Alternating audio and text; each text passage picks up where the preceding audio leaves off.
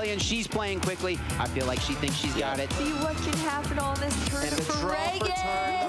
You've been patient. You've been waiting all this time, but you ready. You've been putting in that grind, so let's go. Champions are hard to find, but you know the goal when you're ready to shine. Have they heard of you? Then they know. You got your sights set on that road. If it's on the battle, then let's go.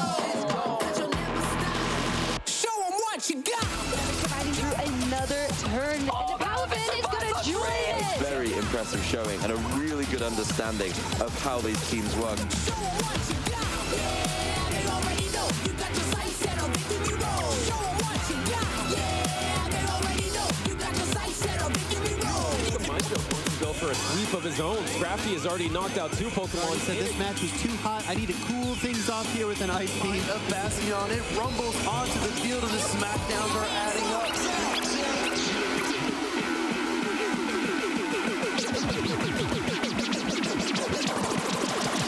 Show 'em what you got. Yeah, they already know. You got your sights set on victory road. Show 'em what you got. Yeah, they already know. You got your sights set on victory road.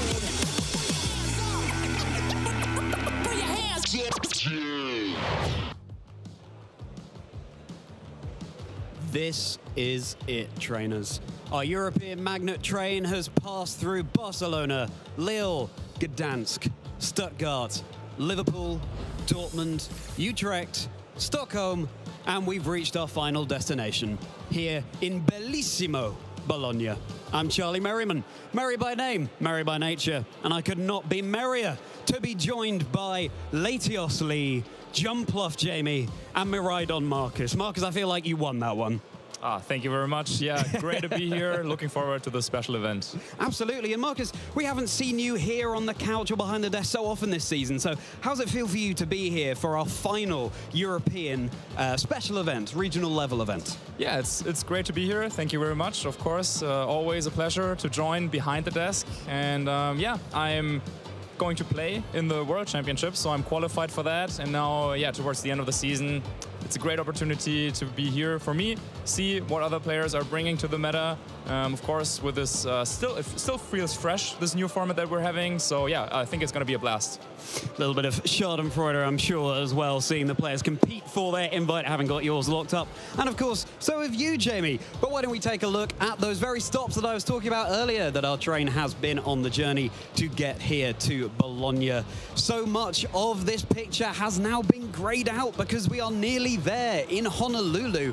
Bologna, our last European event. Lee, talk to us about these fantastic events that we've had. It's been an incredible journey from start to finish, right back in Barcelona in September last year, taking us right through. We've had the European International Championships. We've had Sao Paulo in Latin America. We still have one more international to go, but it's all about Bologna this weekend, this last regional level event here for the special event. It's going to be so exciting. And like Marcus has just said, the format that we're in at the moment still feels very fresh. It feels like there's a lot of time and ways players can innovate their teams and bring new things to the party. We've seen a lot of different teams kind of shine up to now in this new regulation. So I'm just excited to see what comes out on top this weekend. Absolutely. All bets are off here in Bologna. It is so very exciting. What are all of these trainers competing for? Well, the coveted championship points.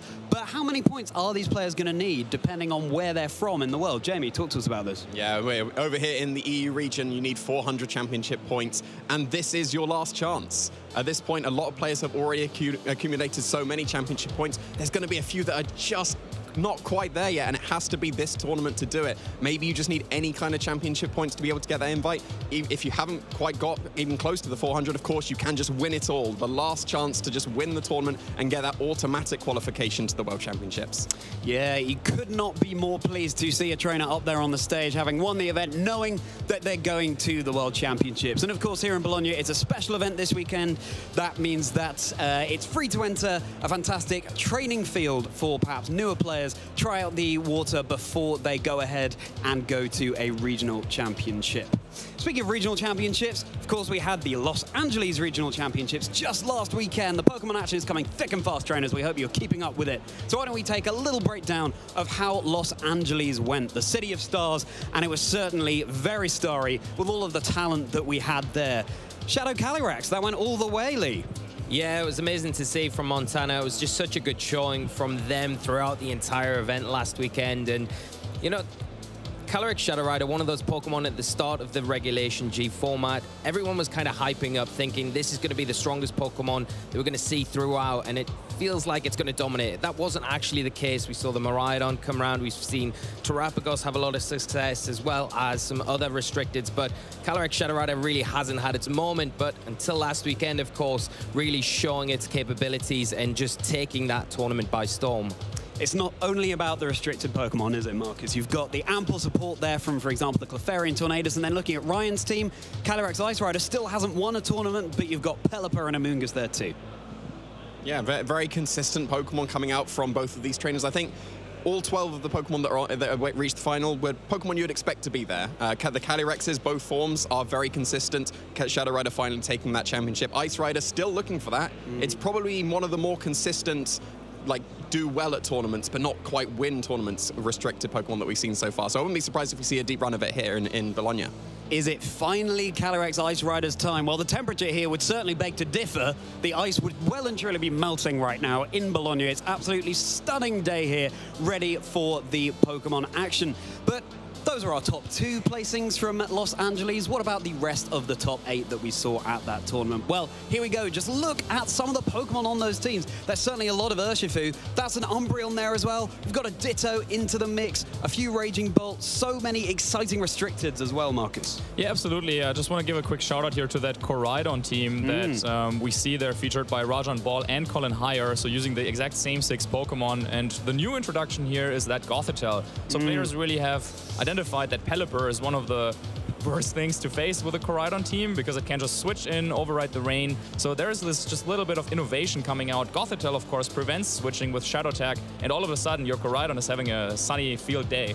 Right, exactly. You've got to get that restricted in the right position in order to dish out the damage that you're looking for it to do. I love how Rajan as well, having won the first Regulation Set G championship with Miraidon, has now pivoted to the past counterpart of that Pokemon in the Koraidon and still got an absolutely fantastic result there. But again, we've got the Clefairies there as well, aplenty. I feel like Clefairy is a Pokemon that's really picking up, Lee. Yeah, it was one thing that when you look at this, and I think if you watched the event last weekend, you really notice the pivotal role that Clefairy played within the winning team, and even second place team as well, with the way that it can just support team members, not only with that follow me, but it has the friend guard ability, bolstering those defenses as well, helping hand, and obviously that little cheeky sing that it has that, if you've got nothing better to do with it in certain situations, it can really be the turning point of a game and really start that momentum swing for players in really tight spots. Yeah, you see that cheeky Clefairy on the field, and it's just always there with the Eviolite. It's so hard to remove, grinning at you as it plots your demise. We've got all sorts of topics that we're keeping our eye on this weekend. Let's only talk about one of them right now, and that is, of course, See You Later. It is our last European stop on this journey to the World Championships. And yeah, we're going to be looking over the entire season that we've had over this weekend, and you're going to want to be following along with all of the action, getting involved with that hashtag Play Pokemon, because there are so many conversations to be had. You know what to do. Show us your pets, show us what you're doing while you're enjoying the stream. We want to see it all. Use hashtag Play Pokemon, follow along on those social media, and of course follow the channels as well, YouTube and Twitch, so that you're never missing a beat of the action, and there will be so much action coming to you this weekend. All right, Marcus, time for us to hop on our Koraidon and Miraidon and Collision Course Electro Drift over to that casting desk. Trainers, we are just getting started.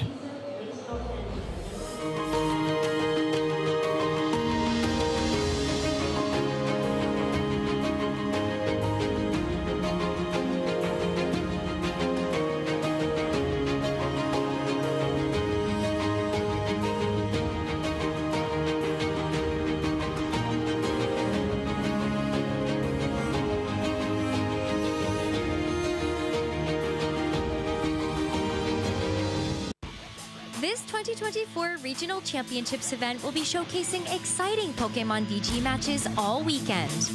Trainers from around the globe are here to compete for booster packs, travel awards, and championship points to qualify for Worlds 2024 in Honolulu, Hawaii. This tournament is a 2-day event, starting our trainers off in Swiss rounds. All matches are best of 3 and will utilize an open team list format. This means that each Pokemon's Terra type, ability, held item, and moves are available to the opponent. The trainers earning 19 or more match points or placing in the top 32 will advance forward to Sunday, Day 2. Day 2, trainers will continue playing Swiss rounds until top cut is determined. The competition then shifts to a single elimination bracket where trainers battle until a single regional champion is crowned. Who is taking home the title of regional champion this weekend? Who will secure the points to qualify for Worlds 2024 in Honolulu? Stay tuned this weekend and watch all the action live. If you want to learn more about upcoming Play Pokemon events, visit pokemon.com/play.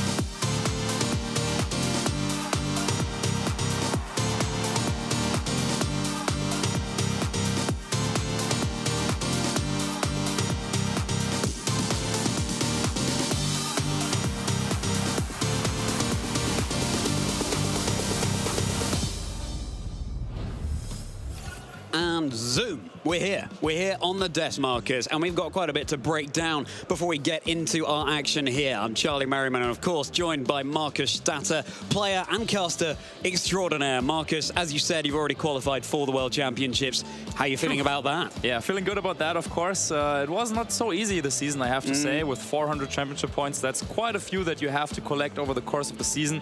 But as we've also talked about, there are quite a few players who already are well above that threshold. But of course also, and this is the beautiful thing I think here with this tournament, still a few players who just need just the tiny amount, but yeah, there's not that many chances left. In fact, this might be the very last one to get those final championship points to qualify for Worlds. Absolutely might be. I mean, we've got the North American International Championships next weekend, and then that really is it. Then it's just the World Championship. So for many EU players, this will be a last chance saloon. And, you know, I really hope that those players out there aren't feeling too much pressure, even if they just have the tiny few more points to get. Ultimately, we're here to have fun, and if you just fall short, well, you've still done incredibly well to get the number of points that you've got anyway. Absolutely. Or, of course, if you don't want to collect those championship points, you can just go ahead and win one of those tournaments, win one of the regionals or special events, and that would put you just on your way to Honolulu, Hawaii to compete there. Yeah, exactly. It's easier said than done, perhaps, but it can certainly be done. Of course, we saw Michelle Kelsch in Stockholm going all the way, the world's runner-up from Yokohama World Championships last year, and with a Zamazenta team as well. It was, yeah, there's Mikhail there. Our only winner so far in Regulation Set G in EU. Mikhail Reddy, of course, in Utrecht with that fantastic Articuno team. And, I mean, the talent on the screen is undeniable here, Marcus. Absolutely, yeah. It's a great opportunity here in Bologna for the special event to take a look back at the entire season, some of the fantastic tournaments that we've had over here in Europe, and some of the amazing players. I mean, yeah, you just mentioned it. If we go all the way back to Barcelona, the very first event of the season. Eduardo Cunha, of course, a former world champion, taking home that championship, but then it didn't stop there. No, absolutely. And Edu has been amassing those points ever since. And this is the thing. We've seen Simone, winner of Lille, of course, in the finals of Gdansk as well against Oliver Eskelin.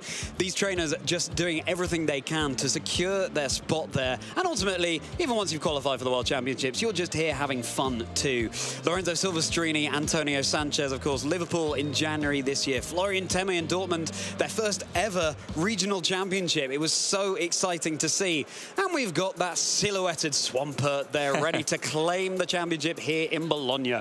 Absolutely, yeah, it's a great mixture in my opinion here between like veteran players and also some of those new and more upcoming players that haven't had their minute in the spotlight, so to say, but they definitely played so well over these events, and we will see them again in the World Championships, of course. Yeah, we certainly will, and we may well have a good number of them here in the venue right now in Bologna. So will we finally have a repeated picture on that graphic? Well, you'll have to tune in this weekend to find out, trainers. But, you know, winning an event like this is no mean feat. You've got to get through so many Swiss rounds, as we just heard from Rosemary there, and then make it through day 2 into Top Cut, single elimination bracket, and using just the one team, bringing 4 of the 6 that you have in your party based on what you think your opponent will be bringing from their own 6 Pokemon. There are mind games aplenty. You've got to make some calls. You've got to have a little bit of luck go your way. You've got to put the practice in beforehand.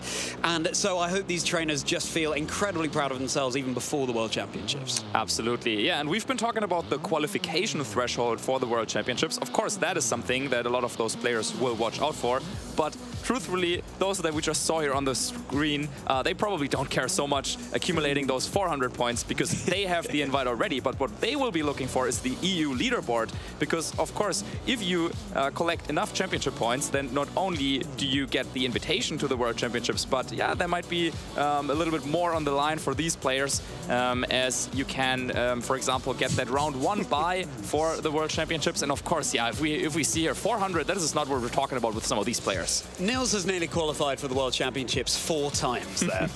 If he wanted to dish out one of those invitations to me or Lee, then that would be very gratefully received. But it's so cool as well being able to see which players have been moving up or down here. Yep. And I mean, ultimately, again, all of the players on the screen right now have qualified for these World Championships, so it's just sort of for style points at this point. But looking at some of the Italian names we have here, Nico Davide Cognetta, of course, the winner, I believe, in Turin last year for the special event, and Giulio Tarlau as well, a very well-known Italian player. Will Italy have a strong showing this weekend? I would not be surprised. Yeah, absolutely not. And of course, there's quite a few players waiting in the range just below Javier Signorina there, just waiting to maybe break into the top 16 and claim one of these spots here. So for a lot of the players who are attending this tournament, it's about defending their spot here in the top 16 of EU. And yeah, it's such a tough competition this year, and it's hard to tell at what point players should start to feel a little bit more safe. Because of course the next weekend there's also still the NAIC, so a lot of points up for grabs over there. So I think for today and tomorrow the story for those players is going to be about securing their spot in the top 16 and also potentially preparing and practicing a little bit for the upcoming tournaments, NAIC and the World Championships. Right, exactly, and then we've got a big break after NAIC before the World Championships. That is such an exciting time because the lid is well and truly on the cooking pot there. All of the trainers really trying to add the spice and season their dishes. You know, I'm persevering with this food metaphor as long as I can here, bubbling away in order to present a ready-made meal for the World Championships. But it's all under wraps, of course, and so you could think that you've got that secret sauce, then you turn up and all of a sudden you've got some trainers who are not just 1 step or 2 steps, but 3 steps ahead, thinking what's going to counter the meta now, what's going to counter that, what's going to counter that, therefore what should I bring to the World Championships? It's really intense. Yeah, and I'm sure this is something that we will talk about over the course of this weekend, about how this format is a lot about countering what is common and trying to predict what to expect. And some of the players that we have in attendance here in this event who are so good at that, and who we might see being featured on some of our stream games, we will see in a second. Because, yeah, you mentioned him already, Michael Kelsch, Michael, our fellow German, of course, one of those players who has really shaken up the meta game, winning in Stockholm and now also bringing a cool team to this event. Yeah, Michael Kelsch really was waiting and holding out for that win and was able to claim it in Stockholm. And there he is right in the middle there, alongside Nico Davide Cagnetta and Simone Sanvito, who were the finalists from Turin Special Event last year, nearly exactly 12 months ago. And of course, Simone, we just saw earlier, claimed the Lille Regional Championships as well. So how will these trainers be faring over the weekend? And also, which restricteds will they be bringing? Well, you'll have to tune in to find out. Yeah, Simone Sanvito, of course, not only winning some event this season, but he also got second place then in Gdansk to Oliver Eskelin, I believe. So definitely a player to watch. And then Nico Davide Cagnetta, as you were saying, winning the special event here in Italy last season with that Orthworm team. I'm not sure if that's something that we'll see today, but that definitely was some cute innovation there coming out of Nico last year. Of course, Orthworm has that ability. Earth Eater, making it not only invulnerable to ground-type moves, but making it recover health when it gets hit by a ground-type move instead of taking super effective damage. And it's not so much that I suppose we see some Blood Moon Ursa Luna, but it's these days we're seeing more Terra Grounds in order to deal with the Miraidons that have been running around. But ground-type moves, perhaps less common, but then again, you want to be dealing with the Miraidon, but their Miraidon is more Miraidon right now. It was nowhere to be seen in the Los Angeles top 8, at least, I believe. So we'll have to see if trainers have decided to pivot back to Miraidon again, and this is the ever-sliding scale of the metagame. Yeah, absolutely. Of course, as we were saying, predicting the metagame and where it's going, that is so key in this format. And I really wonder, now you mentioned about Miraidon there, I wonder, is it going to show up here in Bologna for the special event, or have trainers pivoted more towards maybe the Zamazenta, the Calyrex Shadow Rider, which has really had this reappearance after being way down in the statistics. So if we have a look here at our top 10 restricted Pokemon here in day 1 in Bologna, Miraidon once again claiming the throne, but, well, it's not really a peak there. It's a very, very flat up there in a way, because, Miraidon just a couple of percentage points here above Calyrex Ice Rider and Calyrex Shadow Rider, very close after one another. And then also Terapagos and Zamazenta, very, very, well, not highly used, but pretty frequently used, I would say. And seeing here all the way down to Kyogre. I mean, we were kind of expecting like these Pokemon, maybe some of them being a little bit more used, like the Calyrex forms. But then there's a Groudon with more usage than Zacian, for example. Of course, that's not something that we've seen at a lot of previous events, I believe. What do you make out of this, Charlie? Well, what I'm making out of this is the Behemoth brothers there, sort of on top of each other, with Zamazenta being so much higher in usage than Zacian, because Zacian actually did finish in the top 8 of Los Angeles. Zamazenta, of course, claiming Stockholm. But Zacian, of course, was the restricted that we saw ubiquitously in Generation 8. Yeah. And now Zamazenta has been able to claim its time in the sun as well. I am surprised to see Miraidon out in front there, because, again, it's a Pokemon that was really dropping off, but again, maybe players are really leaning back into the power it presents, and delighted to see Kyogre there as well, in order to proc the Swift Swim of my Kingdra here on the desk. And we've even got Kyogre on the desk to do that so kindly for it as well. But what about the usage stats for the non-restricted Pokemon, the supporting cast that every Pokemon team needs in order to shine? Well, let's take a look at which Pokemon have been brought. It is Incineroar out there in front, even though it has been dropping off, alongside its percussive partner Rillaboom there, and Urshifu Rapid Strike. You've got that nice Firewater Grass core out in front. Yeah, we've been seeing a lot of these Pokemon over also the past rule sets, the past regulations, so definitely no surprise there. I think one of the more like Pokemon that are more specifically used in this particular rule set down there with, for example, the Pelipper, and also the Whimsicott, who was nowhere to be seen in Regulation F, but now in Regulation G is making a lot of appearances, slowly but steadily climbing up to that Tornadus as the primary Prankster Tailwind Pokemon right now. So, certainly interesting. It feels like when we are comparing the metagames between EU and NA, for example, it feels like sometimes in Europe, the players tend to opt for some of the more, let's say, like balanced choices. Like, I feel like players down here, they really like the Incineroar, the Rillaboom, the Urshifu, the Raging Bolt, like just those Pokemon who are so good with their natural typing, and then also have the stats to back it up. So that's, no surprise to see those Pokemon here on top of the usage stats. And then Whimsicott in that last position, a Pokemon that has been able to be played since Regulation Set F in January, but has only really been finding its feet more recently. And it does offer such useful supportive moves, and I want to call out Encore in particular, particular, a move that's really been picking up in usage in Regulation Set G. Whimsicott can also set up the Tailwind like Tornadus. It is a very frail Pokemon. That's often why you see trainers running the Focus Sash on it, so it can survive at least one hit with 1 HP remaining. You might also see the Covert Cloak, so it doesn't get faked out, and you can avoid going for a Terastallizing into the Ghost typing there. So really intrigued to see how Whimsicott does. It has been faring well in Regulation Set G, and if you're wondering, well, why Pelipper? It's a surprise to see that on the stats. Well, access to Wide Guard is a huge part of that. It blocks any spread moves coming out from the opposing side, so that means anything targeting both Pokemon at the same time, like a Glacial Lance, like an Astral Barrage, they're not going to do anything. Exactly, and then on top of that, of course, the Drizzle ability just so good in shutting down Koraidon. Now, we've seen Koraidon on the previous stats for the restricted Pokemon. It wasn't that high up there, but Pelipper is really one of the main reasons for that. I think if Pelipper wasn't around, then Koraidon definitely, way more usage could be expected. Right, exactly. Weather is an ever-present part of the metagame, and that's something that Tornadus and Whimsicott have access to change as well. Now, Chi-Yu, that's a Pokemon that has really been making waves in Regulation Set G, has that little fish, and it's dropping the special defense of everything around it, so you could often see it paired up with something like a Fluttermane, but then give it a Choice Scarf, and it's dealing very fast, heavy damage. In Los Angeles just last week, we saw Chi-Yu get trainers out of really tight situations just because of the raw damage output it has. But you've got to be dealing with some moves that can miss. Yeah, absolutely. The question of consistency is always something that trainers are debating, and it's no surprise to me that some of the most used restricted Pokemon are that Miraidon. Well, it doesn't have Draco Meteor, but its main sources of damage, they can't miss, like that Electric Drift or the Volt Switch, and then it's that Calyrex Ice Rider and Shadow Rider, both with Glacial Lance and Astral Barrage, cannot miss, I should say. But then, yeah, Groudon and Kyogre, some of the stars of some of the previous restricted formats,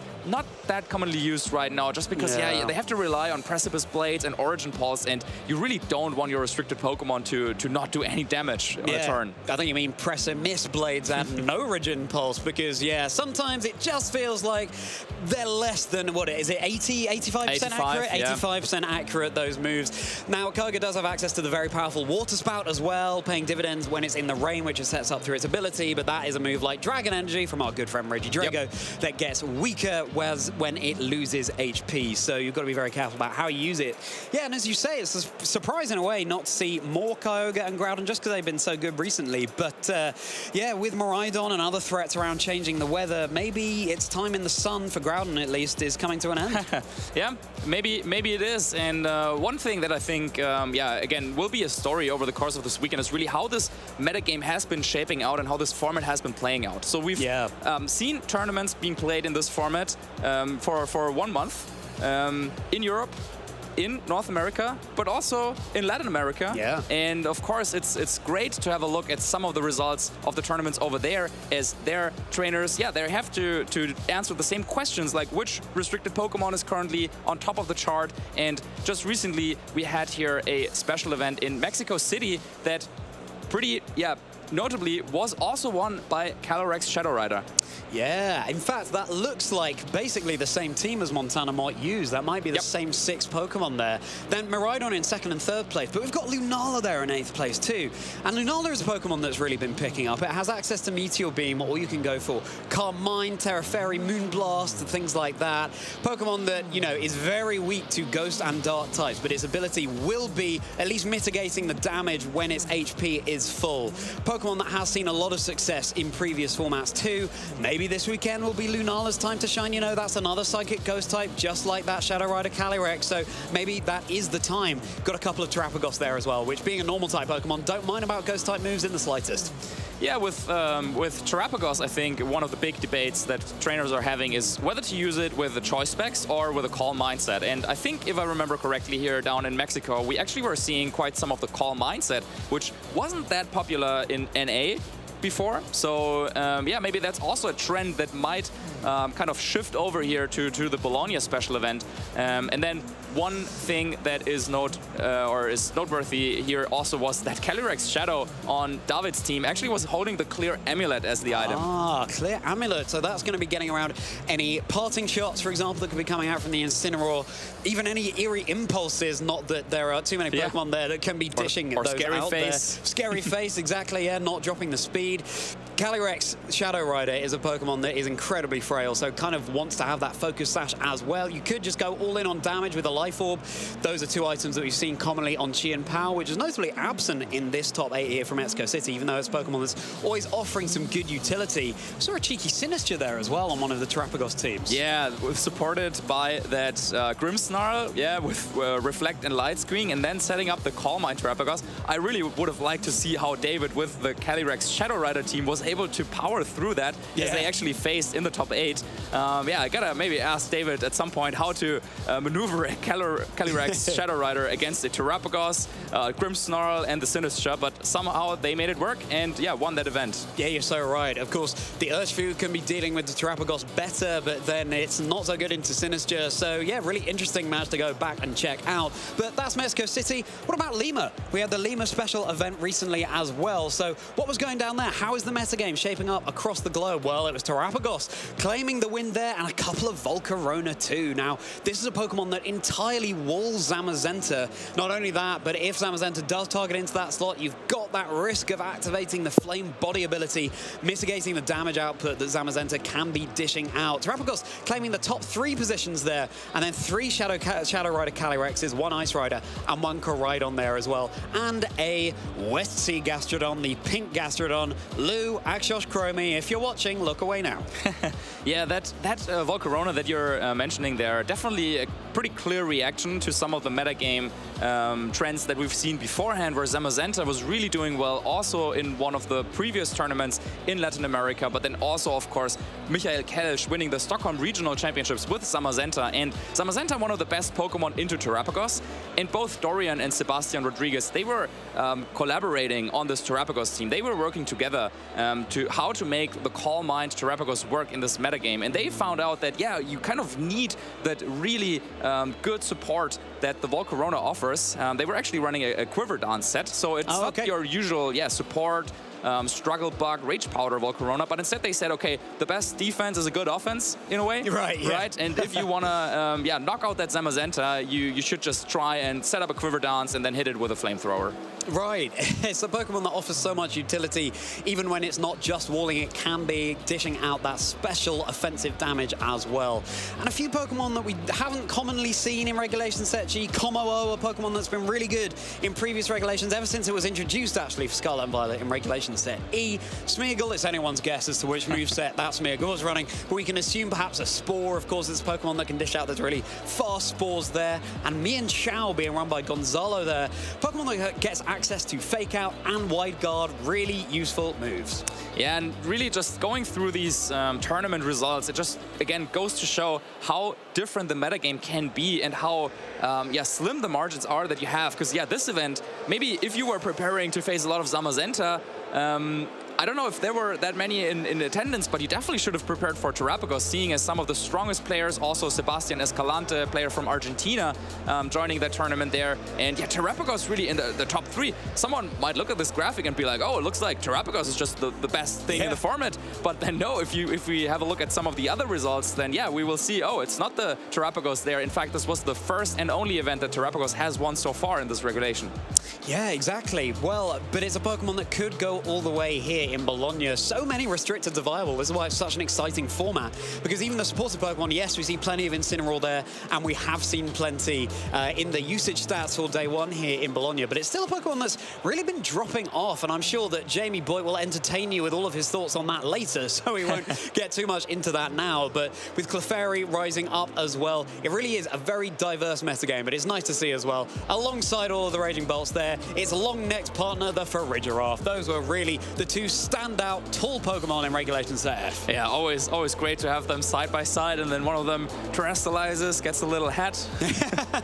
Yeah, exactly. Looking down on especially something like a Clefairy, you really can't get much smaller than that, and Clefairy feeling mighty tiny at that point. Tiny, but certainly mighty. Well, so much going on. It really feels like this is sort of the storm before the calm, in a way. It's everyone trying out all of these things while they can before the big break that we have before the World Championships. And so much can change, even though it's not recorded, so to speak, on stream. So much can change in between NAIC and the World Championships. And then at Worlds, we have that little snapshot of what people have been cooking up there, and it could entirely take us by surprise. What about Cosmog? Could be that. Could be that. Well, maybe. Just saying. It could be. Maybe if you can get Nils to get you an invite, you can show all of us. Yeah, so I will show you all. I'll show you all. You've got it doesn't have access to any damage-dealing moves, so you're going to have to run out of PP, then go for those struggles, take quarter recoil to your health. You can set up some calm minds as well, and then that's about it. That's about it. Yeah, you've got your supporting. Yeah. Oh well. We tried. Tried. Yeah, going back to what we were saying earlier and seeing these really diverse results at the top in terms of which restricted Pokemon is showing up and winning these tournaments. This is not something that we've seen in previous restricted formats. Previously, we've had like the Xerneas, the Primal Groudon way up in the usage stats. Or Zacian, for example, when that was around in Sword and Shield, that was up at like, I don't know, 40, 50% usage. But now we've seen here, Miraidon at 12%. That's the #1 restricted Pokemon. So that means that 88% of the time you will not face a Miraidon. So then does it really make sense to tag hard against that Pokemon? Or how do you go about team building? So that's really, really tough actually, and a pretty tough question that players have to answer also here in Bologna. Yeah, and then how many Terra Grounds do you run, given that then you're much weaker to something like a Rapid Strike style Urshifu, even a Kyogre as well? Well, all of these questions are going on, but we've got some questions for a fellow caster who's actually competing in Bologna this weekend.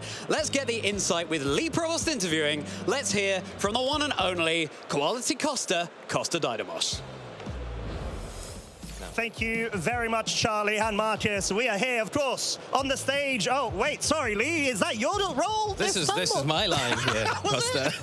Sorry. Hello. Thank you, Charlie, Marcus. No, but thank you, Costa. We are joined by Costa Dynamos, normally known for your role at the caster desk.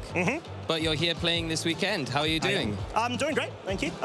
Just wanted to get in a bit of the mix, like my competitive spirit, gave way, and I was like, I just really want to compete. I haven't competed at a special event or a regional for a while. I think like maybe end of last season, but I was just really wanting to come here and face the very best of Europe, which so happens to be a lot of Italians as well. So yeah, naturally for an event in Italy, always a strong nation. Of course, there is a lot of Italian players here. We had the Turin special event to end this season last year. We've got Bologna to end it this season.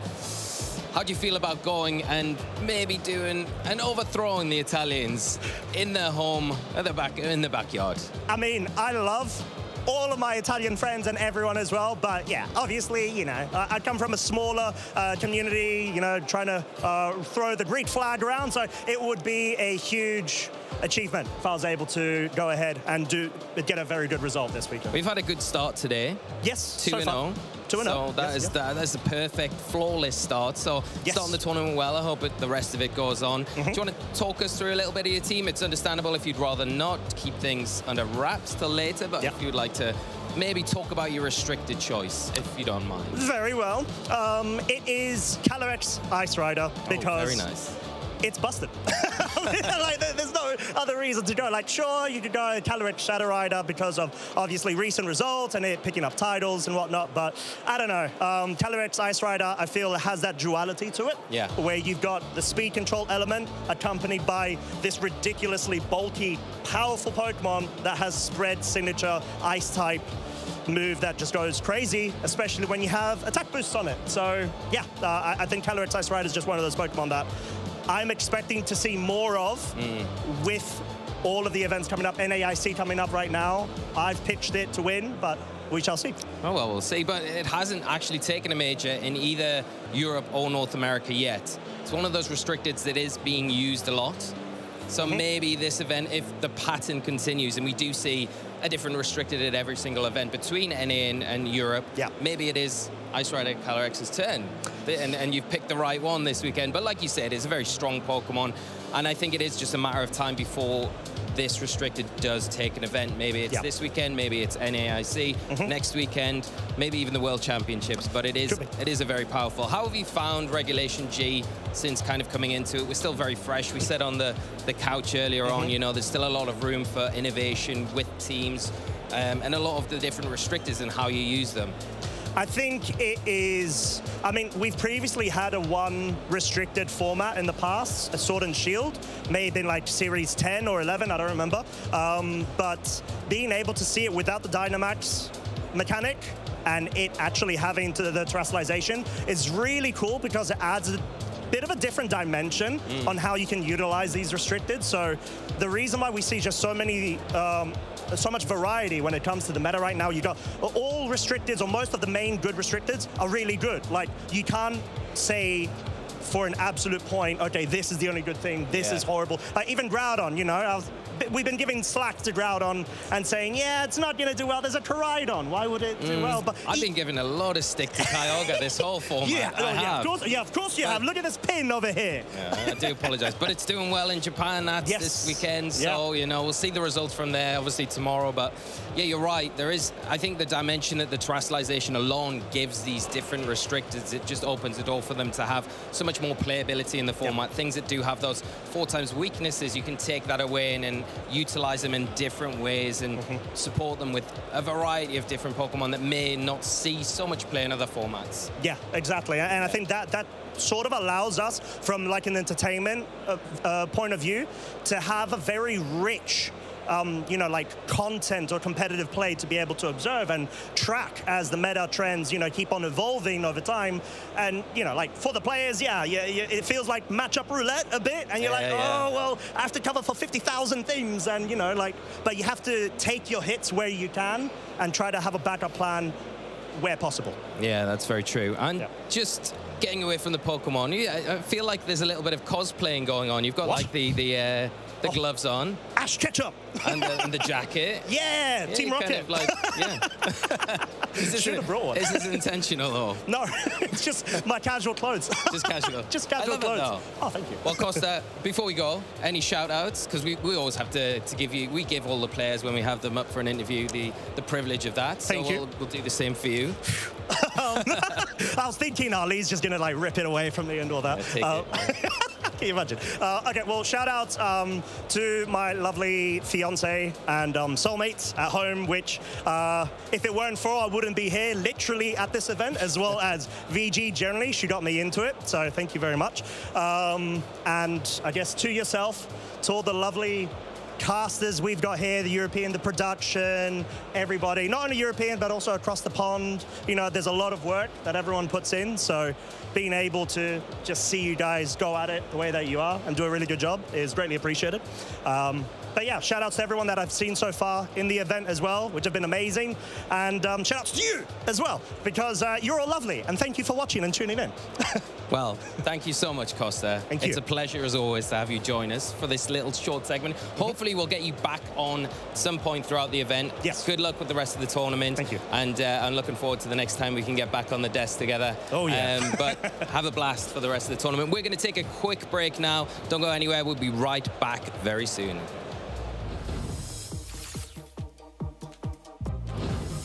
I started playing Pokemon probably when I was like 3 or 4 years old. I loved collecting the trading cards as a kid, got into the Game Boy games a little bit later, and got hooked on the video game championships in 2010, so I've been playing pretty long.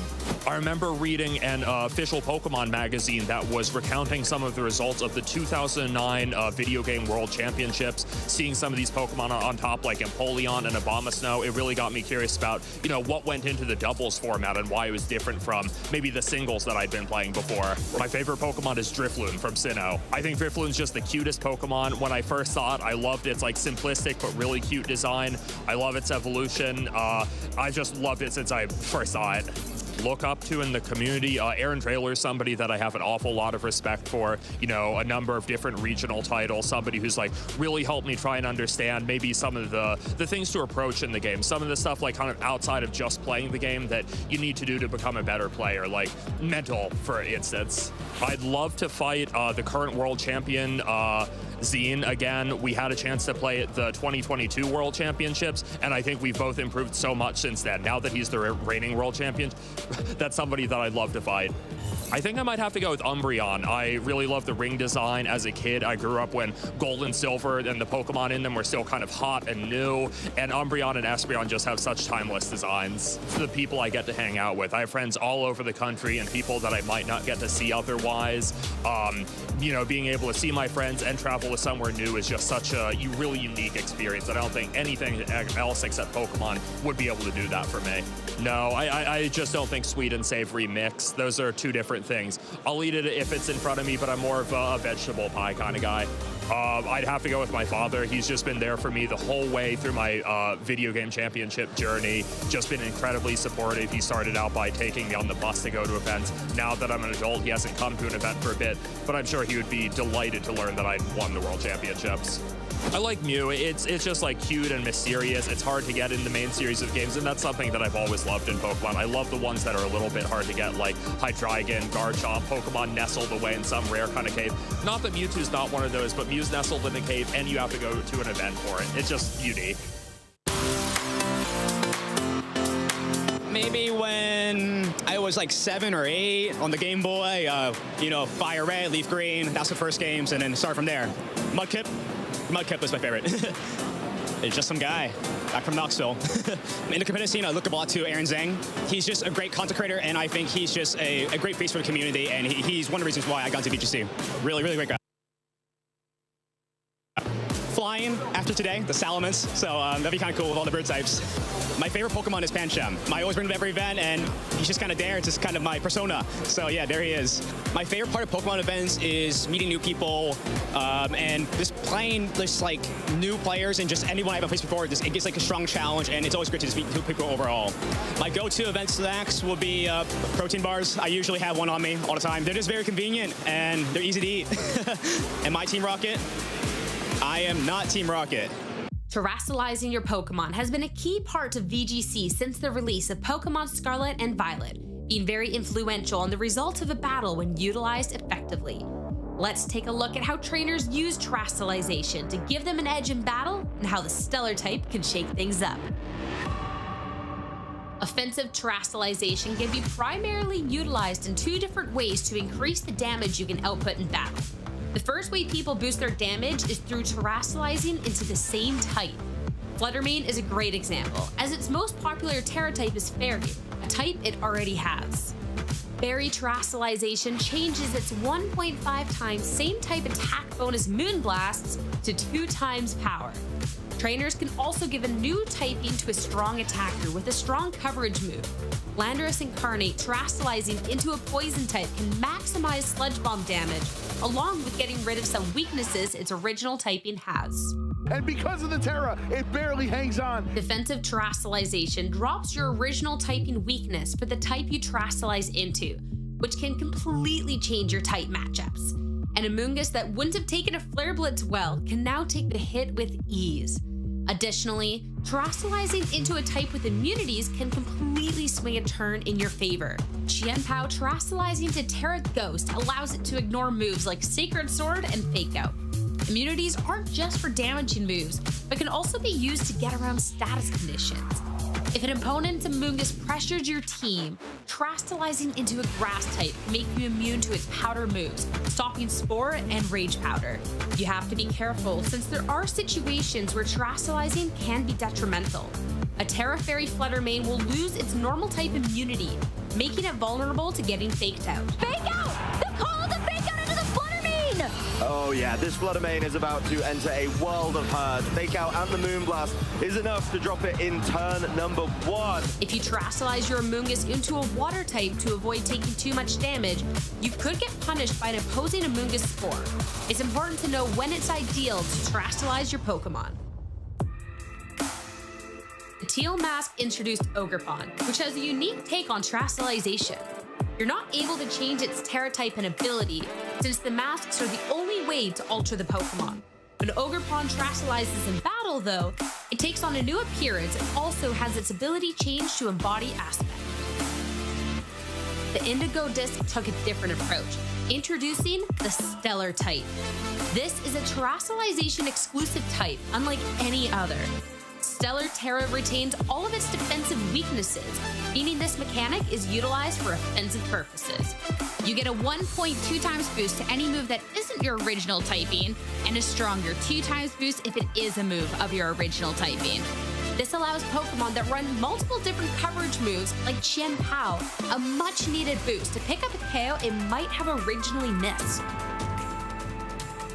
Stellar Terra does come with drawbacks, only getting the Terra boost the first time you use an attack. Stellar Terra also changes the effects of Terra Blast, giving it 100 base power while being super effective into any other terastallized Pokemon. This can lead to some cool interactions, such as an Urshifu single strike being able to deal with the Terra Fairy Flutter Mane it originally couldn't knock out. However, Stellar Terra Blast does come with the drawback of lowering the user's attack and special attack at one stage. There are so many ways to utilize this mechanic, with players constantly innovating on its many uses. How will you take advantage of terastallization to help push your way to the top?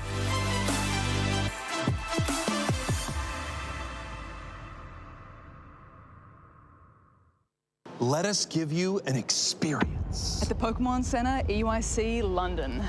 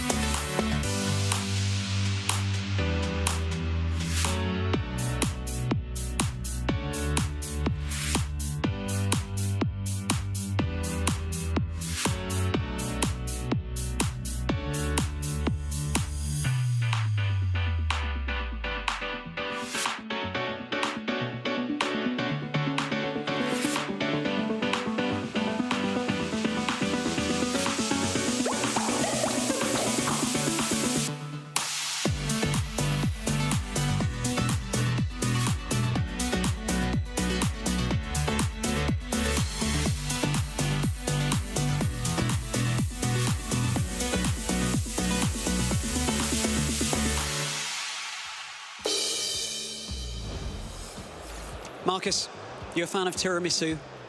Actually, I tried to eat more healthy recently, so I am a fan, yes. Okay, but have I eaten a lot of tiramisu while being here? No.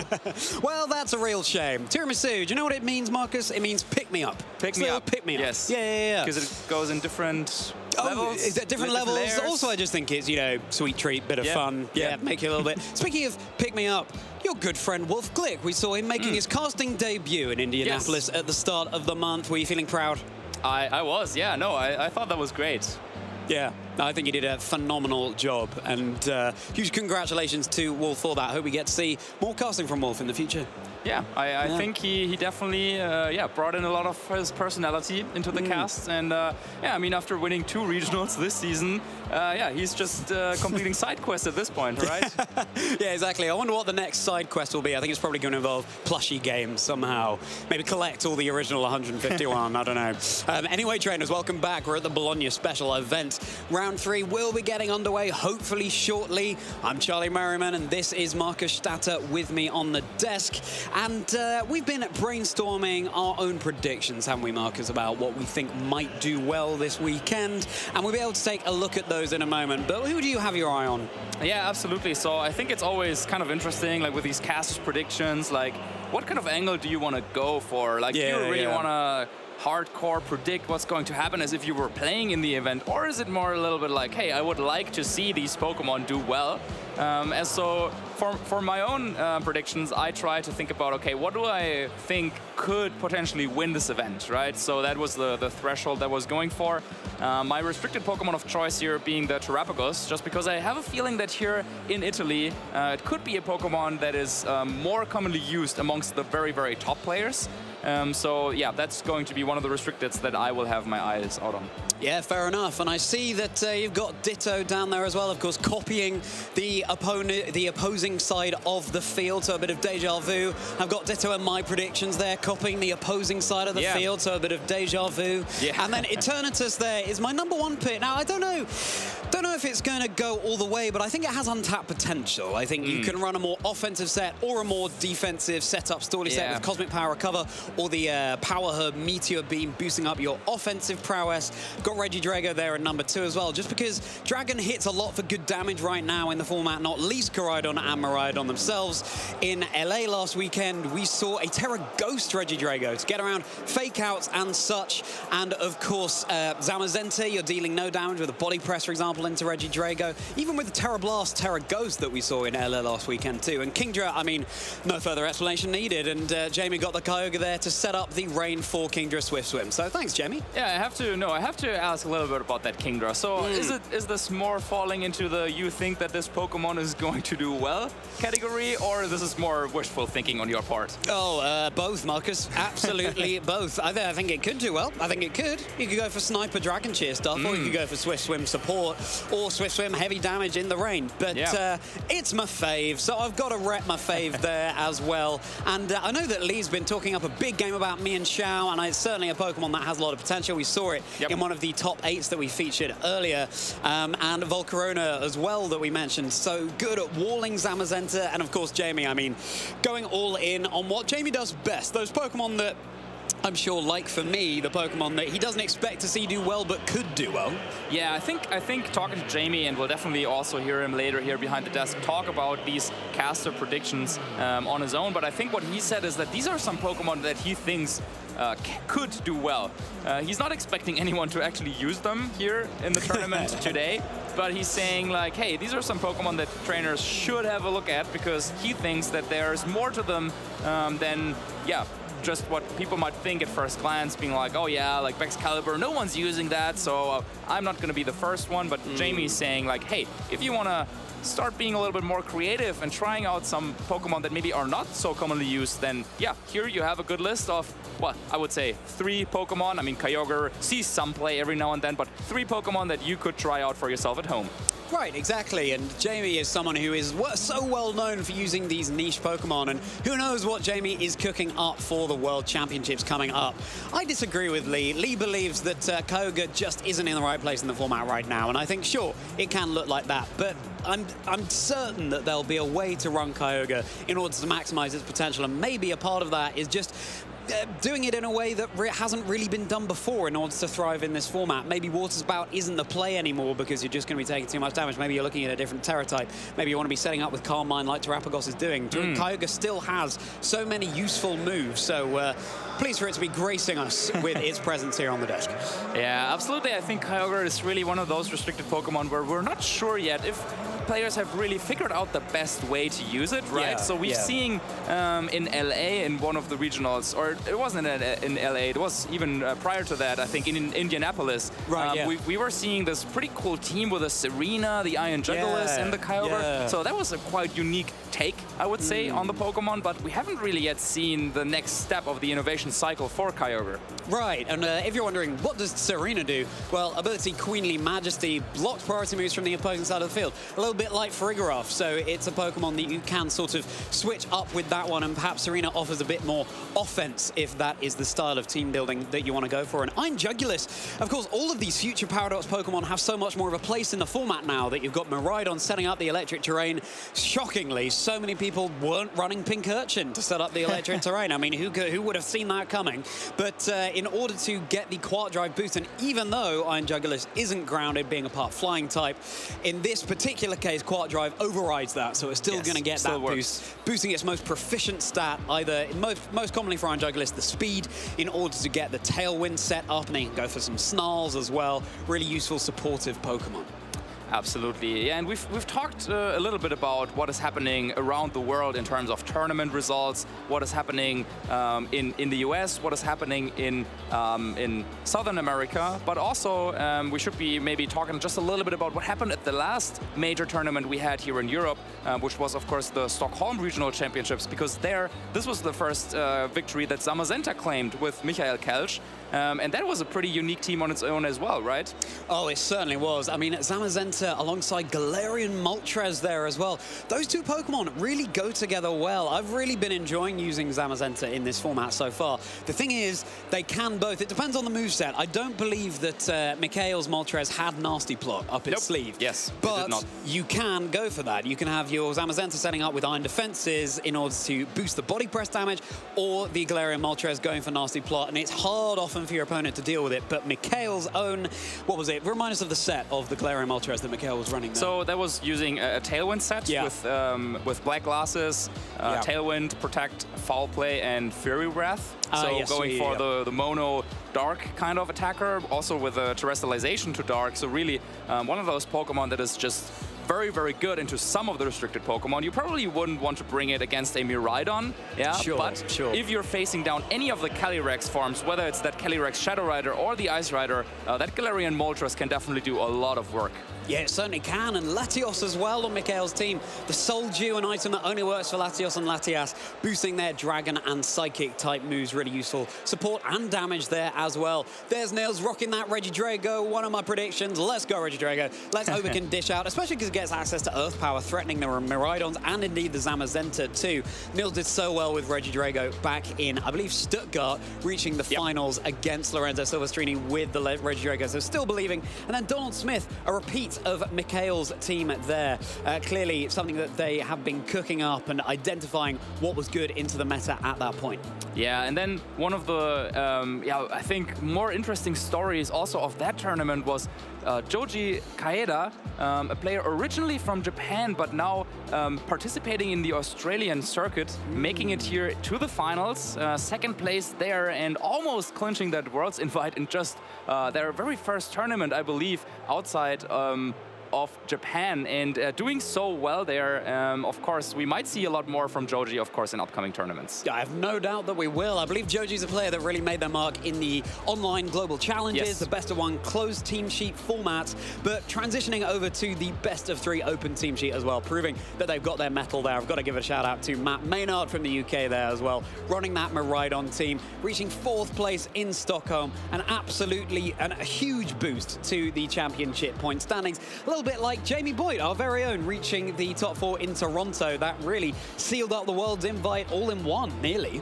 Absolutely. And then, of course, Marco Silva, player here from Italy. So, of course, if he's playing here, that is definitely also one of the players to watch. But he was really cruising through the competition with, I believe, a 13-1 record after the Swiss round. So he was locked in for top 8 way early. And it looked like he was on course of taking home this regional championships with a pretty unique take on the Calyrex Ice team. So the Goldingo and the Urshifu Dark, not really Pokemon that we've been seeing so often in the Calyrex Ice Rider compositions, but Marco really crafting here a very, very strong team, and then barely falling short there in the top 4, but still definitely one of the best in Europe, one of the best in Italy for sure as well. Certainly. Will Marco be running Calyrex Ice Rider this weekend? Well, only time will tell, and certainly the same is true for whether Calyrex Ice Rider will claim its first championship here in Bologna. And so what? What are our standings here? We've got, it looks like we've got a 2-2-2-2 with 2 Zamazenta, 2 Terrapagos, 2 Miraidon, and 2 Calyrex Ice Rider there as well. So again, just goes to show how diverse the meta can be. But, you know, with Los Angeles last weekend and 2 weeks since Stockholm, that could be all changing this weekend in Bologna. Yeah, and it feels like with every one of these graphics that we're looking at, you always feel like, wait, there's something missing. In that top 8, there was no Calyrex Shadow Rider, right? But then we just take a look, like just 1 or 2 weeks after that, another tournament, another big tournament, and then Calyrex Shadow Rider is winning both in LA and also winning the Mexico special event, right? So the metagame is really shifting so quickly, and identifying when is that sweet spot to bring which restricted Pokemon and which team composition is so important, and I cannot stress this enough. And this is unlike any other format that we've seen before, honestly. Yeah, it really, really is. We've had very, very few single restricted formats in the past, and it plays very differently from a double restricted format, which is more common. We were talking about this yesterday, Marcus. It's sort of a protect the king style of playing. You want to make sure that that heavy damage dealer or Pokemon that is all-round brilliant stats is protected, so it's in the best position possible for when it can dish out that damage. And so that's why you see a lot of pivoting plays and protects in order to get that ready. Speaking of ready, Marcus, I think we are ready to take a look at our notable matches going on in the venue right now and what we're going to be featuring on stream for you to kick off the Bologna Special Event, a very special event indeed. And with such a stacked turnout here, it's going to be a thriller. There is no doubt about that. And just look at that. We've got Lorenzo Silvestrini, your Stuttgart regional champion, with the Ditto, with the Mienshao, with that Shadow Rider Calyrex versus Matteo Bellini with Terrapagos and Screamtail. Well, that's not the only match that's going on, of course. Absolutely, yeah. So players have already played the first couple of rounds, so we will join the action here with Swiss round number 3. I would assume that all trainers shown on the screen are probably comfortably sitting at a 2-0 record, but well, it's not that comfortable yet. Of course, you will need to accumulate 7 wins today in order to advance to tomorrow. But yeah, look already just at the different teams that we're seeing. We were talking about this Calyrex Shadow not really making too much of an appearance in some of the other tournaments, certainly making an appearance here.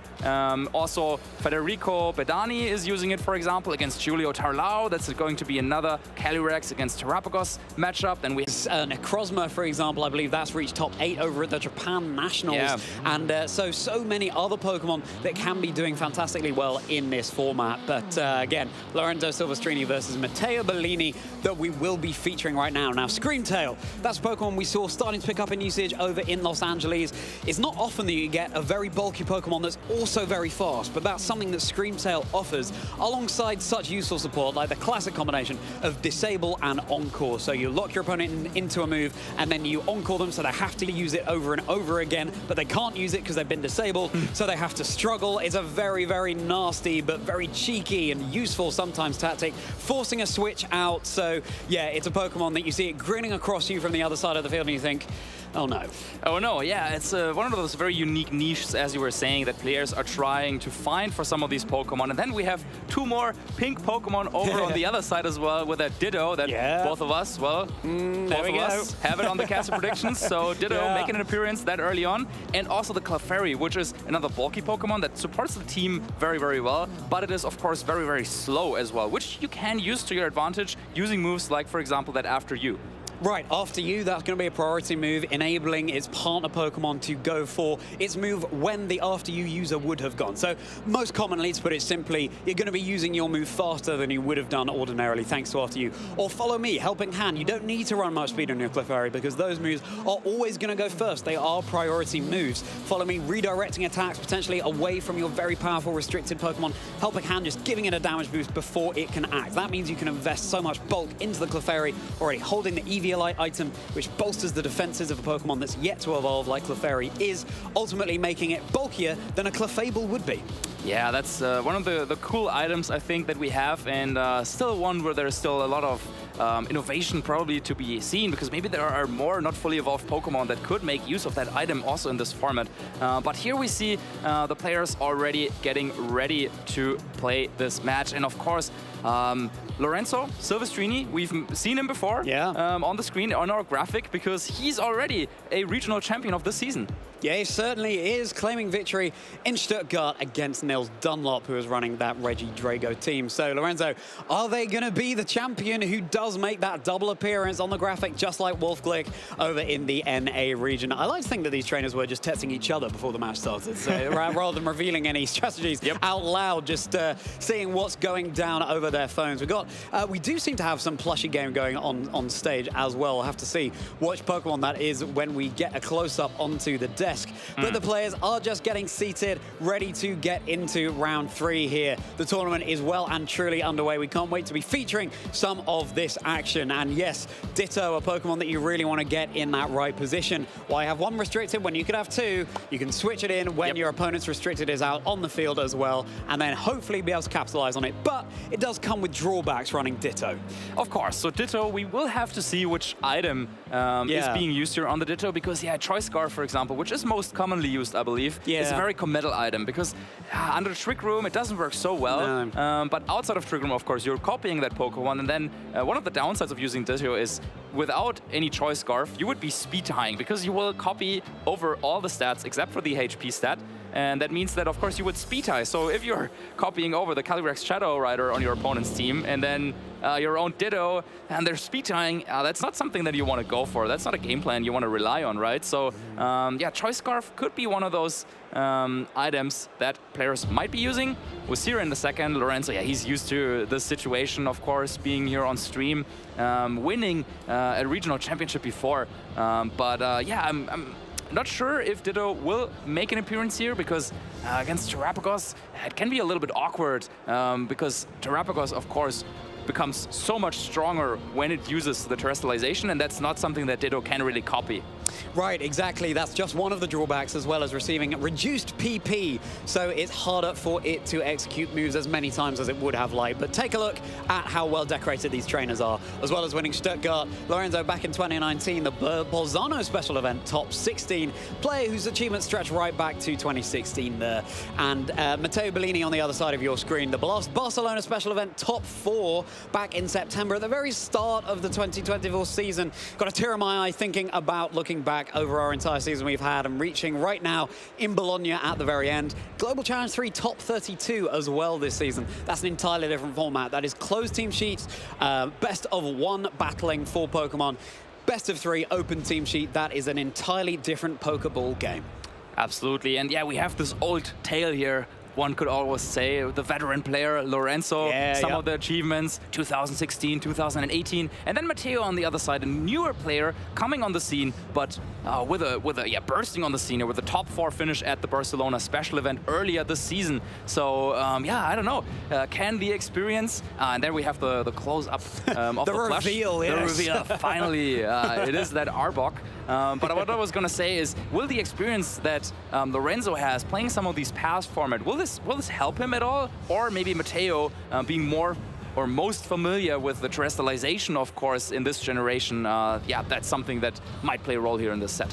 Well, certainly their team list will, and there is that Ditto. Imposter is going to enable it to transform immediately into the Pokemon on the other side of the field when it switches in. We've got quadruple normal Clefairy there, a little heart back to its original typing from Generation 1. Protect, Follow Me, Helping Hand, and Sing, a move that's not very accurate, but when it does hit, your opponent is to sleep. But Clefairy does not have access to a damaging move there, so that's certainly not a Pokemon that Lorenzo is going to be left alone with on the field. And you've got me and Chao to provide ample support there. Chi-Yu to reduce the special defense of everything around it. It's really useful when you've got Calyrex as your restricted Pokemon there. It's actually a Citrus Berry Calyrex, this one. This is a Pokemon that's going to be recovering some HP when it drops below half, but as Calyrex is such a frail Pokemon, perhaps a Focus Sash, that's something that we see run more often, but clearly Lorenzo is believing in the Citrus Berry very much, alongside an Assault Vest Rillaboom there, able to take the special attacks so much better. Yeah, that team really screams, hey, I want to support this Calyrex Shadow Rider with everything that I have. I think every Pokemon has one way or another to really support it, whether it be with a Fake Out, the Follow Me, drawing away all the attention. And then here on the other side, yeah, it looks like it's a little bit of a similar game, but here, of course, the story is supporting that Terrapagos. Supporting the Terrapagos indeed. So you've got Fake Out in order to buy it a turn. We've got Scream Tail there going for the Encore Disables that we were talking about. Snarl to reduce the special attack stat from the Raging Bolt. That's going to, again, increase the longevity of the Terrapagos on the field. And Will-O-Wisp, this is a move that we've been seeing really pick up in Regulations Edgy. It's so nice to be able to halve the offensive output of any physical attacks that your opponent might be going for. And Terrapagos there with the Carmine and the Substitute move. So in order to protect those stat boosts just that little bit better. And you've got to say that with that Arbok over on Matteo's side of the table, essentially trying to intimidate Lorenzo there as these trainers fist bump, getting ready ready to get into the team preview. Yeah, so that substitute is actually one thing that we haven't really seen so often on the Terrapagos. Of course, one of the beautiful things that Terrapagos has going for it is that it doesn't really need to worry so much about coverage. With the terrestrialization and with Terra Starstorm, of course, being a Stellar type move, there's no Pokemon that resists it. So you can afford running only one attacking move and then having Protect. It's kind of obligatory at this point, right? Yeah. Calm Mind to boost it up, but then one of the big weaknesses that Terrapagos has before it's being boosted could be that Amoonguss, and Substitute is so good at just making sure that Terrapagos is safe, can go for those Calm Minds even with the face, or even when facing an Amoonguss. So yeah, very committal decision though, because this also means that if there's a Wide Guard, which we have on the Mienshao over on the Lorenzo side, and if you click that terrestrialization button on the Terrapagos, then you won't be able to do any damage at all. So you really need to be very, very careful. But then maybe the Scream Tail with the disable, maybe that's also something that you can use to disable supporting moves like Wide Guard that usually would shut down the Terrapagos. Yeah, it's a really nice tech, and you've got to think that Mienshao is most likely coming to this game because, of course, you've got the Raging Bolt there that can go for Snarl as well, which is going to be dealing massive damage to the Calyrex, as well as reducing the special attack of everything around it there. And classic Firewater Grass core there coming out from Mateo too, with the Rillaboom, Incineroar, Urshifu there as well. And it really is the regulation set of the cute small pink Pokemon, isn't it? With Clefairy, Ditto and Screamtail there. Let's see how they match up into each other. Let's get into this game, trainers. It's this round 3 here at the Bologna Special Event. Let's send out the EU season in Italian style. That's Terrapagos and Raging Bolt joining the field over for Mateo, Mienshao and Chi-Yu coming out for Lorenzo. Yeah, interesting lead choice here with the Chi-Yu and the Mienshao. Of course, you pressure the Terrapagos quite a bit right away. You have the option to go for a Snarl potentially, to reduce the special attack right away, and then Mienshao. One of the worst things with Terrapagos is being faked out, because it means that the Terra Shell, of course, breaks. And Terra Shell in the regular Terrapagos form before terrestrialization, of course, reducing any damage, turning it into a not super effective move. So that is something that I'm pretty sure Mateo would want to keep around for a bit. Yeah, well, it's fake out going into the Raging Bolt instead as Snarl comes out in order to break that Terra Shell and reduce the special attack of both of the Pokemon on the opposing side of the field. Nice way to get around the Terra Shell ability of Terrapagos there as the offensive output is depleted. Single target, Terra Starstorm coming out into the Mienshao. The Focus Sash is broken down to just 15 HP. Of course, a very frail Pokemon indeed, that Mienshao. Yeah, you really want to deal with that Mienshao if you're Mateo here, because of how much is this threatening that Terrapagos with the close combat. I think Lorenzo will like the outcome of that turn still, because, yeah, you got off that Snarl, but at what cost, right? Snarl, not a move that is known for doing a ton of damage. And then, yeah, Mienshao now can only maybe be around for one more turn. It doesn't have Protect. So if there is a Thunderclap coming out from that Raging Bolt on Mateo's side, yes, Lorenzo really has to keep that Pokemon around for later. You've also got to be careful, because if this Terrapagos goes for a Protect here, then its leftovers will get it back up to full HP, restoring the Terra Shell, enabling it to distort type matchups once again. So go on and want to be capitalizing as this Terrapagos has its health depleted. But there it is, that's a Protect coming out in order to restore that very shell. And here comes another Snarl. So this Raging Bolt will be doing significantly less damage now, taking it much better than it would have done thanks to the Assault Vest as well, although already nearly down to half HP. It's going to be Raging Bolt playing Chi-Yu at its own game, going for a Snarl there. Rillaboom not going to mind about that special attack drop being a physical attacker, but Chi-Yu certainly will back up to full HP there, as is the Terrapagos. Yeah, nice play there, I would say, by both sides. Lorenzo identifying that Mienshao is very important, or could become very, very important later down the road with that Wide Guard. And then Mateo, on the other hand, saying, yeah, you probably want to switch out that Mienshao because you're expecting a Thunderclap, so maybe you will bring in your Calyrex Shadow Rider. So with that Snarl, kind of, making sure that that cannot happen here. Right, and here comes the Terra Shell being broken once again, and Snarl coming for the Raging Bolt and the Terrapagos. The Chi-Yu isn't locked into that move, it's holding the Covert Cloak, but clearly the move of choice in order just to mitigate as much as possible the special offensive output. And the Terra Starstorm, just look how much much or how little damage that Rillaboom is taking as a result, especially holding the Assault Vest. Wow. As the Wood Hammer brings that Terrapagos down really, really low. No more leftovers recovery is going to restore that Terra Shell so easily, and Draco Meteor is going to be dodging the Rillaboom there. Yeah, I mean, I think with the Assault Vest that Rillaboom is holding on Lorenzo's side, probably had enough special defense to withstand that Draco Meteor, even next to that Beats of Ruin coming out from the Chi-Yu. But then we also have the reduced special attack. So, yeah, interesting with the Chi-Yu, of course, because it's lowering the special defense of your partner Pokemon, but then also lowering the special attack.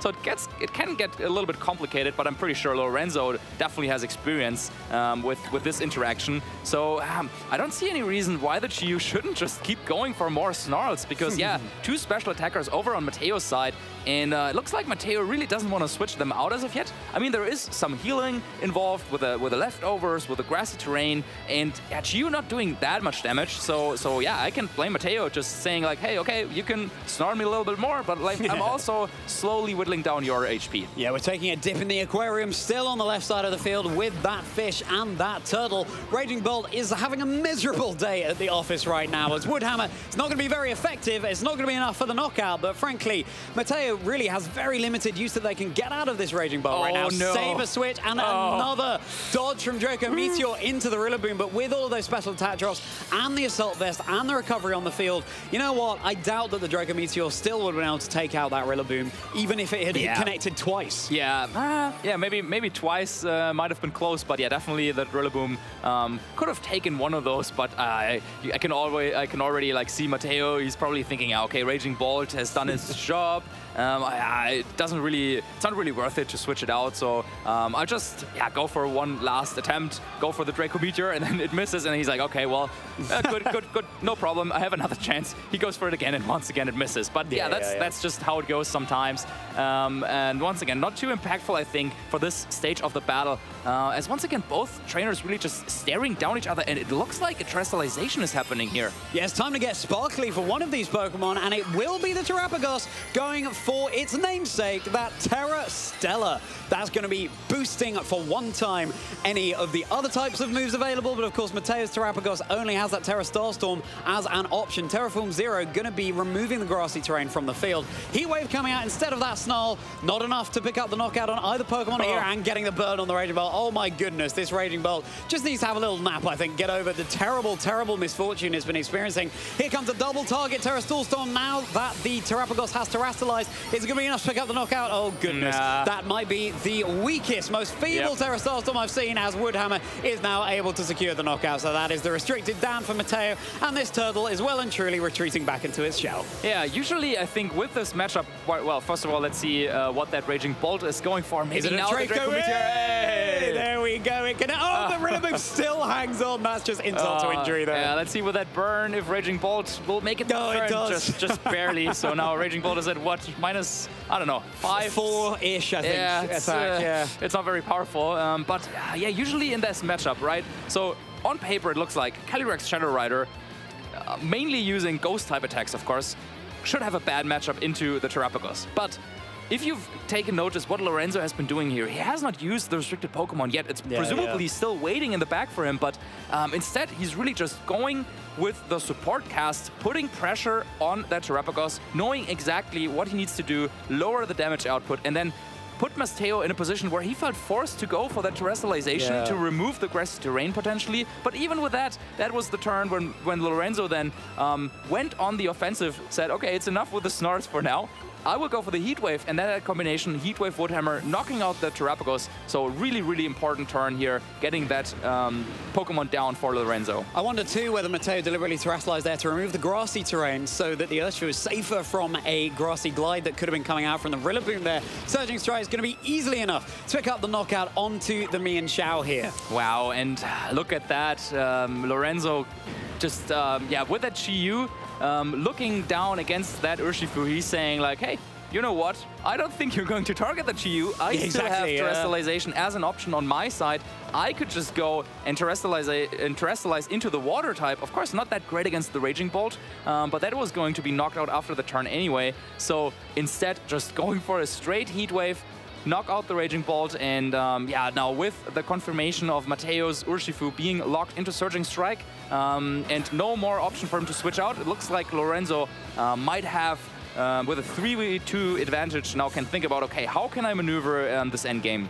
I gotta say that, Marcus, where there's a Screamtail, there could be a way going for those encores and disables. It's time for Lorenzo to reveal the restricted in the back. There is that Calyrex Shadow Rider. Is of course going to be the speed being boosted over on the Screamtail, so it can go for those disruptive moves even more quickly. And now it's the mind games of, is the Urshifu going to be targeting into the Chi this turn? Do I terrestrialize into that water type up Lorenzo's sleeve here? Let's hope that this Calyrex has enough gas in the tank. Of course, that Rillaboom in the back is on such low HP that the margins are actually closer than they might first appear. Yeah, so but what Mateo has going for him is he should have the speed advantage. Both the Screamtail with the speed boost and also the Urshifu with a Choice Scarf, likely outspeeding everything. And it's a play rough. That's not something we see very often. You're coming out from the Screamtail and the Surging Strike follow-up. But if I'm not wrong, there's a Citrus Berry waiting for Lorenzo, so it looks like Calyrex Shadow Rider will just barely be able to make it through the turn. Yeah, certainly will. Even without the Citrus Berry, it could have been close or might have just secured the knockout there. But yeah, the Calyrex surviving on half HP, I guess that gives it more switch inability when you're holding that Citrus Berry. So nice tech there. Astral Barrage going to be super effective into the Screamtail at least. Let's see how much you're going to achieve. Oh my goodness, wow. Just goes to show that you don't necessarily need to boost up your Calyrex. You can still run that Citrus Berry too and dish out massive damage. And this is the problem with the Calyrex. If you let it get one knockout, then it's going to be getting all of them with that boost to its attack. As the Heat Wave comes out, a little bit of a taste of Raging Bolt Zone medicine there with the Screamtail dodging. Yeah, very cool set here from Lorenzo with the Citrus Berry, and I believe it's still running a little bit of bulk, so the Calyrex being trained a little bit more defensively, but when paired next with the Chi-Yu and the Beats of Ruin, of course, yeah, that's the old Fluttermane Chi-Yu combination, but now even more powerful with the Calyrex Shadow Rider. And Lorenzo taking here the first game, I don't want to say in a commanding fashion, but it looked like he had a very clear plan of how to play this matchup, don't you think? Yeah, absolutely. I mean, we were talking about Protect the King earlier. You can't get much more literal for that than Calyrex. Rex being Latin for king, and how appropriate that we're here in Italy, the home of the Romans, for this special event.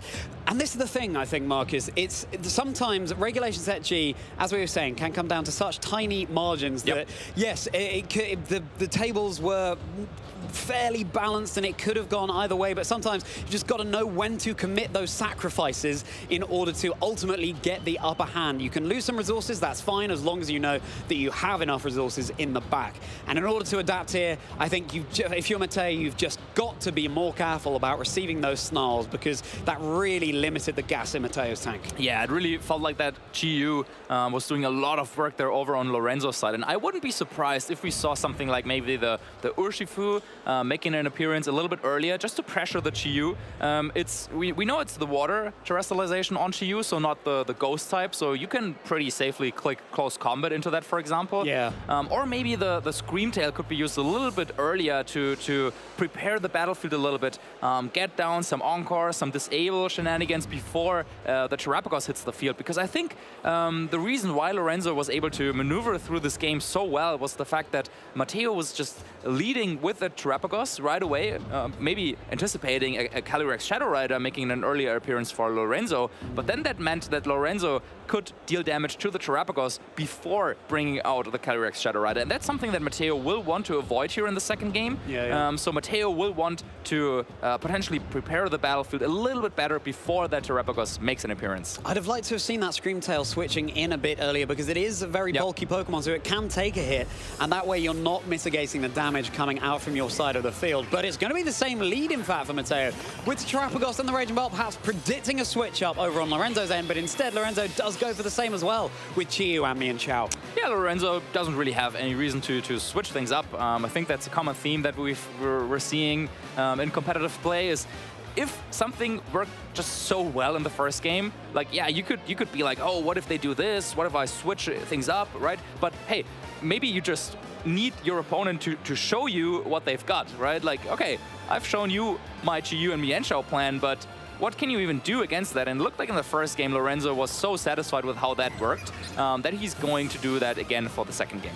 not entirely the same as the Mian Xiao switching out on the very first turn this time, enabling Rillaboom to join the field. And perhaps Mateo is lulling Lorenzo into a false sense of security, making a switch up of their own as the grass springs up over the battlefield. But no, just going to be a Snarl, and that's going to be breaking that Terra Shell once more and mitigating the special offensive output from both of these Pokemon. Yeah, I think this might already be a little bit of a better outcome here for Mateo. No protects from their side, so just a Terra Starstorm and potentially a Draco Meteor followed up by that Raging Bolt, and that, it's a Thunderbolt, but still that should do a little bit of chip here to the Rillaboom. Because, don't get me wrong, if Mateo can set up that Terrapagos and can get a couple of Calm Minds under its belt, it will be so difficult for Lorenzo to knock it out. So Lorenzo needs to be on his toes every turn. He needs to make sure that there is no free turn for that Terrapagos, that doesn't get up a substitute.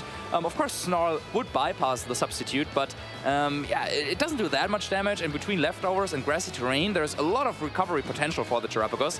So Lorenzo, even though the first game looked pretty convincing, has to be very, very careful in how to counterplay against the Terrapagos. Absolutely. Snarl being a sound-based move, as you say, Marcus, will be going through any substitute that Terrapagos could set up here.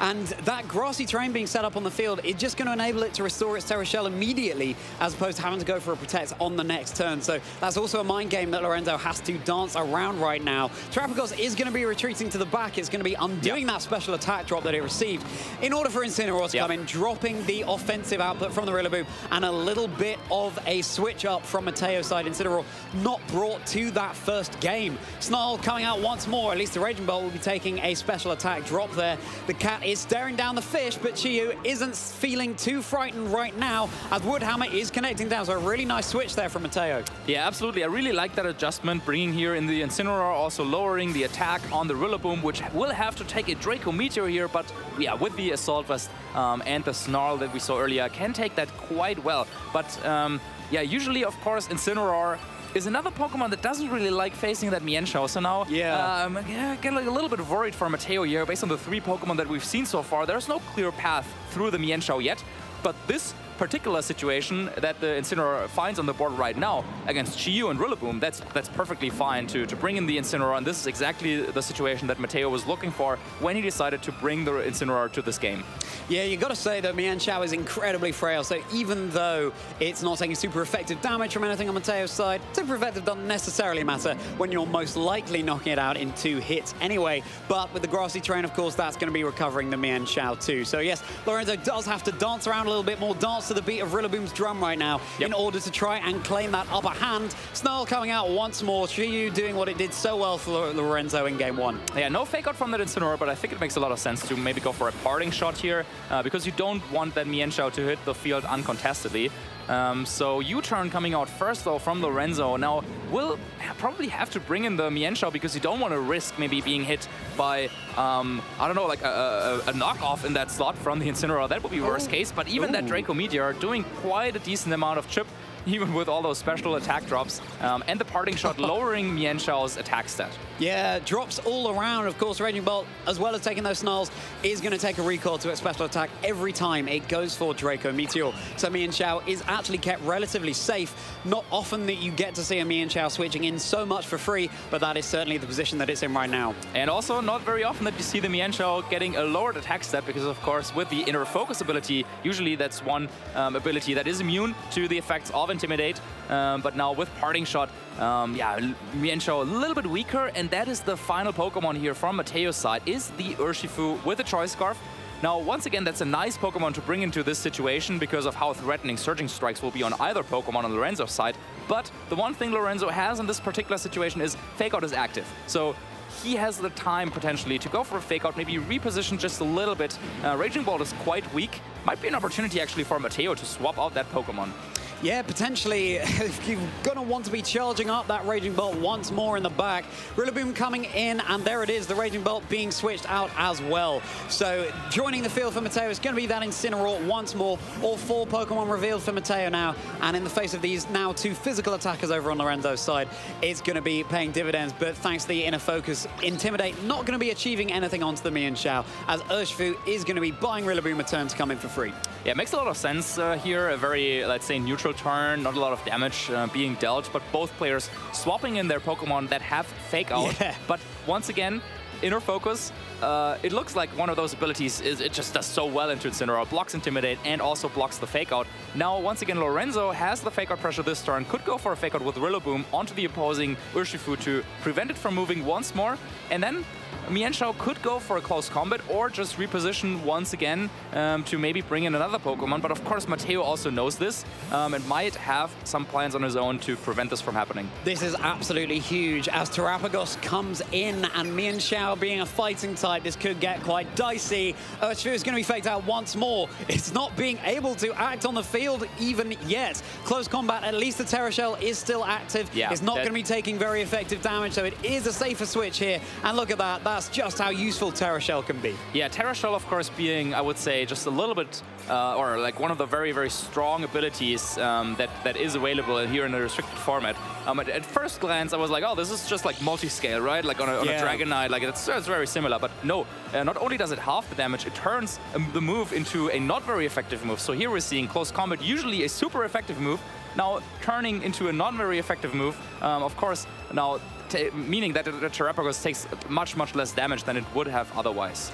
Yeah, one more close combat after that Terapagos Terra Shell had been broken, and you will see just how much damage that it's the damage difference that would be done to that Pokemon. But Mateo isn't going to let that happen easily. You've got to protect your pieces in this game of chess. Now, the grassy terrain has disappeared, but Terapagos holding the leftovers, still going to be able to get back to full HP relatively easily with that Terapagos and restore that Terra Shell once more. Mateo playing this game so much really, really well compared to that game one, really giving Lorenzo a much harder time of it. Yeah, and of course there's the feint on the Mienshao, so that would be one way to break through a potential protect, but he doesn't really have any follow-up right now. The Rillaboom outside of grassy terrain doesn't do a ton of damage. I believe it's also been intimidated the previous turn, so yeah, Lorenzo really has to think about how to get out of the situation, because now if that Urshifu gets off a couple of Surging Strikes, things could go badly very, very well for Lorenzo. Absolutely, of course you've got the Rillaboom there to provide support, but it's time for Terapagos to Terrastalize. It's feeling on top of the world right now, being in a much better position than it was in game one. There's close combat into the Rillaboom, that's enough for the knockout, so that is something that is going to pave the way for this Urshifu to do even better in the future turns of this game. So, the Drummers off the field, and what was this Terapagos going to be going for? It's now going to be single target into the Chi-Yu. Terra Starstorm raining down from the skies. It's going to be not quite enough to pick up the knockout onto the Chi-Yu there. It's going to be surviving on about 50% HP. Of course, the Beads of Ruin reducing the special defense of everything around it, but not the Chi-Yu itself. Yeah, Chi-Yu with this particular build with a covered cloak looks like it's trying to be a little bit more bulky, more defensively than some of the other Chi-Yus that we're used to seeing. But now this is the perfect time for Calyrex to hit the field for Lorenzo. We've now seen Urshifu on Mateo's side is being choice locked into the close combat. Now, there was an opportunity for Mateo to maybe potentially go for that Surging Strikes, but instead he said, okay, I really want to get rid of this Rillaboom right now when I have the chance, at the cost of potentially having to switch out Urshifu now to be able to change its move later on, because yeah, you can't hit the Ghost type with a close combat. No, you absolutely can't. And Ghosts can't hit the normal type either with their Ghost type moves. So the Calyrex finds itself in an interesting position here. You do have access to something like a Draining Kiss, and it's worth bearing in mind as well, this Terapagos isn't as offensive immediately as it possibly can be, because it is running the Calm Mind move in order to boost up those stats. So you might see a Choice Specs Terapagos, for example, doing much more damage to the opposing side of the field. Raging Bell is going to crane its long neck down onto the field, and it's time for Lorenzo to go for their own Terastallization. And this time, it's going to be the Calyrex. It's going to be showing its love for its partner on the field right now, and it's potentially boosting up its Draining Kiss move too. Yeah, that's a very risky move, because if you are taking a Terra Starstorm, that will be, in return, this will be super effective. Of course, it's nice to hit the Raging Bolt here on the switch-in, but I think that Lorenzo was predicting the Urshifu to potentially stay in and go for a close combat into Chi-Yu. This did not happen, and now Terapagos has a great chance to get off one super effective Terra Starstorm. Super effective, but at -1 special attack, and it's a spread type move now. How much is it going to be doing? The Calyrex takes that really quite well, and it enables it to have its Citrus Berry right now. A bit of a sigh of relief coming out from Lorenzo there, as this Chi-Yu is still on the field. It's still perfectly happy, just floating around its tank there. And of course, Terapagos having received that little boost to its HP bar thanks to Terastallizing. Yeah, now might be finally the chance in this best of 3 for the Terapagos to go ahead and set up a Calm Mind.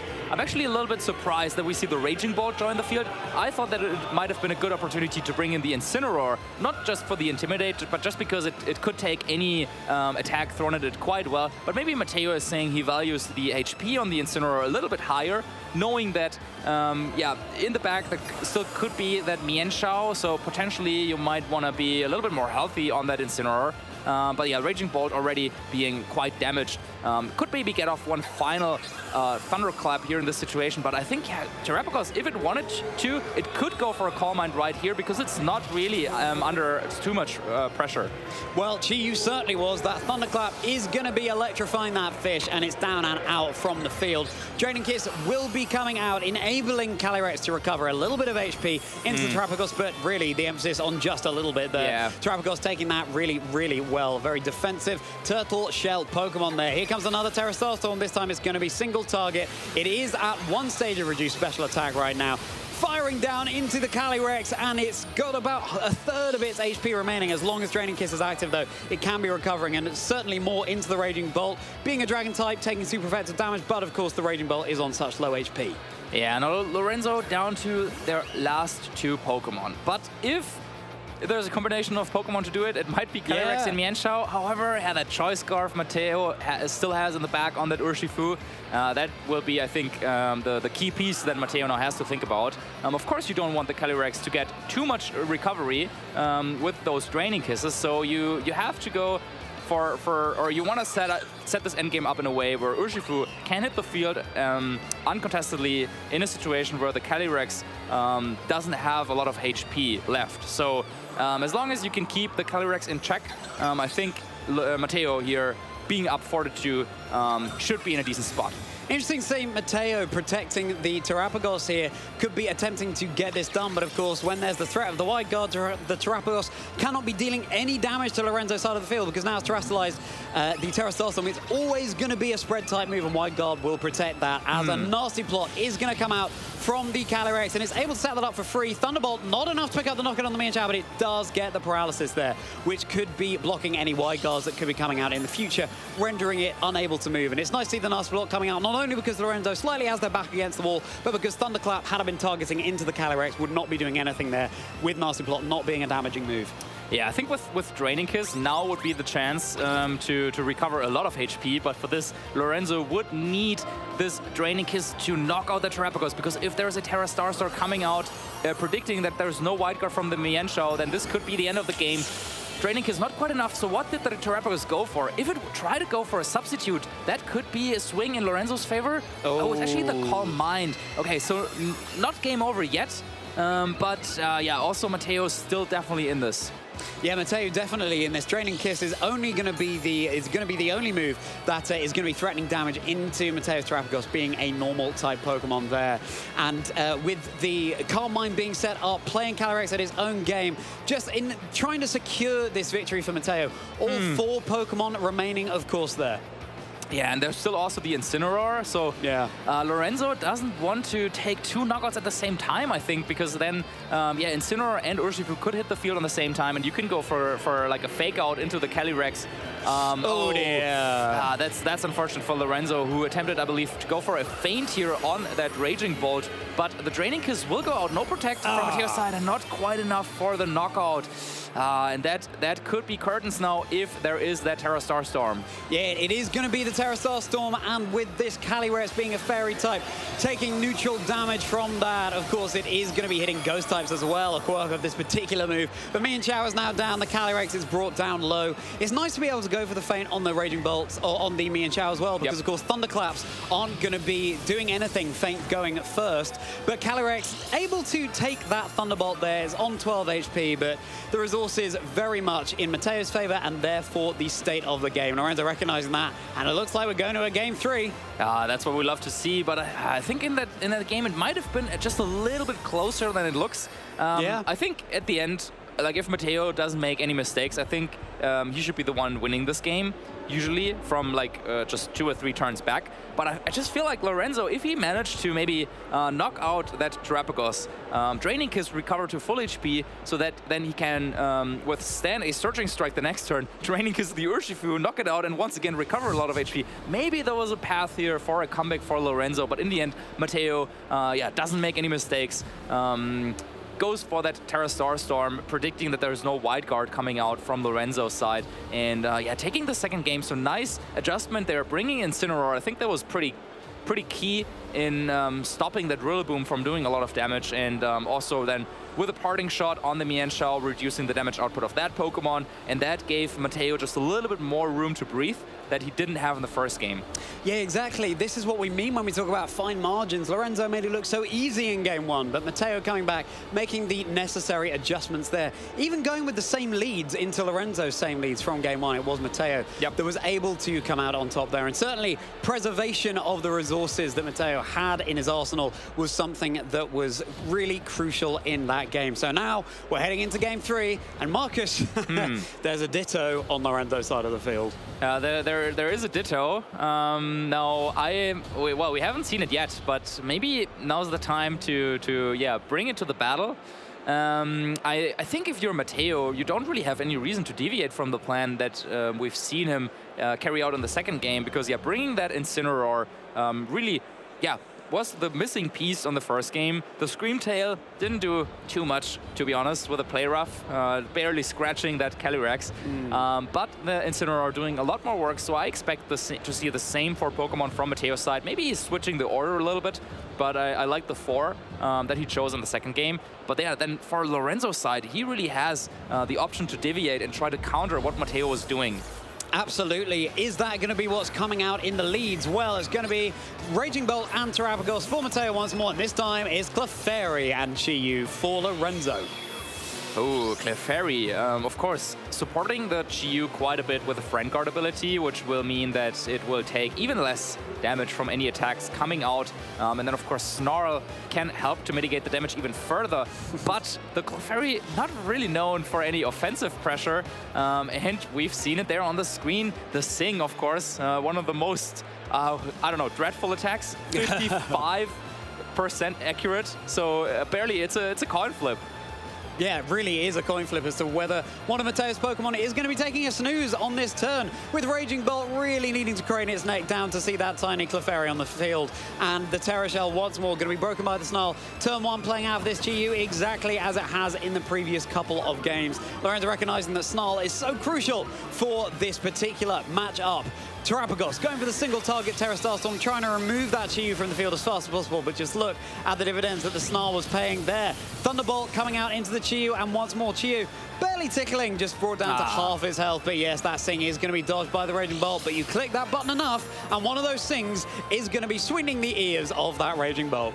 Yeah, Clefairy is really, I think, Lorenzo saying, hey, I expect this Raging Bolt to be in the lead once again, because there's not much Raging Bolt can do against the Clefairy, really. It can, of course, try to go for some Thunderbolts, but then you have the Snarl lowering the damage output, and then being Assault Vest, Raging Bolt doesn't have Protect, so Sing is a very, very, well, quote-unquote safe move. I mean, you're only hitting about half the time, but let's have a look at this. Even the double target. Oh, there we go. It's time for Raging Bolt to be sung by a lullaby, as it's going to take that rest up there with its head well and truly in the clouds, dreaming away. As Terapagos gets a little bit of leftovers recovery there. You flip that coin twice, and it did land once. That's more or less what we'd expect from a 55% accurate move. And now this is a really good opportunity for Lorenzo's restricted Pokemon to get steamrolling. That's certainly what Calyrex can do with its spooky Grimnay ability. Yeah, absolutely. So Lorenzo now really needs to make use of these turns. So yes, it's nice putting the Raging Bolt to sleep. That's great. But you sacrificed a lot of HP on both the Chi-Yu and the Clefairy. So I completely agree with his choice to bring in the Calyrex Shadow right here. And I also like the fact that Mateo decides to bring in the Urshifu kind of preemptively, knowing that, oh, there's maybe something coming out on Lorenzo's side, and I want to be prepared. I don't want to sit there on the field with 2 special attackers with, what would it be, like -2, -3 special attack from the Snarls. So I like the switch here going into the Urshifu, because even though he might not threaten a KO on the Calyrex because of the Citrus Berry, he definitely threatens a lot of damage on that Pokemon. On the other hand, though, Calyrex, we've seen it in the game before, Draining Kiss, there's 2 targets now that it would be super effective against, and it could recover a lot of HP with that. So if Lorenzo can kind of choose the right target here, yeah, it looks very tough for Mateo to play out of the situation. Well, where there is Clefairy, there could be a way with those things, but yeah, that's going to be the Astral Barrage that could be coming out from the Calyrex here as Mateo needs to try and weather this storm. Of course, Astral Barrage won't be doing any damage into Terrapagos if it's coming in. Incineroar going to take it really well as threatening big damage back into the Calyrex with its knockoff move right now. The Intimidate drop not going to matter onto these 2 special attackers, but it is time to Terrastalize trainers in this Game 3 here at the Bologna Special Event, and it's going to be the restricted for Lorenzo. Terra Fairy onto the Calyrex, so it's actually now going to be taking not very effective damage from Dark-type moves that once threatened it so very heavily. U-turn coming out onto the Chi-Yu. That's big damage, a neutral hit, given that the Chi-Yu is part fire and part dark type there. And Mateo pivoting around, deciding instead to bring in something from the back, potentially the Raging Bolt, and there it is, going to be landing on the field once more, just trying to burn some of those turns of sleep. Yeah, so Mateo didn't want to make a committal play there, just going for the U-turn. I feel like that was really a good opportunity for him to go for a prediction, potentially go for an offensive move, whether that would be going for the Surging Strike into the Calyrex or maybe into the Chi-Yu just to get a knockout there, but instead saying, hey, I really want to keep this Pokemon around, but now at what cost? Yeah. You've lost the Raging Bolt, which is fine, it was asleep anyway, and you can reposition now with but that Calyrex, yeah, it's looking pretty scary right now. Yeah, it certainly is, and crucially, it was the Chi-Yu that claimed the knockout onto the Raging Bolt there, not the Calyrex, so it didn't get a boost to its special attack. It's not quite steamrolling in the way that it would want right now. You can see Lorenzo hovering over the Nasty Plot button there, because that really is the best way that you can be dealing with this Terrapagos, given Astral Barrage. It's going to be doing nothing. You've got the Beads of Ruin, reducing the special attack of everything on the field as well. That means that Calyrex would be taking more damage from the Terra Starstorm were it to come out from Mateo's Terrapagos right now. It's restricted, staring down, restricted on the field. Is it going to be time for Terrastalize? Well, let's get into this turn and see. Yeah, of course, that's something we shouldn't forget about Mateo, still having that available. And oh, that's very scary, going for the Nasty Plot, but no fake out coming out from Mateo. So let's see, will it just be maybe Parting Shot, Calm Mind, okay? Both restricted Pokemon deciding it's the time to boost things up a little bit. Yeah, exactly. With the Calyrex deciding it's time to go for those nasty thoughts, and the burn connecting down into the Clefairy there. So that's going to be whittling away the HP. So at some point, that Clefairy, when the timer has run out, will be going down. Terrapagos clearing its mind of any of the nasty thoughts that might be going through Calyrex's head there with that Calm Mind move. Yeah, that was a hard commit there by Mateo, saying, hey, yeah, the Chi-Yu is definitely going to switch out. I'm going to launch the Will-O-Wisp there, predicting potentially the Mienshao or the Rillaboom. The last Pokemon of Lorenzo isn't even revealed yet, but yeah, he definitely didn't want to get the burn here on the Clefairy, but was hoping to hit one of those physical attackers.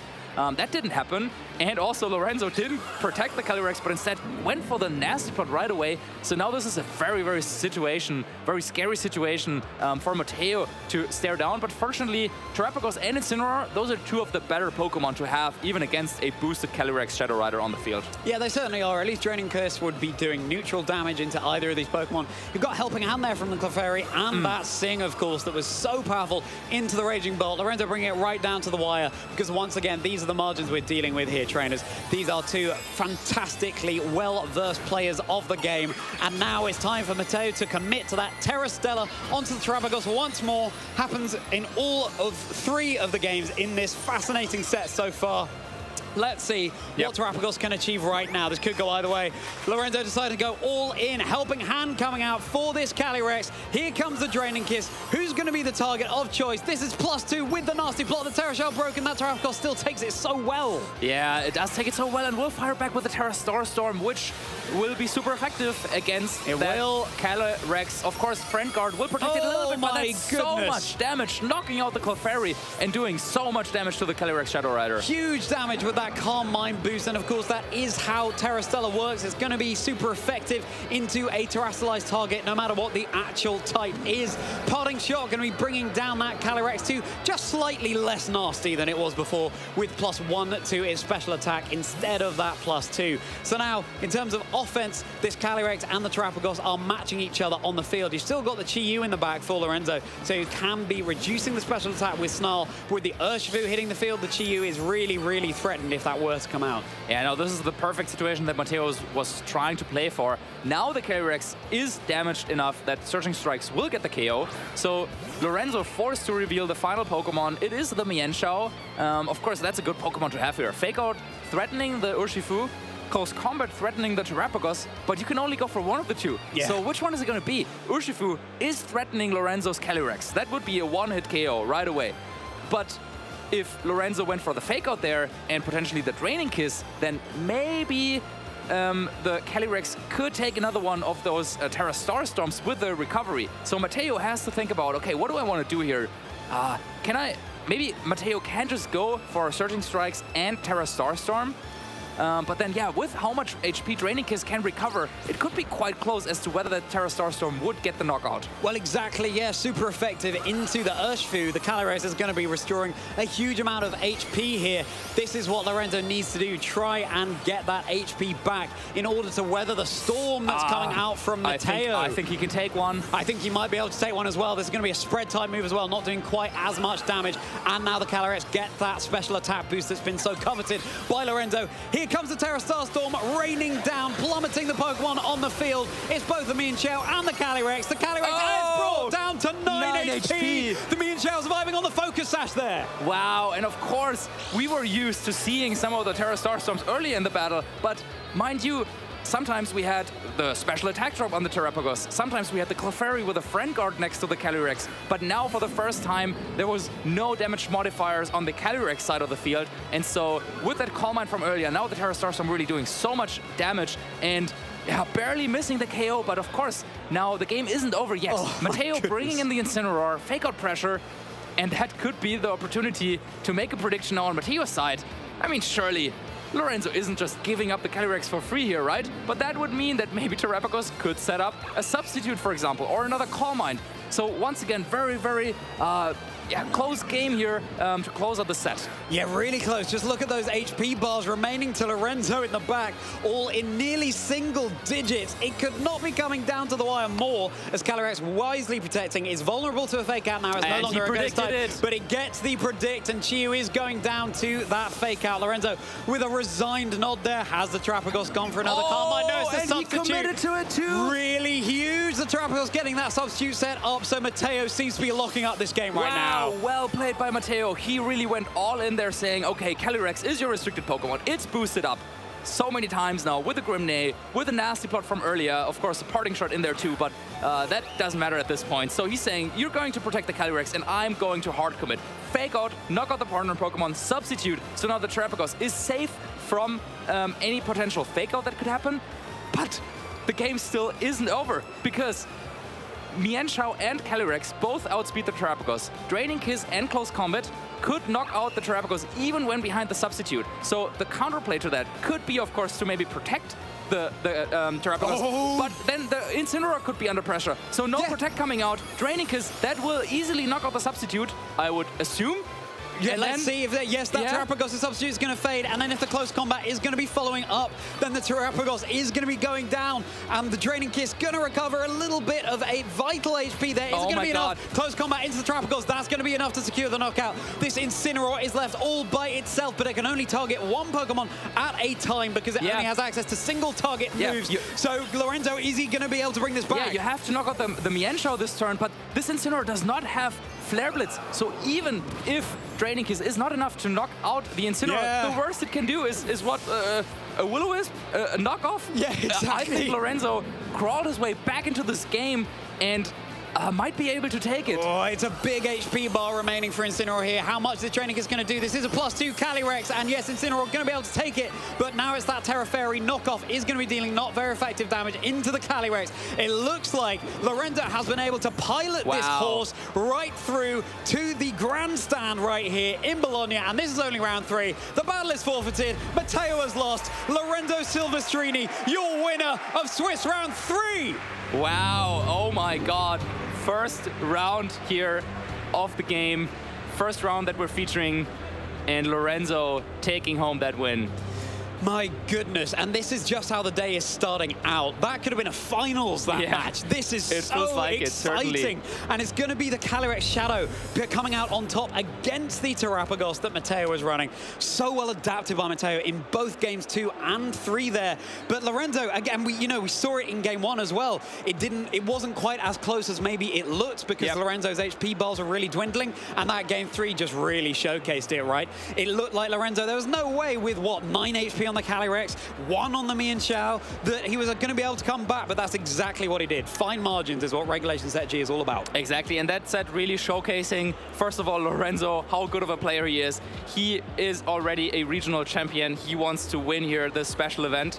You could see it on his face, at least I could. And playing so well, even when being under so much pressure after losing the second game, not even taking a single knockout in the second game. That always feels really bad, but he knew what he had to do in that third game, the final decisive game, and he showcased the power of the Calyrex with the Draining Kiss. Yeah, very, very well played here by both. Yeah, any move that can restore your HP, something like Horn Leech on Ogerpon, for example, Giga Drain even, anything like that can be absolutely huge in turning the battle in your favor. And two restricted Pokemon that have been so popular. We've seen Calyrex Shadow win before in the NA and EU regions, but we haven't seen Terrapagos go all the way quite yet. So is this going to be Terrapagos' time to shine? Well, if that match is anything to go by, well, apparently Calyrex Shadow is going to be one that's still riding right through to that finish line. Yeah, definitely one of the harder matchups, I would say, for the Calyrex Shadow team. Yeah. So also then when we will get to talk to Lorenzo in a little bit, that's something that I would be interested in if this is a matchup that he's very comfortable in, because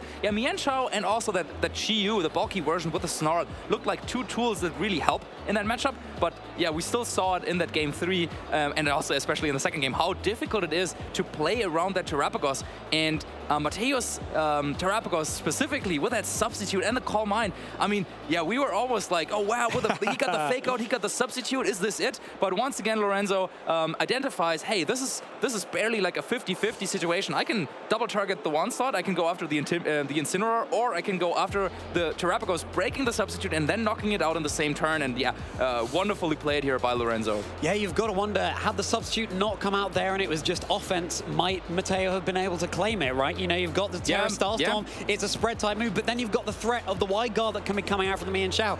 So these are the mind games aplenty. It can look so easy, but when you've got that open team sheet in front of you, just the threat of seeing the name of a move can be enough to dissuade you from going for your sort of Route 1 play. Yeah, it's very, very tough to call, and I think Lorenzo really did what he had to do here in that situation. He identified, okay, I have 3 Pokemon, all of them, they're like in the red HP, the emergency music was playing in his head probably, knowing that, okay, I need to do something now, but he identifies, okay, even if I let my Chi-Yu go down to a potential fake out, just protect the Calyrex with Draining Kiss's recovery, I can get back into a board state where I can win the game, and that's exactly what he did. So yeah, kudos to Lorenzo.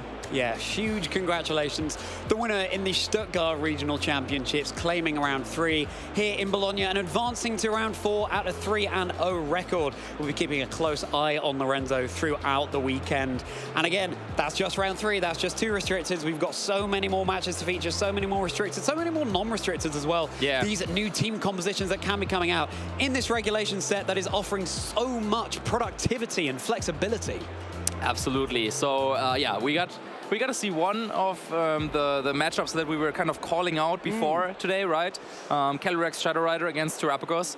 Now this time, Calyrex Shadow Rider with a better end, even against that Calm Mindset. And I think especially that Calm Mindset is something that some of the players that I've been talking to, they were saying, oh yeah, like Calyrex Shadow Rider, it looks very appealing right now in the format, but how do you deal with a Calm Mind Terrapagos? And yeah, it looks like Lorenzo has found a way to maneuver that matchup quite nicely. So yeah, want to hear it from the man himself. Well, why don't we go over to them? Why not? Time for a little pick-me-up, a little bit of tiramisu. Let's go over to the lounge where we'll hear from your winner of Swiss Round 3 here in Bologna, the gladiator himself, Lorenzo Silvestrini. Thank you, Charlie and Marcus. What a fantastic game to kick off this stream here in Bologna. I am joined, of course, by the winner of the previous round, Lorenzo Silvestrini. How are you feeling after that last game? Yeah, it was a really difficult game, in my opinion, because yeah, when I started this tournament, I thought, yeah, I don't want to take Calma Terapagos because it's a difficult matchup, and the only way that I can handle it is to continue snarl with you.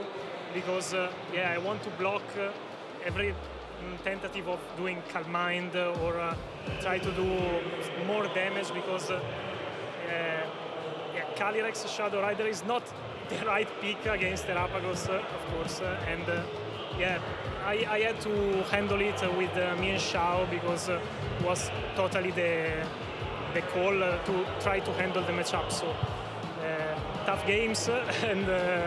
Yeah, I did it.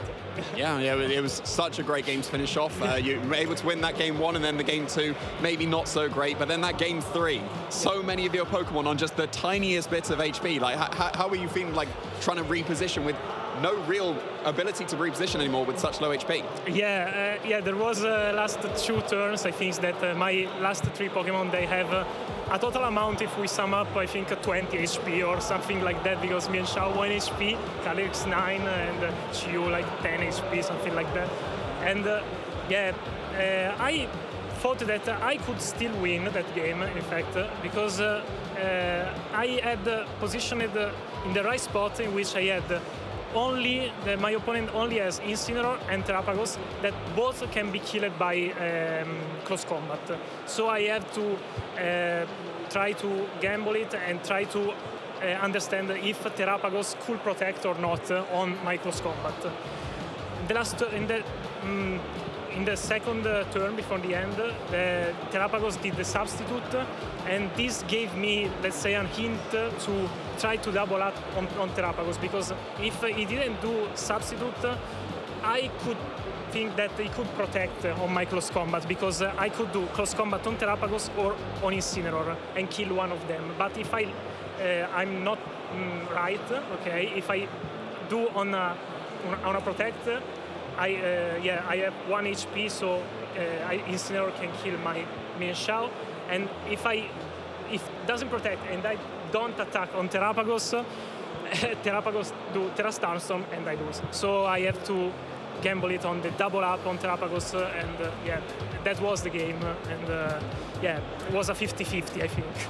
Yeah, well, what a game it was. So we've had confirmation the round is going to be up for round 4, so we're going to end the interview there. We're going to wish you the best of luck going forward in the rest of the tournament, and we're going to be cutting to a break, so don't go anywhere. We'll be back with round 4 very shortly.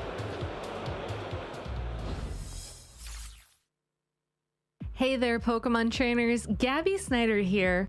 When preparing to compete at a Pokemon tournament, it's important to ensure that you choose the moves, items, and stats that best suit a Pokemon on your team. But what are these stats, and how do you ensure that you're training them in a way that unlocks their maximum potential? Let's break it down. Pokemon have 6 individual stats that determine its performance in battle: HP, attack, defense, special defense, and speed. Each species of Pokemon has different stat potential. Fully evolved Pokemon typically have higher stats when compared to the Pokemon from which they evolve. To determine a Pokemon's primary role on your team, take a look at its stats. An attacker will have an attack stat that's naturally higher than its other stats. An example of a physical attacker is Rapid Striker Shifu, and an example of a special attacker is Fluttermane. Support Pokemon typically will have higher HP, defense, or special defense when compared with their attacking stats, but that's not always the case. Examples of support Pokemon popular in VGC include Amoonguss, Tornadus Incarnate, and Cresselia. So how can you optimize a Pokemon's stats to best fit its role in your team? Start by picking a nature that aligns with that role. Most natures will boost one stat while lowering another, so attacking Pokemon should pick a nature that raises its favorite attack stat while lowering the other. For supporting Pokemon, raise your chosen defensive stat while lowering its lowest attack stat. And for speedy Pokemon, a boost in speed is best offset by dropping its lowest attack stat. Next, maximize a Pokemon's potential by training their individual strengths, which are the innate affinity each individual Pokemon has for each stat, ranging from no good to best. A Pokemon with a higher individual strength and attack will be able to reach a higher maximum attack stat than a Pokemon of the same species with a lower individual strength and attack. To examine a Pokemon's individual strengths, complete the main story of Pokemon Scarlet or Pokemon Violet and talk to the nurse at any Pokemon Center. This will unlock the Judge function, which allows you to check a Pokemon's individual strengths in your boxes. You can maximize a Pokemon's individual strengths by talking to the Hyper Training trainer in Montenevera in exchange for a bottle cap, which can be purchased from Delibird Presents. Now it's time to train a Pokemon's base points, which help determine the growth of its 6 stats. Each Pokemon begins with 0 base points in each stat. There are limits to how many base points each stat can earn, as well as the combined total of all 6 stats. So you won't be able to train your Pokemon to have the best possible stats in every category.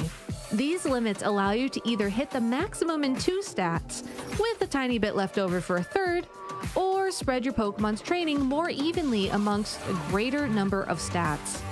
The simplest way to start base point training is to refer to your Pokemon's role. Attacking or speedy Pokemon should maximize their chosen attack stat alongside of their HP or speed. Supporting Pokemon should maximize their defenses alongside of their HP. You can earn base points by defeating Pokemon in battle or by using vitamins, feathers, or mochi. To maximize base points for an individual stat, you'll need 26 vitamins or mochi or 252 feathers. For more information on base point training, make sure to check out Pokemon.com. A Pokemon's stats are only one aspect of its effectiveness in battle. Champion Pokemon trainers pay close attention to a Pokemon's abilities, moves, and overall team composition to come up with their winning strategies. Testing your team and how your Pokemon are trained is an important step in figuring out your team's strategy. Make sure to practice online via Battle Stadium or in person via your local Play Pokemon League. Looking for inspiration? Check out Pokemon.com for more information on past events, upcoming tournaments, or ways to train your Pokemon. Until next time, trainers, see ya! Team building theories. Thank you, Gabby, for that rundown there. For those of you that are just joining us here at the special event in Bologna, my name is Lee Provost. I have the pleasure to be joined by the wonderful Mr. Jamie Boyd. How are you doing, Jamie? Especially after that last match. What a way to kick us off today. Yeah, I'm doing brilliant. I know we're always doing brilliant, but after a game like that to kick us off, yeah, absolutely fantastic. It was brilliant. I was so back and forth. It was such a nail biter. Like so many Pokemon on no HP. Like 1 HP, the tiniest amount of HP, and somehow Lorenzo was able to reposition without the ability to really reposition. I know. And, yeah, what a clutch finish to that game. Right at the end as well. You were watching that and thinking, oh, Mattia's got this locked up with the Terapagos. That substitute was just so fantastic. The timing of it was perfect. You think, well, it just looks like he's sewn everything up, done so well to come back into this match, but then Lorenzo out of nowhere just doubling up into it, picking up that key knockout, and then Incineroar. One of your favorite Pokemon, I believe, Jamie. He was left kind of high and dry in the end game there. I'm glad you mentioned Mean Xiao being one of my favorite Pokemon. way better fake-out Pokemon, but actually, I appreciate Mean Xiao, but I think that that's more your pick. We were discussing before the tournament as well that you thought the Mean Xiao would be a really good call, and then suddenly there it was on the graphic of like, these are 4 notable matches. It was on there 3 times, and we actually got to feature it as well. It's a very rare thing for me to get anything like that right. So pleased to see it. Hopefully it continues. I mean, it had a really good showing in that first game, and it pressures well. It's got good utility with things like that feint. It's got the wide guard as well that really put a question into your opponent's minds as well. Do I click the Terra Starstorm here, or do I not? Do I go for something else? And I think with the Terapagos there for Matteo, really left him not many options because he only had that as the attacking move on the Terapagos. So it really was a bit of a conflict in that situation. Yeah, if they'd have been in a position where maybe the Mean Xiao is just in a position to wide guard the whole time, that walls the now terrestrialized Terapagos. If it stays in its regular shell form, then it's going to be able to get that just single target. Normal types as Terra Starstorm, which would have been able to attack the Mean Xiao. But yeah, as soon as you get that, that's a pretty reasonable pin. So wide guard is, we've seen it on, well, mainly Pelipper. I would say Pelipper's probably been the main Pokemon that's been wide guarding this format so far. But wide guard in general general, it's been a fantastic move, especially when we've had these restricted formats, because there's so many powerful spread attacks that the restrictors want to go for. Yeah, it's a really good point, and I think even looking as far as to Michiel's team when winning Stockholm with the Zamazenta there, opting for the wide guard over what we'd normally see something like that Iron Defense, and how useful that utility was throughout the game. It's just such a phenomenal move, and there aren't that many Pokemon that actually get access to the wide guard. So, you know, coming into the format new as a new player, I think it's about doing your research. Not really want to get yourself caught out in situations where you're not able to get really much return in such a high offensive kind of format that we're seeing at the moment. Yeah, and we even saw, like, twice on that team, it was the Zamazenta that had it, and also Pelipper as well. Yeah. So, yeah, wide guard being a really, really strong move going into this format. Well, from one match from round 3, we are coming up to round 4, but we've got a treat for you all, because it is going to be a community choice. Everyone at home is going to have the choice to pick our next match, and we've got some phenomenal choices to pick from as well. I'm looking forward to this. I like coming onto the desk when we have the community choice ready, and to see what everyone at home would like to pick from. These are the matches, of course. Jamie, do you want to run us through a few of them? Yeah, look at that. We've still got quite a few mean shows popping up as well. So if you want to see that featured again, you absolutely can. So Salvatore Rega still sticking with that Tatsugiri Dondozo that he's been running basically the entire format. Like the whole season. I believe he's, like, as far as I remember, he's brought Dondozo Tatsugiri to literally every single tournament that I've seen him at. And of course, against Hippolyte, one of the best French players that we do have, a previous regional champion. You were running that tried and true team. It seems like it's slightly different Genie, though, there. It's got the Thunderous over the Tornadus, though. Yeah, very interesting choice there. I wonder what that will be kind of doing to support that Shadow Rider Calyrex. But like you say, with the Dondozo Tatsugiri from Salvatore, just a reliable partnership that he's been able to use throughout the season and bring it into this restricted format. It has had a recent top 8 finish as well, so you know, it has got potential in this format. Then we've got Costa Didamos. We had him on for an interview earlier at the front of the stage against Shea Raba and another Shadow Rider Calyrex. Costa obviously running the Ice Rider, the preferred choice, and then some great games. But if you want to vote, go over to Twitch now and you'll be able to get your votes in. Choose which match you would like to feature next. I mean, even the Lunala down at the bottom there where John, I would love to see. I mean, I would love to see any of these matches, so we can't lose. It'd be facing down against a Garganackle. We don't see that Pokemon too much. We were saying about, wide guard Pokemon. Garganackle is one of those Pokemon that does have access to wide guard. When it won the very first regional, all the way back in Regulation A, it was running wide guard on that set as well. I wouldn't be surprised to see that there on that Garganackle as well, because it is such a strong move. It would be one of the main reasons you'd be running it. Yeah, and Lunala, another wide guarder there that we could potentially has wide guard anyway. We don't know if it has yet, but I don't know which one I would go with. I think we can't really lose with this selection of players and teams that we've got. Very interesting. But like we say, go over to Twitch now and you'll be able to get your votes in to decide which game we are going to feature next. I think round 4 and round 9 today are our community choice matches for the broadcast today. Yeah, they will be some fantastic games, and always nice to see those slightly niche picks as well, like the Garganackle. I do want to give a big shout out to, because that was so prominent in the Regulation A and then disappeared completely. Yeah, like it's stormed in first regional. Thank you very much. I'll just sit on the bench for the rest of the season at this point. So, yeah, and it's nice to see it make a comeback. And facing down against the Lunala, like with Grimmsnarl as well. Grimmsnarl's a pretty strong Pokemon. If it's going for those screens, it's very effective. It's really bulking out your team a lot. Yeah, one of your favorites as well. I do like Grimmsnarl a lot. You like Grimmsnarl. Opt for it over the Incineroar. But I think what we were saying, kind of coming into this event as well, was, are players going to bring the source? Are they going to sit on things, keep it for Worlds, maybe NAIC next week if those players that are here are attending that event? Or are they just going to bring it today, over this weekend, and take the opportunity while it's there to be able to utilize it? And it really does feel like a lot of players have just decided, I'm bringing what I've been working on. I'm not going to sit anything, and let's see how it does. Yeah, we'll see how it does, and we'll see how our community choice ended up working out and who we will be featuring in this round. All 4 of those matches would have been absolutely fantastic to be able to see. But it looks like, we've gone for the Garganackle versus that Lunala as well. Pierluigi versus Joan. Going to be a very, very solid game here for sure. Yeah, very exciting. We were just talking about it. Jamie, you were making a big point about the Garganackle, but also that Lunala as well. Not a restrictor we've seen too much of from Joan this season. in Regulation G, so going to be very exciting to play. Of course, we've got some exciting matches throughout. I mean, even just highlighting Costa's team as well there with that Smeagol and the Hisui and Gudra. Maybe we'll get to see a little bit of that later on, as well as the other trainers. But community has spoken. We have our choice, and it's going to be a great match. Just on the overview, Jamie, what are you thinking going into this? Where's the problems going to come up for both trainers looking at both sides of the field?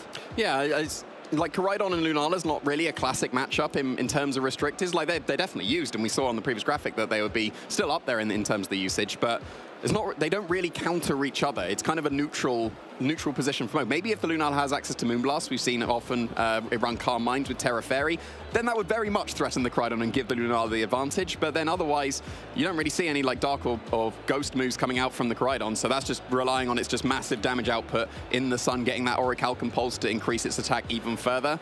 So I think the Pokemon around the restrictors are going to be the more important ones here to be able to help enable them a lot more. Yeah, because normally with Lunala as well, one of those Pokemon that can utilize something like Trick Room, which it doesn't appear as that's what John's kind of angling for with the 6 Pokemon that they've got. So it'll be interesting to see what precisely John is utilizing with that Lunala, especially next to something like that Landorus Incarnate that can throw out those big attacks. It's going to threaten the Garganacl, it's going to threaten the Raging Bolt, Incineroar as well, and potentially depending on the Terastallization on that Koraidon, it could threaten that Pokemon as well.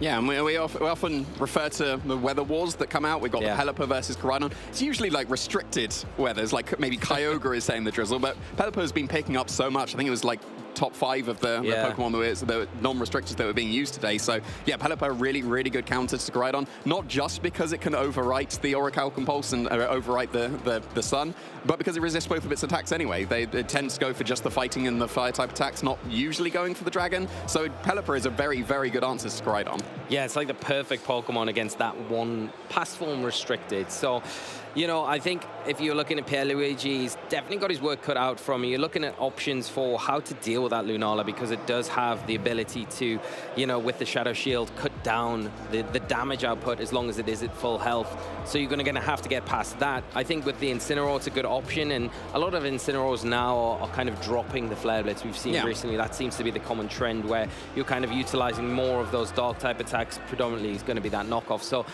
a really good option in one way to deal with the Lunala, but of course we can't just say that straightforward, because you have the Terastallization mechanic as well that could be utilized by John, which, you know, would complicate things further. But I think it is the Pelipper. You really need to be able to deal with that, but I think Pierluigi has that Raging Bolt as well, which could potentially help out against that a little bit with those Thunderclaps, Thunderbolts, etc. Yeah, and especially if you manage to get the Sun over the drizzle, then Raging Bolt's even stronger now, because you're going to be able to get that Protosynthesis activated, and then that's doing a lot of damage. You got the Flutter Mane as well. That also will be able to access the Protosynthesis, be able to do so much damage. As we've seen in previous formats, it just tends to be like the Choice Specs and Terra Fairy, and that's really strong. Yeah. But then you get to throw on your Protosynthesis boost on it as well. Maybe you get the speed boost, so you're outspeeding everything without the need for a booster energy, and then maybe you're going for just the absolutely, I will KO every single Pokemon because I've got the Choice Specs, I've got Terra Fairy, I've got the Protosynthesis, and then nothing's going to be able to survive that attack.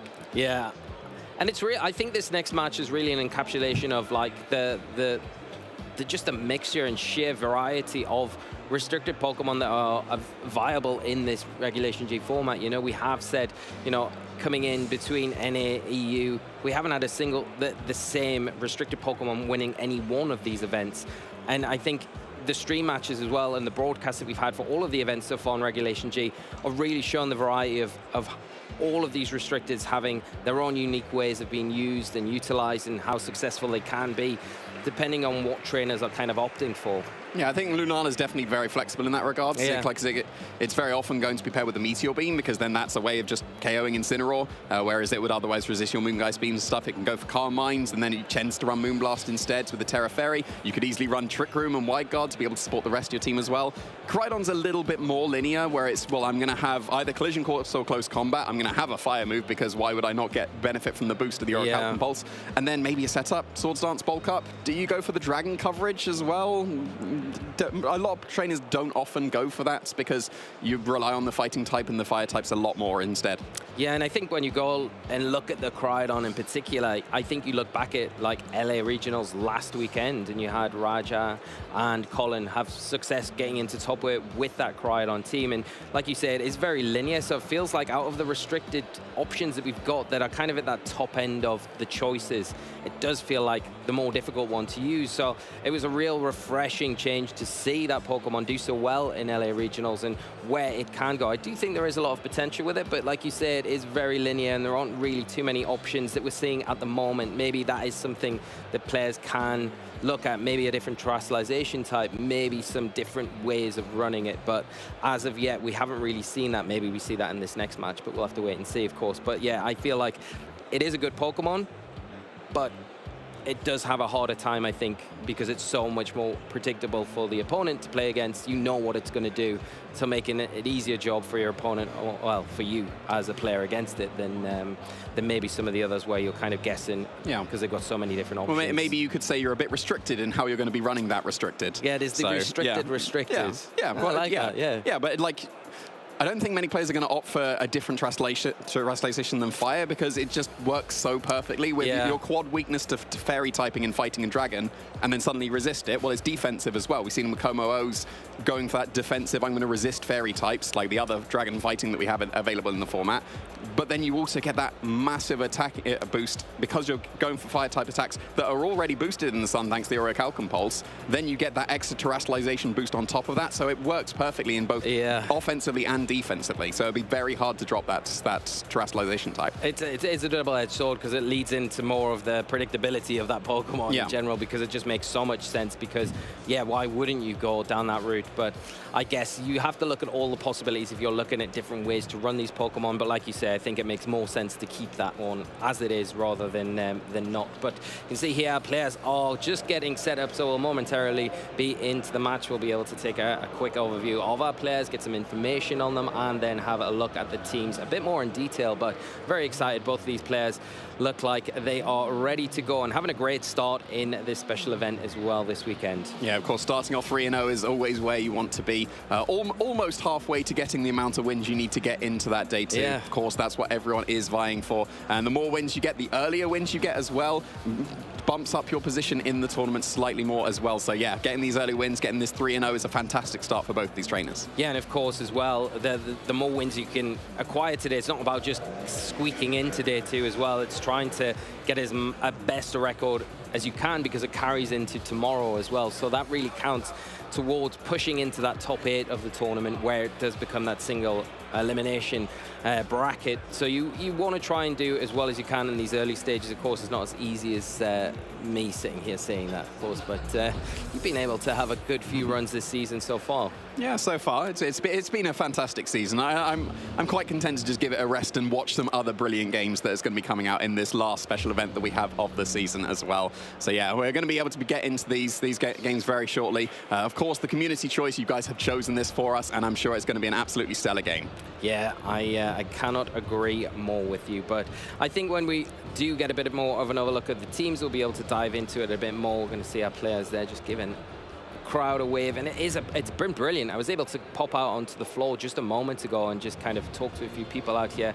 It is hustle and bustle out there. Very exciting for a lot of players, and a lot of players coming into this event as well, their first event that they've ever been able to attend. Very excited as well. So yeah, I mean, it's just the whole event itself has been absolutely incredible so far, and we can take a quick overview of Jon's and Pierluigi's. Yeah, and we see there, like, this is always the thing I go for. There are no accomplishments there yet, and that yet carries so much weight because we've seen so many trainers just, well, they don't have any accomplishments at the moment, and then suddenly here's the tournament win, and there's their first accomplishment. So it could absolutely be the case here for both these trainers. We can see here we've got Johan going with that Lunala, and it is going to be the Calm mindset with the Terra Fairy and the Moonblast. Probably the set that you want to see the least when you're going to be running Koraidon. Yeah, I would agree with you because it is a lot more difficult to kind of play around, because with the Meteor Beam, it's kind of like a one-trick pony, right, where you can fire it off. If you get around that as someone that's facing down against it, then it's not as difficult to deal with, but you can't then give the Lunala with the Calm Mind the room, because if it does get room to set up that Calm Mind, it can quickly become very powerful and very difficult to take down as well, especially when you've got the supporting cast of the Pelipper that's going to weaken those fire type attacks that could potentially come out, cause Lunala a little bit of an issue under the sun. Yeah, and it's going to increase that accuracy of the Sandstorm Storm on the Landorus as well. It's always got that shaky accuracy, but when you've got the rain, you're able to run that a lot more freely. And there we see on Pierluigi's side as well, we've got the Koraidon. It is going to be just 2 fire-type attacks. We've got Flame Charge and the Flare Blitz. Flare Blitz obviously being the strongest attack you can go for, but then Flame Charge going to be able to increase your speed while actually doing significant damage, because when you go for that Terra Fire, it does give that small boost as well, increasing the base power of Flame Charge. Yeah, it's a really nice option, you know, and just having that speed control as well, kind of encapsulated on the Koraidon, makes it something that you can't really ignore. The Clear Amulet as well, given the immunity to the potential Intimidator that could be cycled from Jan's side of the field. And then you got that Garganackle as well, which you have to be really careful about, because if it starts throwing Salt Cures onto the opposite side of the field, they're going to start chipping away at everything. And with that Iron Defense as well, it's going to be able to take a barrage of physical type attacks that could potentially come out from that side of the field. Obviously not from the Lunala in particular, but if you get a Salt Cure onto that, you don't really worry about that Calm Mind so much, because it is going to start to gradually chip down at it. And with everything else that you've got combined alongside it, you're going to be able to pretty much deal with it easily, but not as easy as said, like I've just said, to be honest. And it's a really nice way of like properly breaking the Shadow Shield, because you've got leftovers on the Lunala, you've got grassy terrain available on Rillaboom as well. Maybe you just take a little bit of damage and then suddenly I've healed back up to full, here's Shadow Shield intact again. But then the Salt Cure, well, you've done the damage, and then you can do more damage. So it would continue to break that Shadow Shield, do the extra damage to mitigate the leftovers and the grassy terrain that could come out as well. So that could be quite a nice counter to that Lunala. It would be a bit slow to be able to defeat it. Like, the Salt Cure is really nice. It does take a few turns to be able to start truly racking up, though. Yeah, so you've got to really lead with it almost, and that could be the opportunity that Jan needs. The other thing to note as well is the speed control here. You've got Pierluigi's team, got some very fast Pokemon going to benefit from the sun, but you've only got that Thunder Wave that's accessible on the Grimmsnarl from Jan's side of the field. But here we go, Jimmy, getting into game 1. We are going to see Jan lead out with that Lunala and the Rillaboom, and Pierluigi leading with that Incineroar and the Fluttermane, dropping a big Intimidate, important one, onto that Rillaboom to start us off. Yeah, that might keep that Fluttermane out of range of any Woodhammer KO. That could have been an option, but of course there is the Focus Sash keeping it pretty safe in that regard as well. No Shadow Ball available on the Fluttermane, so you're not threatening Lunala with huge damage at this point, but what you are threatening is with that Taunt to be able to stop the Calm Minds. The Lunala wants to be able to set up here. You don't have Meteor Beam on this set, you've got no way to boost your special attack except for that Calm Mind, but that would easily be put a stop to with the Taunt as well. Incineroar will be threatening a lot of damage with the knockoff as well, so you could break the Shadow Shield pretty easily with the Fluttermane. It can't be faked out on this turn, so maybe you're forced into faking out the Incineroar if you're on your own side. Well, we are going to start off with a Terrestrialization here from Jan's side of the field, and it will be the Lunala turning into that Fairy Terra type, taking away the weakness from those potential attacks from the Fluttermane. But we're just going to see it protect this turn, not want to risk taking anything like a Moongeist Beam. Yeah, not at all. And it was the Moongeist Beam, and it was launched off into that Fluttermane. No fake out from either player here. Just going on the offense immediately, and it's just a U-turn from the Rillaboom, but not targeting that Fluttermane. It could have been a double-up KO, break the Focus Sash with Moongeist Beam, and then U-turn gets that last bit of HP. But no, targeting into the Incineroar, getting that guaranteed U-turn off here into the Landorus. So going to be able to threaten a lot of damage into the Incineroar. Yeah, that's a really nice play here. We're going to see the Parting Shot come out from the Incineroar. It's going to weaken it on that special attacking side by 1 stage. So meaning that those Moongeist Beams, those Moonblasts are going to be hitting as hard, threatening Pierluigi's side of the field. But you do have to worry, because this Landorus Incarnate has come in. We know that they are generally used to carrying things like the Life Orb, boosting those attacks, and it will threaten with the Sludge Bomb into that Fluttermane. But here we go, the Parting Shot out from the Incineroar, the Koraidon coming onto the field, Orichalcum Pulse activating. bringing the sun with it and activating that photosynthesis onto that Fluttermane. Yeah, now Koraidon will be doing so much damage in that sun. The Fluttermane is going to be outspeeding everything with that speed boost. And the Landorus has come in the face of a Fluttermane that is carrying Icy Wind here with no opportunity now to go for a Terastallization to get rid of that quad weakness. There's not really much stopping for an Icy Wind here to both break the Shadow Shield on the Lunala and do massive damage to the Landorus. Yeah, so we are seeing because of that, the Lunala just retreat out, and in its place comes the Pelipper. It is going to bring the Drizzle ability with it, override that sun, take away that photosynthesis boost, and take away any boosts to those fire-type attacks from that Koraidon.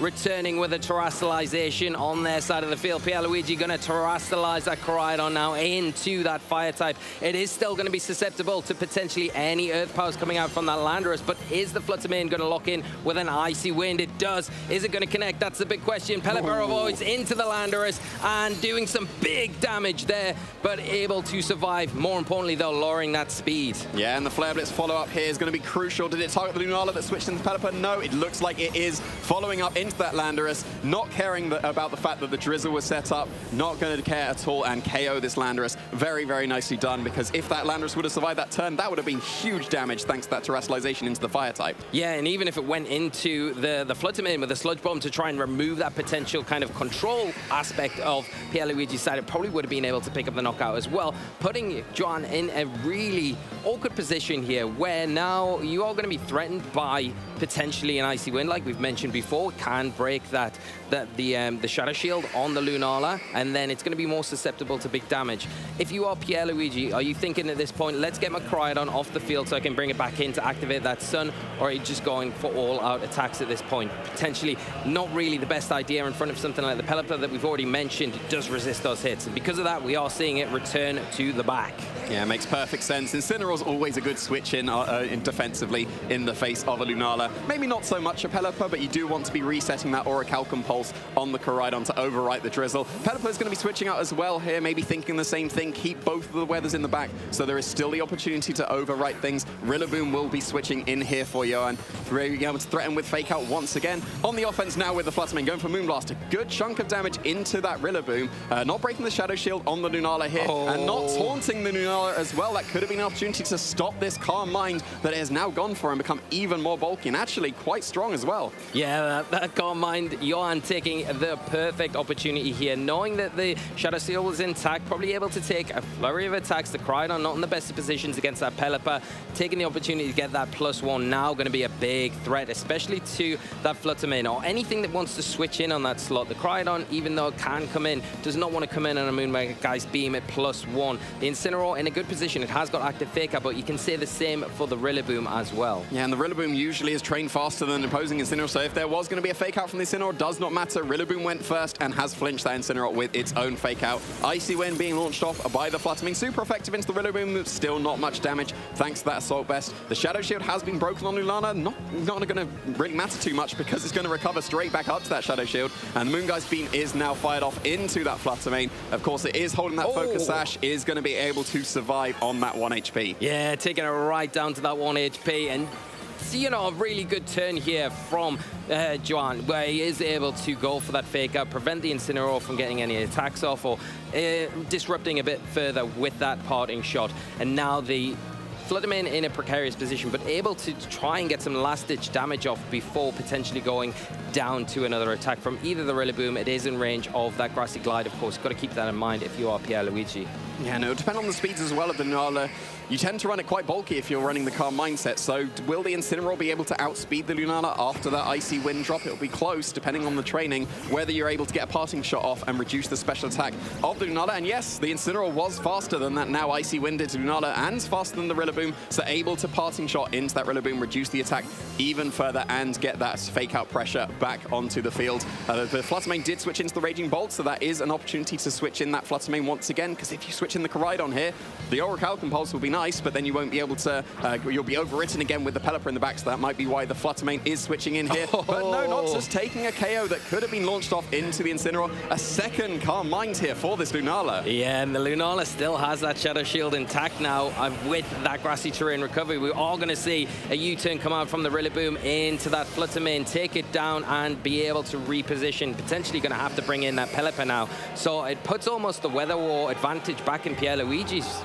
side of the field, because now you've got the ability to bring the Koraidon in. The only issue is if you're bringing the Koraidon in, you want to make sure that you're getting that slot correct, because if you bring it in on potentially a Moongeist beam, then it could get a bit dicey. Yeah, but here comes the Koraidon. The Pelipper was forced to switch in here, but that was at the end of the turn, and now Pierluigi is able to bring in the Koraidon. Orichalcum Pulse going to be benefiting that Raging Bolt as well, going to get that Protosynthesis boost to its special attack. And now the Pelipper is very much threatened here. Thunderbolt will absolutely do massive damage to that Pelipper, but at least the Lunala's, again, still Shadow Shielded at this point. It's still back at full HP, and it's got +2 to both its special attack and its special defense here, so the Raging Bolt won't be threatening anything into the Lunala. You really have to be relying on this Koraidon to do the absolutely massive damage here. But then, because the Shadow Shields and attacks and Koraidon's faster than Lunala, than Raging Bolts, you'll have to attack the other way around. So maybe consider a Thunderclap to break the Shadow Shield, and then maybe the Flare Blitz would be able to pick up the KO on the Lunala. Because of that threat, we are seeing the Pelipper switch out. The Rillaboom going to enter the field once again for Johan and bring the grassy terrain with it. There is some big fire threats on the field. Is the Koraidon going to go down into that slot? We see a Thunderclap into the Rillaboom slot, which was the Pelipper, not going to hit, and the collision course doubling up into that slot, but it does leave the Lunala open to get an attack off. The Rillaboom going down, and a big knockout here for Pierluigi. Yeah, absolutely. The Lunala's still completely free here. Gonna go for a Moonblast, so assumably into that Raging Bolt. It's now at +2, and it has Terraslight, so that's absolutely massive damage. And it is just gonna be a one-hit knockout into the Assault Vest Raging Bolt. We've seen that survive so many attacks so often, but no, if you allow too many Calm Minds there, that's just gonna be a one-hit knockout. Yeah, and really nice played by Johan here, because now able to bring that Pelipper in. The Weather War's locked at this stage, because now you've only got the Incineroar to bring in. You can't switch out that Koraidon anymore.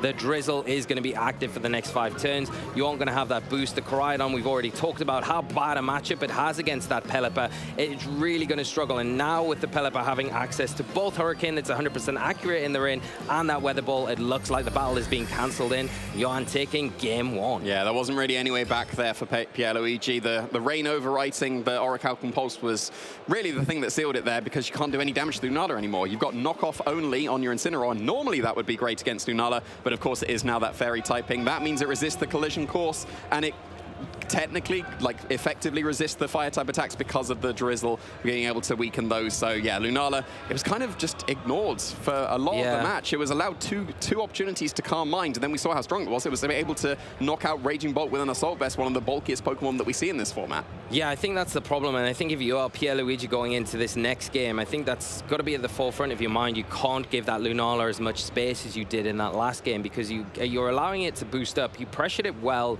at the very start of the game, kind of forcing it out and then having to bring it back in again. But I think once it did hit the field once again for Johan, it was just the ability to kind of sacrifice pieces next to it. But as long as those sacrifices meant that I was getting a Calm Mind up, I don't think Johan really minded in that situation.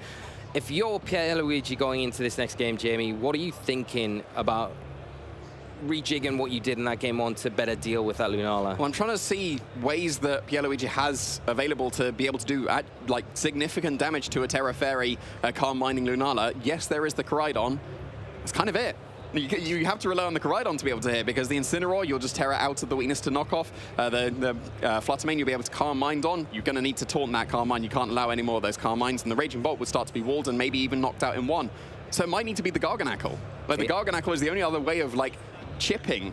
It's going to be chip. It's going to be like multiple turns, but that will be able to do some noticeable damage over time to the Lunala. It would break the Shadow Shield, and it would like basically permanently break the Shadow Shield, because the Salt Cure would outpace the leftovers in the grassy terrain that could be available to get that recovery back to the Shadow Shield. That would open up the opportunity to actually do significant damage to the Lunala, because we saw it just take Icy Winds, and then suddenly it's back to the Shadow Shield immediately on the same turn. So yeah, you need to find a lot of damage into that Lunala. You definitely need to find a way to taunt it. You can't allow any Calm Minds, otherwise your special attackers are not doing anything to it. So maybe Garganacl is the answer here. Well, all to play for going into this game 2 for Pierluigi, and they do make an adjustment here as they lead out with the Fluttermane and the Amoonguss there. The adjustment from Pierluigi as Johan leads out with that Lunala and the Rillaboom once again. Yeah, the Amoonguss can definitely be a way of slowing down this Lunala for sure. You'll be able to get the spores into it pretty safely. Yes, the Rillaboom can go for a fake out on this turn, but then you can't fake out the Fluttermane. This is very straightforward taunt play into the Lunala, potentially to stop the Calm Mind. Of course, you can just go on the offensive like we saw in that turn 1 with the Moongeist Beam immediately into the Flutter Mane. But yeah, Moonga's quite a nice adjustment here because Johan isn't really threatening it much on this first turn. If it gets a few Calm Minds on the Lunala, it would be able to do massive damage, but this would be an opportunity for a Moongas to pretty easily get a Spore pretty safely into that Lunala. Yeah, and even if it doesn't get the Spore here because of this Fake Out, which is going to prevent it from moving this turn, it's going to be active next turn. We do see this followed up with a Moonblast from that Fluttermane, dropping that special attack, most importantly there, as a Moongeist Beam going to be fired back into the Fluttermane. But we know it has got that Focus Sash, so not going to be threatened by a KO, and not even taking it down to the Focus Sash because it hasn't got those boosts under its belt. Yeah, the very nice special attack drop there for Pierluigi. Now that Lunala's really not threatening too much, and it's still going to get that recovery, but it seems like it's going to be just shy of the Shadow Shield, so it's going to be able to take full damage potentially from this Moonblast from the Fluttermane. But yeah, it took so much damage from the Moongeist Beam, that's going to be in range of Grassy Glide now, even if potentially the Incineroar is going to switch in for the Amoonguss. But now this is the turn that Amoonguss can threaten the Lunala slot with a Spore, because you don't have Fake Out active anymore, you reduced your special attack, but thanks to the Moonblast on Lunala, not going to be able to pick up any KOs on the Amoonguss at all. The Rillaboom just forced a U-turn out, or maybe Grassy Glide KO the Fluttermane. So yeah, quite a nice adjustment here for Pierluigi, I think, going for that Amoonguss, because you're going to be able to shut down that Lunala quite nicely now. Yeah, the tables have turned here from the first match where Johan had the Lunala. Pierluigi didn't really seem to have an answer for it. Well, Johan has to find an answer for this Amoonguss, because right now it doesn't look like he got an answer at all. We are going to just see a Protect come out from the Fluttermane, not wanting to take any damage this turn, leave the door open for this Amoonguss to potentially get a big Spore off, as we see a Calm Mind from that Lunala going to start to set up. Just resetting that special attack stat though after the special attack drop, so +1 on the special defense, neutral on that special attack, as we see the U-turn go into the Protect from the Fluttermane, leaving the Amoonguss open to go for a Spore, and it will be into that Rillaboom slot, trying to predict maybe a switch in there, not capitalizing on getting that Lunala. Yeah, not at all. So Lunala got away scot-free there, getting a free Calm Mind, and now it's back up to the Shadow Shield once again. So maybe a missed opportunity there for Pierluigi. See what he was going for there, trying to catch that Rillaboom, going for a switch. But yeah, the U-turn went into the Fluttermane. If the U-turn went into the Amoonguss, that would have pivoted out and potentially allowed the Spore to go into whatever switched in. So yeah, it still makes sense to go for that Spore, especially if you're expecting maybe a Protect and a U-turn so that you don't get Spored with the Lunala. But unfortunately, Johan getting the better end of it against Pierluigi, getting a free Calm Mind here. So even if it goes to sleep from the Spore, that should be all right, because you'll be able to survive quite a few turns here. A big Grassy Glide into that Fluttermane, taking it down. So Johan taking a big lead here, and the Moonblast following up into that Moonguss +1, not really going to be doing as much damage. Maybe expecting a Terrestrialization or a switch there, but is resisted, taking a special attack drop, not going to matter too much, as the Spore once again goes into that Rillaboom slot, predicting maybe a U-turn there. Johan really capitalizing on the mind games here. Yeah, getting the better end of it twice now. The Amoonguss was a great adjustment for that lead to be able to put a stop to the Lunala, but it's not going for the Lunala here. They're trying to get those predictions, maybe feeling a little bit behind in the game, trying to get ahead, catching Johan out. But Johan going for a pretty straightforward play there. You can't Rage Powder away the Grassy Glide, KO into that Fluttermane. The Moonblast was probably covering for that Raging Bolt that could have switched in, that would have resisted the Grass-type attacks, or even the Koraidon would have been able to switch in and resist the Grassy Glide as well. So just covering for that, not doing as much damage to the Amoonguss, but it's still perfectly fine to launch off even more offense here, because it hasn't been put to sleep again. 2 missed opportunities for a Spore, unfortunately, for Pierluigi. Is it going to be a third missed opportunity here? We are going to see the Terrestrialization now come out from the Raging Bolt on Pierluigi's side. It is going to go for that Fairy Terrestrialization. Remember, it has got access to the Assault Vest, so going to be able to take attacks from particularly that Lunala a lot better going into this turn, but no attacks coming out. Just another Calm Mind from this Lunala on Johan's side of the field, boosting that special attack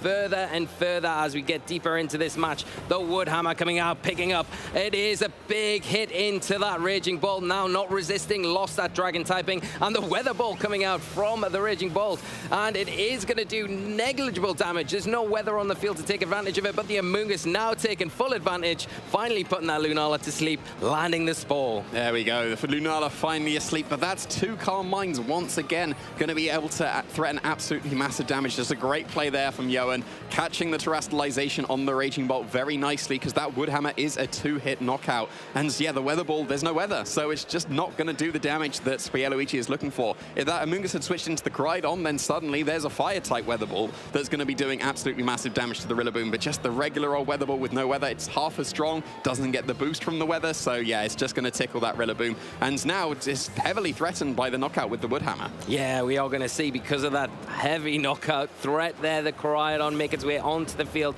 potentially soak up the Woodhammer coming out. The Amoonguss now in a nice, comfortable position here, but that Auriculcan Pulse activating, bringing the Sun to the field now, and the Rillaboom will be threatened by these Fire-type attacks for the next turns, but not wanting to contend with that, going for the U-turn straight into that Koraidon. Does Johan have the Pelipper in the back? If he does, looks like he does, going to override that Sun straight away, and then start to threaten that Amoonguss, which really doesn't want to be sitting in front of something with Hurricane, especially when it's 100% accurate in the Sun. Yeah, definitely not. And that could have been the opportunity there. If that Spore would have gone into the Rillaboom, that would have caught the Pelipper very nicely. But no, it's just the Pollen Puff, just going to be able to do a little bit of damage to the Pelipper again. Like Pierluigi's, the attacks that he's been going for are just not doing the damage. You've had that really weak Weather Ball without the weather. You've got the Pollen Puff that's hit into the not very effective Pelipper now. Lunala's just been able to sit there on the field. It's not threatened at all here as well, because the Drizzle is on the field. So the Flare Blitz doesn't do anything. It hasn't gone for its terastallization yet, so the collision course isn't going to be able to affect the Lunala at all. So yeah, the Lunala's still just in a fantastic position, even though it's sleep. It's just going to wait a couple of turns, then wake up, and then launch off some really powerful Moongeist beams. To try and control the weather, Pierluigi switching that Koraidon out, bringing in this Raging Bolt. Remember, it has Terastallize, so not going to resist any flying type attacks if that is what the Pelipper opts for. Lunala still sitting asleep. A Hurricane into this Amoonguss isn't enough, not quite enough to pick up the knockout here onto the little mushroom as it does activate its Citrus Berry. Just going to recover some health. It does leave the door open for it to potentially put this Pelipper to sleep now, but not opting for that. Opting for maybe a more smarter choice, recovering some health on this pivotal Pokemon in what seems to be the Raging Bolt for Pierluigi. Yeah, that was a very nice side Pollen Puff there with the Raging Bolt. You need some more HP on your Pokemon, because otherwise everything would be in range of that +2 Moongeist Beam that could be coming out from the Lunala. Now that you've got that recovery, that's not going to be the case for the Raging Bolt. We saw it being knocked out in one shot by the Terra Fairy Moonblast last time, but that was because it was still a Dragon type. Now it's gone for the Fairy Terastallization. It will be able to at least survive the attacks that could be launched off by the Lunala, and the Pelipper won't be threatening too much either as well because of that Assault Vest. So yeah, very nice side Pollen Puff there to be able to get that recovery. Maybe get Pierluigi back into this game, because it still looks like he's on the back foot, because he still doesn't really have an answer for this Lunala at the moment. Yeah, and the Pelipper going to be kept for later on. Preserve that Drizzle ability as the Rillaboom enters the field once again. Going to have that immunity to the Spore if it is directed from the Amoonguss into that slot. The Lunala finally wakes up and fires off a big Moongeist Beam. It is going to be into the Amoonguss, and it is going to be enough to pick up that threat. So reducing down Pierluigi's options from 3 to 2 now, locking in the Weather Wall. The Pelipper going to be able to come out, and the Draco Meteor now into the Rillaboom. Not going to be enough to pick up the knockout there on this Pokemon. Johan got a big advantage here, 4 Pokemon to Pierluigi's 2. Yeah, and in any kind of Weather War match, as soon as you've knocked out 2 Pokemon, that just gives you the absolutely massive advantage, because you've still got the availability switch in your Pelipper here to overwrite this Auricalcan Pulse, but the Koraidon can no longer activate that. It's no longer can switch out. It's stuck on the field, and now the Lunala's just not going to be threatened once again. It's just basically the position that Johan really wants, because yeah, the Pelipper just needs to be able to switch in there, overwrite the Auricalcan Pulse, and then take the game for Johan.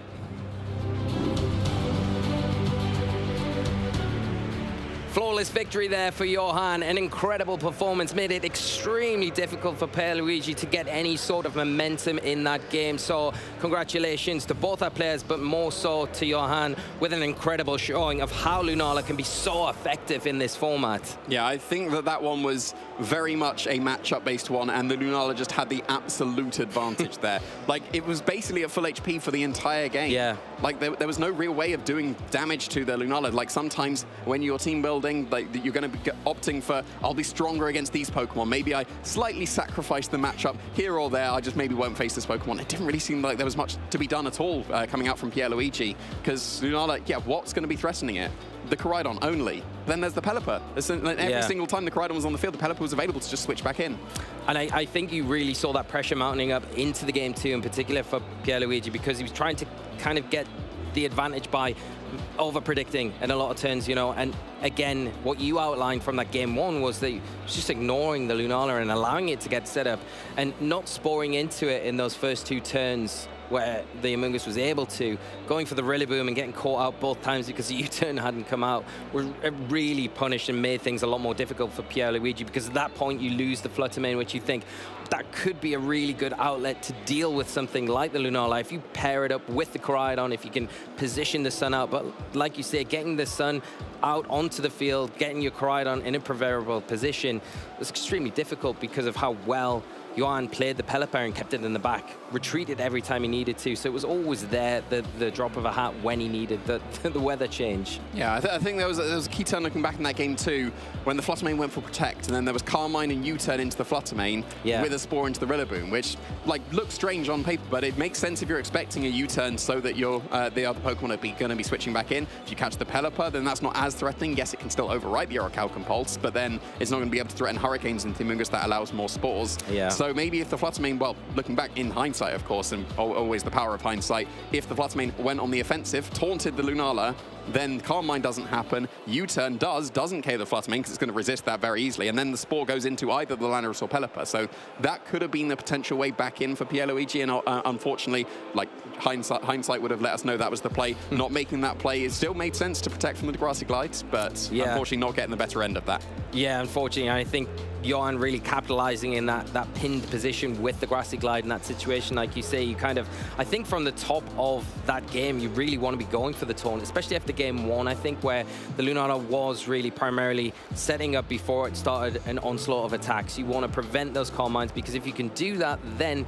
it becomes a lot easier. It's a lot less threatening. And then I think the Moonblast, the special attack drop that we saw at the start of the game too, there becomes a lot more influential. You maybe then, if you are Johan, you have to switch out that Pokemon, the disruption starts, and then you can start to capitalize with maybe the Amoonguss a little bit more with those Spores, with those side Pollen Puffs, and see where it goes from there. But unfortunately, it just wasn't the way it played out in that last one. Yeah, and a bit unfortunate we didn't see the Garganackle as well. I know. I was really hoping Pokemon to feature on the team, but yeah, unfortunately, it seems like it wasn't the game for it there. Like it would have made sense to like break the Shadow Shield with Salt Cure, but it would have been too many turns, I think. Like looking back at the game, because the Lunala was just allowed so many opportunities to calm minds, that would have been, yes, a few Salt Cure turns, but the fact that it would just kept most of its HP in all the game, it would have just been chipped down with the Salt Cure, back up with the leftovers and Grass Drain to where it was, and wouldn't have been able to do so much. So yeah, I'm sure there's other matches that the Garganackle is much more effective in. Yeah, it would have been nice to see it. It would have been nice to see, but like you say, I think just a tough one to bring into that game because of just the length of time that you would have needed that game to go on. And then when you look at the Garganackle as well, it's going to be weak to potentially a well-positioned Pelipper in the rain if it's firing weather balls out at you, and then also the Rillaboom as well. It's going to threaten with those Wood Hammers and the Grassy Glides, and then you look at the Garganackle's Terra type as well, which is water. It's not really helping it out in this match at all, so probably that's likely what Pierluigi was thinking, although it would be useful in this matchup. Not really the right Pokemon to bring, unfortunately. But there's plenty of time left in the tournament for us to see a Garganackle. Yeah, there absolutely would be. I'm not sure how many Garganackles are in the tournament. It's usually a Pokemon that's, maybe that might have been the only one, because it is quite a niche Pokemon, but it does have its place for sure. Any Pokemon that has access to White Guard has its place in this format. Yeah, definitely. Well, Pierluigi, if you are the only Garganackle player at this tournament, our hopes are pinned on you to come back onto the broadcast at some point this weekend, and we do wish you luck in the rest of your games. But Johan progressing, another great win. Now 4-0 in the tournament, and definitely at pretty much that halfway point, like we were saying before the game, now to go confidently into the rest of the day and hopefully progress on to day 2. Yeah, of course, you want the 7 wins to be able to make it into that day 2. 8 wins and 9 wins are obviously better because they do carry over into the day 2. So the more wins you get, the slightly better resistance you'll have going into that day 2. So that's obviously what you want. But of course, you'll take the 7 wins. Like, if you manage to get those 7 wins and make it into day 2, then that's yeah, absolutely all day. Yeah. I would like to just talk a little bit more about Johan's team, because Lunala are not one of those restrictors who get to see too much of, and I think it's a really interesting composition that he's put together with the 6 Pokemon, and I think they work extremely well together and really help extenuate the Lunala as that restricted Pokemon in this team. Yeah, I think it's usually like over Shadow Rided by Calyrex is usually how Lunala is looked at, because like we saw at Subramanian back in the Los Angeles, he had Calm Mind on his Calyrex Shadow Rider that was Ghost and Fairy coverage, Astral Barrage and Draining Kiss. Yeah. Got the same here with Lunala. The main difference is that Lunala is so much bulkier, like way bulkier than the Calyrex would be. So yeah, really, really good showing from this Lunala. But Calm Mind, a very nice adaptation from the Meteor Beam, the Moonblast being very nice in that match.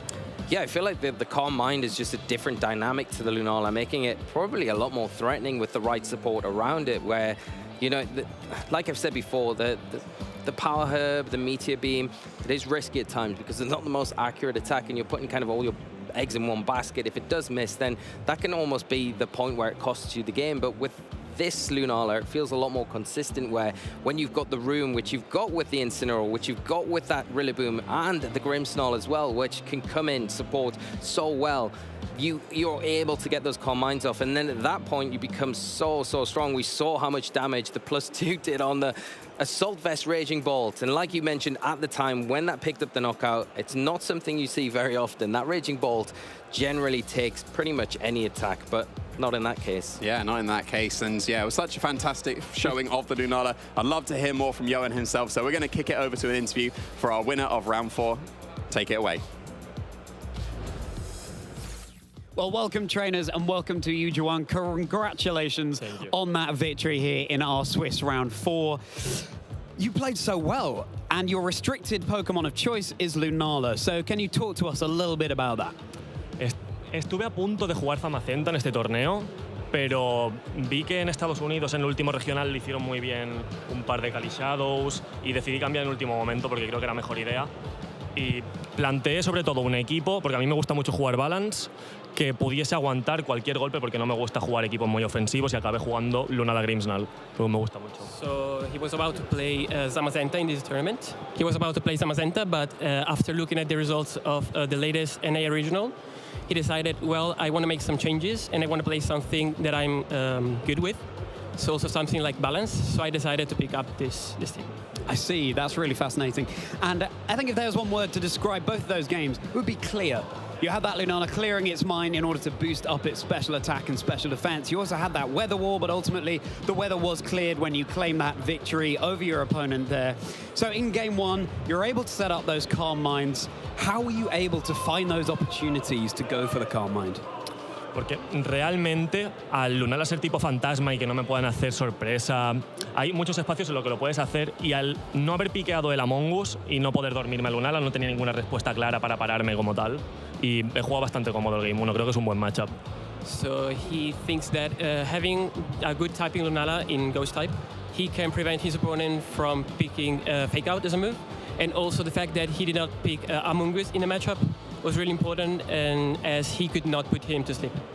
Right, but when the moon hits your eye like a big pizza pie, that's a Moongus, and that's what came out in game 2. And yes, it was your Lunala, good night Lunala there, having a little nap on the field. But you had still set up those Calm Minds in advance, so when it woke up, it was just able to sweep through the team. When you saw the Amoonguss come out, how did you feel? Realmente no me preocupo mucho porque no tiene, o sea, necesita dejar a Among Us con un Poké al lado que sea una amenaza para Lunala. Pero si lo tiene en campo con Flutter o con Coraidon, que son cosas que no le pueden hacer daño, por mucho que me lo duerma, yo puedo seguir tirando Calm Mind y esperar porque no me lo puede matar. Entre los Leftovers y el Grassity Rain se acaba regenerando casi toda la vida. So he was not worried at all by the fact that Among Us was not a threat, as long as he did not have a partner that could threaten him. So he was like, I see Coraidon, I see Flower Mane, I'm fine with it. So he was not worried at all. Yeah, well, understandable. And you put in a really convincing showing in that game. You told me just before our interview that you've been struggling with Regulation Set G so far, but I mean, this result so far has got to feel pretty good. Yo, al llevar solo un año jugando, cada cambio de regulación me cuesta mucho adaptarme, pero sobre todo esta, he notado mucho que se nota una barbaridad la gente que lleva jugando años y que tiene experiencia con los pokés que acaban de entrar ahora, y la verdad es que me siento perdidísimo, y hasta este torneo yo me sentía el peor jugador del mundo, este formato, y tengo este equipo desde hace 3 días y ahora me estoy empezando a sentir un poquito más cómodo jugando, pero me está costando bastante. So this is his first year playing, and he has found out that he has struggled always a bit with format changes. So more so this format, because with the introduction of new Uber Pokemons, he thinks that veteran players have the upper hand. So he has felt like the worst player in the world, and he picked up this team 3 days ago, but so far so good. You might feel like the worst player in the world, Joanne, but you've got your World Championships invite locked up in your first year of playing, which, you know, that cannot be understated how difficult that is, so congratulations to you. But you also said to me before that your aim for this tournament is to at least make day 2. You've got enough points, but you've never made that day 2, so how much would that mean to you? No sé qué significa para mí realmente hacer un Day 2, solo sé que lo quiero conseguir, solo por pesado, porque llevo todo el año intentándolo, he hecho 6-3 en muchísimos torneos y tengo la espinita clavada y quiero conseguirlo. So he has been playing the whole year long, and he has made lots of excellent 3s. So he doesn't really know how it would feel for him, but he really knows that he has a goal in his mind and he wants to achieve that. Yeah, well, we've got our fingers crossed for you, Joanne. Let's see if you can go all the way with your Lunala team, and such a fascinating restricted 2C there as well. So, Joanne, finally, any shout-outs that you want to give? Le quiero mandar un saludo a Chuso, que no ha podido venir al final al torneo, pero que tenemos muchas ganas de verle todos y a ver si podemos jugar pronto. So he wants to shout out Chuzo. So he has not been able to see him for a while, but he's looking forward for it. Fantastic. Well, thank you very much indeed. Yeah. Y a mi madre, que no sé si ha sabido abrir Twitch, porque le he avisado de que iba a salir, porque me dijo que le avisara. Si me está viendo, pues un saludo a mi madre también. And for his mom, so he doesn't know if she managed to open Twitch, but... Well, if you're watching, then first of all, congratulations on getting Twitch set up, and I hope you enjoyed seeing Joanne put in such a fantastic performance there. Thank you for joining me, Joanne, and trainers, don't go anywhere. We'll be back with far more Pokemon action very shortly. Hey Pokemon trainers, welcome to Pokemon Championships History, a series where we showcase important matches throughout the history of competitive Pokemon. This was the first World Championships held in the Alola region with Pokemon Sun and Moon. Our classic battle took place in the top 4 match between Tomoyuki Yoshimura and Ryota Atsubo. Japan was guaranteed to have a representative in the finals, but who would come out on top? Tomoyuki had experience playing in multiple World Championships, and this time around he made the right call on the metagame. With Ultra Beast on his team like Nihilego to deal with the Tapu Pokemon running rampant in the format, and Buzzwole to handle Snorlax teams, Tomoyuki was in a prime spot to claim the championship title. But Ryota was not to be outdone. As the reigning Japanese national champion, Ryota wanted to solidify his claim to being the best player in the world. With a twist on the common double Tapu core, Ryota brought a team to support his choice specs Tapu Fini. But the real star of his team was Celesteela, the launch Pokemon. Many trainers feared Celesteela's ability to single-handedly bring back games from the depths of defeat, and Ryota would need a heroic effort out of Celesteela to win this set. In a game that lasted over 30 minutes, Celesteela showed just how unstoppable it can be thanks to Leech Seed recovery. If Tomoyuki wanted to keep his championship hopes alive, not only did he have to win game 2, but he needed to do it fast. There wasn't enough time left in the round to play another slow game against Ryota, so Tomoyuki would need to be on the offensive. But sometimes the best offense is a good defense, and Assault Vest Salamence was just bulky enough to keep him in the game. That is a big boy Salamence, taking a Choice Specs boosted Moonblast from a Tapu Fini of all things. And I know it's not known for its really big special attack, but it's still one of these Tapu Pokemon. As the trainers actually round out the game, shaking the hands, Tomoyuki will be the victor. The clock was ticking, and 50 minutes wouldn't be enough time to finish this epic set. This meant our trainers would be concluding this match in the most dramatic way possible, plus 3 turns. If a match exceeds the round timer, 3 untimed turns are to be played, and whoever has more Pokemon remaining at the end of the 3rd turn will be the victor. Time was just called in the round. We are a couple of seconds out, so this is turn 0 in the game. And in this turn 0, Metagross taking so much damage, but after the Intimidate, it's not enough. Rounds don't commonly go to time in VGC, especially not in top 4 of the World Championships. Only 3 turns stood between these trainers and their destiny. What would ensue could be considered the most intense +3 turns in VGC history. A climactic 50-minute set came down to these final turns, and only one of these worthy trainers would be victorious. Celesteela wasn't the only Ultra Beast to show up big in this match. While the Fighting-type Buzzwole faced off against a Fairy-type and a Flying-type, Tomoyuki made an incredible read with his Z move to try to make Buzzwole the hero of this story. All-out pummeling from your boy Buzzwole. It's not your boy Guzma like it is in the trading card game. In this case, it's a Buzzwole. It's going to be dealing some pretty sizable damage. It would like to get that on Celesteela, I think, a Pokemon that sometimes people try and bust through the defensive of with all of these fists. But instead, the Crocodile is going to get knocked out by this all-out pummeling, leaving Ryota down with just 2 Pokemon on his side of the field as we go into the final turn of this game. With a 3-2 Pokemon advantage for Tomoyuki going into turn 3, Ryota could see his hopes of victory slipping away. This was Celesteela's last chance to launch Ryota into the annals of VGC history. It's been so close coming down to the wire, but Buzzwole doing what it does best with the Z move. No, it protects from Tomoyuki. Instead, Sludge Bomb into that Tapu Fini. Not going to knock it out. Instead, Moonblast into the Buzzwole for the knockout. Ryota's clawing his way back. He still has a chance. The Heavy Slam from the Celesteela into the Nihilego. Will it knock out without the Intimidate? A critical hit!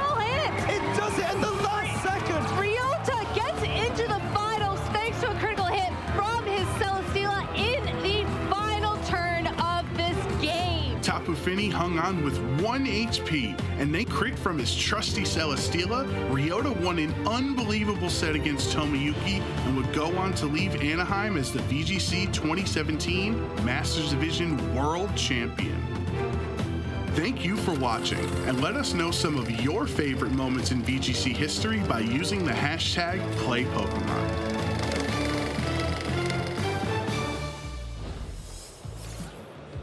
And we're back here on the floor in Bologna at the Bologna Special Event, and I'm joined by 3 absolute legends of the game. Maybe first of all, for those of you at home who maybe don't know you, can you just quickly introduce yourself? I'm Alberto Gini, the middle Gini. We played years ago. I won a national in 2013 in Germany, in Bochum. Top 32 awards, some top cuts. Hi, I'm Matteo Gini.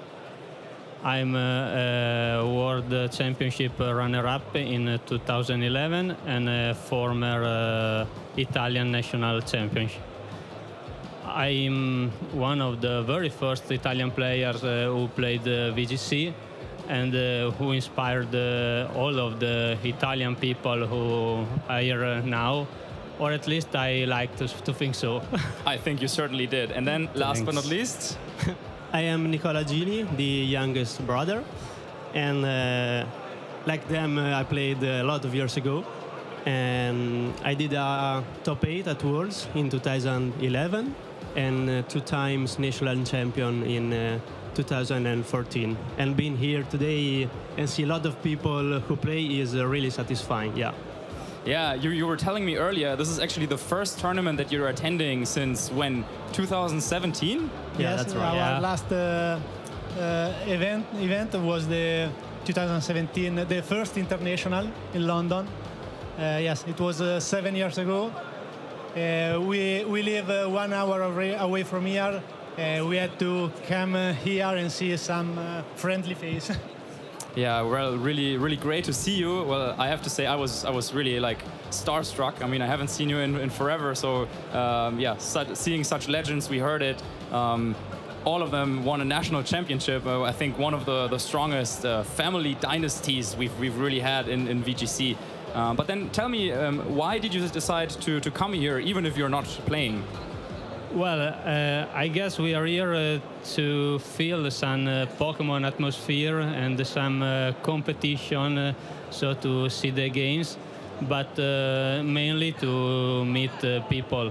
I think people are the biggest trophy and biggest treasure I have from Pokemon, because relationship and friends are really great. Yeah, that's awesome. I think, yeah, definitely. Also, you were telling me you have some friends that you met, I don't know now, 15 years ago, right? Yeah. And now still friends. So then, yeah, Nicola, maybe, how was it? So you were playing very actively in the circuit, doing so well, traveling to these tournaments, but then at some point, yeah, you decided, okay, that's it. You had your career. You want to move on to something else. How was that for you to move on to other things in life? I mean, to stop it was a bit difficult, and we can't lie. Sometimes we had thought to come back again, and with the wars in Japan, we thought maybe also more than one time to come back to play. But this is fine. But we are keeping following the tournaments, the streams, which are fantastic, and seeing year after year how the numbers grow, the numbers of players grow. It is really, really good. Yeah, that's glad to hear that you still keep up with the game and what's happening. So then maybe Alberto, what is something that now you see? You're here at the tournament. You're seeing how everything is. What is something that you would say is now different or was different back in the day? It was smaller, few players, and now the events are really impressive. Lot of players, lot of hours of stream, viewers online. It is really, really impressive. Impressive is the most is the perfect word for all the circuit now. Yeah, it's really impressive how the structure of the tournaments growth in the years, and how is still growing. And I think this is really good for people who have more chances to meet, and also for the competition, who is really, really high level at the moment. Yeah, definitely think so. I mean, the competition back in the day, it was hard, but today it's really tough out there. So yeah, you would maybe need to practice a bit, but I'm sure if you decided to come back, I have no doubts in my mind that you would, yeah, once again you could do well maybe. We love it. Yeah. So then, yeah, maybe we can do a final round of shoutouts. Is there anyone who maybe is watching at home, or anything that you want to say to players at home watching? Sure. We would like to hello every player who is not here today, which we will have liked to see. And also, of course, all people who supported us during the years, a lot of years. And it's really, really great to be here today. Thank you. I shout out to all the people who are competing now here, and to all the people who are at home, and we didn't have a chance to meet today, but we always keep in contact, and the relationship is really strong. Thanks. How just said Nicola, everyone who supported us during years, everyone we met today, who spent just 1 minute to take just a picture with us. It's really, really nice. Yeah, of course, I was, of course, one of the first, I think, to take a quick picture, because, yeah, you don't meet legends like these guys every day. But here we are in Bologna in the special event, so thank you very much. Thanks, Marcus. Hope you have a great day exploring and spectating the amazing games that we're having. Sure. So yeah. Then thank you again, and we will kick it to a quick break, and then we'll back with more action here from Bologna.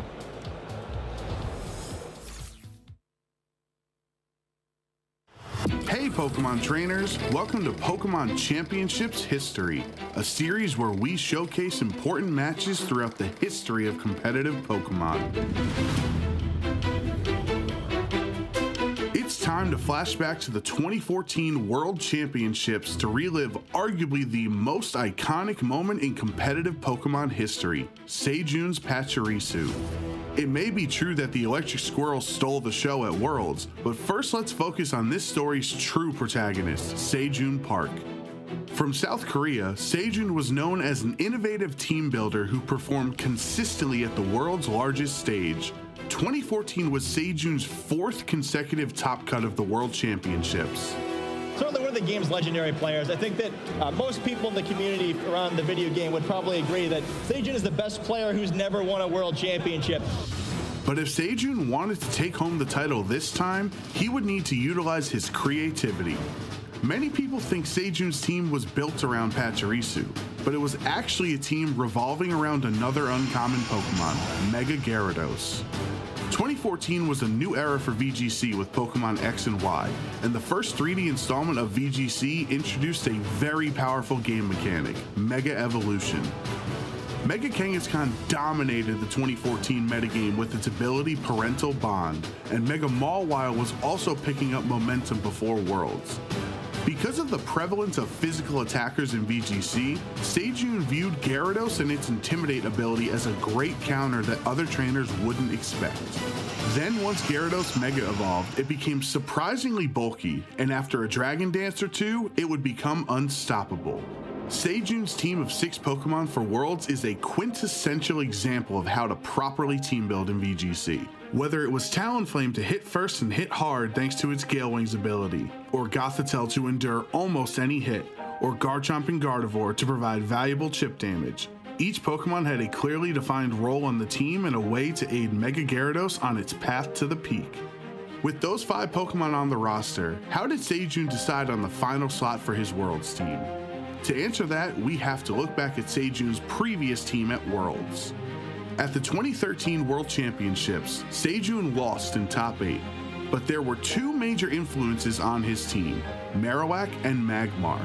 By no means were these 2 Pokemon staples in VGC, but they provided Sejun's team a specific type of support needed for success. Marowak had the Lightning Rod ability, which redirected electric attacks away from his Jellicent and Tornadus. And Magmar used the move Follow Me, which was another way to redirect attacks from key targets. How could Sejun combine both Electric Immunity and Follow Me with only 1 slot left on his team? The answer was Pachirisu. Many trainers were aware of the support Pachirisu could provide to a team, but Sejun was the trainer who fully realized its potential as the ultimate teammate. As a bulky electric type, it only had 1 weakness, and with its ability Volt Absorb, Pachirisu was immune to electric moves, so it was the best choice to redirect electric attacks away from Mega Gyarados. Nuzzle was a new electric move that dealt a little bit of damage, but would always inflict the target with paralysis. Sejun showing off what Pachirisu exactly can do. Nuzzle, I've never seen that move actually been used in competitive play, and now it comes out at the World Championships. And Super Fang would deal half of the target's remaining HP, which helped the rest of Sejun's team secure knockouts. Pachirisu just won't go away. Now that Sejun had locked in his 6th Pokemon for Worlds, it was time for Pachirisu Mania to take Washington, D.C. and the Pokemon world by storm. In the finals, Sejun would face off against Jody Azzarelli. The VGC newcomer was the underdog, but thanks to his double mega team with Lucario and Charizard Y, Jody had multiple roads to victory. Jody wished to be the home country hero and give the US a 4th title in VGC's top division, but the crowd was rooting for the little Pachirisu that could to be the hero of this story. Yeah, and we do see the Pachirisu on the field, and the crowd goes crazy as soon as Pachirisu makes it out. In Game 1, Sejun's skills as a trainer were tested. Ice Punch into that Talonflame. That's some good damage onto Talonflame, and the freeze! The Ice Punch gets the freeze onto Talonflame. It's stuck in mid-air. An Ice Punch freeze onto Talonflame could have been disastrous. Normally, freeze wouldn't be a problem because most Talonflames use Flare Blitz and could thaw immediately, but Sejun's Talonflame had Overheat, which is not a fire move that automatically thaws. In order for Sejun to get back into this game, he had 1 chance to thaw out and successfully hit Overheat. The thaw as Overheat comes out from Talonflame. Sejun is not playing around. Overheat gets the KO onto the Mo Rotom. Life Orb from Talonflame, a Super Fang from Pachirisu, not dealing quite that much, but the paralysis. Tyranitar fully paralyzed. With luck back on Sejun's side, once he was able to KO Jody's Mega Charizard, Garchomp and Talonflame had enough left to give Sejun the victory in Game 1. With that extra damage there, you're going to feel very safe that even intimidated, Talonflame can finish off this. But we see the forfeit. Yeah, Jody going ahead and forfeiting, and Sejun Park takes Game 1 of this best-of-3 set. Jody needed to change up his strategy in Game 2, and Mega Lucario packed quite the punch. This, however, was exactly the situation Sejun's Gardevoir was trained for.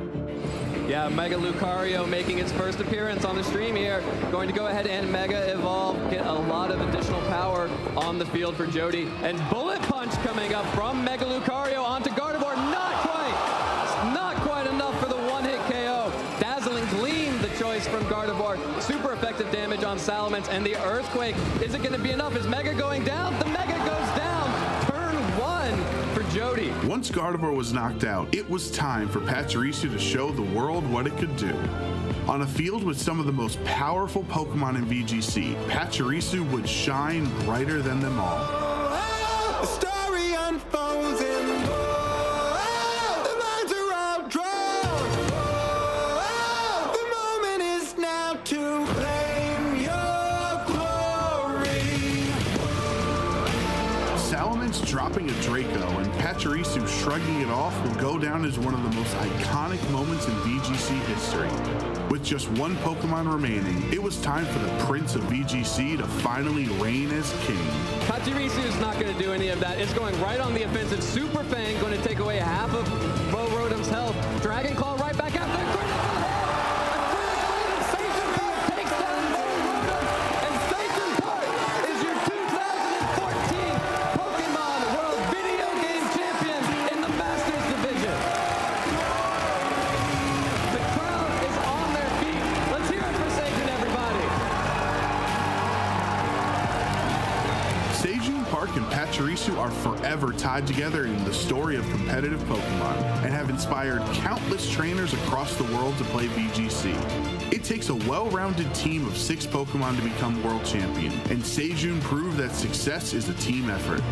Sejun's lasting impact is not that Pachirisu was the greatest Pokemon ever, but instead it was a great Pokemon for the role he was looking to fill. Thank you for watching, and let us know some of your favorite moments in VGC history by using the hashtag #PlayPokemon.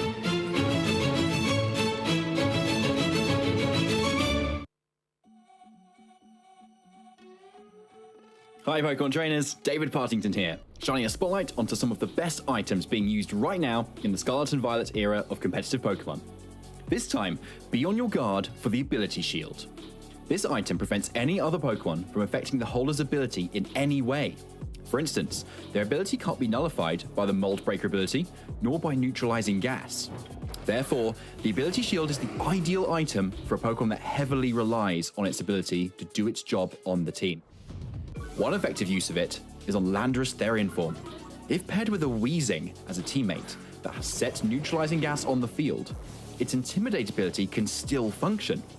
But on top of that, it means Landorus can now drop the attack stat of opposing Pokemon who would normally block Intimidate, such as Kingambit with Defiant or Dragonite with Inner Focus. So trainers, keep the valuable ability of your Pokemon insured. Arm up with the Ability Shield. And coming back from some interviews on the floor and with our winner back here behind the desk, I'm joined by Jamie Boyd. Jamie, how are you doing this morning? Yeah, I'm doing great. We've had some great matches featured so far, and great to hear from some trainers also throughout this final special event here that we have to conclude the season. It's been great so far. I'm really looking forward to how it progresses throughout the day. Absolutely, and I'm looking forward to casting with you before what I believe is going to be the first time. First time, yeah. But I think before then we will have to go through another test here behind the desk. But we'll talk about that in a second. Yeah, absolutely. We've still got some great matches to feature, but of course we're on the lunch break at the moment. The round 5 will be starting very shortly. We've already had some great rounds. I'm sure there's plenty, and it's going to be worth the wait, I'm sure. Absolutely, yeah. So I'm just still so like starstruck by meeting the Genie brothers. I don't know if you were around during their prime, or when did you? I remember them. Yeah. I started back in 2015, and I definitely recognized the names back then. Yeah, I mean, yeah, at that point they were already like national champions and so on. So but it's so great. Like they were also saying, just they're an hour away by car, and they haven't like participated in any events recently, but just coming out to these events, meeting your friends or meeting people that you've been friends with, for a long time, but then maybe haven't caught up with in a long time. It's just great how these events are still, of course, community driven, bring people together, and that's going to be one of the highlights for me, definitely, from this event already. Yeah, I think we've seen that like a few times this generation. I know there's been some German players back in the Dortmund and Stuttgart regional championships that had probably taken a bit of a hiatus and then suddenly come back for these tournaments. It's been great to see all these old school players just come back and actually still be able to show that what they've got, even after all this time, still be able to compete with the best. Absolutely, showing what they've got and also having a lot of fun. So, old school players at home, if you're watching this and you're wondering, should I really try and maybe come back? Yeah, you don't have to. It doesn't have to be like a special event or regional championships. You could also just see online and check out if there are some local tournaments close to you, and just see how it goes. Connect with your local community, and maybe you'll be in it sooner than you think. Yeah, it's always a great time to get back into these tournaments. Of course, this is the last one of the season, so we'll have to wait until we start again next season. But yeah, still been a great season so far. So showing old faces, new faces. There've been plenty of new faces as well. Yeah, like but plenty of trainers that are starting to make a name for themselves. Yep. Not having any accomplishments coming into some tournaments, and then even being able to win it. Like Florian Temme being able to come out in his very first tournament ever, and then being able to take the regional win. We saw that a couple of seasons ago with Justin Tang. We've had that finally over here in Europe as well. Yeah, Florian Temme definitely exactly who I was thinking about as well. Of course, a player from Germany who played so well in that Dortmund regional championship, and now, well, they've got the invite to the World Championships, and that's how quickly it can go, right? Just one tournament can really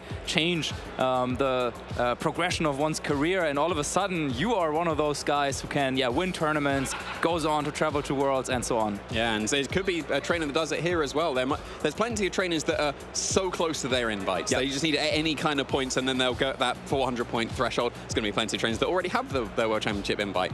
But there's still going to be a load that wouldn't be in range of the invite unless they win the whole tournament. And this is like the absolute last chance for them. And maybe that will be the case. We've seen it this season already. The very first tournament for someone won it all. Could very much be the case here as well. Exactly. And then at the same time, and this might sound a little bit paradox, but at the same time, the level of competition it feels like it keeps going up and up and up. Yeah. And I was talking to the Genie brothers as well. They were saying like, oh yeah, they also have the feeling that, well, back in the day, it was different, right? There was like less online spotlight on some of these tournaments, less coverage. So everyone had to work on their own strategies, and then you brought them out to like the few tournaments there were. But now we're having these big events, of course, all over the world, week after week. And of course, that is changing the meta game. You need to be on top of your game with the mechanics. You need to know what is popular and so on. But at the same time, it also kind of opens up the possibility for also newer players. It makes it easier for them to come onto the scene, to look at all the resources online, and kind of derive their strategies from that. Yeah, absolutely. It's been great to see throughout the rest of the season, so I'm sure we'll be able to continue with that going forward. But this is a moment that I've been waiting for. I've seen it on the stream so many times, and I've always wanted to have a go, and this is finally the opportunity. Oh, I don't know if you're being sarcastic. No, I'm a little bit. So I'm very knowledgeable about the competitive side. Me too. Maybe not so much the Pokedex. So we'll have to see if we can work out who that Pokemon is going to be, just based on the Pokedex entry. I am looking forward to it. Oh, should we have a look at that? I think we should, yes. Okay, who's that Pokemon? Let's have a look at that. So, okay, let's read it. So it's up there. Do you want to give it a go? Sure. Its gentle disposition would have it avoid conflict, but it gives opponents a thrashing when its thorned fists, with its thorn fists even, when the situation calls for it. Thorned fists. Okay, I have an idea. Well, I also have an idea. It's not iron thorns, is it? My initial instinct was Lucario. Oh, it's got those spikes on its paws, right? I was thinking about what's it called? Maractus is one of them. That's a spiky Pokemon. Does it punch things often though, as a ground type? Yeah. Not really. You would think a fighting type, right? It could be a fighting type. What else do we have here? It's gentle. Maybe that's the nature. Yeah. It's a gentle Pokemon. Yeah. Well, that's a tough one. Maybe you guys at home have an idea what it could be? Yeah. I'm not getting anything except Lucario.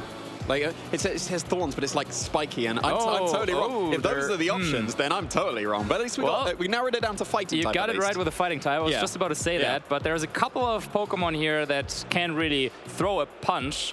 So yeah, you can go ahead and maybe you have a better idea than we do. Well, clearly, I mean, my Maractus guess wasn't on there. If it's a thorned fist, like Iron Hands and Hariyama don't have thorns on their fists, right? So we got to eliminate those, surely. Annihilate, I still don't see any thorns. Got to be Chestnut out of those, right? Well, if it's Thorn Fist, it's got to be Chestnut. Well, if you think that Jamie is right here, then go ahead, go in the chat and vote for the Pokemon that you think it is.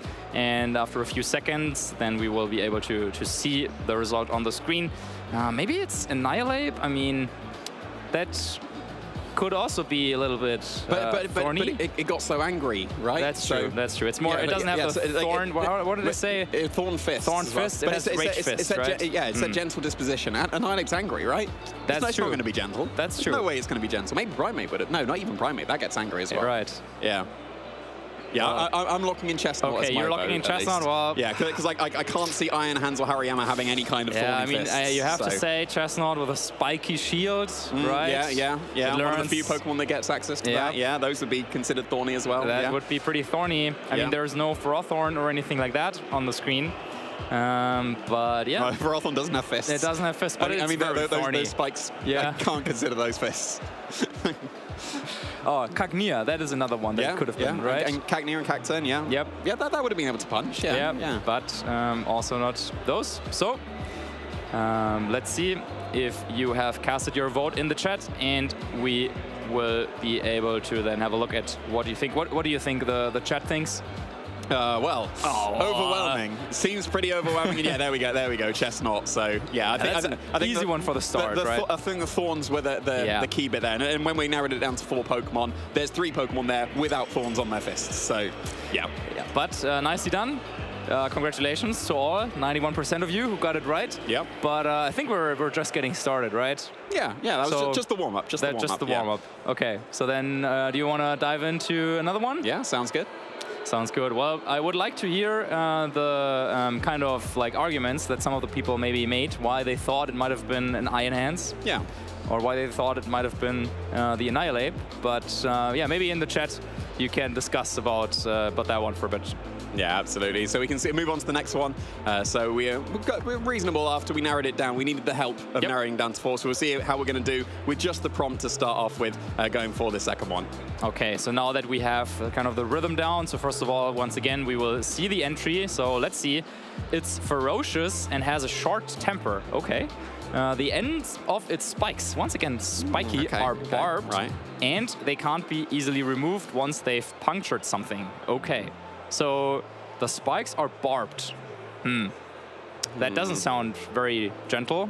No, well, not if it's ferocious and has short temper. So yeah, could be like a quillfish that definitely has spikes.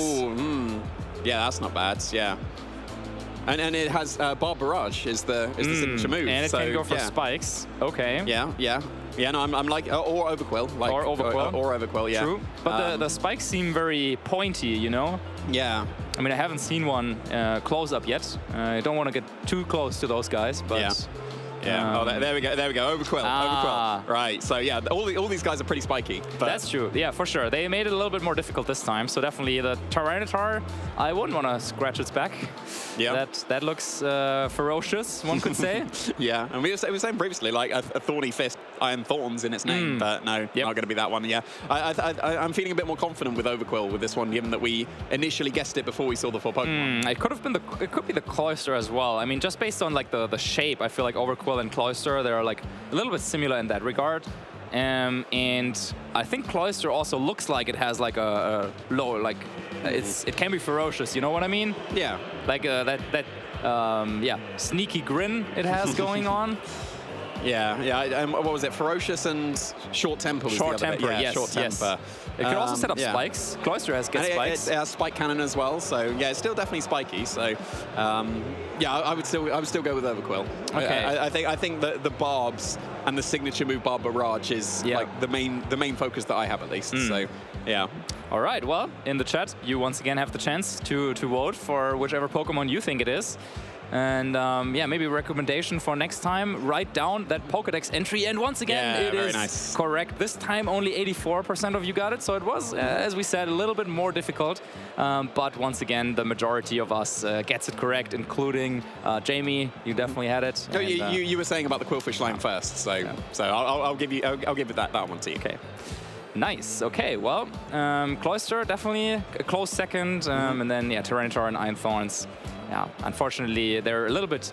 I mean, they look pretty scary, but I don't think their temper is too short. You know what I mean? Yeah. Like, I think a Tyranitar. This would be like reasonable to discuss with a Tyranitar, don't you think? Yeah. I would have a gentle debate with the Tyranitar. I think. Yes. All right, then 3 times the charm. Let's hop into another one. Yeah, let's see if we can get this one as well. So it can't relax if it or its surroundings are not clean. It wipes off dirt with its wings. Okay, so I was initially like thinking like Indeedee or the Chansey line because of the Pokemon Center, but then Wings threw that out completely. Nope, I think Wings could be, of course, a flying type. Maybe is there a flying type that like picks up dirt, or is it just wiping the dirt off? Seems like, if it's not clean, it would be wiping the dirt off. So, I'm thinking about, is there like one that is like going around and like picking up trash, you know, like with a pack? But I guess like Pelipper would have a lot of space to carry all the trash. So, yeah, surely not Pelipper. No. That's true. You'd be able to like clean things because it summons the drizzle, and then the rain would clean everything off. That's true. It's probably not it's probably not going to be a poison type, right? Like just basing off of. It wants the surroundings to be clean. There'd be like what, Crobats or the Crobat line. It's Pheasantipity. That's what I was thinking. Yeah, no, that wouldn't be. Oh, there we go. It's going to be one of the smaller ones. Okay. Swablu's got like the cotton. That would be effective at cleaning things off. Yeah. Rocketee also, of course, has the wings. Same with Starly and Vullaby. I can't see Vullaby wanting to keep things clean. And it's a dark type as well, like, and just like looking at it and the surroundings, and also where Mandibuzz usually operates, you know, it might not be the cleanest area, you know what I mean? Yeah. Like, it could be a little bit sandy, it could be like a little bit dirty. So I mean, it's usually found in the desert, right? Yeah. So I think so. I'm going to disregard. I think the cotton buds for wings of Swablu, like that's what's persuading me at the moment. Well, once again, if you have an idea, then you should cast a vote in the chat and see if collectively we can solve this one as well. I think, once again, I would have to agree with you. Well, Swablu, definitely, out of all of them, it looks like the most clean. Yes, and it does seem like it is the most clean, yeah. So getting those cotton wings to be able to clean things up. Does that mean like Mega Altaria is like the ultimate sponge then? Seems like it. Yeah, well, we should probably just like, I don't know, get it to clean my room or something. Just Brilliant. Put it in there, like it flops out its wings, and then everything's clean. Yeah, absolutely. So yeah, that was great. I enjoyed that so much. But like, we were able to get the Overquill at least without the 4 Pokemon, but then needing the hints with the other 2. So seems pretty reasonable, and the chat has done very well as well. Like high 80s and also 91%, I think was the other one. So pretty significantly won by the chat there. Whew, I think that was less embarrassing than it could have been for the both of us, and also for chat. So very well done. And with that, a little bit of an excursus here into the world of Pokédex entries and maybe some of the Pokemon that we're not so much used to seeing on the video game broadcast. At least I don't remember the last time I saw an Overquill. That would probably be the one out of our winners that is used or could be used.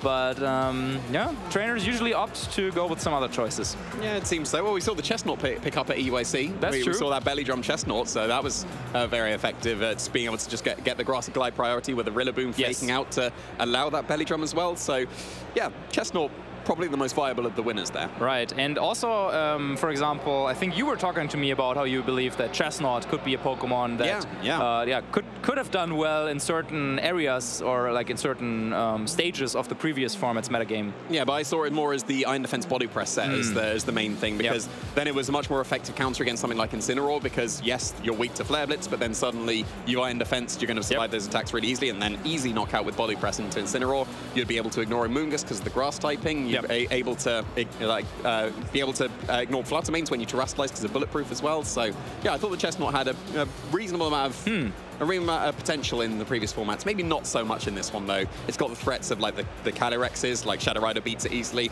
Ice Rider, even though you're Iron Defense, that's still going to do so much damage as well. So probably not the format for Chestnut anymore. Absolutely. Well, let's see if Chestnut is a Pokemon that we will feature here in Bologna for this special event. But now, after the lunch break is close to ending, maybe now is a good time to have a look at some of our standings, because of course trainers have been battling it out here in Bologna for 4 Swiss rounds already. And here we have just a couple, 16 players on the side that we can see who are currently still at that flawless 4-0 record. Yeah, 4-0 is exactly where you want to be here. Of course, the more wins you get in day 1, the way better position you'll be able to get going into that day 2. There should be an undefeated 9-0 is the position you want to be in. 8-1 is still fantastic. 7-2 still gets you there. So being 4-0 at this stage is a really, really good position to be in. So usually in these tournaments, we have a lot of players, of course, also coming in from other countries. And I'm sure also here in Bologna, there's a lot of players from Spain, from Germany, from everywhere in attendance. But if I'm looking at the screen correctly,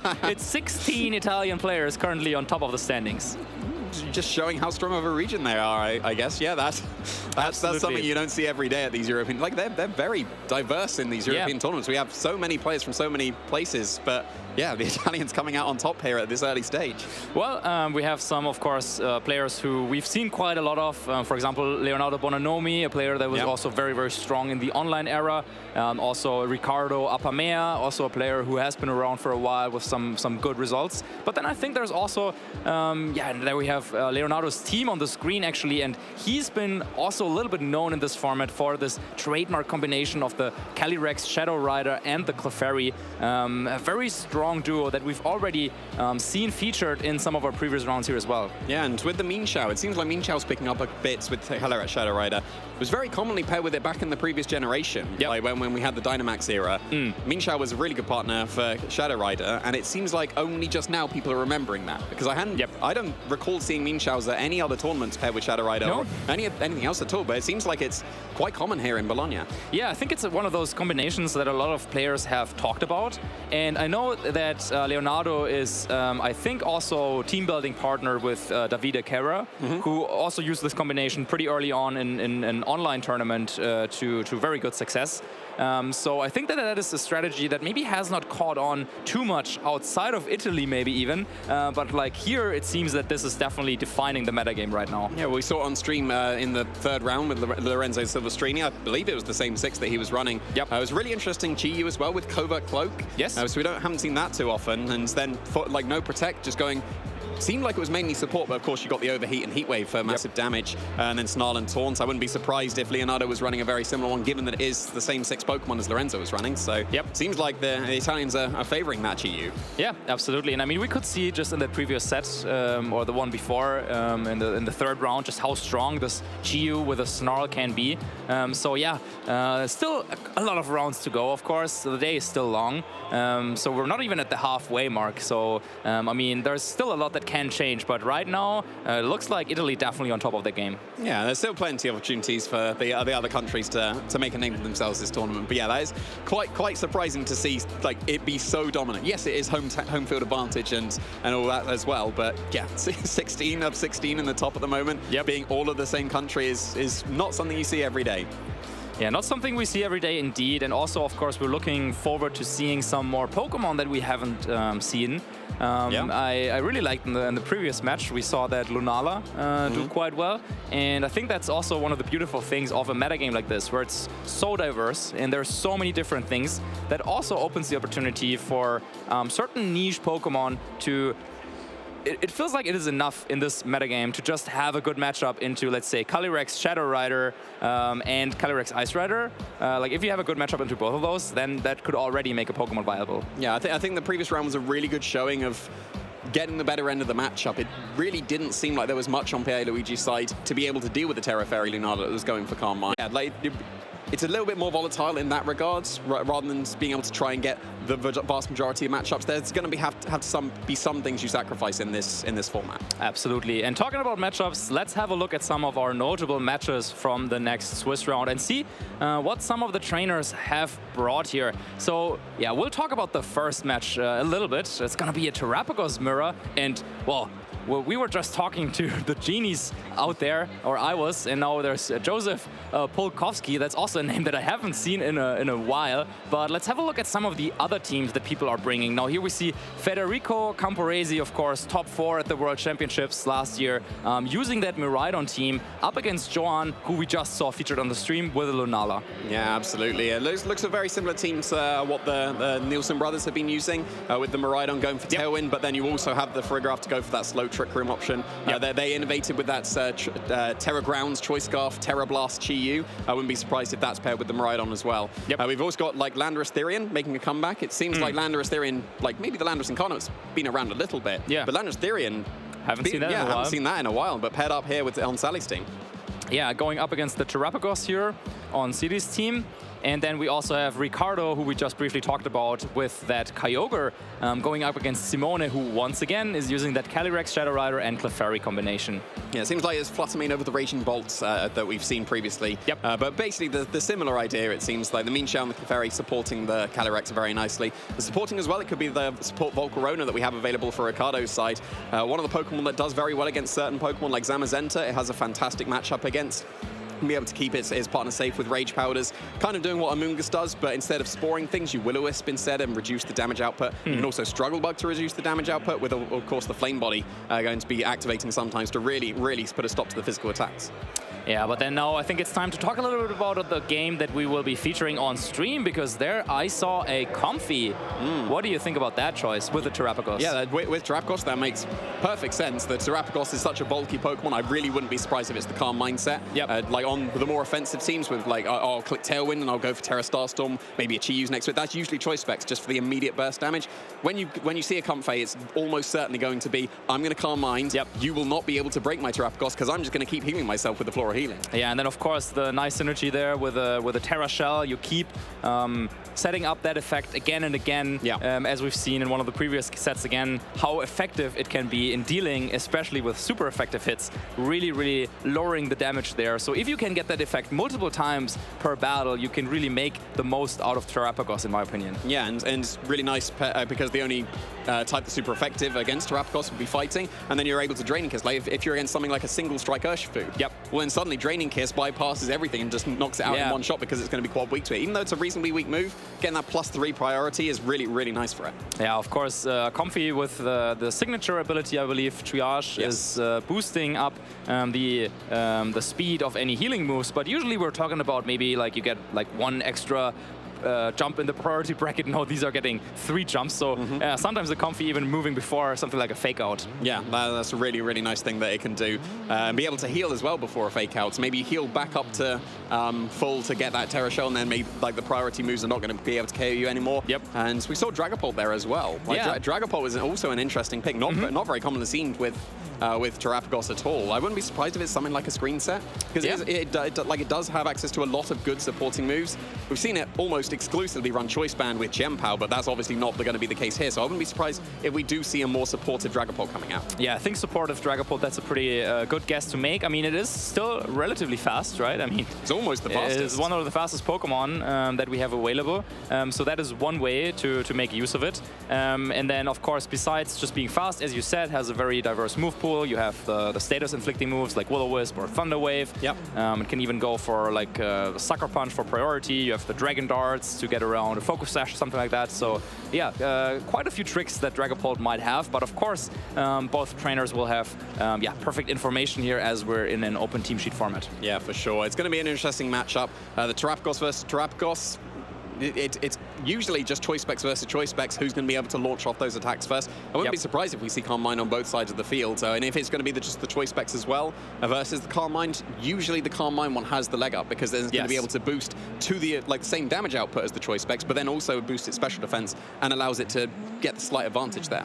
Yeah, exactly. I think that's one big question that players have to think about when using Terrapagos. I think it's already a tough decision, like which restricted Pokemon do you want to use, but then even within the same restricted Pokemon, there are so many different ways that you could go for. And even then within the Calm Mind sets, you could be like Covered Cloak, it could be like Leftovers, it could be Substitute, Dark Pulse, Earth Power.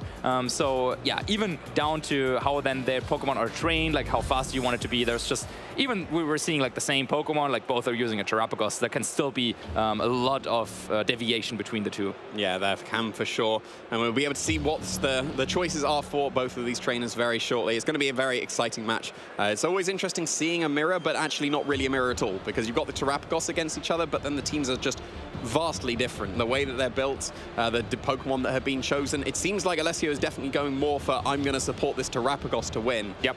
Whereas on Joe's side of the field, there's probably a lot more Pokemon that can do the damage themselves as well. Yeah, for sure. And we're with that, and you were saying this earlier, with that regular supporting squad of the Chi-Yu, the Flattermane, and the Tornadus, really indicates that it might be one of those more offensive variations of Terrapagos. And yeah, here we see some of the results of these players. And I said before with Joseph, I haven't seen that name in a while, but yeah, looks like he's also been playing recently, getting a top 32 in the Sacramento Regional Championships. But of course, the one accomplishment, or the two accomplishments that I think he's most known for would be US national finalist all the way back in 2012, and then of course his top 4 finish at the 2012 World Championships. Yeah, you weren't lying when you said old school. That's before my time even, and like I start to consider myself old school at this point too. But yeah, and Alessio a little bit more recent, being able to get top 4 in the Italian tournament that we had last year, the Turin Special Event that concluded last season as well. Looking to repeat that performance here this season as well. Yeah, so like both of them have a decent result, I would say, in this format. So it's hard to make out a favorite just based on the results. Of course, Joseph probably has a little bit more experience, but yeah, going back that far. Now we have the team here on the screen, and it is indeed that Choice Specs Terrapagos. And yeah, we've been saying it, supported well, but that Icy Wind Fluttermane, presumably booster energy to boost its speed. Then the Tornadus set up Tailwind or Scary Face to get an advantage here in terms of the speed.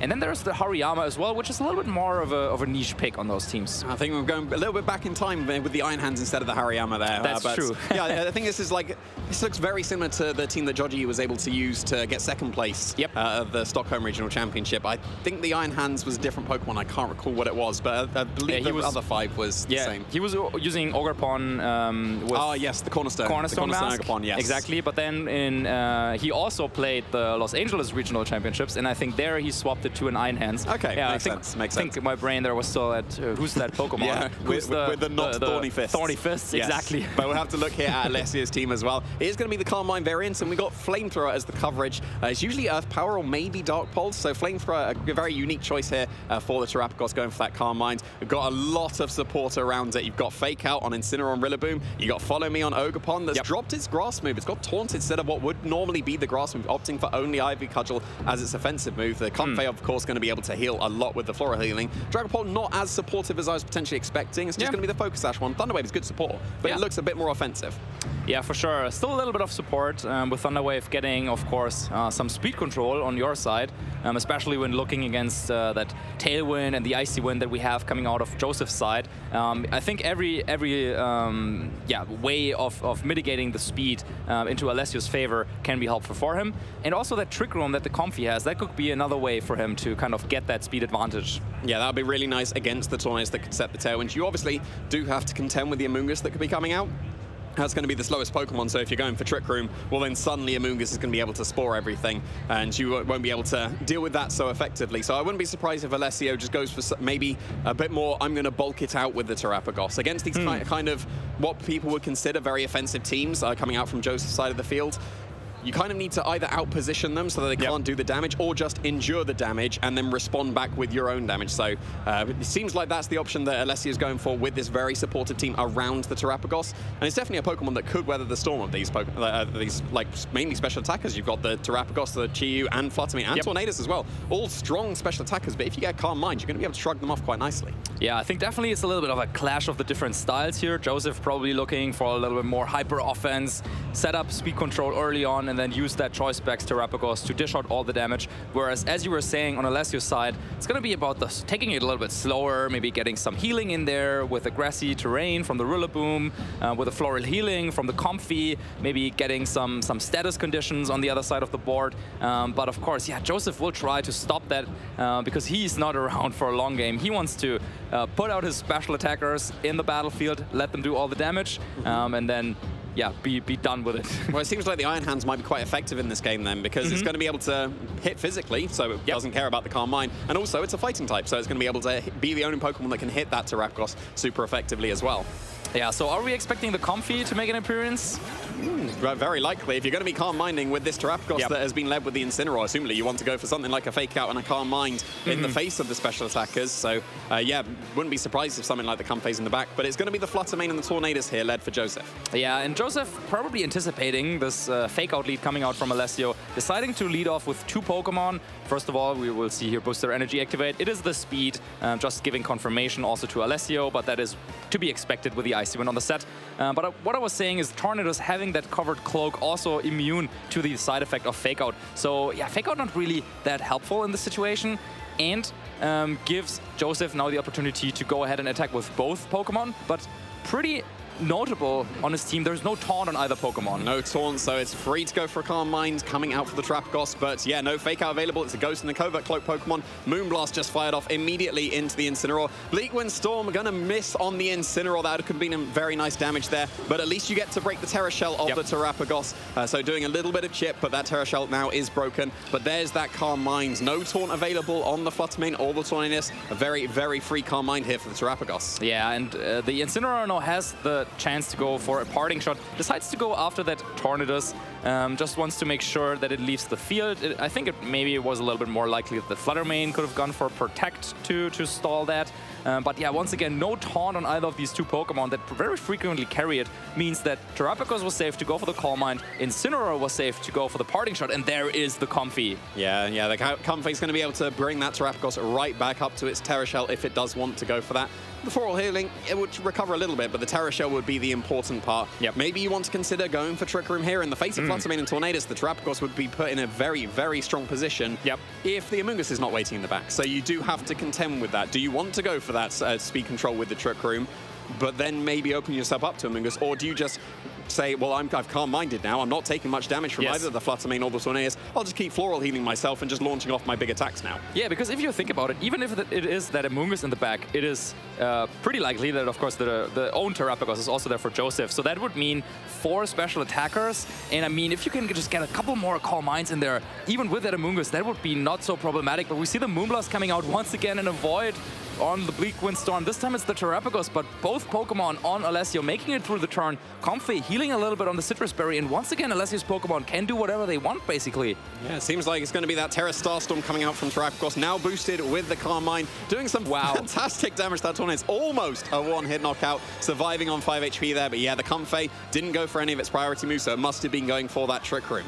Yeah, and now that Trick Room is set up, Alessio has speed control established. Terapagos didn't even take that much damage, so you don't even have to go for the healing here this turn, but instead you could just attack the Tornadus with a Comfy, Draining Kiss to knock it out, and then maybe set up even another Calm Mind.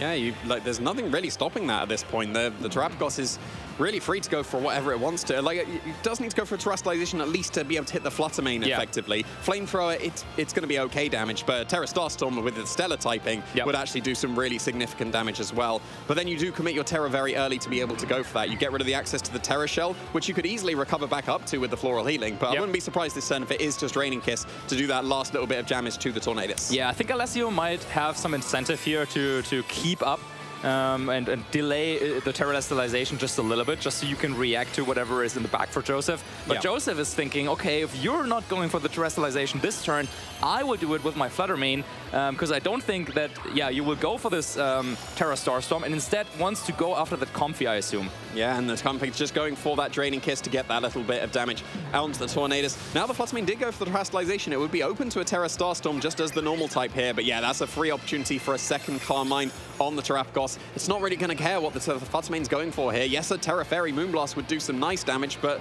not as much as you would hope into the Carmines. But it might be into just the Comfey to take care of that floral healing. Yeah, it's into the Comfey, but not enough. The Comfey, actually, it's reasonably specially bulky and able to survive that Terra-boosted attack from the Flutter Mane. Wow, yeah, that is pretty huge, because then this was a little bit of a wasteful terrestrialization on Joseph's part. He was I'm pretty sure he was banking on that being a knockout, but maybe just a little bit of HP recovery that came out from the Draining Kiss was just a couple of HP, but that definitely helped here. And now Joseph, has to decide, okay, we get the confirmation it is that Iron Hands waiting in the back, but decides that, no, it has to be the Terrapagos, because you need to deal with that Comfy first. Yeah, it does seem like it, and now Alessio's in a really, really strong position, it seems. You can go for a Draining Kiss to break the Terra Shell of the Terrapagos, and now that the Flutter Mane has gone for its terrestrialization, if the Terrapagos on Alessio's side goes for the Terra Starstorm with the Stellar Terra type now, that's super effective. That's going to KO the Flutter Mane easily, because you've got your +2 now with the Carmine, and it would be super effective. So, yeah, really, really strong position for Alessio here. With no Amoonguss in the back, that means that you can't just go for the Sport into the Terrapagos. It makes perfect sense to bring your Terrapagos to the game. It's restricted, of course you want to. It also makes sense to bring the Iron Hands to the game. It's the fighting type against the Terrapagos, but kind of needs to be the Amoonguss there, given that the Comfey went for that Trick Room, because now Alessio's just in an absolutely commanding position. Yeah, and Joseph with that terrestrialization on the Flutter Mane, of course. Another downside is that the Terrapagos cannot go for terrestrialization either, so that is not an option. Now Alessio just going for the Draining Kiss, just breaking that Terra Shield ability for any upcoming attacks with his own Terrapagos, and it's followed up by a Terra Starstorm. This will hurt a lot. Yeah, it's going to be able to pick up that KO thanks to that Terra Shell being broken. No need for the terrestrialization, it seems, on Alessio's side of the field. That just normal Terra Starstorm easily enough to pick up the KO. Not dealing with the Flutter Mane just yet, conserving the terrestrialization for maybe more opportune moments. But yeah, there is the Moonblast. Now it is going to be able to pick up the KO on that Comfey. Yeah, and the Comfey did so much work this game, even without the Floral Healing. Just having the Draining Kiss, knock out the Tornadus, and now just breaking the Terra Shield and setting up the Trick Room. So a really great game here for any Comfy lovers out there. Yeah, and Incineroar and Iron Hand's going to be joining the field here, so Fake Out's available for both. The Carmine or start taking knockouts. Yeah, and the only Pokemon that could really deal with that +2 special defense Terrapagos would have been the Iron Hands, but by the time it had joined the field, the damage had really already been done at that point. Yes, it would have then onto the Terrapagos as well, not able to protect because it is the Choice Specs variant, so I think that Joseph needs to be more proactive against stopping that Trick Room there. Maybe getting the Iron Hands in earlier in the Trick Room. It was intimidated by the Incineroar, so then it wasn't able to do as much damage as it would have been able to do. Maybe do consider the Amoonguss as well. That would put a stop to the Trick Room very nicely. If the Trick Room is set by the Comfey, suddenly Spore goes into Terrapagos, and that's all the damage just taken care of for a few turns. Yeah, that could be certainly one option here that Joseph has. Yeah, pretty important to note that it is not one of those clear Amulet Iron Hands that we've been seeing more and more recently. Instead, it is that Assault Vest, which of course helps against the Terrapagos and the special type attacks, but against Intimidate from Incineroar, that is not that great because, of course, lowered damage output means that Iron Hands, with Drain Punch not being such a strong attack anyway, wouldn't do that much damage. So it's tough to think about a way for Joseph to set up here in this game, but I think the Tornadus and Flutter Mane approach was a little bit too passive, was a little bit too slow, trying to establish speed control, but the battle was not about speed control. Yeah, because it's not about speed control, I wouldn't be surprised if Tornadus is just left on the bench this time. It was just going for Bleak Wind Storm, and it was just missing a few Bleak Wind Storms, so Tailwind wasn't necessary, so I wouldn't be surprised if that has been dropped, but no, seems like Tornadus is still going to be joining the field here for Joseph, but leaving the Flutter Mane at least on the bench for now. It's going to be the Terrapagos led for both of these trainers. Incineroar is going to be paired with that Terrapagos on Alessio's side once again. Yeah, when using Choice Specs Terrapagos myself, one of the worst things has been to lead it and the opponent has Fake Out. Yep. Because, what are you going to do? You could switch out, sure, but if you stay in and they just use the fake out, then not only will you flinch, but you will also, of course, lose that Terra Shell ability. And that is just so bad. So I wouldn't be surprised if Joseph decides to switch out. Seeing what he has in the back here, it's actually the Chi-Yu and the Amoonguss, two Pokemon we haven't seen in the previous game, but you also don't want to switch in the Chi-Yu into the fake out because that would break the Focus Sash. So already a tough position for Joseph to maneuver. Yeah, well, you could bring in the Amoonguss and that will get some Rocky Helmet chip on the fake outs, because there's nothing wrong with a fake out into the Terrapagos here. You break the Terra Shell and also flinch it. That's a free Calm Mind for the Terrapagos to get going. So yeah, Amoonguss here does seem like it's going to be quite necessary, but I assume that Joseph brought the Amoonguss. That does seem like it is going to be switching in here for that Terrapagos. That was brought because of the Trick Room threat, but there's no Trick Room here. The Terrapagos is going to be faster. Yeah, once again, it looks like the timing doesn't quite work out for Joseph. So of course, yeah, nothing is decided yet. So this time it looks like Bleak Wind Storm will hit both the Terrapagos and the Incineroar. Let's see if there's some speed drops as well in the mix. Doesn't look like it right here, of course. Alessio's Terrapagos also holding that covered cloak, protecting for potential side effects there. It goes for a Calm Mind and once again is set up. Yeah, it's ready to go and it's going to completely ignore this Tornadus now. The Bleak Wind Storm, you saw it just did barely any damage. Yes, that was the Terra Shell's not very effective hit, but still, now it's Calm-Minded. It's going to be similar damage coming out. Yep. It's going to be closer to Amoonguss is going to be in range of both the knockoff and the Terra Starstorm. You don't have Flare Blitz on this Incineroar, so it does have to be the knockoff instead. Might that be enough? But you have the Flamethrower on the Terrapagos. Not a move we see very often, but that could be an option. But nope, instead it's just going to be the Terra Starstorm doing so much damage. Oh, but it's faster. Okay. Yeah. Wow. Interesting. Yeah, speed control or speed orders that we're seeing here. So Amoonguss putting that Terrapagos to sleep, and it's actually not a knockout. I think this might be good for Alessio in this situation. What do you think? Yeah, I think that might be a bit more reasonable because, yes, the Amoonguss has now put the Terrapagos to sleep, but assumingly a Pokemon you're going to bring in is still going to be faster than the Amoonguss. Like most Pokemon available on Joe's side would be pretty speedy. That's going to be incredibly speedy with a priority Draining Kiss.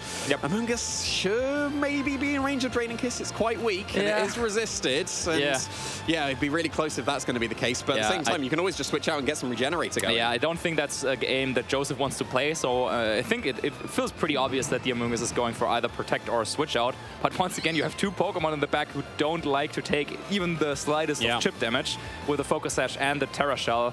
But I think you have to go for one of the two. Yeah, it has to be something. You're going to have to reposition somehow, and it looks like it's going to be a switch out the Tornadus here instead, so not going for any of the Bleak Wind Storm damage that could have been coming out. It's going to be Chi-Yu joining the field, so now Alessio has confirmation of all four Pokemon that Joseph has brought to this match. Amoonguss also going to be switching out, so it's a double switch here for Joseph.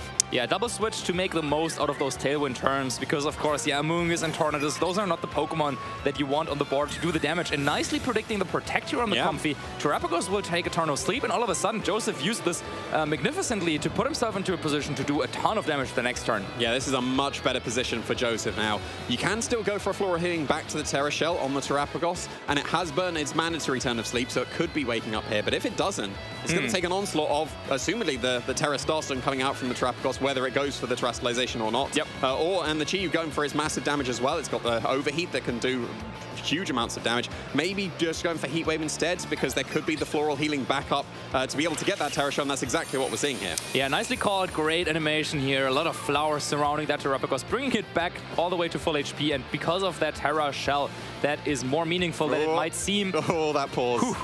We don't know if it's the Terra Shell or the miss, but it was a miss on the Comfey, but at least you still break that Terra Shell on the Terrapagos. Yeah, there you see how little damage that does, but now the Terra Starstorm follow-up into the Comfey with a Beats of Ruin, a clear knockout. Wow.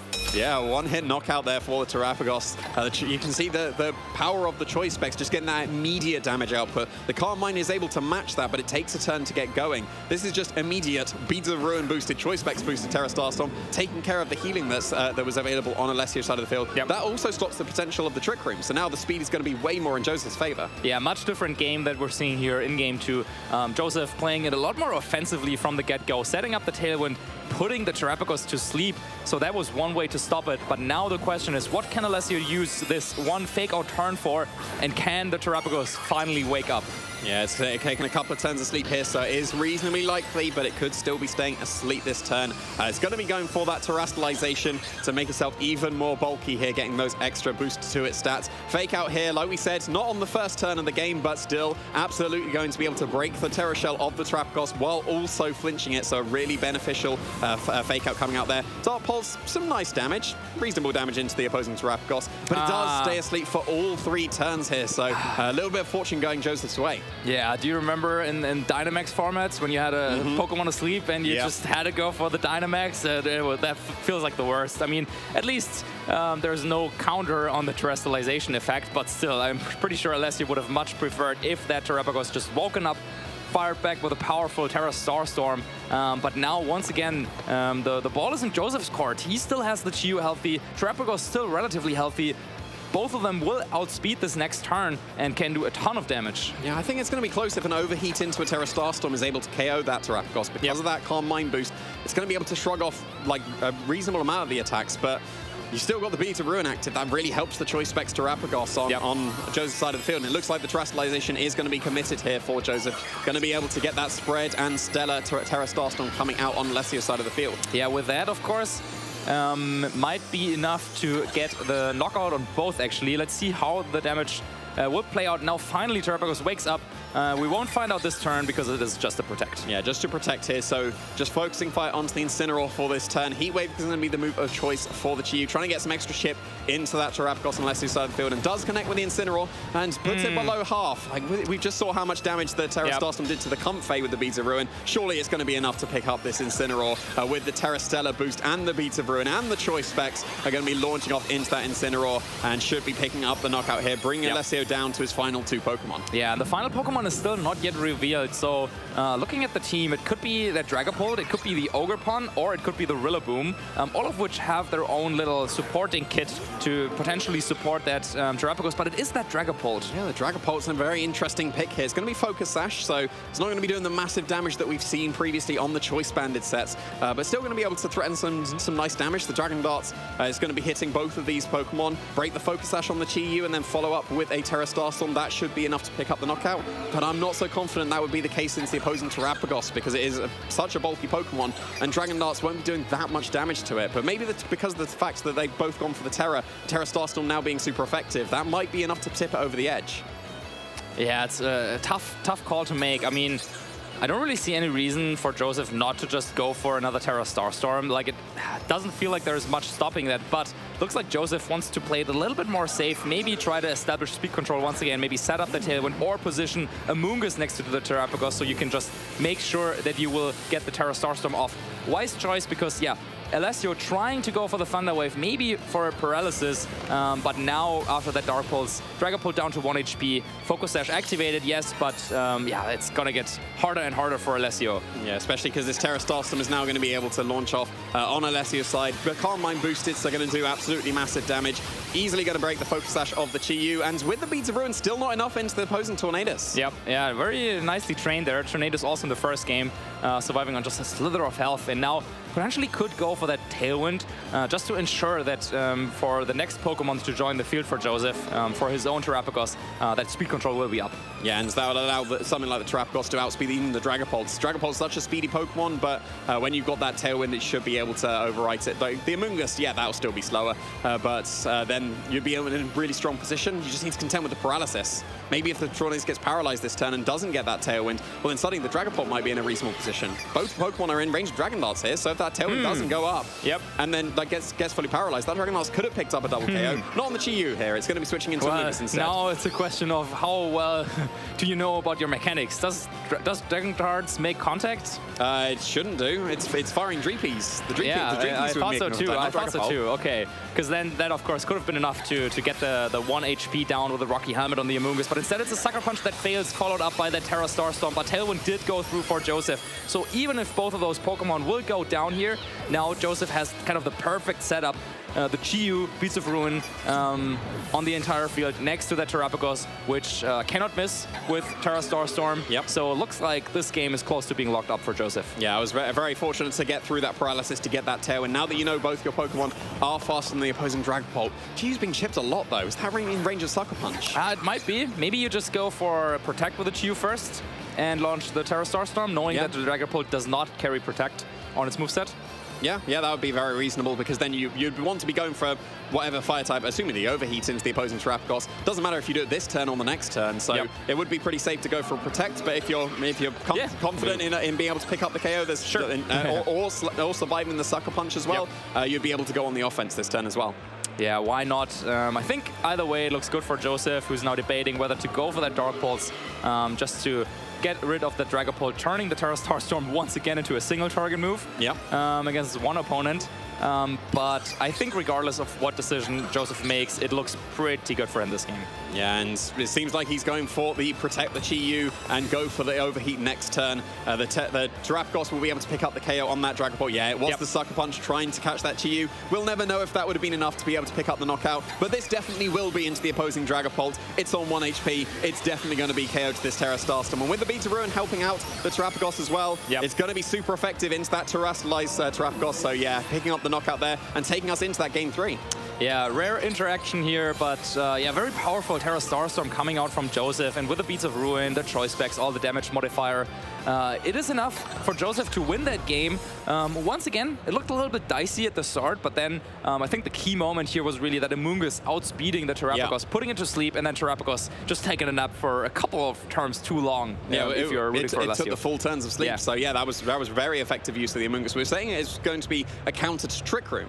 And then there was no Trick Room, and the Amoonguss was still very effective in that game. So I wouldn't be surprised if that's brought to this game once again. I was debating on whether the Tornadus was a reasonable bring, but then actually the Tailwind did come into play there. Like, because the Dragapult was left in the back, and that's such a speedy Pokemon, you need the Tailwind to outspeed. So yeah, Tornadus actually, it didn't seem like it did much in that game 1, but actually still was effective in that game 2. Absolutely, and yeah, that's sometimes it's not that easy to identify which Pokemon you want to bring, because now Joseph has tried all 6 of the Pokemon over the course of these 2 games. Of course, we can assume that the Terrapagos is going to come, but now, yeah, which of the supporting cast does he want? I think the Amoonguss and the Tornadus, they really, played a strong role here in that game.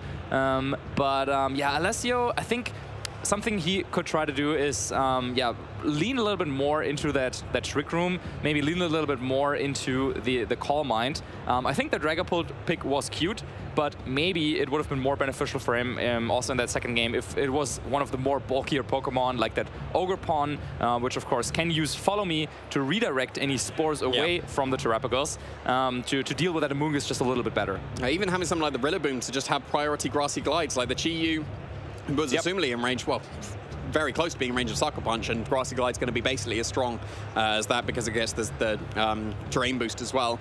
So it would have been really close if that would have been in range of Grassy Glide, and then if that was the case, well then suddenly the Beads of Ruin is taken care of, and then it's still going to be spread damage on the Terrapagos. So yeah, I wasn't too convinced with the Dragapult.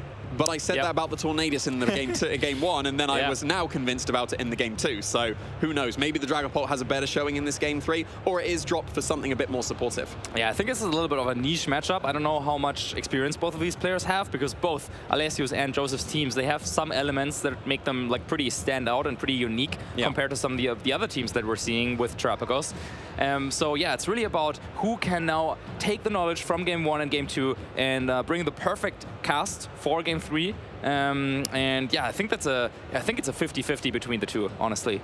Yeah, I'm still debating on whether Amoonguss or Iron Hands would still be better to bring to this game, because both have their merits for sure against the Terrapagos. We saw the benefit of the Amoonguss in the game 2, and we didn't get to see the Iron Hands perform in that game 1.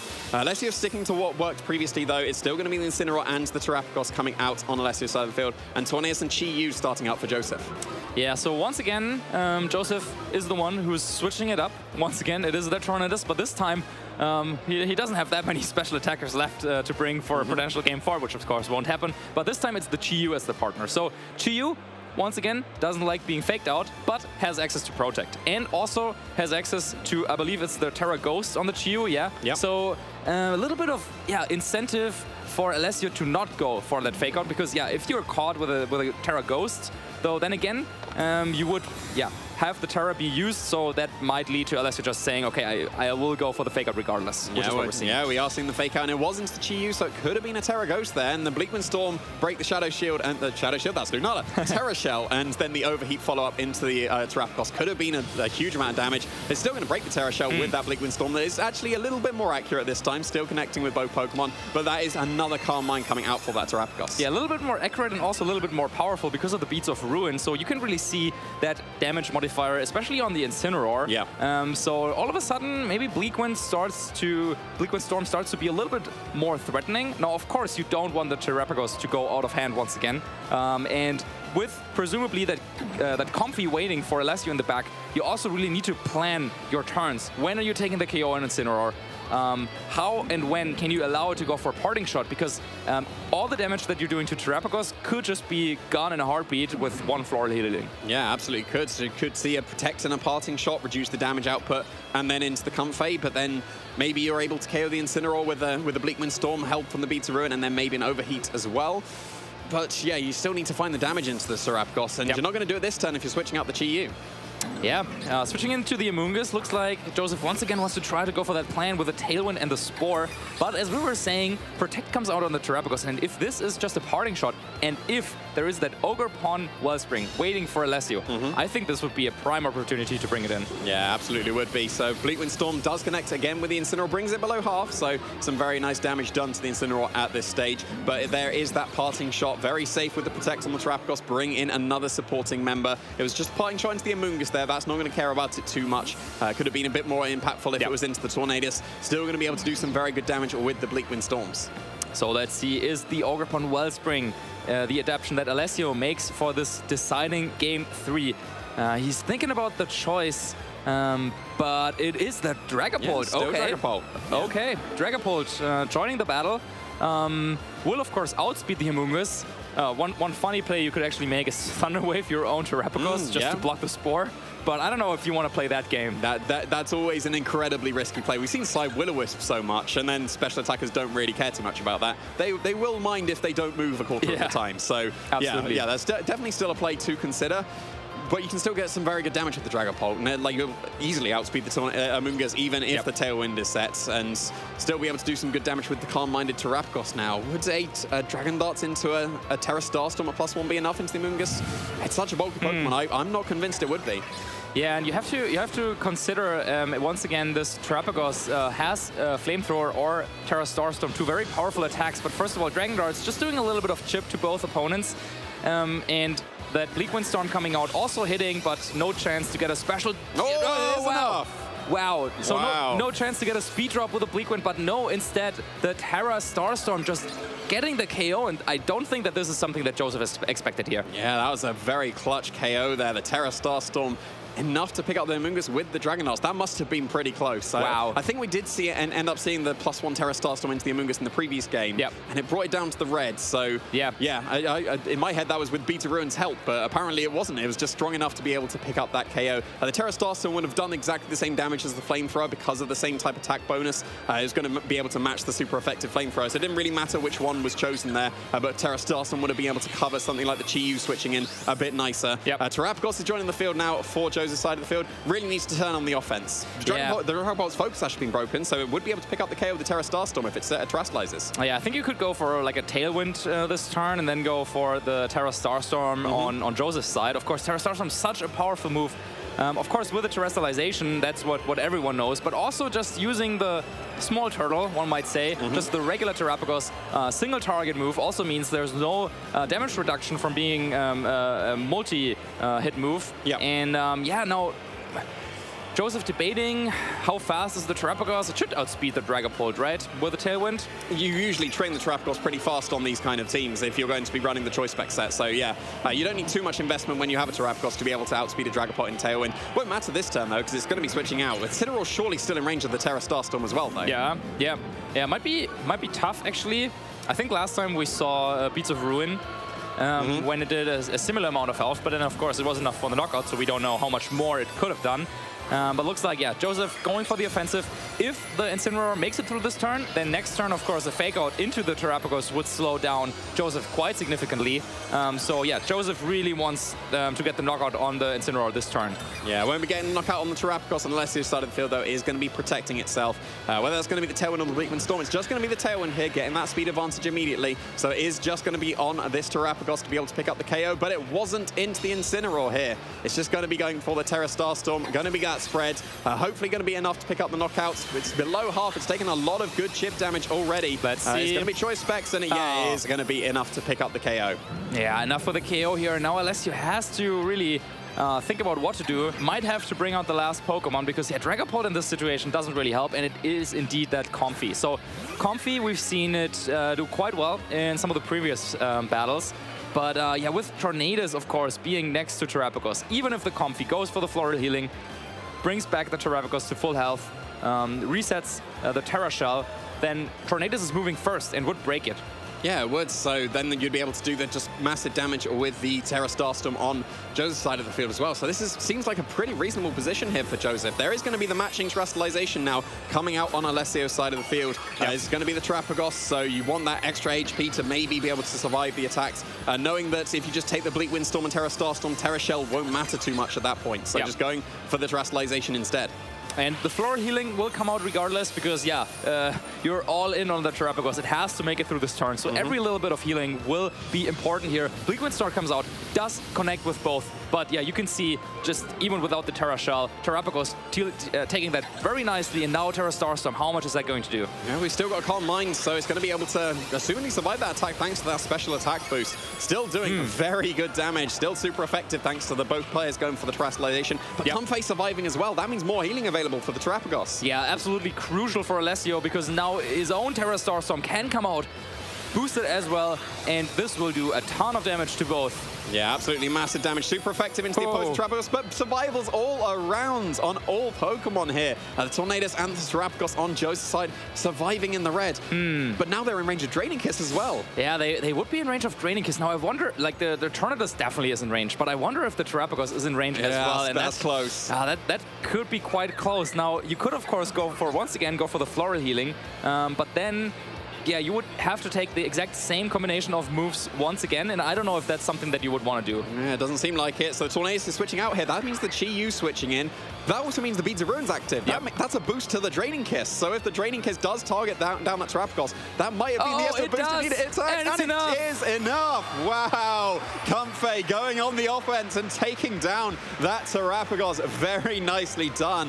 It would have been so close if that was enough to pick up the knockout without the Beads of Ruin, but with that Beads of Ruin, that's definitely going to put it in range. Yeah, well played by that Comfey. And then here's the follow-up, the Terra Starstorm coming out from Terapagos. Single target into the Chi-Yu, of course. It will not be enough for the knockout because there's the Focus Sash, but yeah, now that's just another Pokemon that will go on on Comfey's plate. I have to feel Comfey, we were talking about it as this like supportive Pokemon. It can do the healing, maybe it sets up the Trick Room. No, Comfey's here to take KOs, use Draining Kiss, and Joseph knows that it is over and Alessio wins.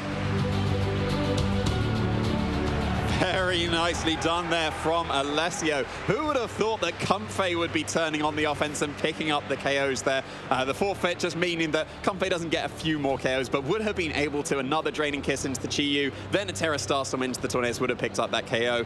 Yeah, fantastically done from Alessio. Yeah, a lot of cheering here from the crowd here for our winner of that Swiss round. And yeah, you could see it also on Alessio's face that this was a very close series. This could have gone either way, and that also he wasn't sure how is it going to go, but then you said it, that turn, Chi-Yu switches in, Beads of Ruin active on the entire field, also affecting Joseph's own Terapagos, and then the Comfey with a Draining Kiss, the crucial KO.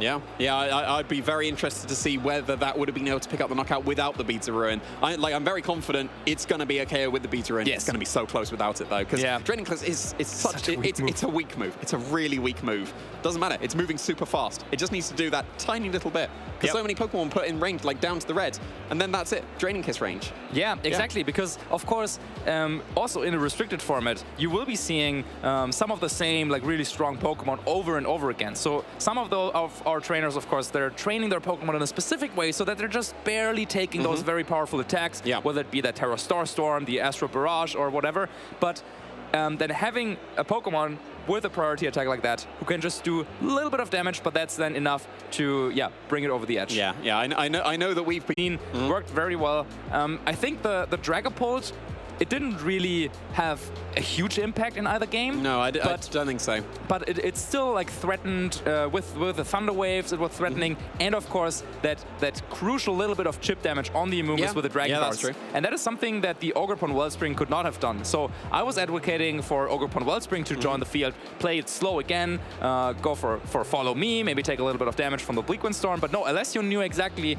I just need this little bit of chip damage. And even if it's just one Dragon Darts over the course of the entire best of 3, Dragapult is the Pokemon that I need, and that is what led him to victory. Yeah, it was very, very nicely done, and a nice way to mix it up with the Dragapult as well, because it's just been pretty much exclusively Choice Band, Terra Ghost, Terra Blast, paired with the Chien-Pao, and then just a brand new way of running this Dragapult that we haven't seen at all paired with the Comfey before. The Focus Sash keeping it safe for a turn, are going to be able to spread the paralysis and still do some significant damage, even if it is just the chip. That was enough chip. Absolutely, yeah. Once more, one of those Pokemon who can just do a little bit of chip, but to both. Yes. Of course, it's not priority. That would be a little bit too strong, maybe. It's fast enough, though. But exactly, it is fast enough that you can almost consider it priority. Yeah, I mean, it's one of the fastest Pokemon we have available that we see in the game. We've got Cataracts Shadow Rider. That's the fastest restricted we have. We've seen Regieleki pop up here and there, like made finals of an international before, so it's definitely still around and may pop up as well. But then Dragapult's the one just below that, so it outspeeds almost everything. But then that's probably why the Tornadus was so important in that game. I was not convinced in that game one at all about Tornadus, but then the Tailwind putting the Pokemon faster than the Dragapult actually was quite impactful. Yeah, absolutely. And now, of course, we could think about, so Joseph tried 3 different approaches. We had the Tornadus and Fluttermane in the first game. I think this one kind of failed the test. It didn't put on enough pressure on the Terrapagos, and that was, I wouldn't recommend to him maybe doing that again if you are expecting, of course, the Incineroar and Terrapagos lead. I think if it had Taunt, it would have been a lot more effective there. Like, we've seen the support booster energy speeds. Fluttermanes have Taunt as well, but it was Shadow Ball instead. So if you go to Taunt with the Calm Minds, the damage output of the Terrapagos is really significantly impacted because it can't get those boosts. It can't match the choice specs anymore, but no Taunt available on here. So I think where I was going is, I think also the second and third game, I think for the fourth game, if there was one, I would have liked to see Tornadus and Amoonguss. Just go with those right away and maybe try to put on some pressure that way. But we're not going to find out because, of course, Alessio taking home the series, but we are going to find out a little bit more about what was going on in Alessio's head when we head over to our winner's interview. Thank you so much, Marcus and Jamie. I am here on the couch with our round 5 winner, Alessio Fusca. How are you doing, my friend? Congratulations as well on a wonderful display there. How are you feeling after that? It has been a tough match. The matchup was tough for my team. The Hyper offense is always tricky because you have to manage the damage that you deal and the damage that you get. If you deal not enough damage, you don't progress in the game state and you're just, stale there and doing nothing. But if you want to do damage, you have to expose yourself. The pick of Comfey is for that because this metagame is full of high pressure. Terra Starstorm, Astral Barrage, Glacial Lance is full of very powerful moves. And I figured out very quickly that if I want to progress in the game state with the Calm Minds, I need the Cover Clock. But without the leftovers, which are not even enough sometimes, it's almost impossible to keep up. So I thought about Comfey like 20th of April, like the first day that I started to test this regulation. And it worked. It worked very well. I'm happy about the team. I suffered some kind of matchups like the Tornadus Coraidon or the Zamazenta of their best without the Terragrass, because Flamethrower is for that. On Terrapagos, I try to cover as many counters and answers as possible for Terrapagos. It's working so far, but it's a long run. 2 victories are tough to get in this spot of a regional championship. Regionals right now are internationals. Yeah. So it's You've had a going to be really tough. good start to the tournament, 5-0 going in. You know, Yeah. 2 more games, 2 more wins, and you'll be in today too. So it's looking really good. Feels very confident coming in, and especially in your kind of backyard as well. Home country, doing very well. Yeah. I want to just touch upon the match a little bit, because you came out in that game 1 and the Comfy performed so well with that floral healing, the Terapagos Carmine next to it as well. It was a very dominating kind of game 1. And then Joseph made the adjustment with the Amoonguss and made it very difficult from that point on, especially when the combination of the Chi-Yu with that Choice Specs Terapagos. What was kind of your thinking going into that game 3 after Joseph was able to kind of bring it back?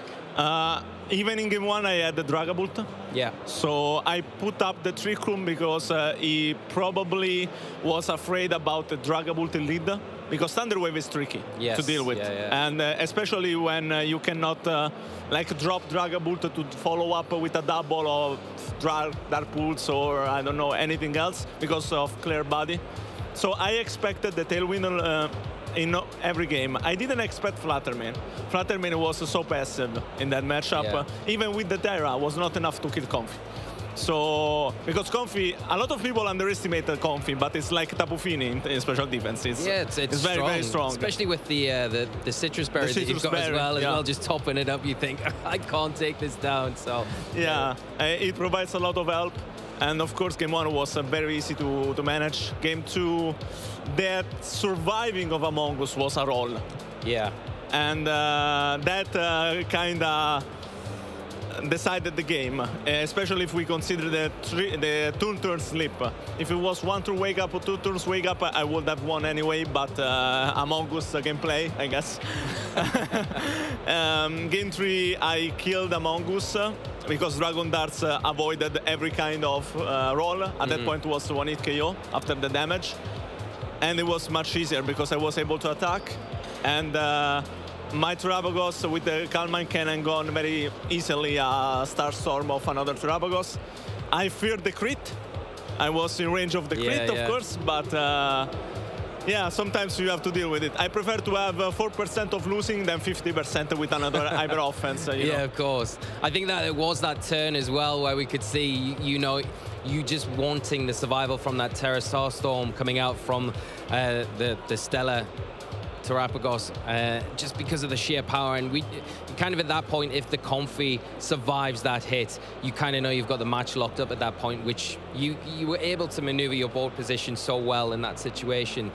But the Comfy not only is a supporting aspect of the team, we saw its importance with that triage ability, being able to just do that remaining chip bit of damage onto the Terapagos in that situation. That's very underrated. Yeah. That's very underrated. The Comfy is, even without Chi-Yu coming in, it was a KO on Terapagos because it's a stab anyway, and it's powerful in that sense because I am like at 7 kills with Comfy so far. Wow. Because a lot of times, few HP remaining. Yeah.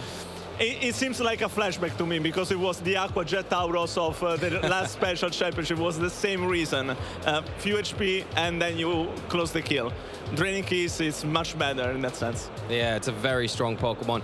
Well, Alessio, we know we're going to have round 6 very soon, so we want to give you a little bit of a break. Thank you so much for your insights. Have you got any shout-outs for anyone very at big home? shout-outs to my teammates of the Capital Underdogs, to my club of Ipauros that affiliated us and helps us so many times, and to all my friends, to all the community, because that clapping at the end of the game was it meant the world. So thank you so much, guys. And if I may, very quick last shout-outs to the Italian group of streaming, Sidonia, Chiara, and everybody else, because they are amazing. And if I started to play Pokemon, as I said last year, it's thanks to them.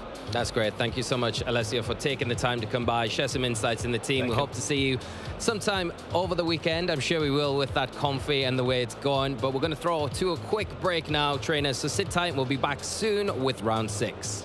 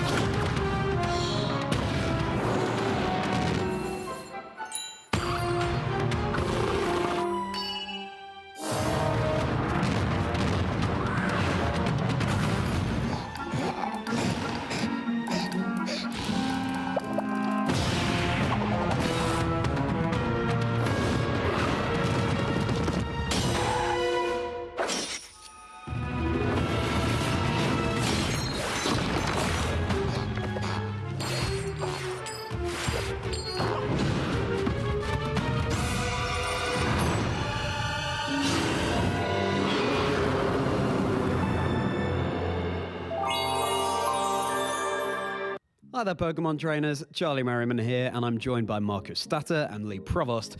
And today we're going to be talking about Intimidate in VGC, traditionally one of the most useful abilities throughout VGC history. But there are, of course, ways to counter it. Marcus, why don't you kick us off? Yeah, Intimidate, one of the best abilities the game has ever seen. And especially in double battles, of course, Intimidate affects both of the opponent's Pokemon, lowering their attack stat, and that is just so useful. Switching in a Pokemon with the Intimidate ability from the back, lower the attack stat, and then you can take a hit that you probably would not have been able to without it. So very, very high impact in basically every format we've played. Yeah, and so many useful Pokemon get that ability, like Landorus, for example, Hisuian Arcanine, or indeed Cantonian Arcanine. We've seen some play with that Pokemon as well. Salamence, Gyarados, so it's really ubiquitous. Yeah, there's a lot of users, probably not as many as there might have been in previous formats, but it's such a strong ability. But I think now, if you look at the format, we've got a lot more ways to kind of deter it and kind of counteract it, so it's not as effective as it has been previously in the past. You've got a lot of more defined ability Pokemon that can really take advantage of that and put you in a bit more of a precarious position if that is something that you activate, especially on something like, you know, King Gambit or Annihilate. So you have to be a bit more careful, I think, if you are utilizing it where you're not as freely as you were to kind of just cycle it in and out as you were once upon a time. Yeah, of course, Defiant sharply boosts your attack stat when you're intimidated, so you go from a -1 in your attack to a +1. So yeah, that obviously can pay dividends on the damage output that you would be doing. And King Gambit, but also there's the competitive ability, so you get a boost to your special attack stat rather than your physical attack, and of course that would be at +2 stages as opposed to +1, because Intimidate affects only the physical attack, and Pokemon like Empoleon now get access to that competitive ability. And Marcus, how about other ways like items that we might be able to counter Intimidate? Yeah, Clear Amulet, of course, is a big one, and you can just put that item on any Pokemon and make it immune to Intimidate, pretty much. So Landorus Therian is one Pokemon that can make good use of that item, and yeah, with that, then the question is, do you even want to bring your Pokemon with Intimidate to the battle if it's a battle, if the ability is nullified? And of course, there's also other ways that we've seen recently, where with Urshifu, with their attacks always getting critical hits, and of course that also bypasses the negative effect of Intimidate. So I feel like trainers have to think a little bit more than just putting a Pokemon with Intimidate on their team if they want to stop those physical threats. Yeah, those guaranteed critical hits are going to ignore any Intimidate attack drops. So that's a really useful technique to be able to have. And of course, we've been indexing quite a lot on the physical attackers in this discussion, but Intimidate doesn't really do anything when you're using a special attacker.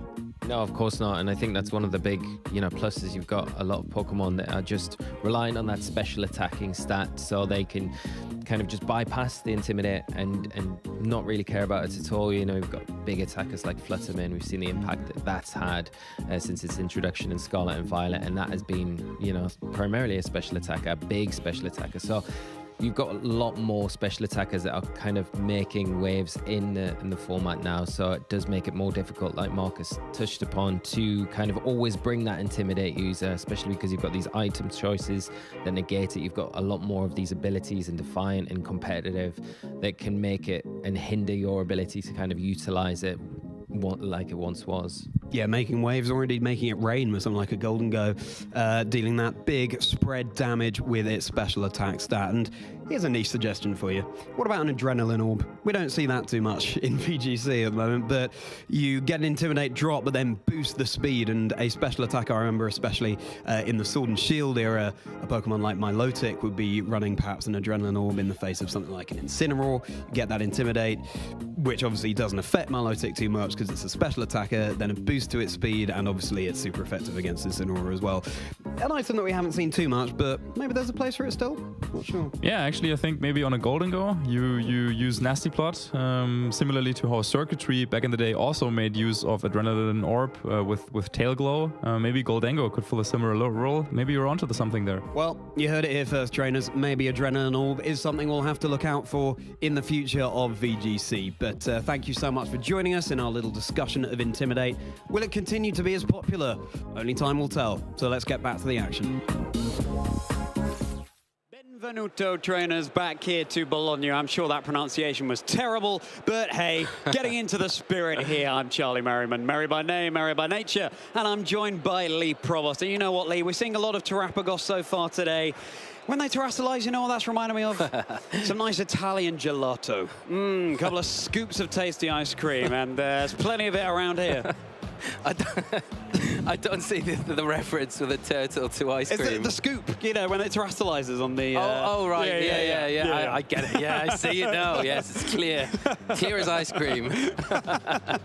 Welcome back, traders. We'll shortly be getting into Swiss round 6 here, and we've had some thrilling, so exciting matches on stream so far today. I mean, the very first game of the day could have been a finals in itself. Came down such close margins between Calyrex and Terrapagos, and of course, you were just talking to our previous winner there, Lee, Alessio. And what are your takeaways from that? Just, the comfy has to be the talking point of the team, but you know, and it's hard to look past that, but it's also the calm mind Terrapagos as well, because I think we've generally seen players lean on the choice specs item because of how strong it is, the immediate pressure there, and I think Joseph put it into practice in that match and showed it off very well, how strong it can be, especially when it's paired with that Chi-Yu. We've seen it have success in the past, but I think the more calming approach, calm mind approach. It's slower, but it gives you options to protect. It gives you options to adjust your board position and then utilize tools like the Comfy to really take advantage of the ability with that triage ability, where it's got the priority with the floral healing, the draining kiss, how useful that can be.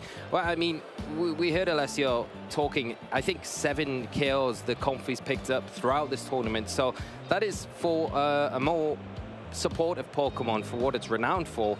It's quite astonishing to really see that is what has been taking down a lot of the opponents throughout the tournament, and I like the inclusion of the Dragapult as well. I think the Dragapult with that Dragon Darts is so useful. Spread damage again, it can't be understated how useful that can be in certain situations, especially with the Amoonguss, where it's just enough to chip it to then knock it out. Right, sure, and there are so many Focus Ashes running around, and of course Terra Shell. You want to just get that little bit of chip to then soften up the Pokemon ready for a follow-up blow. So yeah, Dragon Darts really coming in clutch there. And I think in that matchup between a Choice Bets Terrapagos and a Carmine Terrapagos, like we just saw, you've got to say that the Carmine variant is opting for a slower playstyle that the Choice Bets tends not to favor. So perhaps the favor tends to be in the court of the Carmine variant there. But that's the previous match. Let's look to the future. Let's discard our Slitherwing and get into our Iron Moth mode and see what matches we have going on in the venue very shortly for our Swiss round 6, and indeed what we'll be able to bring you at home. I hope you're very much enjoying the stream so far, because the atmosphere in the venue is electric. There are so many people here just eking out those final championship points. Let's take a look at the standings first to see which trainers have been sailing through the day and which ones have been having a harder time. Wow, all these trainers here with a 5-0 record. It's incredible, really. It's just testament to these players in such a tough crowd here this weekend, you know, and only 2 wins away from securing a day 2 as well. So really crunch time for a lot of these players. Don't want to really have any slip-ups at this point, although not the worst thing in the world, because you're still going to be able to kind of reach that record that would get you into day 2. But we've said it many times throughout the day and many other broadcasts as well. You kind of want to push on. If you're in this kind of momentum swing at this stage of the tournament, you want to try and get as many wins, top out the Swiss rankings as possible. And you can see there's some familiar faces amongst the rankings here. An old face that's from back when I used to play, Ricardo Apamea, 5-0 coming into this tournament, very strong, and some more recent familiar faces as well. Leonardo Bonnioma being one of them. Yeah, certainly. Lee, that is a list of 15 Italian players, and then we have the French Adam Jaffoy at the bottom there. So it's Italy, of course, having a very strong showing on home turf. In the Turin Special Event last year, we had 2 Italians in the final, being Nico Davide Cognetta and Simone Sanvito. Nico was the one to go all the way there. Is it going to be an Italian showdown in the final this weekend? It could well be, if this standing board is anything to go by. It makes it very daunting, doesn't it? For if you're coming flying in from anywhere else around the region to come in and try and dethrone the Italians, you know, as well. I think we've got Mark Cotter as well from Ireland down there, just sneaking in. Just the other notable mention there, but yeah, making up. It just goes to show how strong Italy as a region are, and you know, they dominated so many events throughout this season. The consistency there, the competitive nature of just Italian VG players in general is just so fierce, and they have such a good community as well in Italy. It just pushes them further and further on, making them one of the most formidable foes in the VGC community. It's a really good showcase of how important the community is in this game as well. All these trainers inspiring each other to do the best that they possibly can. It's a game that's very difficult to do well in if you're not collaborating with others, building teams together, testing things out. And so really thrilled to see Italy having such a strong showing here in Bologna. And of course, after the North American International Championships next weekend, we've got a big gap before the World Championships. And then it's a question of, are you going, well, there are no tournaments in order to showcase the teams that you're running. So how under wraps are you keeping things? Are you going to bring the secret sauce to this event? You're probably going to want to keep that in the back pocket, but bring something else that you think can do well, or test something out. That's what a special event enables trainers to do. Yeah, definitely. And but I think on the other hand as well, I think players are bringing the sauce to this event, really, because I think we're seeing it. We've seen Garganacle, we've seen the Comfy in that last match. Players are kind of just experimenting at this stage, and it might be the experimentation that they need to say, yeah, this works, and depending on how things go with North American International Championships next weekend, I'm kind of set on these ones. But enough of that, because we do have some notable matches to go over, which is getting us ready and gearing us up for round 6. So you can have a look at these are some of the matches that we've got, and we've got an absolute cracker first to feature as well, Charlie. Yeah, Adam Chafoy versus Antonio Sanchez. Antonio, the winner of the Liverpool Regional Championships back in January. Screamtail, a Pokemon that's really been picking up again. But over on Adam's side, you've got that Thunderous there. That's not a Pokemon we see half as commonly as its Genie brothers, the Tornadus and the Landorus. But that's just the match we're going to be featuring, Lee. Yeah, exactly, and there's a lot of other great matches. As the notable ones going into this next round, all these players 5-0 as well. Yeah. Salvatore going up against Lorenzo. We've got the Ditto there as well. Yeah. Mindshao still performing extremely well by the looks of things, but then you look at Matteo's team with that Galarian Moltres. Very nice to see that there. Again with the Zamazenta that we haven't seen too much of on the broadcast today, but still doing extremely well in the tournament. And again, on the other side of the field with a Landorus Therian of all things, but the Miraidon doing extremely well in that kind of different build of Miraidon. Ricardo Apamea as well. I mean, you can go through the list. There's just the Kyogre there as well. Like, again, another restricted that we're not seeing too much of, but all of these restricteds in their own right having very good, strong performances coming into this tournament. And it'll be, you know, which ones of these are we going to see progressing to that day 2, to the top 8? I think that's the big question on the end of my lips. Yeah, absolutely. I know you might disagree with me here, Lee, but I just think Kyogre still has untapped potential. I know you think it's having a hard time at the moment, which it is, but maybe there are ways of running it in order to utilize all of that potential. And maybe Ricardo's found it this weekend, you know, still at 5-0 right now, rocking that Kyogre. So excited to see how that does. I am excited to see how it does, and I want nothing more than Kyogre to do well. I just find it's just have a lot harder of a time in this format than it's had in previous restricted formats. But like I say, Ricardo is having a great run with it so far, showing that there are ways to make it work. Previous players in other tournaments have done well, had good finishes with it. It's just never been quite at the top upper echelons of those results. Japan Nationals, another tournament that's happening this weekend. There is a Kyogre in the top 8 in that tournament. So there is potential there, and trainers are looking at different ways to run it. I mean, the one in Japanese National Championships this weekend, it's a Terra Ice with Blizzard, paired with a Tornadus with Snowscape. So, I mean, it's very different from what you would generally see. So I think you're right about looking for players picking out these restricteds, looking at alternative ways to play them. So, yeah, completely agree with you, really. Yeah, well, let's see. I bet Ricardo's kicking himself, though, that there's no Kingdra on his team. Take advantage of the drizzle thanks to his swift swim ability. But enough of that. Here's our trainers on stream. There's Antonio, and there is Adam as well. They're just getting settled and ready to get into the game, looking nice and relaxed. And I think the mental state of the trainers is something that we really need to focus on in VG as well. If you're not putting that pressure on yourself, then you're likely to succeed, even though there's so much on the line.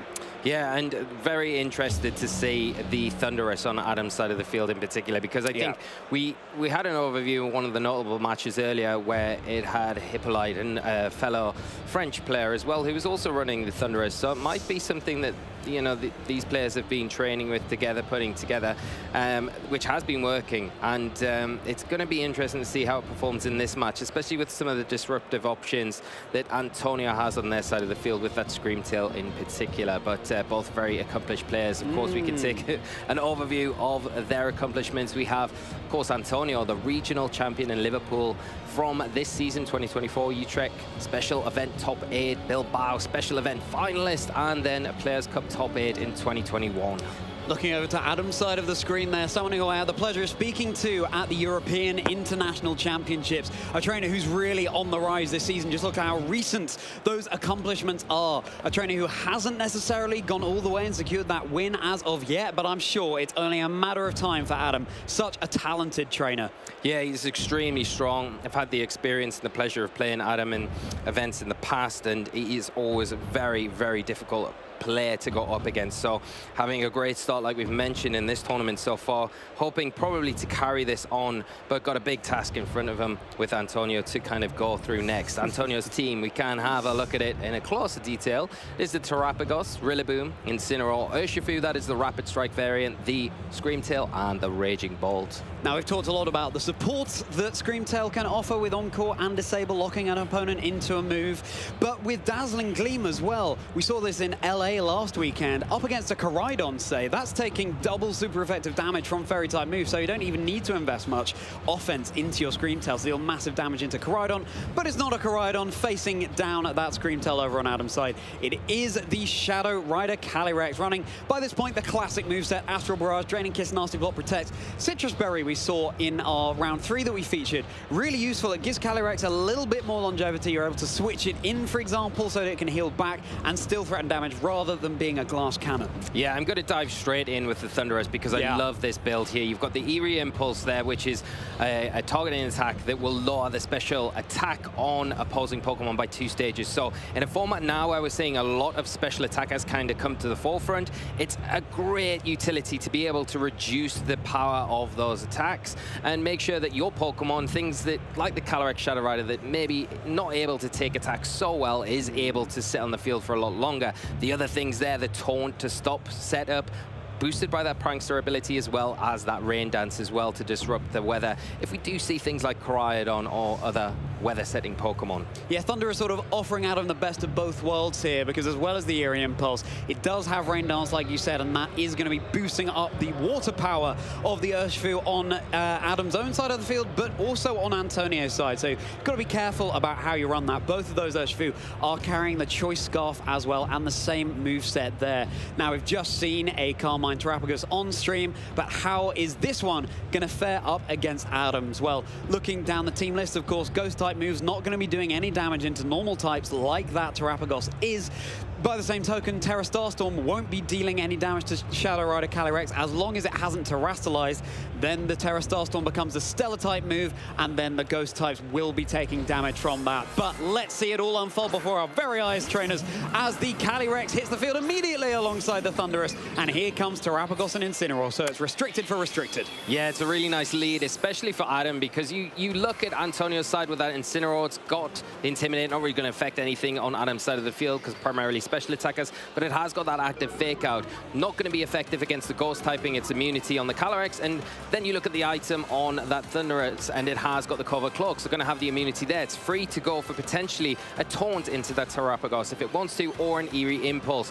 The Taunt's there, it's nice, it's going to be able to shut down, stop that Calm Mind, so the Terrapagos can't get set up on Antonio's side of the field. It makes it difficult to kind of get any momentum swing there, while it leaves you in the safe space, potentially to terastallize with your Calyrex, get a nasty plot off, and set up for yourself going forward in the match. Yeah, you sometimes see Ice Beam being run on Terrapagos, but not this one, so that Thunderous is only taking super effective damage from Rock and Ice, but the Terrapagos not threatening so much on the super effective side here. Calyrex deciding it's time to get Incineroar into the ring, and now they're facing down each other in this wrestling match between these two fantastic trainers. Thunderbolt coming straight down into the Incineroar over on Antonio. Antonio's side, leaving the Terrapagos free to clear its head and get that boost to its special attack and special defense. Yeah, really good turn here from Antonio, saying, well, I know you do have the taunt. I do know you've got the Eerie Impulse, but if you don't target into me this turn, then I'm going to punish you for that. You do have to be careful, of course, still around that Eerie Impulse. It can come out at any point, but now that Cover Cloak has been knocked off, if you can cycle in something like the Rillaboom that we're going to see now, or even the Incineroar later on in the battle, it is going to be susceptible to those fake outs, and that further supports the Terrapagos, maybe giving it room now. It has got that boost under its belt to be able to fire off those Terra Starstorms. You do on Adam's side of the field as well have the Incineroar coming in, does have the active fake out, but for Antonio it's a pretty easy protect here. Cycle in something like the Rillaboom this turn, like we're going to see. Exactly, because those Eerie Impulses will be going off immediately thanks to Thunderous's Prankster ability, giving status moves that priority. But as it is, Rillaboom is joining the fray, and we're going to take a walk through the park on that grassy terrain, as Terrapagos does indeed keep itself safe, retreat into its shell to protect here, as Eerie Impulse was indeed targeting down that slot. But all eyes now onto this Incineroar. Has he called perhaps a switch into the Rillaboom? Well, it's going to be that parting shot, so Adam's going to be recycling that Intimidate, coming back to its trainer in favor of something lurking in the back. Yeah, and it's a nice way for Adam to reposition, maybe get something out that we haven't seen already that he's got on the back, or maybe even just bring that Calyrex Shadow Rider back onto the field to stop pressuring down that Rillaboom if it does decide to go for that fake out the next turn. The problem is the Terrapagos already has that Calm Mind under its belt, so it is going to be hitting a lot harder than it would originally. And have you got the tools to be able to, one, break that Terra Shell quickly and then be able to pick up the knockout? I don't feel between the Thunderous and the Calyrex it's the right typing combination move-wise that you've got to be able to remove that threat pretty quickly. Antonio playing this extremely well in the early game and making it difficult for Adam to kind of get any sort of momentum here with the tools that he's brought to the battle. Yeah, well, Adam's going to have to find a way to break through that Terrapagos sooner or later as his own Rillaboom joins the field. And now you've got the mind games of which Rillaboom is going to be faster. Do you fake out the Rillaboom on Antonio's side so you can't fake out the Thunderous, enabling Terrapagos to get a big Carmine boosted Terra Starstorm off, or indeed Earth Power, but probably not into these targets? Or are you just going to play the mind game exactly and switch out that Thunderous and get something else in? Here's Incineroar, which is going to neutralize that Rillaboom's attack even further. Yeah, you can see what Adam's trying to do here, preserving that Thunderous for later, so there's a preferable situation where he's got it on the field and he can actually utilize that Eerie Impulse without the threat of a fake out on the field and taking a lot of unnecessary damage. We are seeing the fake out into that Incineroar, Terra Starstorm into that Incineroar as well, soaking it up pretty well. And this pivot here is beautiful because it allows Adam, like we say, to get that Rillaboom off the field, preserve it for later on, preserve that fake out, and then bring in that Thunderous now. It hasn't got the fake out in front of it, and it is in a prime position to try and get that Eerie Impulse onto the Terrapagos, kind of keep it in check because you don't want to allow it to get those too many Calm Minds up. But we're not seeing the Thunderous. It is actually the Calyrex Shadow Rider. It is going to be Calyrex, and the Astral Barrage isn't going to be doing anything into the Terrapagos, being a normal type. Draining Kiss could do, and it does have access to Nasty Plot too, so you can be boosting up your offensive prowess right now if Antonio gives Adam that luxury in order to do that. And now Adam pivoting around so well. This is something we've been seeing so often in Regulation Set G. You've got to get your restricted Pokemon in the right place at the right time, and that's something that this Terrapagos is slowly being stalled out of doing. But this match is very much still in the balance. It could go either way. It's still very early days. We do see Antonio switch out the Rillaboom for that Incineroar. It is going to drop an all-important Intimidate onto the Incineroar on Adam's side of the field, not so much onto the Calyrex, but we are going to see a Terastallization, Charlie, and it looks like it's going to be onto that Terrapagos. Terrapagos is going to go on top of the world right now, feeling good about its place in this battle. It's time to dish out that stellar boosted Terra Starstorm that is going to be hitting the Calyrex because it's no longer a normal type move. It's going to be removing the grassy terrain from the field thanks to that Terraform Zero ability, but the fake out instead is just going to make it flinch, buying this Calyrex a turn to do some setting up of its own, having that light bulb moment, going for a nasty plot. But it is facing down at this Incineroar, which has access to the knockoff, which is going to be super effective into that Calyrex, unless Adam decides to Terastallize. Yeah, it almost forces the Terastallization as long as that Incineroar is out on the field as well, and now the active fake outs there. There is the play where Antonio could maybe say, well, you're almost forced to go for the Terastallization here, so I could potentially fake out into that slot, and if you do Terastallize, commit to it, I'm going to get even more damage with my Terra Starstorm this next turn. So it's a bit of a mind game here. We are going to see Adam just adjust, take the Incineroar off the field, bring out that the Rillaboom once again, and set up the grassy terrain for another 5 turns. And another fake out present on the field. Terraform Zero, of course, only activates on the turn that the terrestrialization happens. So Antonio would have to switch it out and back in order, or the Rillaboom is now in setting up that grassy terrain. The Terra Starstorm is going to be connecting down into the Rillaboom, holding the Assault Vest, so it's going to be taking special attacks a little bit better than it would have done otherwise. Let's see how much damage this does. Of course, a spread move, so not as much damage. Rillaboom with about 60% of its health there, as knockoff was indeed going into that Calyrex that would have been doubly super effective. Yeah, it's a really nice play there from Antonio, just kind of keeping the pressure on. The one problem is now that if you are Antonio, you have to worry about this potential fake out from the Rillaboom, because now your Terrapagos is in a little bit of an awkward situation, and it could open the door for Adam to go for another nasty plot with the Calyrex and get yourself to +4. Not seeing that fake out just into the Incineroar. Yeah, it's going to be a nasty plot over on Adam's side of the field. So this horse is really looking threatening with his Grim Neigh ability, but a Calm Mind coming out as well. So both of these Pokemon just trying to bolster their damage output, and in the case of Terrapagos, its defensive capabilities as well, in order to be in the best possible position to try and secure this game. You can't leave either of these Pokemon unchecked right now. No, you can't, but you've got to think that Antonio's Incineroar is probably at risk of maybe getting knocked out by the Draining Kiss now. The +4 that the Calyrex is on, it will probably be enough to take down that one pivot option, and once that's gone, you don't have that kind of rotating door between that and the Rillaboom where you can protect, bring the opposite one in, fake out, utilize the Calm Mind or an attack and move to wear down things on Adam's side of the field. So Adam really trying to react, pile the pressure back on from his side of things, and he's doing a very good job at it. I think the one thing they have to worry about if you're Adam, you really want to terrestrialize, but at the same time, if you do, you're going to take a lot more damage. Yeah, a lot more damage from the Terra Starstorm, which does hit any terrestrialized target super effective. That Astral Barrage, more than enough to pick up the knockout onto the Incineroar, and of course it covers for a switch that Antonio might make. But now, this Calyrex is at +5. Grim Neigh boosting its special attack anytime it claims a knockout. Here comes the Terra Starstorm, though, coming out from Antonio's Terrapagos. How much damage is it going to secure? The Rillaboom just hanging on there as well, as we predicted from the previous turn. And the Calyrex getting an opportunity to have its Citrus Berry there. A Pokemon that loves the harvest so very much, and now being able to snack on one of its Citrus Berries as the U-turn, a little bit of chip damage into the Terrapagos. Yeah, it's a nice play here from Adam, really, you know, taking advantage, not going for the Astral Barrage, not going to do damage to the Terrapagos, but knowing because of the higher damage output that move's got, the same type of attack bonus, it's going to be enough to pick up that Incineroar, which is the main thing. Not wanting to get kind of greedy, overcompensate, or risk the Draining Kiss missing the knockout there, because that would have been very detrimental, like you've mentioned with the knockoff. Could have really meant the end of the game for Adam. So a nice play here. Still got to really work out how to deal with this Terrapagos. It is +2, both its special attack and special defense, and it is going to be still throwing out big damage every turn. So it's not something you've got a lot of time to deal with, but with Incineroar, of course, coming onto the field, you do have the fake out, but at the same time, you need to worry about the fake out from the Rillaboom that would be probably faster than your Incineroars in this situation, kind of making the Incineroar a target that probably will go down if we see the fake out and then the double up with that Terra Starstorm. Yeah, and the Terrapagos is pretty, well, I mean, if that Calyrex were to go for a Draining Kiss, be fascinated to see how much damage that does, given the Terrapagos are now at +2 of its special defense, the Calyrex at +5 of its special attack right now. So the damage calculations are all over the place, and this is something that trainers have to be so on top of in Regulation Set G. Every single stat stage, how much damage is that doing to me or to my opponent? Because it really does all add up and can define how the match goes for you.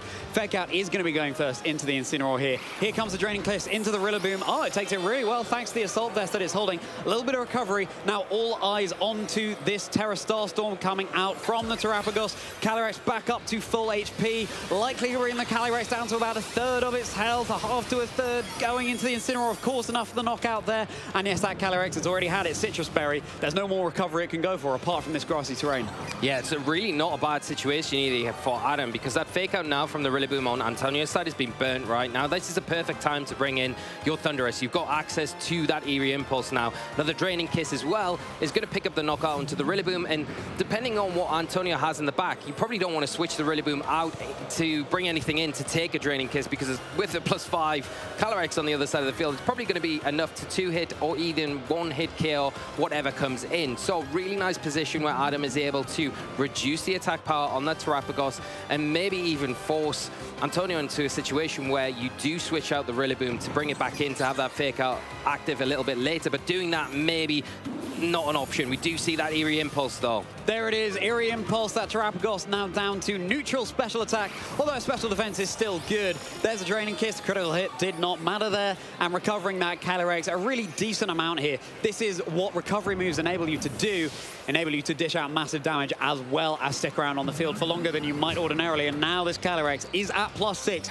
It cannot get any more offensive than this, and of course the Terra Starstorm isn't going to be hitting for as much damage right now. Spread type move into both the Calyrex and the Thunderous. It's still really good damage, but it looks like thanks to the terrain recovery and thanks to the threat of Eerie Impulse in the field that the Calyrex is going to be sticking around, although this Urshifu is coming in with the Choice Scarf. The problem is though, with the Urshifu coming in, it does have that Choice Scarf, so initially it would be faster, but the one thing that you can say is that Thunderous, it's not really got a way to slow it down. That's the big problem. So the Urshifu in a nice position where both these Pokemon are in a knockout range from a Surging Strikes. You can go for another Eerie Impulse, last-ditch one with that Prankster ability into the Terrapagos. Maybe even switch out your Calyrex, but it's +6 at the moment. You really want to try and make as much use out of it as possible, but you do have the Rillaboom in the back. It can come in, and it's an easy answer way to deal with that Urshifu. So that's something that Adam's got to try and maneuver here. Get that Rillaboom onto the field, and potentially try and get some use out of this Calyrex while you can, or you take the decision and say, it's +6, it's not really any use now, could switch it out, but not seeing that. No, Surging Strikes connecting down into the Calyrex. Of course, had that Calyrex switched out, it would have sacrificed all of those boosts it received. So Adam deciding to grin and bear it, and that is going to be the Calyrex going down right now. So Adam just down to the Thunderous and the Rillaboom here. Thunderous still threatening Eerie Impulses down onto the field. It is 2 for 2 right now. Thunderbolt, super effective into the Urshifu. That's going to be enough for the one-hit knockout. So it is now Terrapagos versus Rillaboom and the Thunderous. Yeah, this is, well, the Thunderous now will go down to the Terra Starstorm. Single target attack. It didn't do much last turn, but probably enough to take it down here, as we do see Antonio tie up this match. Like you say, the Rillaboom coming in, and it is one-on-one with the Terrapagos. The one thing, though, that you see this Terrapagos has in its bag is that it is going to be able to utilize that Calm Mind, and probably is going to be able to take a flurry of attacks from the Rillaboom. The Rillaboom's got Fake Out, but you've got to take down a full health Terrapagos. I just don't feel like the Rillaboom's got the offensive presence to be able to do that, while the Terrapagos is probably able just to sit and launch the Terra Starstorms to pick up the remaining damage that's already been done to it. Antonio going for not the Protect here, just in case there wasn't a Fake Out coming out, but yes, the uphill struggle is certainly too mighty for this Rillaboom right now. Terrapagos now threatening massive damage, and the Rillaboom hardly in the healthiest of positions. So it was a game that was sort of seesawing either way, but it was Antonio coming out on top in the end with no less a full health Terrapagos up his sleeve. So heading into this next game, Adam has some thinking to do. Yeah, I think a lot of thinking to do, because the way that Antonio's piloting both the Rillaboom and the Incineroar, making use of those two Pokemon in particular, is just so difficult for Adam to kind of get a foothold in the match and be able to utilize the tools that he's got to disrupt things like that Terrapagos with the Eerie Impulse. Because I think the key turn here for Antonio, and really it shows off how well he can identify big, key, important turns, was that knockoff with the Incineroar turn 1 into the Thunderous, getting rid of that Covert Cloak, because then it became susceptible to that cycle of Fake Out for the rest of the game. And I think it made it so difficult for Adam to utilize the Thunderous, because if you got that Covert Cloak, you kind of don't mind the Fake Outs coming out too much, because yeah, you can take it, but you're always going to be able to get your attacks off, like those Eerie Impulses, and then pressure the Terrapagos. So I think for Adam going into game 2, something that he needs to be a lot more careful about, and not allow the Thunderous to lose that item as freely as it did in game 1. But all credit to Antonio in that game, masterfully played, and I'm pleased you mentioned it. The Terrapagos ending the battle with full HP is just incredible. Yeah, it really is. You've got to be preserving that king, protect the king, as we've been saying today. Now, I've got my eyes on Antonio's Screamtail there as well. That could be another way to shut down the Thunderous. If you lock it into the Eerie Impulse, at least it's not doing any damage. You can then also disable that move to give it a really miserable time on the field. But Screamtail, it forces some switching out, but it's really effective in the end game when there's no more switching potential that can be done on the other side of the field. But I think coming into this next game, it's not often that you'd see a +6 Calyrex not claim the victory, but that's certainly something that Adam is going to want to be changing heading into game 2. And it's just Terapagos is such a thorn in Adam's side with the normal typing, of course, taking no damage from Ghosts. And I look at that Urshifu over on Adam's side, and you've got to be able to utilize that somehow to take out the Terapagos, I think. Yeah, I think that's a big Pokemon for Adam to look at in particular, because like you mentioned, it can deal with the Terapagos very well. It's got the Choice Scarf, so it doesn't need to worry about too many other things outspeeding it. It deals with the Incineroar extremely well. I think the key thing for you to do if you are Adam in that situation and relying on the Urshifu as your game plan is being able to remove the Rillaboom. If it does come, it's likely to come to this next game. And then if Antonio adjusts and brings something like the Raging Bolt, I don't know how likely that is, but again, it would be another threat to that Urshifu because of the Thunderclap that it has access to. So I think they're the big things you need to remove, and they're things that you can remove pretty easily if you get your Calyrex positioned well enough in the game, and you might have to commit to terrestrialization with it, because we saw Adam not wanting to terrestrialize because of the threat from that stellar Terapagos in that last game and the damage that it would have done if it had connected once terrestrialized. Yeah, exactly. Type matchups are a whole different ball game when Stella's in the mix. Yes, Fairy type only takes super effective damage from Poison and Steel, but when it's terrestrialized, of course, into whatever type, it's going to be taking super effective damage from a Stella type move. But we've got the leads, and it's going to be some switching up here.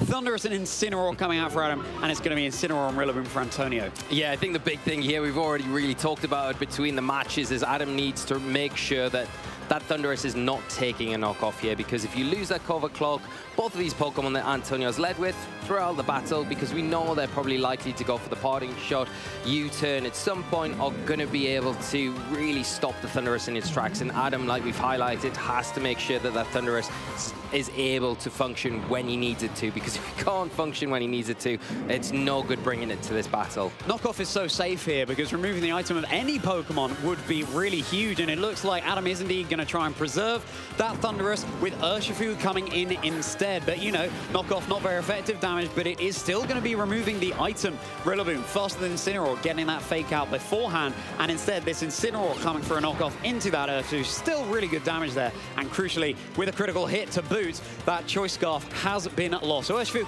looking a little less stylish perhaps on the field. It does mean that Adam can switch out the moves that Urshifu goes for, even without switching out the Pokemon. Yeah, it is good, but at the same time, you brought in the Urshifu, you've lost a really valuable item that it holds. It gives it a lot of freedom in this match, and you're in front of a Rillaboom that is threatening you right now. Also, do you want to terrestrialize at this stage? Water terrestrialization puts you at threat. So we are seeing Adam just keep it for later on in this match, and the Thunderous coming back onto the field. Question is, has Antonio called it and just gone for knockoff to lock down that slot? Woodhammer good for a little bit of chip here as Rillaboom takes that recoil from that heavy Woodhammer coming down. Knockoff is going to be giving Antonio's Incineroar a taste of his own medicine, removing the safety goggles, but there it is, knockoff into that Thunderous, and the Covert Cloak is gone. Yeah, and that is a huge couple of turns here from Antonio, leading out with what isn't the most aggressive of leads. It's quite a passive lead, a supportive lead, but something that's giving Adam a lot of issues here, because we saw he had to switch out that Thunderous turn 1, not to have the fake out knockoff into that slot, but then you're bringing in the only Pokemon that would be good in that situation to take maybe a knockoff and a fake out in the Urshifu. And then the next turn, when it was out on the field, it's pressured by the Rillaboom. Antonio doing a really good job to really pin down Adam here and do the things that he needs to do at the start of the game to make the end game a lot more beneficial for him. And you definitely don't want to switch in a Calyrex Shadow Rider to a knockoff, as Thunderbolt will be chipping away at the Incineroar. Another Woodhammer, not enough for the KO here, but again, it's really good damage into whatever might be switching in. Will-O-Wisp, though, is going to connect onto Antonio's Rillaboom, so being burned, that's going to be halving the offensive output of any physical moves that Rillaboom could be choosing to go for. Could be big later on in the game, as knockoff going to be coming out into Adam's own Incineroar there. Items just littering the field right now, Lee. I think we need to get some rubbish collectors right there on the field in Paldea. Yeah, we definitely do, but it's really at the detriment of Adam here, because he's losing these items that are so critical for his kind of game plan against, in particularly something like the Terrapagos that could set up, and we haven't even seen it yet. You know, the Rillaboom has been burned. It's not going to be doing as much damage, but another Wood Hammer. That Thunderous is in low enough health where it is going to get knocked out, and you can't switch in the Urshifu to that slot because even burnt, you're still going to probably get knocked out with the grassy terrain. And then the Calyrex you want to bring in as healthy as possible. So the only option that Adam has here is to go for that Thunderbolt attack and try and get some last-ditch damage off before it goes down. Yeah, the one thing that you're going to want to remove if you had to choose just one over on Antonio's side of the field is that Incineroar, because it's so threatening to the Calyrex that Adam presumably has in the back. It's Mind Games, of course, might not be, but you'd assume in the single restricted format, that is the Pokemon in the 4th slot on Adam's team. As the Incineroar dropping the offensive prowess of Antonio's own, enabled to switch to the back right now. Urshifu rejoining the fray without its Choice Scarf here, very threatened by the Rillaboom, and Antonio's really been locking down Adam's side of the field as Urshifu comes into a very unwelcome welcome with that parting shot, lowering its attack stat. Yeah, and you can see the benefit of having the slower Incineroar as well from Antonio, because yes, Adam is able to reposition, get the Incineroar off the field, utilize the parting shot, but because Antonio's is slower, it can go second after the parting shots initially went, and then you can adjust what you bring in based on what your opponent's brought in onto the field. Now, it's an easy one for Terrapagos to come in because you've got the Rillaboom covering the Urshifu. Adam's hand here almost forced to bring back in that Incineroar, and that prevents him from getting that restricted onto the field and starting to get set up. So that is the big problem. What Antonio needs to deal with now, he's still got the Intimidate in the back. He can bring in, drop the attack of that Urshifu, which is pivotal for that close combat that could come in and be a big threat to that Terrapagos. It's going to be Calyrex joining the field instead. Now, this could, of course, be a bait. You hope that Antonio is going to target that slot, but then you switch in the Incineroar, and it takes much less damage than the Calyrex would have. You've got the Urshifu on the field, and of course, you cannot protect in front of the moves that Urshifu can go for, thanks to its ability there. So it is threatening super effective damage down on Antonio's Terrapagos. Its Terra Shell ability right now would be meaning it takes not very effective damage at full health, but once you Terrastallize, you lose the Terra Shell ability, so it would be taking super effective damage then. So Mind Games are plenty on the field right now. Antonio certainly has the advantage, but, you know, where there's a Calyrex that can get so easily boosted up, there's certainly a nay. There is, and this feels like an opportunity for Adam to maybe try and get a nasty plot up if it can. We are going to see the adjustment here, the Incineroar coming in, dropping an all-important Intimidate down onto that Urshifu, reducing the attack stat by 1 stage. Of course, it won't affect the Surging Strikes if that is opted for from Adam, because it's always guaranteed to be a critical hit. And we are seeing Antonio go for that stellar Terrastallization on the Terrapagos. And will it be launching an attack, or will it be boosting up? Well, either is not going to be good news for Adam right now. Grassy terrain disappearing thanks to Terraform Zero. Now trying to get that Calyrex set up so it can threaten back against Antonio's own bulky Terrapagos. U-turn, a little bit of chip down into Incineroar in order to pivot Adam's own Incineroar back in and drop the attack of the Incineroar on Antonio's side. Pokemon that's been very popular here in Day 1, but dropping off in popularity so far in Regulation Set G. But you wouldn't have thought it looking at this particular game and indeed the matches we've featured so far. Here comes a big Terra Starstorm. It's not boosted by any Calm Minds yet, but it's still going to be chipping away at these Pokemon. It's a big, big hit, but not quite enough to have an impact just yet. The one thing that you would say now Adam has his advantage of having that faster Incineroar is he is going to be able to utilize the Fake Out right here, right now, because the Incineroar on Antonio's side is definitely slow, and that's why we're seeing it switch out, probably Rillaboom coming in, and maybe that Terrapagos just protects for a turn, but it could open the door for another nasty plot on that Calyrex. Yeah, it certainly could, and these are the mind games that you're dealing with here. Do you attack? Do you set up in order to do more damage on future turns? Fake Out coming out into the Terrapagos. Draining Kiss, instead just going off straight away into the Rillaboom, holding the Assault Vest, so taking that really, really well, despite that Calyrex being at +2 in its special attack stat there. So a little turn bought for Adam here, but now heading into the next turn, you know, another Terra Starstorm could be very safe here indeed. You can also boost up with the Calm Mind. Antonio seems to have a good number of options. Yeah, I think the Calm Mind here is a pretty nice option where you are able to get one off pretty safely at this stage.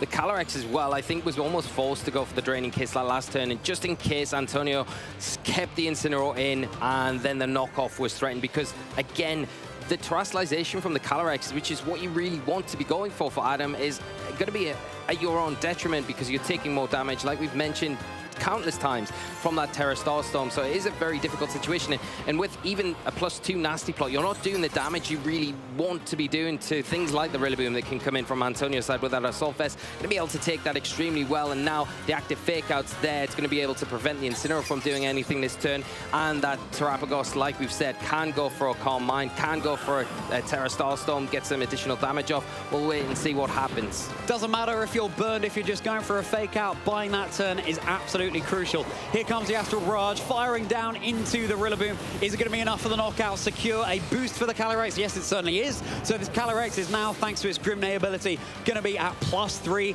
in its special attack. And slowly but surely, it's going to be threatening a lot more damage onto the Terrapagos with a Draining Kiss. Hence, we see a Calm Mind coming out from Antonio's Terrapagos here, boosting its special defenses, being able to take a Draining Kiss much better later on in the game. We've got to bear in mind as well, Adam has still not terrestrialized yet, so just waiting for that Calyrex to be able to go all in with that Fairy Terror, big Draining Kiss. Yeah, and I think that's what you really want to happen, because also as well, once you do terrestrialize, you not only become a little bit more susceptible to the Terra Starstorm, you become susceptible to these Fake Outs. So I think one thing that Adam probably would like to do is remove the Fake Outs from the field, it being an option, and then you can really utilize the Calyrex.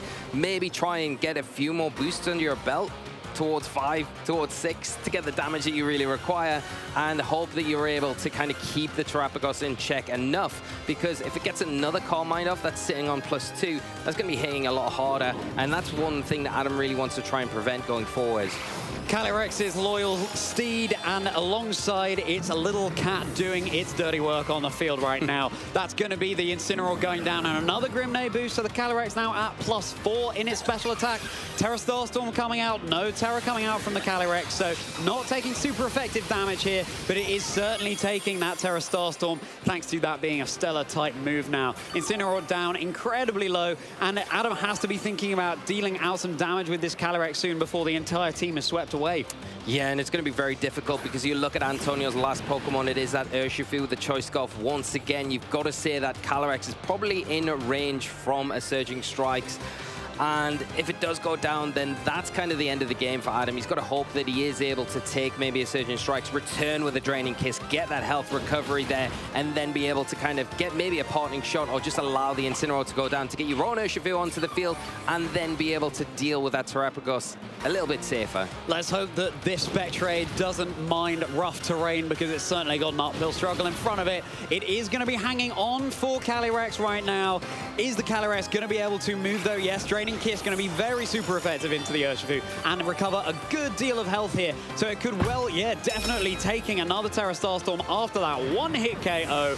This Terrapagos dealing big damage right now, and it is just the Terrapagos left on the field as the Calyrex. We now at +5 perhaps in the special attack there. Terra Starstorm raining down once more from the sky on these two Pokemon. That's going to be the Incineroar going down. The Calyrex still hanging around. You can see how huge that Draining Kiss move can be. The momentum swing here from Adam is incredible. He has just been able to take down all of the partnering Pokemon, essentially kind of ignoring the Terrapagos a lot of the time, and dealing with everything that's beside the Terrapagos, because once you can do that, you can see how pivotal that Citrus Berry recovery was to take the Surging Strikes, able to get a lot of health recovery, and now position where you got your Urshifu out in the field. It threatens with the close combat. That in combination with a Draining Kiss will likely be enough to end this Terrapagos once and for all, and we are finally seeing the terrestrialization from Adam's side of the field. You've got to choose your moments, and this is certainly the one for Shadow Rider Calyrex. It's getting that Fairy Terror. It's going to be dishing out even more damage with that Draining Kiss.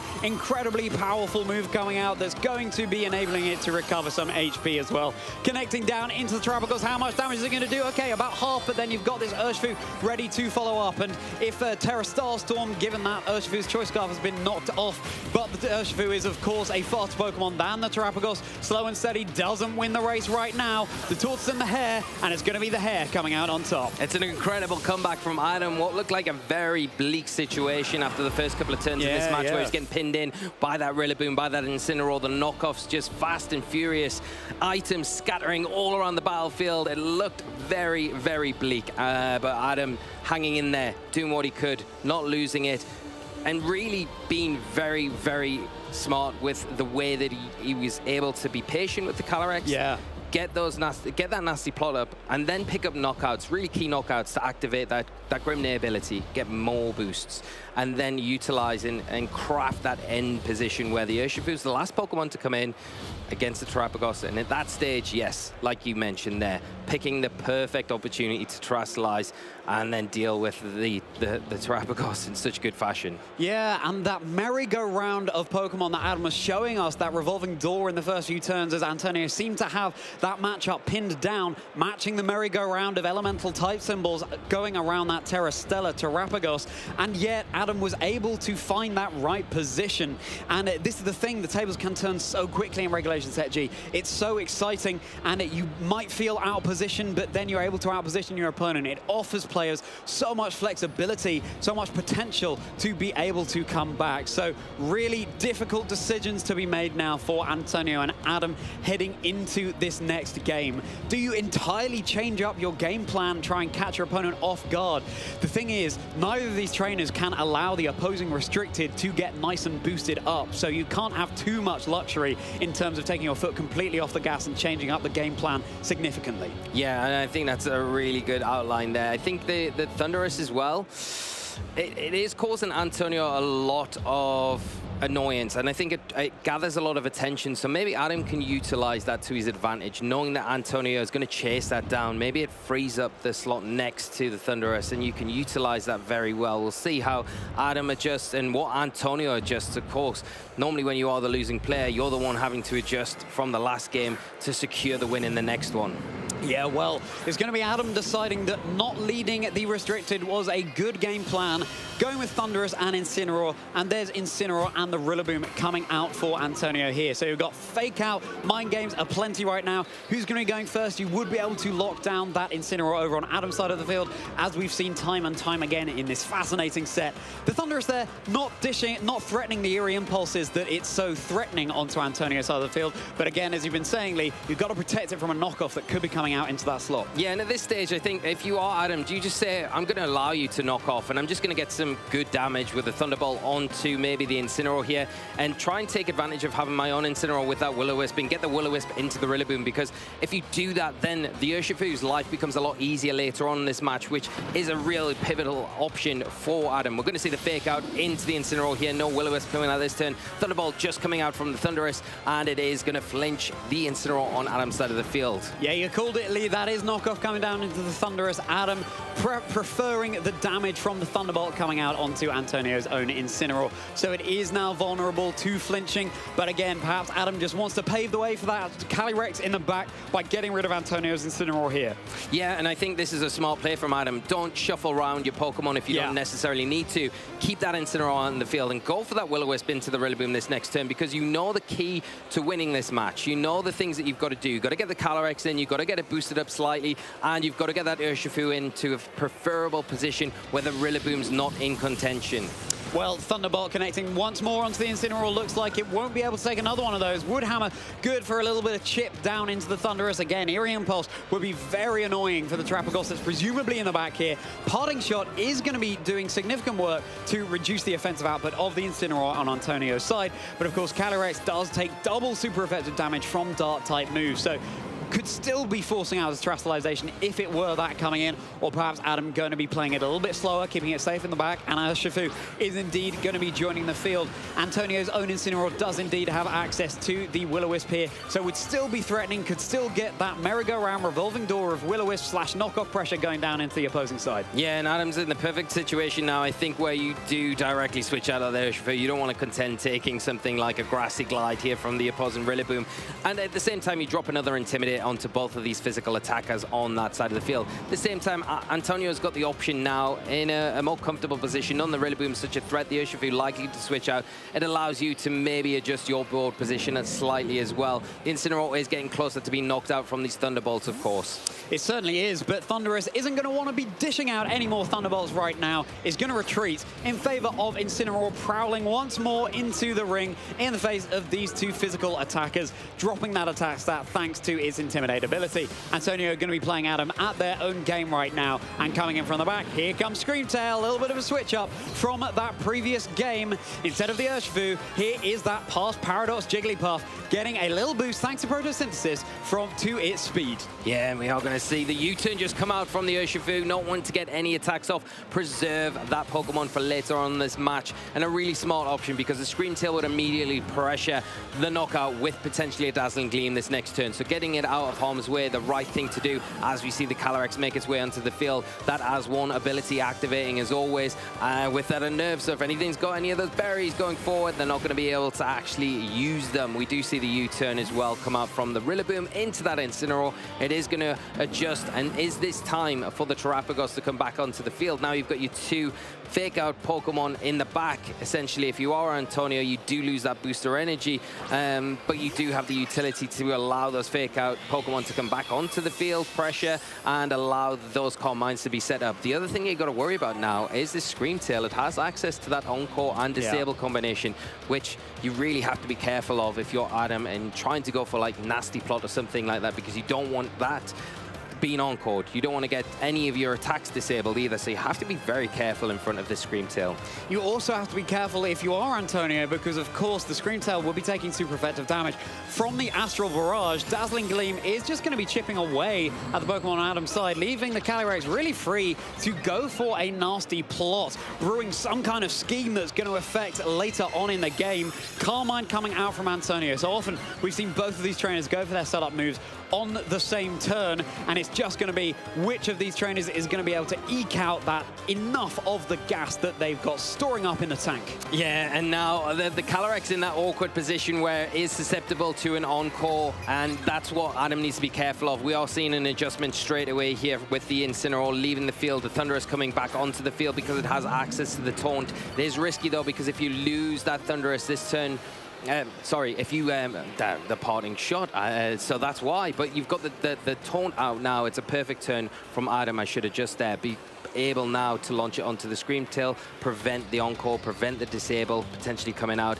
and the Calyrex is in a position where it can potentially pick up the knockout onto that Pokemon, but we are just seeing it protect. Scouting out to see if Thundurus is indeed aiming to taunt that Screamtail. Eerie Impulse instead coming out onto the Terapagos. This is the thing, Thundurus threatens so much utility onto the field right now. It's very hard to call. What's certainly not hard to call is the fact that this Calyrex is incredibly spooky on its ghostly steed right now with that +4 in its special attack. Terra Starstorm still going to be enough to secure the knockout onto the Thundurus despite being at -1 special attack there. But that is potentially an opening that Antonio needs. Yeah, and what Adam's got the ability to do now is bring this Incineroar back onto the field. It's got active fake out, so you know the Screamtail will be for one turn kind of susceptible to that. You're not going to be able to encore these Nasty Plots, and Adam doing a fantastic job to be able to utilize the Nasty Plot in such a way. The Eerie Impulse as well, really smart to lower that special attack on the Terapagos, sitting at -1 special attack now, not going to be as consequential in this match. I think maybe something that Antonio has to look at and say, do I switch out here, or do I allow my Screamtail to go down? Because you can't protect now, you've got to make an adjustment. Does the Incineroar come in on that slot? And if you go for that, then potentially a Draining Kiss could come into that position with a fake out and get some big damage, if not pick up a knockout. Yeah, and the Screamtail has Terra Grass, so you can't go for a Terra Ghost in order to get around a fake out there, which would be okay because you'd be encoring the Calyrex into a Nasty Plot. But no, Adam pivoting around perfectly right now. It is going to be the Terra onto the Screamtail. It is going to be going for that Terra Grass. Antonio recognizing that probably Screamtail will be taking an Astral Barrage here and doesn't want to be taking super effective damage from it as a result. Fake Out is connecting down onto the Screamtail, and now all eyes onto this Shadow Rider Calyrex. It's been rising up through the hierarchy of its kingdom, and now it's time for it to dish out this huge Astral Barrage. Terapagos not taking any damage. It's still enough for not quite the one-hit knockout onto the Screamtail, and that is the Terastallization option gone for Antonio. Huge turn. Massive turn here for Adam, because not only does the Screamtail go down, but Antonio loses the ability to go for the Terastallization with the Terapagos now. Yeah. So free to go for the Terastallization with your Calyrex in this situation where you know, okay, well, you can't go for the Terra Starstorms now because you know I'm going to be a lot more comfortable going forward in this match, of course. Now the Rillaboom coming in and getting that grassy terrain onto the field. We do see another Calm Mind gone for with the Terrapagos. So it will be up to neutral special attack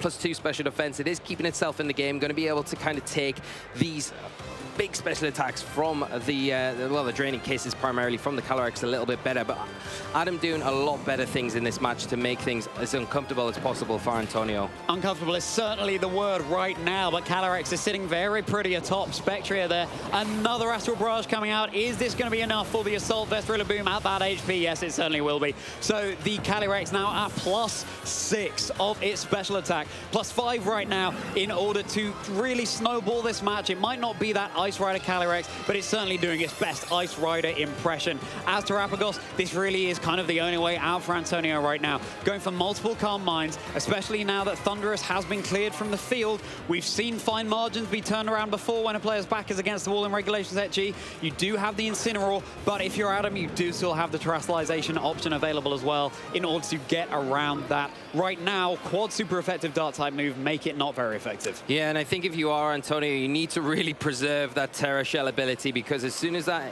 Urshifu comes onto the field, you've got something that is going to be able to pick up a knockout if that Terra Shell is broken. So, you know, the Astral Barrage constantly coming out here from the Calyrex. But that Terra Shell is still intact. The Incineroar going to go down now. The Calyrex is going to go to +6, so maxing out that special attack stat. And can Terrapagos pick up the knockout onto that Incineroar? The problem is, of course, going for these Calm Minds, it is a way out where you say, okay, we get to +4 special defense now, +2 special attack. It's great. You're going to probably be able to pick up the knockout onto the Incineroar, but your move is a single target attack. And it's so easy now for the Calyrex just to say, well, I'm just going to Draining Kiss you because I'm a max special attack, and I don't really need to commit to the Terastallization in this situation. Adam doing all the right things here, making it extremely difficult, turning this whole match around to be able to kind of come back. But of course, it's not over just yet. You do still have this one turn of Terra Shell, and there is the leftovers and the grassy terrain on the field, so the Terra Shell could be restored right now. Terra Starstorm going to be taking out that Incineroar, so it cannot have those leftovers removed from it from a knockoff here. So yes, the Terrapagos, it could be turning this around right now, thanks to its Terra Shell being reactivated and threatening down. Well, in this case, it would be an Earth Power into the Calyrex. Antonio does have that option, so it can still hit those Ghost types. It does have Urshifu to contend with here now, though, and with that Choice Scarf still intact, you can just break the Terra Shell with, well, in fact, it would be Urshifu breaking the Terra Shell, and then it would be a Draining Kick coming out. You'd really want it to be the other way around to try and secure the knockout onto the Terrapagos here, so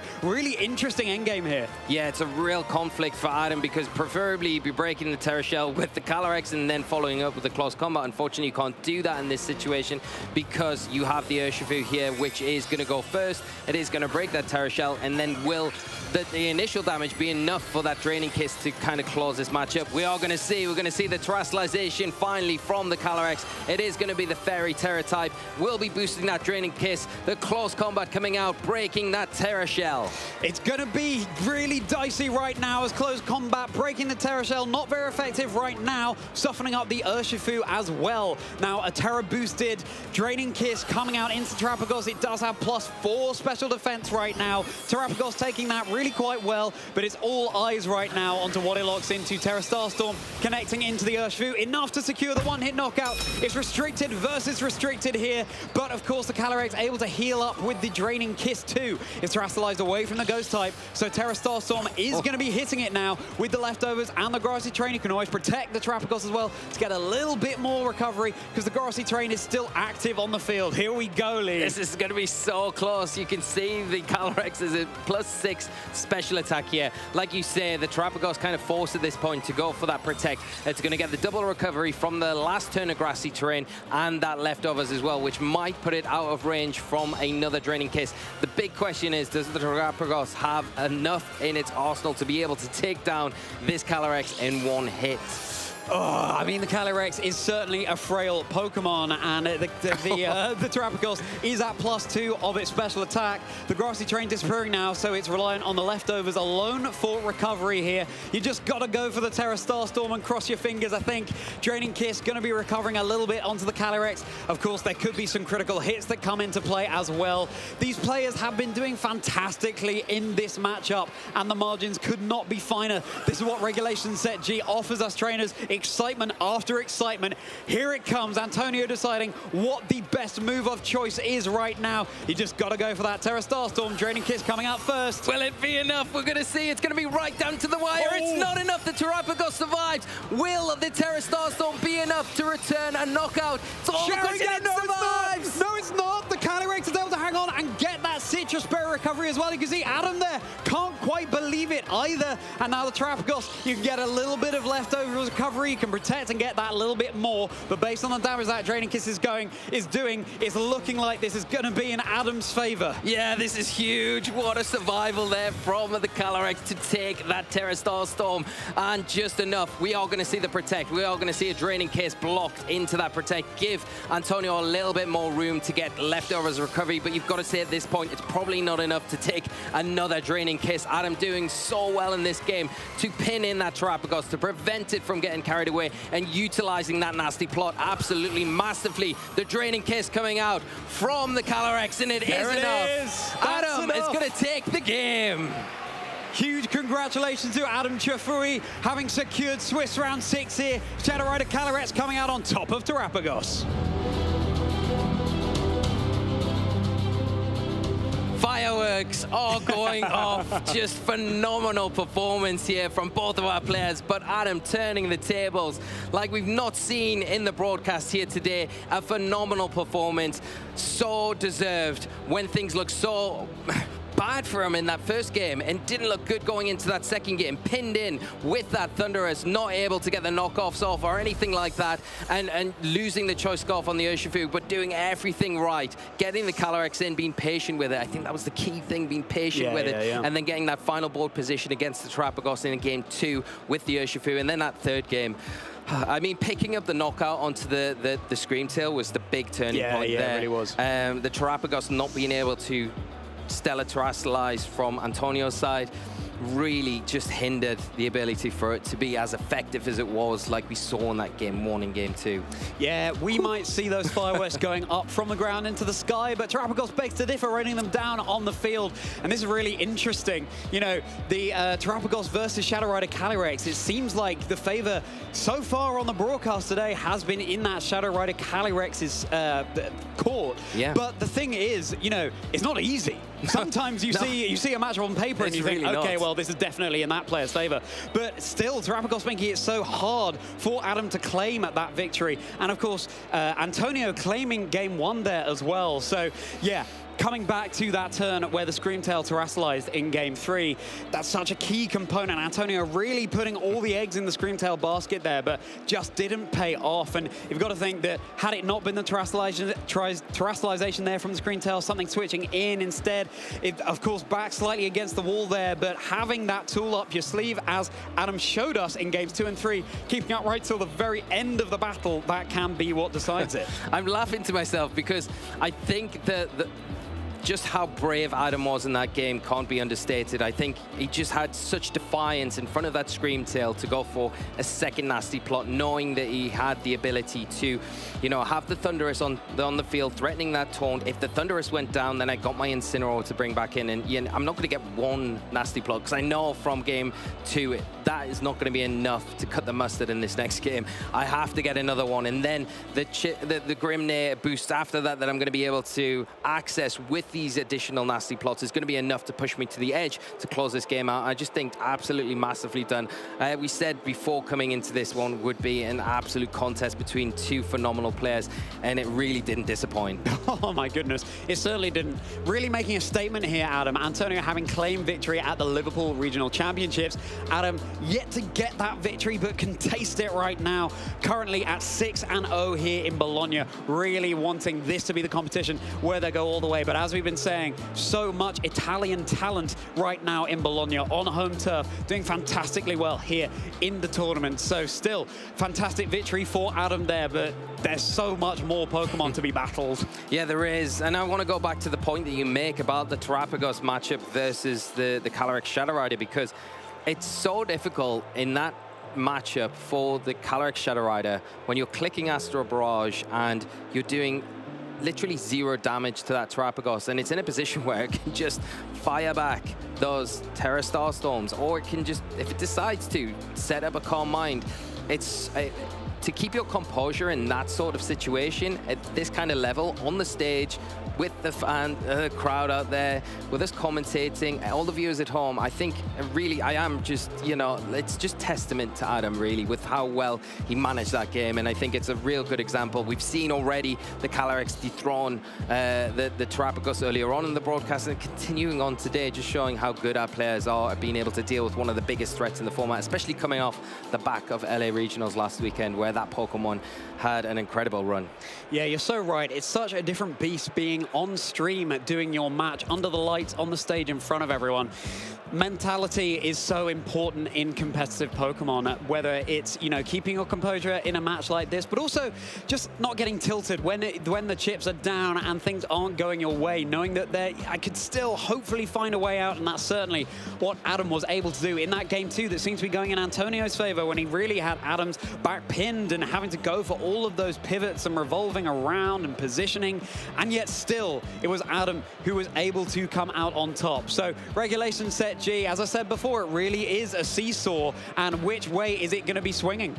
Yeah, and the players keep surprising us. You know, every match, every round that we've got is an absolute corker. You know, we really haven't had any bad matches on the broadcast. You know, in this regional and previous regions that we had, we just are constantly surprised by our players being able to kind of bring these tools, utilize teams, builds, ideas that they got. I mean, the Thunderous, you know, you can see the position that it put Antonio in, the attention that it dragged. It wasn't able to really utilize the tools as effectively as probably Adam wanted it to, but a crucial E-Ray impulse early on in that game 3, you know, where it would have been easy to click that taunt button and go into the protect on the Scream Tail.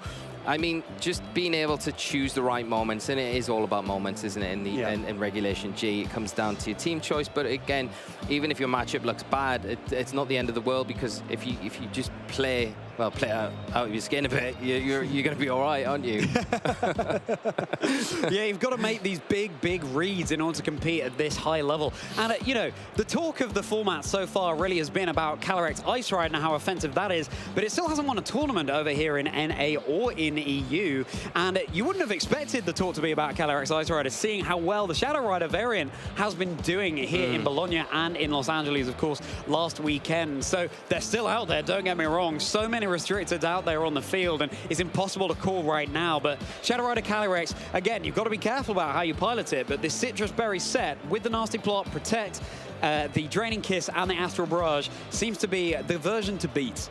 Yeah, definitely, and I think the value of it, that Citrus Berry is genius, really, because in normal situations, you're going to see the Urshifu come in. It is always generally going to be Choice Scarfed as well, and it's generally going to be picking up the knockout with that Surging Strikes. But the Citrus Berry just allows you that little bit of room, that buffer that you need to be able to say, well, yeah, you bring it in if you want, because go for it. Because I'm going to return with a Draining Kiss. I'm going to recover all the damage you've done, and I will knock you out, whereas you can't knock me out. And I think it's not just the Urshifu matchup either, but it's just generally just spreading longer the longevity. Yeah. If you know what I mean. No, absolutely. Yeah. It's essentially stretching it out. Yeah, it's giving your Calyrex 125% HP sort of thing to enable it to stick around on the field. Exactly what it's doing. Yeah. To enable it to stick around for that a little bit longer and dish out that damage. But yeah, when you see a Citrus Berry on a Pokemon, you just imagine that slightly longer health bar, I suppose. Lee, if you were competing this weekend, what restrictor would you be running? I would have run the Terrapagos if I was ever if not the Terrapagos. Shut up. If not the Shadow Rider Calyrex. Eternatus, correct. No. The Pokemon that will be doing so well, I have no doubt, later on in the day here in Bologna, my caster prediction for the restricted. But enough of Eternatus. Let's focus back on Shadow Rider Calyrex, because it's time to talk to the utterly fantastic Adam Chefui. Yeah, thank you very much. I'm here in the lounge, joined by Adam, our winner of the last round. Whew, that was a close set. Yeah, very, very close set. Yeah. Game 3 with a ton of mind games and positioning. So yeah, I'm very happy about my match.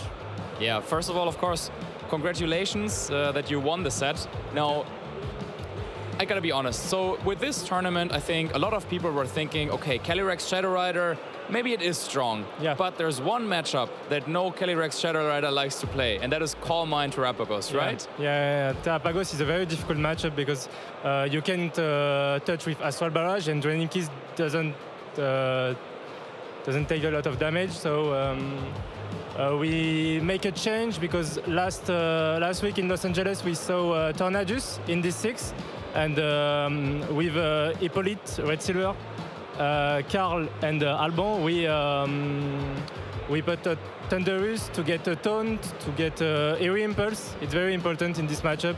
And Raxenso, the main issue was how he can deal with my Thunderous. Yeah, I think he did a pretty good job in the first game. He used knock off, get rid of the covered cloak, and then he could recycle with his fake out. So the first game, I was watching and I was thinking, oh yeah, like at first, okay, Thunderous looks good, but then he made it look like, okay, again, Terrapagos has the advantage. So what were you thinking after the first game? When I saw the knockoff, I was like, oh, it's a very good play because now he can cycle the fake out, and I know in game 2 I need to keep my cover cloak, or I need to deal a lot of damage with my Thunderous because I made Chibolt twice, I think, in the Incineroar, because he can be in range of Astral Barrage on Draining Kiss. And even if I didn't make Eerie Impulse or Taunt into the Terrapagos, the job was done with Thunderous, and I can sweep with Kali Shadow. Yeah, so the second game you pulled that off very well, but then in the third game, it seemed like with his adaptation bringing the Scream Tail, it seemed like he had you, right? Like it was like, oh, he could anchor you into the nasty plot. Of course, that's not what you want. Yeah. But then you nicely played around it, and you had the option to go for the taunt. Yeah. But then you didn't. So what were you thinking, and how was your heart beating in that moment? It was a very hard read because last season I played Scream Tail a lot with this exact same set. And I know the strengths of the Pokemon, but I can play around because with my hard read, I can. First time I patching shot my Kali Shadow to get a fake out next turn or Thunderous, or the Thunderous to get the mind game with Taunt or Eerie Impulse. And I know if he switched Screenplay, he lost, because he needs to keep the booster energy to anchor or disable my Calyrex. So I just trust myself, and it does. So yeah, it worked. So you got to another nasty plot, and then I thought, oh, okay, now the game is over. Yeah. But then, slowly but steadily, it looked like, with the grassy terrain recovery, leftovers recovery, all of a sudden he was back to Terra Shield again. Yeah. And were you worried at all in that endgame? Yeah, I think in the endgame I struggled because I don't need to Terra earlier. I need to keep my Ghost type to doesn't take Terra Starstorm.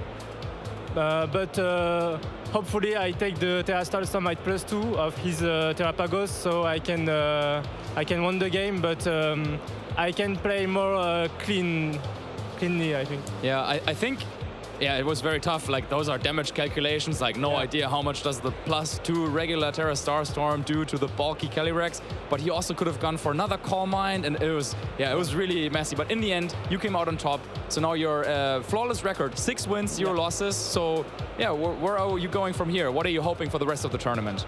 I hope to make day 2. I hope to close the deal. And last special event in Italy, I made top 8. So I hope to repeat the history and maybe go far away. I don't know. All right, good. Then, other than that, I think are you qualified for Worlds already? I'm qualified for Worlds. So we will see you at the World Championships as well. Yeah. Great. Yeah. And then you mentioned some of the players that you were collaborating with already. Other than that, or do you have any shout-outs you want to give? Yeah, of course. Firstly, thank you to Hippolyte for his team, because yesterday I don't have a team for the tournament because I didn't play a lot of Regulation G. So thank you to him, thank you to Carl, thank you to Alban, thank you to Ikori to get my mons, and everyone in the French community, Team PE specifically, and yeah, that's it. Well, then, bonne chance for the last couple of rounds. Thank you. And yeah, we will kick it to a very quick break, but then we will be back with more action here in Bologna for the special event. Hey Pokemon trainers, welcome to Pokemon Championships History, a series where we showcase important moments throughout the history of competitive Pokemon. I'm Jake Muller, and I'd love to take you back to the World Championships in 2015, the year Mega Kangaskhan claimed her biggest victory. But first, we need to go back one more year to 2014. Pokemon X and Pokemon Y introduced Mega Evolutions to competitive Pokemon, and Mega Kangaskhan dominated the metagame throughout the entire season. However, when the 2014 World Championships rolled around, Mega Kangaskhan fell to the wayside, failing to make a single appearance in top 8. Although Mega Kangaskhan surged back into the metagame as we moved into the 2015 season, its place at the top became crowded thanks to the introduction of even more Mega Evolutions from Pokemon Omega Ruby and Pokemon Alpha Sapphire.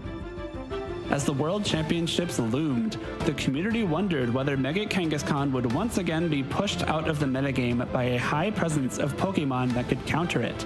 Anticipating this, many players from Europe and North America opted not to include Mega Kangaskhan on their teams, fearing history would repeat itself. Japan, however, had something else in mind. Just 2 months prior at the Japan National Championships, Shoma Honami claimed first place with an early version of a team structure that would come to be known as Chalk, which featured Cresselia, Heatran, Amoonguss, Landorus Therian, and Mega Kangaskhan. This team composition boasted an unmatched combination of power and flexibility, leading Shoma and many other Japanese players to ride the Mega Kangaskhan wave all the way to Boston. As the 2015 World Championships progressed, it became clear that Chalk was the team to beat. Even though the competition was full of teams with outside Mega Evolution picks, like Mega Mawile, does connect with the Garchomp and does pick up the knockout. Mega Charizard X, we go for the Flare Blitz here on the Thunders, Mega Salamence, the Hyper Voice, and Mega Charizard Y. We go for the Flamethrower here. 6 of the top 8 players used teams that followed the Chalk guidelines, including Shoma Honami himself. While the extraordinary success of this team composition at the biggest event of the season was astounding, even more interesting was the variation seen within Chalk just inside this top 8. While all 6 teams had both Mega Kangaskhan and Landorus Therian, many players opted for some alternate options for the remaining Pokemon. Heatran was substituted for a different Fire-type Pokemon on 2 occasions, with one player using Entei and one choosing Volcarona. The 6th Pokemon on the team ranged from Thundurus to Aegislash to Tyranitar to Scrafty. Sylveon made an appearance in place of Cresselia in one instance, and one player even gave up Amoonguss to run both Aegislash and Thundurus. The 2 teams in top 8 at the World Championships that did not make use of Mega Kangaskhan were both defeated in the quarterfinals, meaning that Mega Kangaskhan was guaranteed to have her day in the sun. Players shake hands, knowing that the game is over. Rotom Wash falls, and the crowd reacts, ladies and gentlemen. Yosuke advancing, we've seen him. This is the 2nd time on stream, playing incredibly well. After taking down Naoto Mizobushi in top 4, Shoma Honami would be met in the finals by fellow Japanese player Hideyuki Taida, whose Volcarona set him apart from the rest of the field. Oh my god! He's done. We get a medic in the field.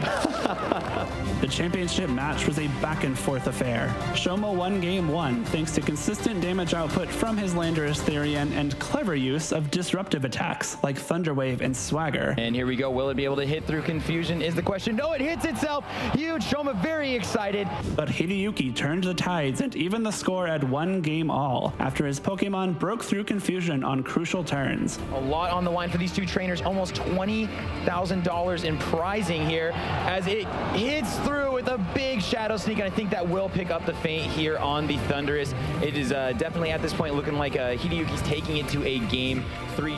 In the deciding game, Shoma made expert use of Heatran's defensive utility and offensive power, proving that the original Chalk Fire-type Pokemon was still #1. Should do a ton here. Oh my gosh, picking up the feint on Hideyuki's Pokemon. Pokemon, as well as catching the burn, activating the weakness policy there, but the burn is absolutely huge, and it's only a matter of protects before this one is over. Fittingly, Mega Kangaskhan re-entered the field right before Hideyuki conceded defeat. Shoma's decision to stay true to his run to the Japan Nationals title with the original components of the Chalk team composition paid off as he became the 2015 Pokémon World Champion. Shoma Honami is your 2015 Pokemon Video Game World Champion.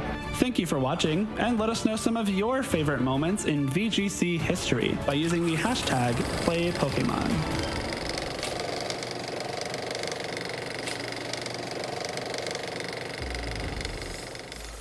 Bienvenuto, trainers. Welcome back to the desk here in Bologna. I'm Charlie Merriman, merry by name, merry by nature, and I'm with Marcus Datter. Marcus, you feeling merry? Absolutely, after watching such an incredible series that last set, back and forth, so much cycling. I think that was really Pokemon at its best. Yeah, it certainly was. Of course, Italy, the home of Luciano Pavarotti, famous opera singer, and we hope we are serenading you with the thrilling action that we're featuring on the stream here today. That last game, oh my goodness, came down to such fine margins between Adam and Antonio. And Adam coming out on top, beating the Liverpool regional champion, Terrapagos versus Shadow Rider Calyrex, and it was, in fact, the Calyrex that came out on top there. And that was just one game, the game that we casted to start the day, Marcus. That could have been a finals match in itself as well. This is what Regulation Set G offers. Yeah, it feels like it just keeps on going. Like, those matches just keep on giving. I think we're exactly seeing the matchups that we would have anticipated going into this tournament. Maybe a little bit like Zamazenta we haven't seen so far, Miraidon we haven't seen, but the big debate is really currently, at least here down in Bologna for the special event, Calyrex Shadow Rider or Terrapagos. Well, exactly. So far, that seems to be the case. There are definitely other restricteds out there in the venue, but we haven't seen them yet. Of course, who knows what's lurking in the background that will roar into top 8 that we're not as of yet aware of. Ice Rider Calyrex, a Pokemon that's been talked about so much. Currently, you know, you wouldn't have expected it, seeing the action that we've had in Bologna so far this weekend, and it hasn't claimed a regional championship or a special event yet. So could this be the tournament? Well, who knows how well it's doing out there in the venue. Yeah, I'm sure there are some Calyrex Ice Rider out there as well. But yeah, let's talk a little bit more about that, the matchup between Shadow Rider and Terrapagos, because I think that it feels like every week there's like a new innovation that takes one above the other. At least for me, both of those Pokemon were some of the ones that leading up to NAIC, which is going to happen next weekend, like I had both of those on my radar for sure. And it's really about hitting the right cycle as to where the metagame currently is and which kind of countermeasures you want to have based on what you expect the opponent's team to be like. So as also Adam was saying in the interview in last week in the regional, there was a lot of tornadoes on those Calyrex Shadow Rider teams. But now, of course, they were anticipating that people would be practiced, especially against that set team. So they're using the Thundurus, which is a different support Pokemon. Of course, similar stat distribution, but offers yeah, variety of different stat moves. And we've really seen that shine in that set. Yeah, we certainly did. It doesn't offer Tailwind, but it does offer Eerie Impulse to really mitigate the special attacking output coming out from your opponent, as well as Rain Dance and Taunt, just like trusty old Tornadus there too. And a Pokemon that really, yeah, even though it didn't seem to achieve a great deal in some of the games that we featured just then, just the threat of it on the field and seeing the open team sheet and seeing the moves it could go for is often enough just to spook your opponent. Absolutely, yeah. And with that set, I have a feeling it wasn't the last Calyrex Shadow Rider that we will see over the course of this tournament, because yeah, just based on some of the analysis we did on the meta game and some of the players that we looked into, also with some of the notable matchups that kept coming up, looks like especially within the top players here in Italy, the Terrapagos and the Calyrex Shadow Rider are the most common. Yeah, they certainly are. Now, I believe earlier on in the day we saw that the most common restricted in the venue was Miraidon. Yeah, where is it? Yeah, can't see it right now. It seems to be having some kind of invisibility drive going on, but it's out there somewhere. Maybe we'll be featuring it on the stream next. We don't know. But yeah, plenty of restricted to be experimenting with. Haven't seen an Eternatus yet, have we? Haven't seen one, but I'd love to see it. I'd love to see it. I know it's part of your caster predictions. Yeah, it certainly is. You force out that fairy terrestrialization from a lot of dragons, say, or other Pokemon Pokemon as well, but then, of course, you're taking super effective damage from a Sludge Bomb. You can go for Stally, Carmine setup, Recover, or more offensive with Power Herb, Meteor Beam. I think it's worth exploring. Yeah, maybe just for you, I will go down through all the standings just to try and find the one strong soldier who's the gladiator who's here with a mighty Eternatus to try and see if someone is bringing it. I appreciate that. Yeah, I don't think there might be more than there might be more than you're bargaining for there, Marcus. I'd be fascinated to look into that and see how many players are flying that flag. But let's see how the players are doing out there in the venue right now. Let's take a look at our standings here at the Bologna Special Event. Of course, we will still have some trainers who are at 6-0. Quite a good number there, actually. Really, really exciting record to see. And again, so many Italians that we're featuring here and some familiar names. And of course, the players with the 5-1 record still really doing phenomenally well. Yep. And, you know, one game loss, you can take that. 2 game losses, you can even take that. But any more than that, and it's danger zone for whether you're making day 2. Yeah, of course, the last time I think that we pulled up the standings, we still had a lot of the same record on the page. But now as we're getting closer and closer to the finish line, at least for the first day of competition, we can now see that there's only 13 players left with a flawless record. And of course, this number will half again, and half again, and half again. So amongst these 13 players, I would say once again, we have this variety that we also were talking about earlier. We have some, really known names. Lorenzo Silvestrini, regional champion. We saw him on stream already. Also running that Calyrex Shadow Rider. And he's up there with a flawless record, 6-0. But then also there's some other names in there, like for example, Hubei Uzun from Germany. Haven't heard too much from them so far, but with a very, very strong record so far. Here 6-0, only one more win to clinch a place in day 2. Yeah, this is where we're in win and in territory trainers. Ricardo Apamea there, 4th position, bringing this guy, Kyogre, to the competition at 6-0. Listen, I think Kyogre's got untapped potential being a water type, and let's hope that Ricardo can stick around having a fantastic run with Kyogre, because really want to see what it can offer. Yeah, I was thinking, oh, Kyogre is just hanging out here on the desk with us. Is it washed up? Is it washing the Kingdra next to it? I don't know, but nope, it seems like it still has a little bit of steam in the tank and wants to go out there and fight for first. If you want to do some washing up of Pokemon, Marcus, just set up a cheeky picnic. Give them a little scrub there in Paldea. But thank you for the call out for Kingdra as well. Omanyte. Can't run that in Scarlet and Violet, but you can certainly run Kingdra, but no one is. What are you doing, trainers? Regidrago over there as well. Haven't seen one of those yet. Another of my caster predictions, but, you know, got some utility. Would love to see a Lugia coming out as well. We've seen some Carmine Lugia doing well in Los Angeles last week. A tricky Pokemon to pilot, but, you know, again, so many restricted for people to explore. Yeah, I never know. With a Comfy as its partner in crime, usually healing it up, getting the multi-scale back into effect. That's definitely a strategy that you can also pull off with a Lugia, so Yeah, absolutely, And a multi-scale, such a useful ability, but then Trapagos takes that one step further with Terra Shell in order to take not very effective damage. But there we have Lugia on screen. Very bulky Pokemon, as you can see. Very high special defense there.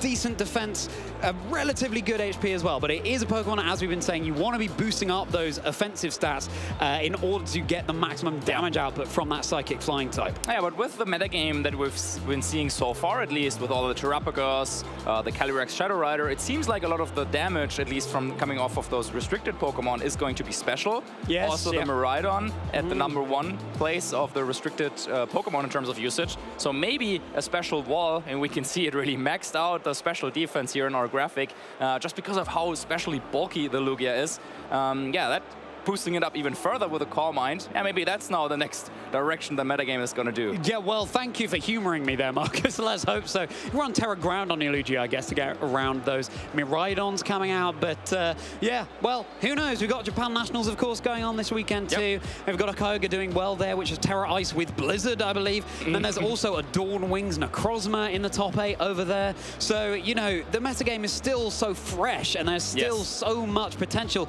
to be gained from it. Absolutely, and can't wait to see what we will see from our next matchup, our next trainers. As far as I'm aware, at least for one of them, I kind of have an idea of what they're bringing. So it's not going to be the Dawnwings Necrozma, but Japan Nationals always, of course, before the World Championships, another source of inspiration, of innovation, because usually in Japan, with how their tournament structure is a little bit different than what we're used to playing here. So yeah, they're more likely to go a little bit on the innovation and bring some Pokemon that we're not really used to seeing in our circuit, really. Oh, for sure. I remember back in 2022, the Japan Nationals, there was that triple dragon team that was doing well heading into the World Championships. And it was completely mind-blowing for us over here in EU and indeed NA as well, I'm sure. But enough of the Japan Nationals. Let's focus right now on Bologna. Let's take a look at the matches that will be going on very shortly in the venue, including the one that will be featuring right here. And we've got loads of Ditto there on the field, a bit of deja vu, loads of Ditto there on the field, a little bit of deja vu. And there's Matteo Centroni, who are going to be featuring with Miraidon and Iron Leaves, Marcus. Oh, I'm just so happy about the Ditto. I mean, it is in both of our caster predictions, so we definitely saw it coming, but I think, at least for me, it was partly also a little bit of wishful thinking. But seeing it here, and all these trainers still undefeated so far, bringing that Ditto now, yeah, that's some imposters out there. Yeah. Let's hope these trainers aren't experiencing their own imposter syndrome. Giacomo running the Lunala there. We featured that earlier on stream as well, a Pokemon that's really been picking up. Chien-Pao Dragonite, that's a combination we haven't seen so frequently recently here in Regulation Set G, but still offering huge physical offensive output. Zamazenta as well, winner of Stockholm, not something that we've seen so recently as the metagame has pivoted away, but pairing up so nicely there with the Galarian Moltres as we have commonly seen. No Latios in sight though, as opposed to the Stockholm winning team piloted by Michael. And we do have the Ice Rider Calyrex being run by Hubeb there as well. Yeah, so definitely some variety down here. Also with the Zamazenta and the Calyrex Ice Rider that I don't think we've seen yet on stream. Also the Kyogre. So we'll keep our eyes on those trainers, maybe for some of the upcoming rounds. But for this round, it's going to be Matteo against Leonardo. And I don't even want to talk too much about the restricted Pokemon here, but there's a King Gambit. Yep. I haven't seen that in a while. And there's an Iron Leaves. Yeah. Remember King Gambit trainers? Well, it's back. Iron Leaves, a Pokemon that we really haven't seen too commonly at all at any point since it was viable, since Regulation Set F back in January. But now that Miraidon is there, able to activate the Quark Drive ability of that Pokemon, thanks to its own Hadron Engine ability, setting the electric terrain on the field. Cannot wait to see what it can achieve. It's a Pokemon that, I mean, it can offer really heavy damage output there as well. We more commonly see Iron Crown being run. We've even seen some Iron Boulder, but Iron Leaves, not really at all. Yeah, that's true, and I can't wait to see what Matteo has in store for us here with this Pokemon. Of course, it has the Quark Drive ability, so pairs naturally nicely with the Miraidon, right? But then where do you go from there? I mean, do you want to use it as more of an attacker? In these formats with the one restricted, so far at least, it has felt as if the power has to come from the restricted Pokemon, and you can't really afford to have some of your non-restricted Pokemon be the aggressor, just because of how, much less damage they're doing compared to some of these restricted Pokemon. So seeing a Pokemon like Iron Leaves, that's definitely a novelty for me. Yeah, it certainly is. Cannot wait to see how that matchup is going to go. On the other side for Leonardo, it was that Shadow Rider Calyrex. And as we were saying earlier, it really is the regulation set of the cute small pink Pokemon, isn't it? Because we had Screamtail on stream earlier. We've got a Clefairy on Leonardo's team that we're about to feature. So many Dittos there as well. So, yeah, I mean, it's all about the support as well. Follow me. That's a move that's going to be even more crucial in this protect the king, so to speak, format of Regulation Set G. Yeah, and even though this tournament, of course, is still going on and we don't know exactly what will happen in the last couple of rounds, but at least for me, so far, one takeaway is that the Calyrex Shadow Rider is back. And it's back in full force, coming with, I wouldn't call it like the Italian special. I'm sure some other players have also tried it, but at least some of the players like Leonardo Bononomi, like Lorenzo Silvestrini, who we featured on stream before with a very similar version. That combination of like the same 5 Pokemon looks like it's very, very strong, very, very established in the metagame at this point, and it's definitely something that players have to watch out for, also going then into the North American International Championships next weekend. Yeah, just next week. And how much of an impact is Bologna going to have on those? Well, trainers are certainly going to need to be keeping right on top of the metagame, because there have been so many events recently that the metagame is shifting so swiftly all the time. And Shadow Rider Calyrex, there was so much talk about it heading into Regulation Set G, but then we didn't really see it get the results that we expected it to. But now it seems that trainers have found how not only to use the Pokemon itself, but the supporting cast alongside it. And so currently, especially after Los Angeles last week, it is the Pokemon to beat after Montana Mott went all the way there. Yeah, that was a great win. Yeah, it was, yeah.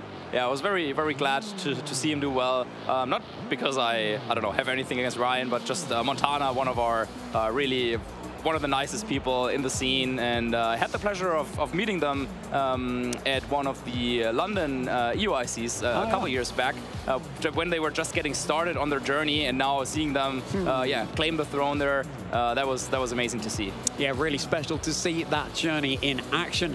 And there are so many stories being made all the time here at these Pokemon events. Use that hashtag #PlayPokemon to get involved in all the action that's going on, because the narratives being spun, the dreams that are being realized, and the inspiration that's coming out of all these tournaments, certainly not something to be ignored. And here are certainly two trainers who are going to be inspiring us no end. Of course, Matteo versus Leonardo as they get set up on stage with a nice supporting cast of Eevee there coming out from the judges' side. A little bit of love being shown to the trainers on side. Just glance over, a little bit of a cheeky tiramisu pick-me-up. Yeah, maybe I need to check my eyesight, but yeah, you're really good at spotting these plushes everywhere and calling out what exactly they are, but I think you're right, it's some Eevee supporting casts. Yeah, they're wearing a Glaceon headgear, Espeon, I believe, headgear, and then Umbreon headgear there as well. Well, we might have to wait for the closer shot to see if we can identify that, but I'm pretty sure you're right. Yeah. And it looks like also, yeah, those players we were talking about it, I think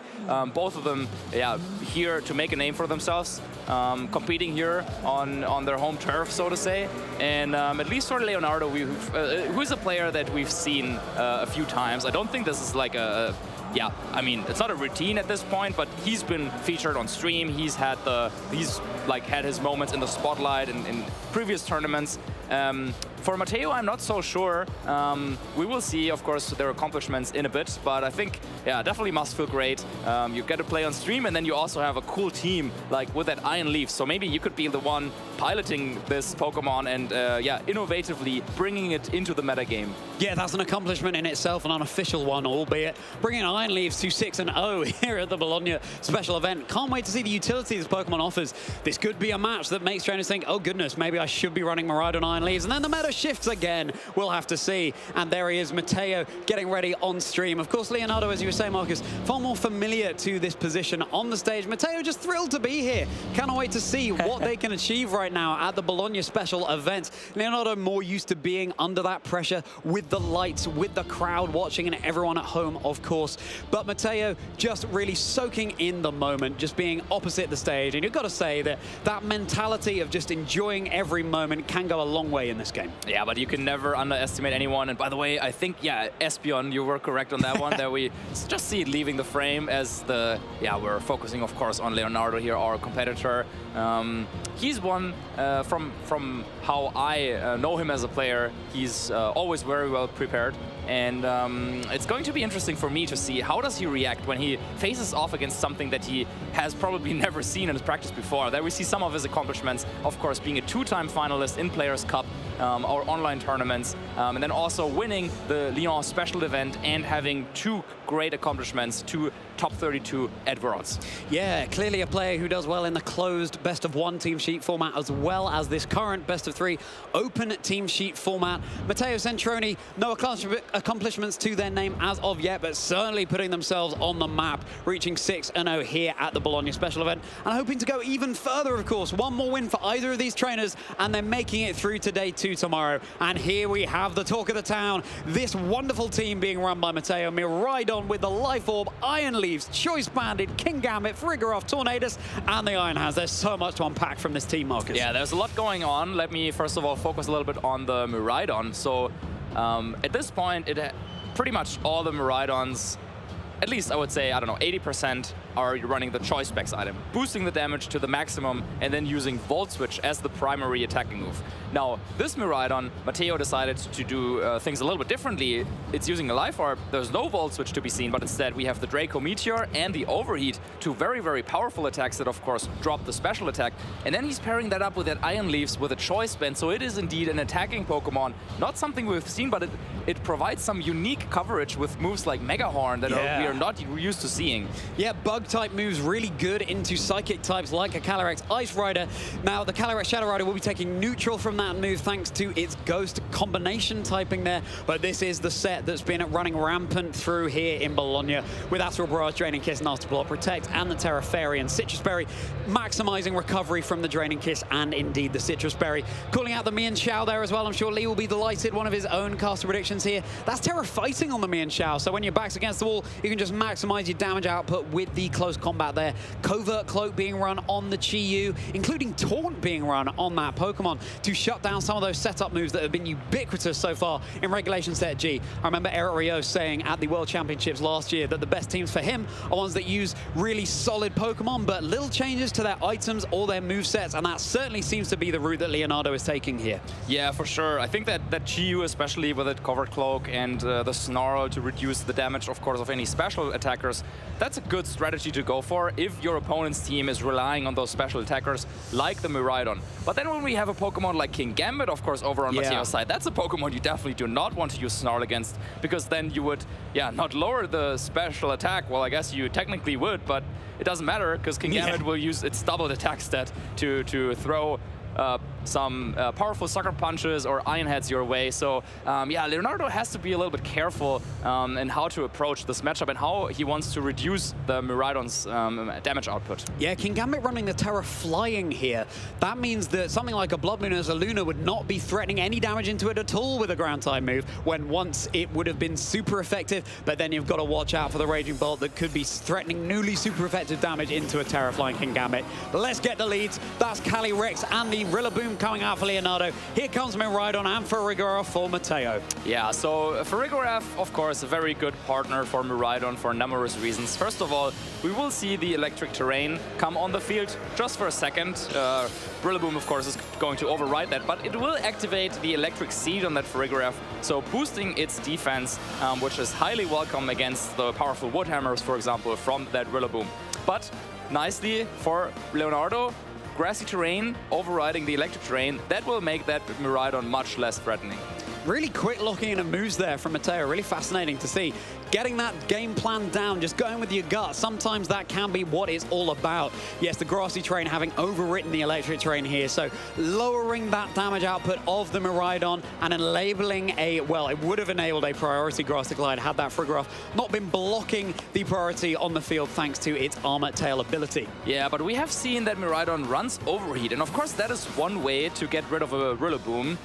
It looks like Leonardo is a little bit worried about that because Rillaboom is one of the best Pokemon to have against the Miraidon, but you don't want to lose it just yet. Of course, yeah, you can't go for the fake out, so do you want to Terrestrialize on the first turn defensively? That's not what Leonardo has in mind, so switches out into the Clefairy. It's going to be the Terrestrialization onto the Calyrex instead, into its most common type at this point, the Fairy Terra type. Here comes a helping hand coming out from Farigiraf's hooves, ready to boost up this Miraidon's already overwhelming damage output. Overheating to Clefairy, not enough for the knockout, but that is a very bulky Pokemon brought down very low already. Yeah, but now what does that Calyrex do? If it's going to be the Draining Kiss, this could be detrimental, but it is that Nasty Plot. So getting a big boost already. Of course, we got some confirmation about the speed tiers. Usually, Calyrex is a little bit faster, or can be a little bit faster than Miraidon, but it looks like the Calyrex over on Leonardo's side might be trained so bulkily and defensively that the Miraidon over on Matteo's side actually is faster. Yeah, fascinating to see how these speed tiers interact. Of course, really crucial information for these players in order to glean going into future turns of the match if their backs end up against the wall. King Gambit, really nice switch in to potentially the Astral Barrage, but actually it's going to be the Draining Kiss, trying to get rid of the support that the Farigiraf offers with a critical hit there as well. Sing is going to be connecting down onto the King Gambit, freshly switched in, so no more kowtowing for you, my friend, just bedtime. Yeah, but the Trick Room coming out here from the Farigiraf, meaning that now, of course, Matteo will have a little bit of a speed advantage, but that's saying really crucial play. Now, usually, of course, Miraidon teams, they don't have to worry too much about sleep because, well, you have the electric terrain that blocks any sleep-inducing moves, and usually the most common Pokemon to override the terrain is Rillaboom. But Rillaboom and Amoonguss, which is the primary Pokemon to use sleep-inducing moves, those don't get along too well, at least on the same team. So usually, if you have a Miraidon, you don't have to worry so much about sleep. But now with a combination of Rillaboom and Clefairy with Sing, maybe this is not something that Matteo is used to dealing with his team, but now, yeah, that Kingambit being asleep, that is a huge deal, because Leonardo can now wait a little bit, stall a few turns of the Trick Room, while Matteo just has to hope to wake up quickly. Yeah, Psychic going into the Protect there from the Clefairy, buying this Calyrex a little bit of a turn because Kingambit is going to be asleep, taking a mandatory turn of sleep right now on the field as Draining Kiss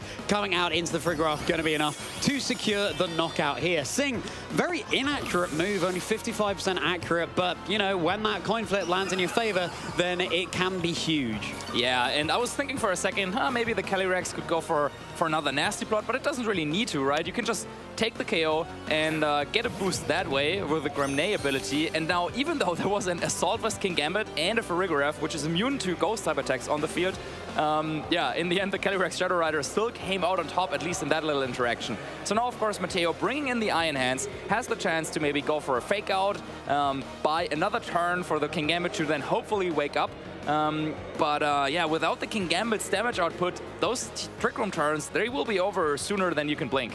Yeah, we've seen Kingambit running only Dark-type moves in the past, but this one does have access to Iron Head, so it would be threatening either Pokemon on Leonardo's side for super effective. Miraidon will be coming back in, change that terrain up, meaning that Sing is not going to be doing anything on the field because electric terrain prevents sleep, as well as boosting up the Quark Drive of the Iron Hands right there, presumably the attack stat. Of course, that is what Leonardo locked into, but Sing not going to be doing anything here. Heavy Slam into the Calyrex, bringing it down to about a fifth of its health, but activating the Citrus Berry instead. It's got a Grimnay boost as well. But if that is a Draining Kiss, I have a feeling those HP will be back very quickly. Yep, here it is. It's coming out into the Miraidon here, the restricted for Matteo. That's going to be Matteo's restricted Pokemon down and out. Another critical hit there. I wouldn't be surprised if that didn't matter because this seems to be a very offensive Miraidon.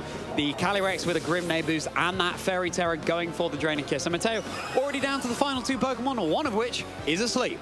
Yeah, one of which is asleep, the other one is weak to Draining Kiss. So it feels like even though Leonardo hasn't yet revealed their fourth and final Pokemon, there has to be some combination of moves to maybe protect, switch, to get like Fake Out Pressure or something like that, then maybe get the Clefairy back in, even if something goes down, to just protect that Calyrex for just one more turn, because I feel like one more Draining Kiss, yeah, might just end this game right away. Yeah, the Calyrex are just getting boosted and boosted, getting so much energy out of these kisses it's going for, but Leonardo deciding it's time to sacrifice those just in case the Kingambit does wake up, perhaps going for an Iron Head, and here comes a Rillaboom onto the field. Of course, this also allows the terrain to be overwritten, so Sing can be putting things to sleep, and that's going to be the Quark Drive overwritten as well, as this Clefairy seems to be wearing its spectacles because those Sings just keep hitting. Yeah, very accurate Sing, hitting every pitch. Nicely done there by the Clefairy. Kingambit's still asleep. I guess at this point it doesn't really matter too much because, yeah, Leonardo has established a very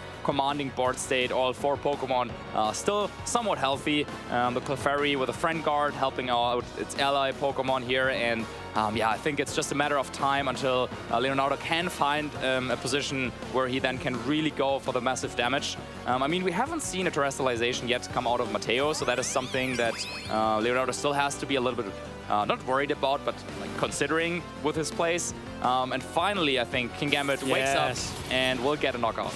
Yeah, that's going to be a little victory for style points there for Matteo, claiming the knockout onto the Clefairy. This is really crucial time for Matteo to be reflecting on how to approach Game 2, I think. Really putting all eggs into the Miraidon basket there, all the gas into Miraidon's tank.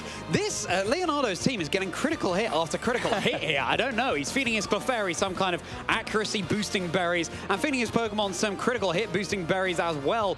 But yeah, Matteo, perhaps approaching Game 2, needs to think about something a little bit slower and steadier. I'd love to see the Iron Leaves come out, but it's running the Terrastella, and when you've got a Calyrex on the field that threatens such heavy damage with Natural Barrage, I wouldn't be surprised if we didn't see it at all, unfortunately. But now there is that Noble Steed on the field once more. Yeah, once more that Calyrex. Now, of course, no more boosts yet but it might just get another one if it is able to knock out that Iron Hands. And I feel like just double targeting the Iron Heads where you know there's no protect. It is carrying a clear amulet, but yeah, doesn't have protect, doesn't need to, I guess. If you're under Trick Room, you want to attack usually. But looks like the Terra Sterilization actually is going off on the King Gambit, maybe to get access to that Terra Blast, Flying Terra Blast, to deal with the Rillaboom, of course, on Leonardo's side of the field. Yeah, well, that is going to make it more vulnerable now to an Astral Barrage. Of course, the special attack boost sacrificed once that Calyrex was switched out, but it's going to get another one right now with that Iron Hands going down. Let's hope that the King Gambit sword atop his head doesn't pop one of those balloons, because it's looking mighty sharp right now. But yeah, the U-turn is able to pivot out that Rillaboom, so something can come in to take that flying type Terra Blast much better. It's going to be the reveal of the fourth Pokemon for Leonardo. And yes, going to be Raging Bolt. There's nothing quite like an uphill struggle against a Pokemon that has such a long neck. Yeah, and a Pokemon that will throw its Thunderbolts at you, its Thunderclaps, when you just turned into a flying type. There will be the Terra Blast, but that's one of the sadder Terra Blasts, I would say, that I've seen. So yeah, once again, Leonardo yeah, just has everything under control. Now Matteo is like, okay, I've seen enough. Let's go to game 2. Let's go to game 2 and let's see how we can adapt in the face of Leonardo's prowess there. I mean, really well played to Matteo as well. But I think heading into game 2, you've got to be looking at some of your more supportive options there to try and eke out the advantage against this really threatening Calyrex. You've got to get your King Gambit in the right position. Yes, you're threatening the Fairy Terror, but then, of course, you're threatening super effective damage with the Iron Head instead of the Dark-type moves. So getting that in the right place is going to be crucial. Making sure the Clefairy doesn't put stuff to sleep is going to be crucial. Maybe have the Miraidon in the back so you can switch it in to overwrite the terrain, as opposed to having it out on the field immediately, having the terrain overwritten immediately by the Rillaboom coming in too. So, the big question, of course. Yeah. How to adjust. Yeah.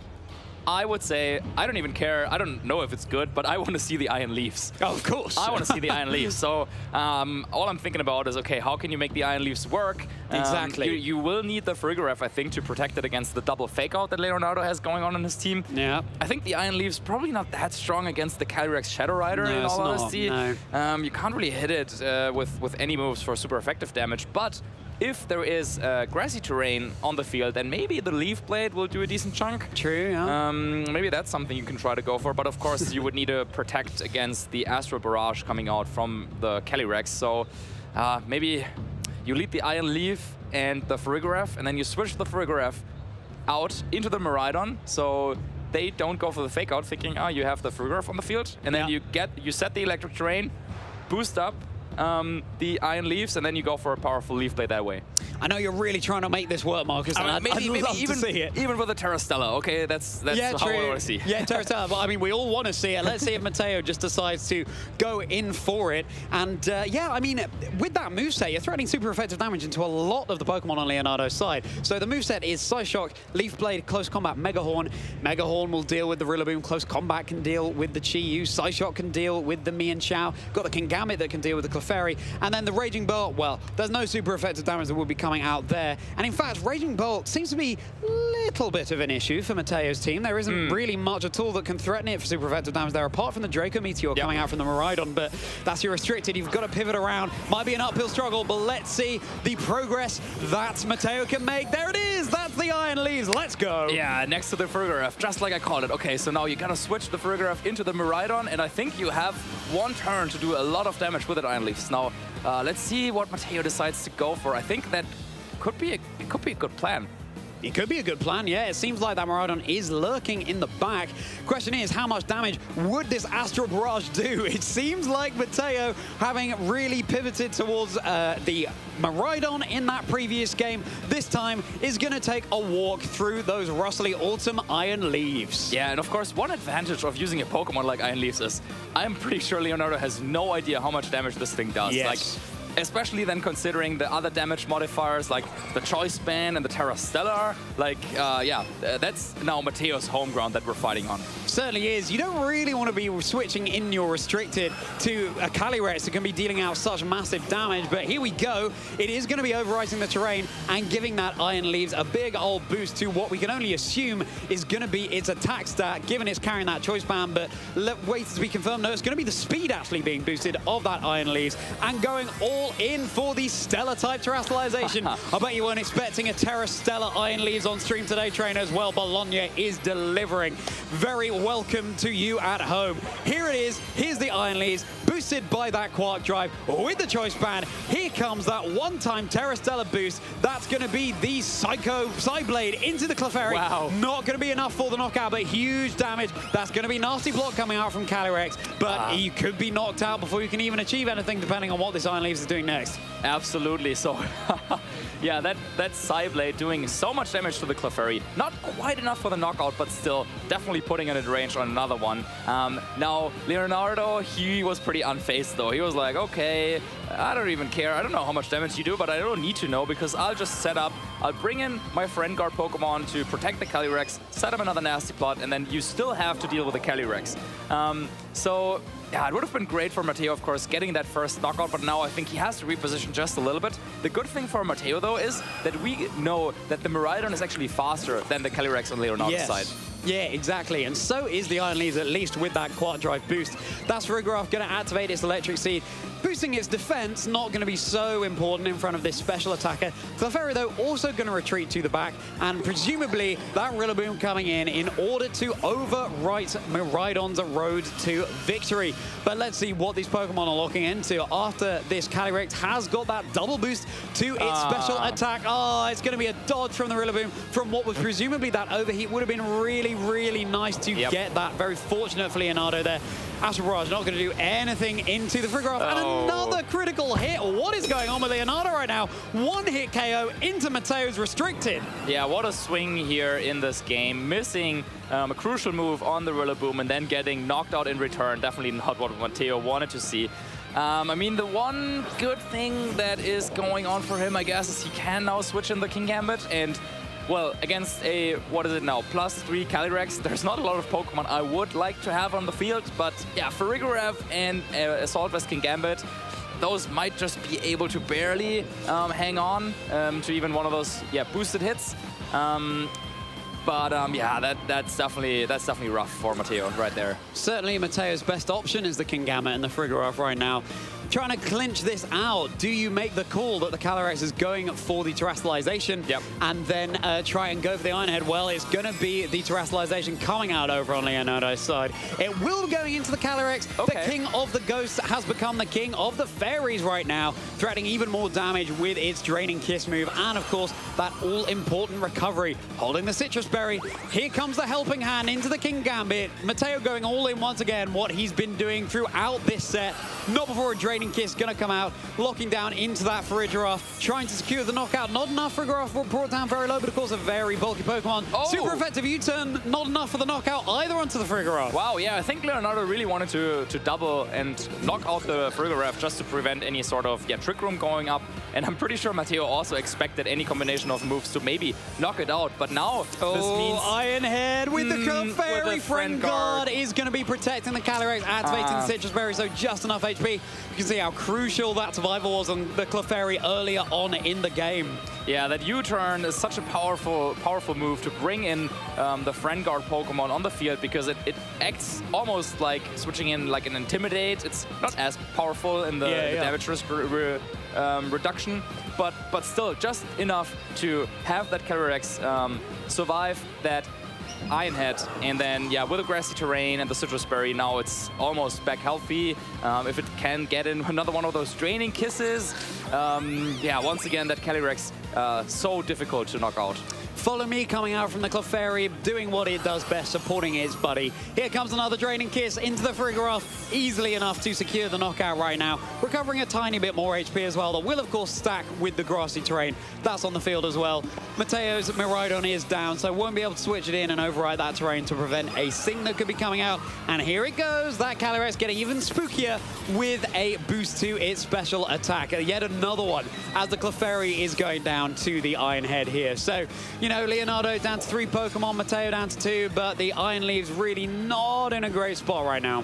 Yeah, I have to say, well, Iron Leafs, I'm glad that Matteo brought it, and I'm glad that we got to see the cool play, like switching in the Miraidon, but in the end, it just wasn't powerful enough, I guess, or you could also argue that the Calyrex Shadow Rider was just too strong. Leonardo, so strong, winning that game. Leonardo Bononomi progressing through to day 2 at a 7-0 record. Huge congratulations to them, and congratulations, of course, to Matteo Centrone as well. Perhaps not the showing that he would have wanted to put into the team that I have no doubt he's prepared for so well and put so much time into. But still, we commend your team building efforts. And hey, 6-1, still a phenomenal record. Absolutely. Heading into the later stages of this day. Yeah, still 2 more rounds, of course, for Matteo to get that final win that he needs to advance to the second day of competition. But Leonardo Bononomi, of course, now with a flawless record, 7 wins, 0 losses, is now already qualified. But of course, you don't want to stop there. You don't want to stop there. The better you do today, the better your chances are tomorrow of going all the way through to Top Cut. It all comes down to how many wins you have versus losses. Leonardo, a player who, of course, cemented their name in the annals of Pokemon history with so many fantastic achievements, but wanting to get that victory, of course, at a special event like this at Bologna. And Matteo, a player, of course, we know less well. Still, I hope he's feeling really proud of what he's achieved so far. Absolutely. Yeah, Leonardo, I think on his achievements, we saw that the last time he won a special event, this was all the way back in 2017? 16, 17, something like that. I think it was 17, yeah, so you're right. maybe it's about time for him to be on top again. Yes, certainly wanting that victory here. We've got so many trainers in that position as well as trainers who are so close to their World's Invite. And this is the thing, it's not only going to be trainers here who want to be going all the way and claiming the victory here at the special event, but just here to get those, mop up those last few championship points in order to secure their ticket to Honolulu, Hawaii for the World Championships. And of course, after the North American International Championships next weekend, we've got a big old gap before World. So this, for many EU players, is their last chance. Yeah, now, even before this round, I was saying that this Calyrex Shadow team with a Clefairy, that this is maybe like the Italian special team that will come out of the special event, right? But after seeing it more and more and how these players really have their lines down, they know even when playing against something that you're not so familiar against, like that Iron Leafs and Miraidon combination, yeah, the team just looked really, really strong there in Leonardo's hands. So yeah, that's definitely going to be something that players around the world will have their eyes out on. Yeah, Montana Mott blazing the trail for that Calyrex Shadow Rider. Of course, last weekend in LA. All eyes on the Bologna Special Event right now, seeing if Shadow Calyrex can do it again. We've seen a different restricted winning every regional championship so far here in regulation. Set G over in EU and NA. Is that going to be rewritten this weekend here at the Bologna Special Event, or are we going to see yet another different restricted go all the way? So far, it's looking like Shadow Rider Calyrex is having a fantastic time of it, but again, there are so many restricteds out there, and you can't bet on all of those horses at once. Yeah, and there's still so much time still left. There's still many rounds to be played. I mean, if you think about it, with including tomorrow's rounds, we're just barely at the halfway mark for this tournament, so there's still a lot more rounds to be played before we will head in order in the elimination bracket tomorrow. So yeah, even though Calyrex maybe, and this is something that some players have said, it's good in the early stages of a tournament, but if you're going up against the best of the best using some of those difficult matchups, like that Terrapagos, for example, that is then when Calyrex Shadow maybe falls behind a little bit. So yeah, let's see if that is going to happen, or if, yeah, Calyrex Shadow Rider takes... One of the trainers would be bringing a team that they didn't fully believe in, but as you say, Marcus, there are teams and restrictors that tend to do better earlier on, and it seems like Matteo certainly had that surprise factor, bringing the Iron Leaves with the choice band there. It would be fascinating to see how well that can do, and this is what Miraidon opens up for us, right? You can suddenly have these Quark Drive Future Paradox Pokemon that are really unlocked because, for whatever reason, trainers didn't want to bring Pincurchin before. Yeah, you're still going on about that one, don't you? Yes, yes, I am. It's fantastic to see Miraidon unlocking those capabilities for the Future Paradox Pokemon. But yes, Pincurchin, not a Pokemon that offers so much capability. Great to see the King Gambit on the field there as well. But why don't we go ahead and throw it over to Leonardo, ready for an interview. So take it away. very much, casters. I am joined here with the winner of round 7, Leonardo Bononomi. Congratulations. How are you feeling after that set? Thank you. I'm feeling good, yeah. The second 7-0 in a row in a 2 regional feels good, yeah. Yeah, it was a very, very strong showing. A very cool team going up against a couple of unconventional Pokemon. We don't often see something like an Iron Leaves going forwards, and the Miraidon, not the classic choice spec set that we've seen, going with Life Orb and Overheats instead. So what were your thoughts when you saw the team sheets going into that match?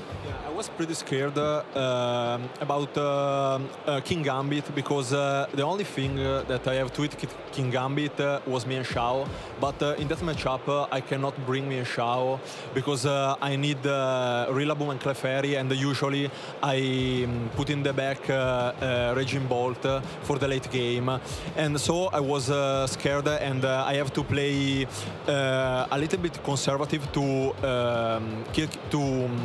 let King Gambit be the last mon, and play a 3 or 2 versus 1 with like Raging Bolt and Clefairy, or Raging Bolt Rillaboom versus King Gambit. Iron Leaves, I was scared, yeah, but not too much, because Carrier Shadow can handle it. And the Miraidon set is scared because he can protect, so he can make the matchup a little bit difficult. But I saw it was timid, so it was better than Modest. Like the damage output is lower, so I can handle him. I can handle it well with Clefairy and Rillaboom. Yeah, it seemed like you had a really bulky Calyrex. Like, it doesn't usually underspeed a Miraidon, so very bulky, able to survive the Helping Hand Iron Head as well from the King Gambit. What made you go with like such a bulky Calyrex going into this tournament? Because I think Nasty Plot Calyrex is really good, and the best way to set up Nasty Plot is with like a bulky set with support like Rillaboom and Clefairy. Citrus Berry is also very good, because with a bulky Calyrex like this, I can set up 3 Nasty Plot against some threat or some big damage, and then refuel the Calyrex life with Citrus and Rillaboom Grassy Terrain. Yeah, it's a really cool team, and it seems like a lot of Italian players are using that team. Is it something that you came up with, or you worked together with some other Italians to make? The team was built. Davide Carrer built the team, and then he passed the team to me. He worked on the team alone, because usually I help him, but I don't have a lot of time to play in this moment of my life. So he shared me the team, and he told me like the plan and the other stuff. So it's only Davide. Davide built the team and shared.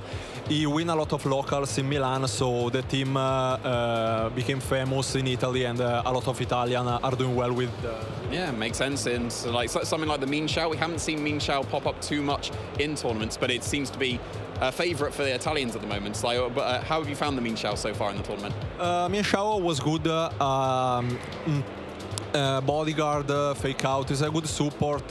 Like the fighting type is very good with Carrier Shadow, and is also very good against choice specs Terrapagos, or like hyper offensive like Tornadus, choice specs Terrapagos, Chiu, and stuff like this.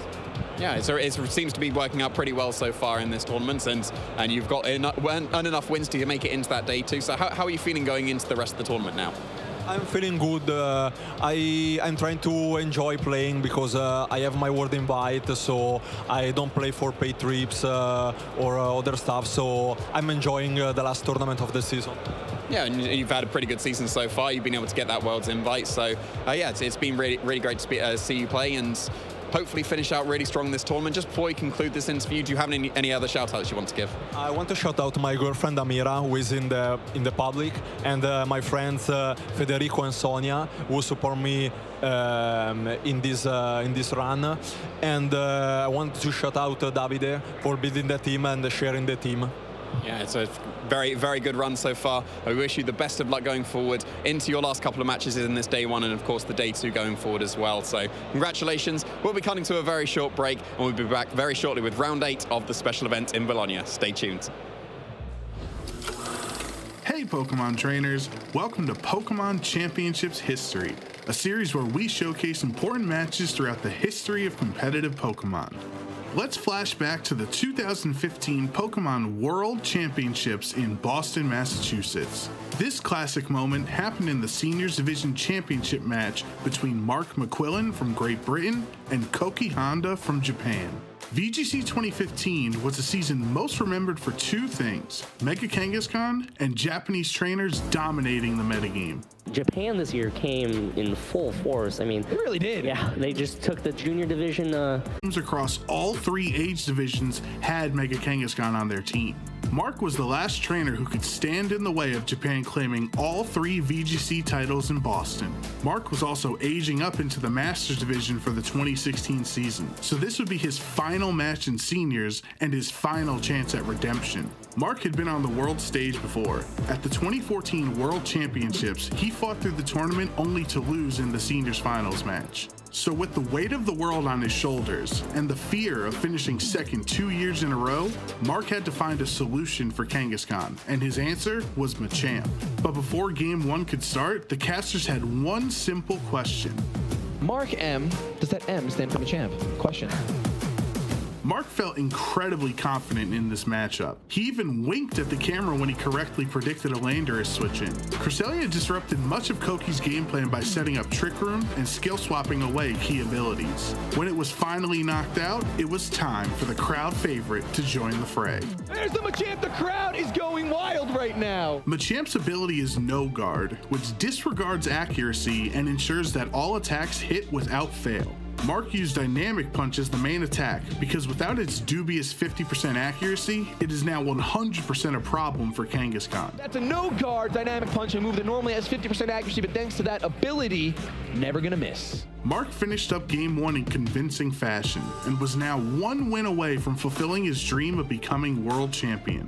The crowd was captivated by Cresselia and Machamp, realizing they were the ideal brains and brawn combination that was capable of defeating Kangaskhan in a format ultimately warped by its success. Did you ever think that you'd see a Parental Bond Cresselia and a Machamp in the Senior Division Final Championships here? I don't think that ever crossed my mind once. As Game 2 progressed, Mark built up momentum by making all the right plays. The will of the crowd had been determined, and Mark was eager to give them the Machamp sweep they so desperately wanted. We're gonna see Dynamic Punch into that same slot. Ladies and gentlemen, will it pick up the knockout? It picks up the knockout. It's a crit. That is a critical hit on an incoming Mega Kangaskhan, lost its Parental Bond and now lost its will to fight. Dynamic Punch is just gonna punch this Heatran right in the dome. Is it gonna pick up the knockout? It picks up another knockout. Mark breathed new hope into VGC by showing that no Pokemon can exist without counters. The match was forfeited. Ladies and gentlemen, say hello and congratulate, applaud, give a huge hand to your new Seniors Division World Champion, Mark Machampion McQuillan. Mark and his Machamp played a flawless set in the finals and brought a title back home to Great Britain. He also redeemed himself from his 2014 loss and gave VGC trainers around the world one of the most dominant and memorable Pokemon matches of all time. Thank you for watching, and let us know some of your favorite moments in VGC history by using the hashtag #PlayPokemon.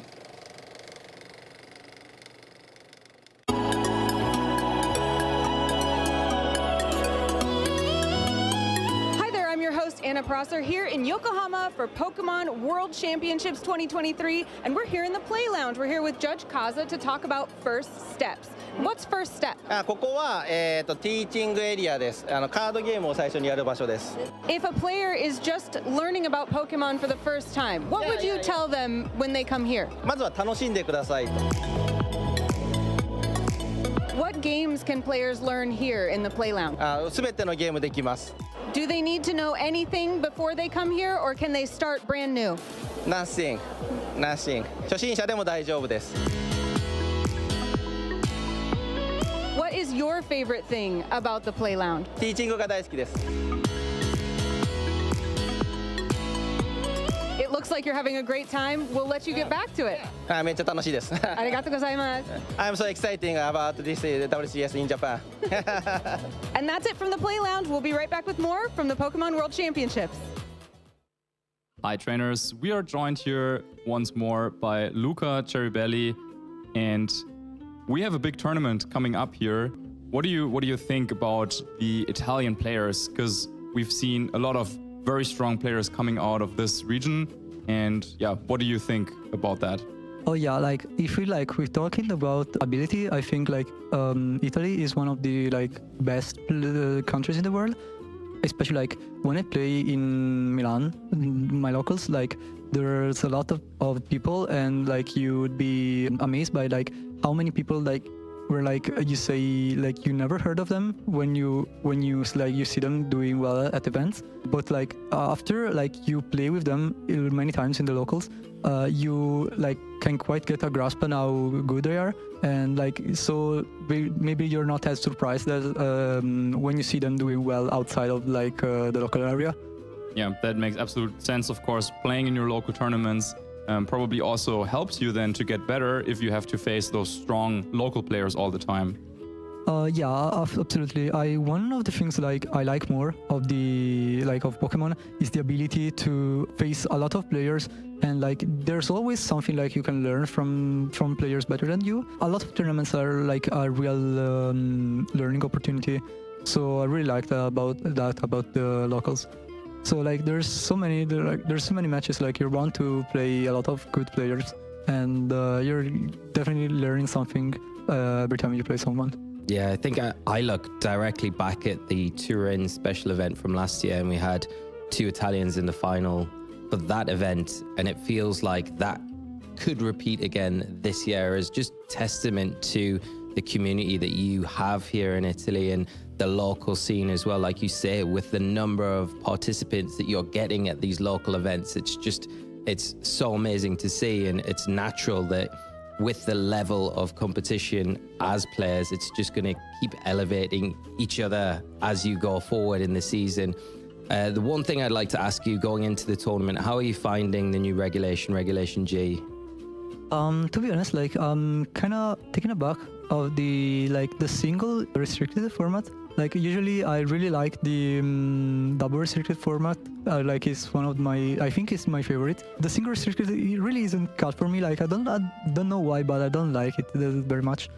Although like in the Dynamax format, I appreciated the Series 10 with no Dynamax. So like it's pretty similar to now. So I think although like I don't think I'm the best player at it, I can like get some fun out of it. Yeah, absolutely. Then I hope you have a good tournament, and wish you a lot of successful also local tournaments. I know they're very hard here in Italy, and we'll kick it back to the action.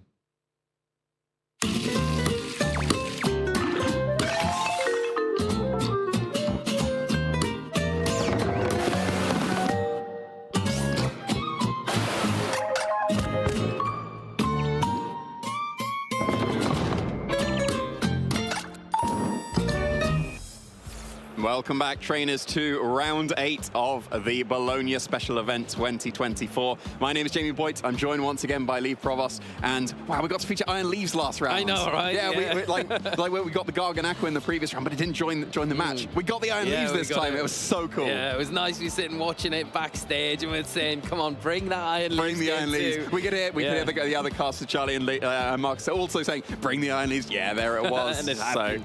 Yeah, so we nearly got the perfect play out of that as well, with the switch into the Miraidon and then activating the Quark Drive, but unfortunately just not Leonardo just able to kind of play that one out very well. Yeah, it was a very, very solid showing. Showing why Leonardo is so consistent across so many of these tournaments. It, of course, able to get very good results in the online, the Players Cup, the 3 and 4, being second place in both of those. Still very consistent in these actual tournaments as well. I'm sure he's going to be trying to push even further than he has across the season so far. Yeah, and he's shown that consistency again here this weekend. No surprise as well. He's such a solid player, and like you say, just really just that last game was just massively done. Not a mistake in sight.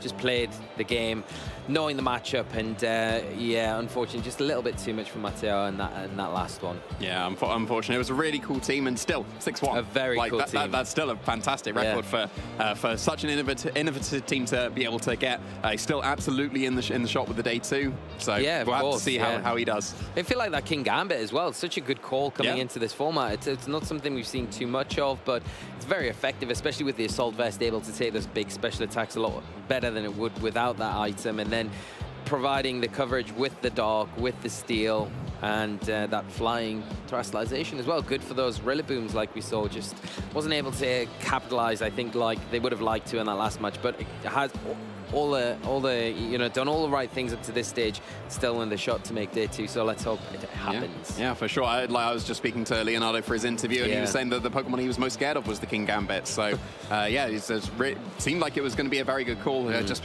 too well played from Leonardo, I guess. Yeah. So, yeah, it was really, really good showing.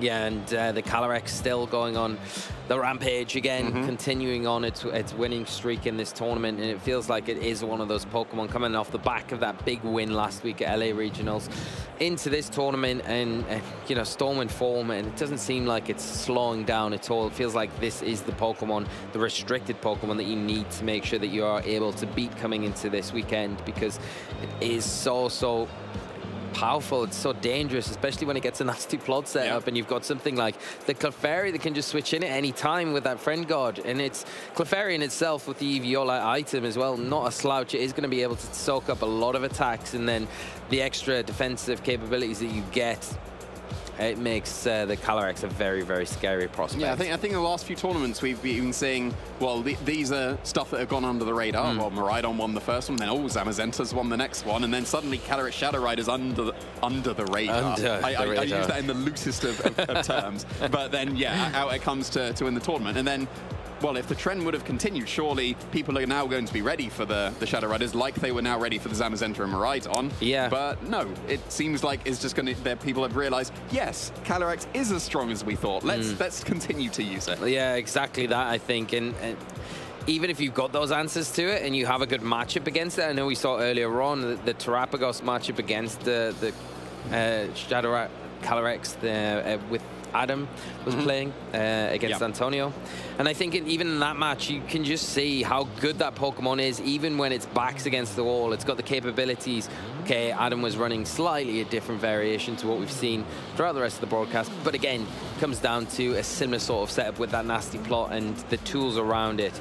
Just make it work. And I think players have kind of started to really figure out that one Pokemon. And maybe even if you've got the counter against it, it's just not going to be able to do enough. Maybe we see a rise in King Gambit, and maybe, I don't know. Yeah, I mean, I'm just pulling things out of a hat here. Yeah, maybe. Yeah. And I think the trends, it seems to be that the Calyrexes are getting bulkier and bulkier. Yeah. Because the one that won the Los Angeles Regional Championship was Spell Tag, so just going for a bit more damage. The other one that made the top 4 was Covert Cloak, so you can stop the fake outs when you're a fairy type and stop Snarls and Electrobes and all that kind of stuff. But it seems like the majority of the Shadow X that we featured at the moment have been Citrus Berry, which does imply that they're bulking themselves out even further, so that because if you get the Citrus Berry and you have extra bulk, well then that's compounding with the Citrus Berry, so that you've got even more longevity. Yeah, I mean, off camera, when we were watching that last match with Leonardo, you quite rightly pointed out that the Miraidon actually outsped the Shadow Rider Calyrex. So naturally it would be a lot more defensively built than it would normally with that speed investment that would generally easily outspeed something like the Miraidon. Yeah. Shadow Rider is like noticeably naturally faster than basically everything that's available in the format outside of Regieleki. But yeah, like it's basically the fastest thing that you'll consistently see. So to see it underspeed something that's still very fast. Miraidon's also one of the fastest in the format, just not quite the fastest. But yeah, to see it underspeed is just a testament to show how the training can come into play, because that speed has suddenly gone all into bulk, and then suddenly you're living a helping hand Ironhead from a King Gambit. Yeah, so it's I mean, just that alone, just that statement there, it just shows how well these trainers are kind of prepared coming in for the big threats that this Pokemon could face, even if they're not that common. Things like that you're going to be able to take. I mean, you know, when you see the rise of maybe even things like Chen Pao come into the format with that, you know, sort of rune ability that could really benefit you if you're going down that line with going for a physical attacker against something like the Calyrex Shadow Rider, then you're probably in a position with that Friend Guard, with that defensive investment, to still take those attacks. It's testament to the players and how they've innovated and how the way of that Pokemon has shifted slightly towards that defensive build rather than the just all-out kind of glass cannon that we saw maybe at the start of the format. Yeah, it's like we always enjoy seeing the meta develop. We enjoy seeing some really cool picks like the Iron Leaves. We enjoy seeing what your favorite moments of the streams have been so far. Seeing the Iron Leaves, just even joining the field has been one of my favorites so far on the stream. We'd love to hear yours, so please do use all the socials, use the hashtag #PlayPokemon to let us know what your favorite moments have been as well. Yeah, definitely get in touch with us over this weekend. Let us know what your favorite players have been, what your favorite players have been, who you're supporting going into this event, or what Pokemon you'd like to see on the broadcast. Of course, we've had some incredible games over this weekend. My highlight so far has been definitely Adam Sheffiu's game against Antonio. I was just absolutely blown away by Adam in that game. He just played so well, and the match from start to finish was just so backwards and forwards, so close, and coming right down to a knife edge. But what about you, Jamie? What's I think just even kicking off the stream with Lorenzo's match. I mean, yeah, that could have been like one of our top cut matches for sure. It was that quality. Yeah, it was really nice showing there. So we've had some great games so far in this tournament. Like, to finish off the season like this has been just great to see. And we're not even halfway yet. We've still got a few games today, and then we got all of tomorrow as well, which is very exciting. Of course, we'll be crowning our Bologna Special Event champion tomorrow. But of course, you can follow us on X, on Facebook, Instagram, and also you can watch the broadcast.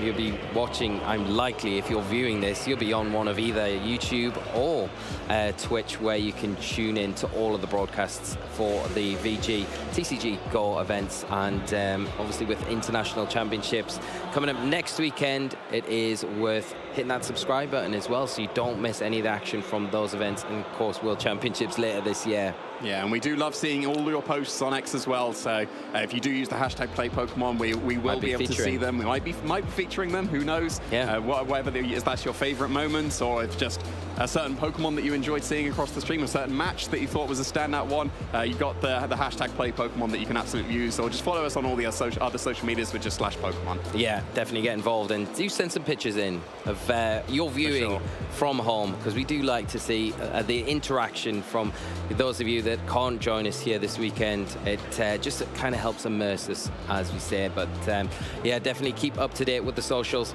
Use that hashtag #PlayPokemon, and we will look forward to reading through a bunch of them as we get through the event this weekend. Yeah, and we'll be able to feature another trainer. Like, we'll have our community choice, of course, that we've had. Yes. We've had round 4 round 9. Community choice, so the community choice will be coming up once again shortly in the next round, so make sure you're following along on Twitch so you can go and vote for that too. And that could be potentially a win and in situation as well, going down to that last round, so the players that win that will progress into day 2. That's what makes it very exciting. So talking about the social media and the hashtag #PlayPokemon, I've just got word. We've got some tweets that we can look at and we can feature on the stream here. So we'll bring them up on the screen, and I'll let you take us away with the first one. Oh, that was very efficient. We were saying we want to see all your posts from X, and here we go. Well, obviously there's going to be that Terra Swampert that is available with the Mightiest Mark now. So yeah, make sure you're getting in with that raid so you can get that Swampert. I really like Swampert. I used it a lot in the previous generation. I thought it was a fantastic Dynamax Pokemon. Yeah, it's one of my favorites as well. I think one of my favorite Gen 3 starter Pokemon, first partner Pokemon. I really do love it. So Swampert, the Mightiest Mark, now appearing. I think it'll be running over this weekend, of course.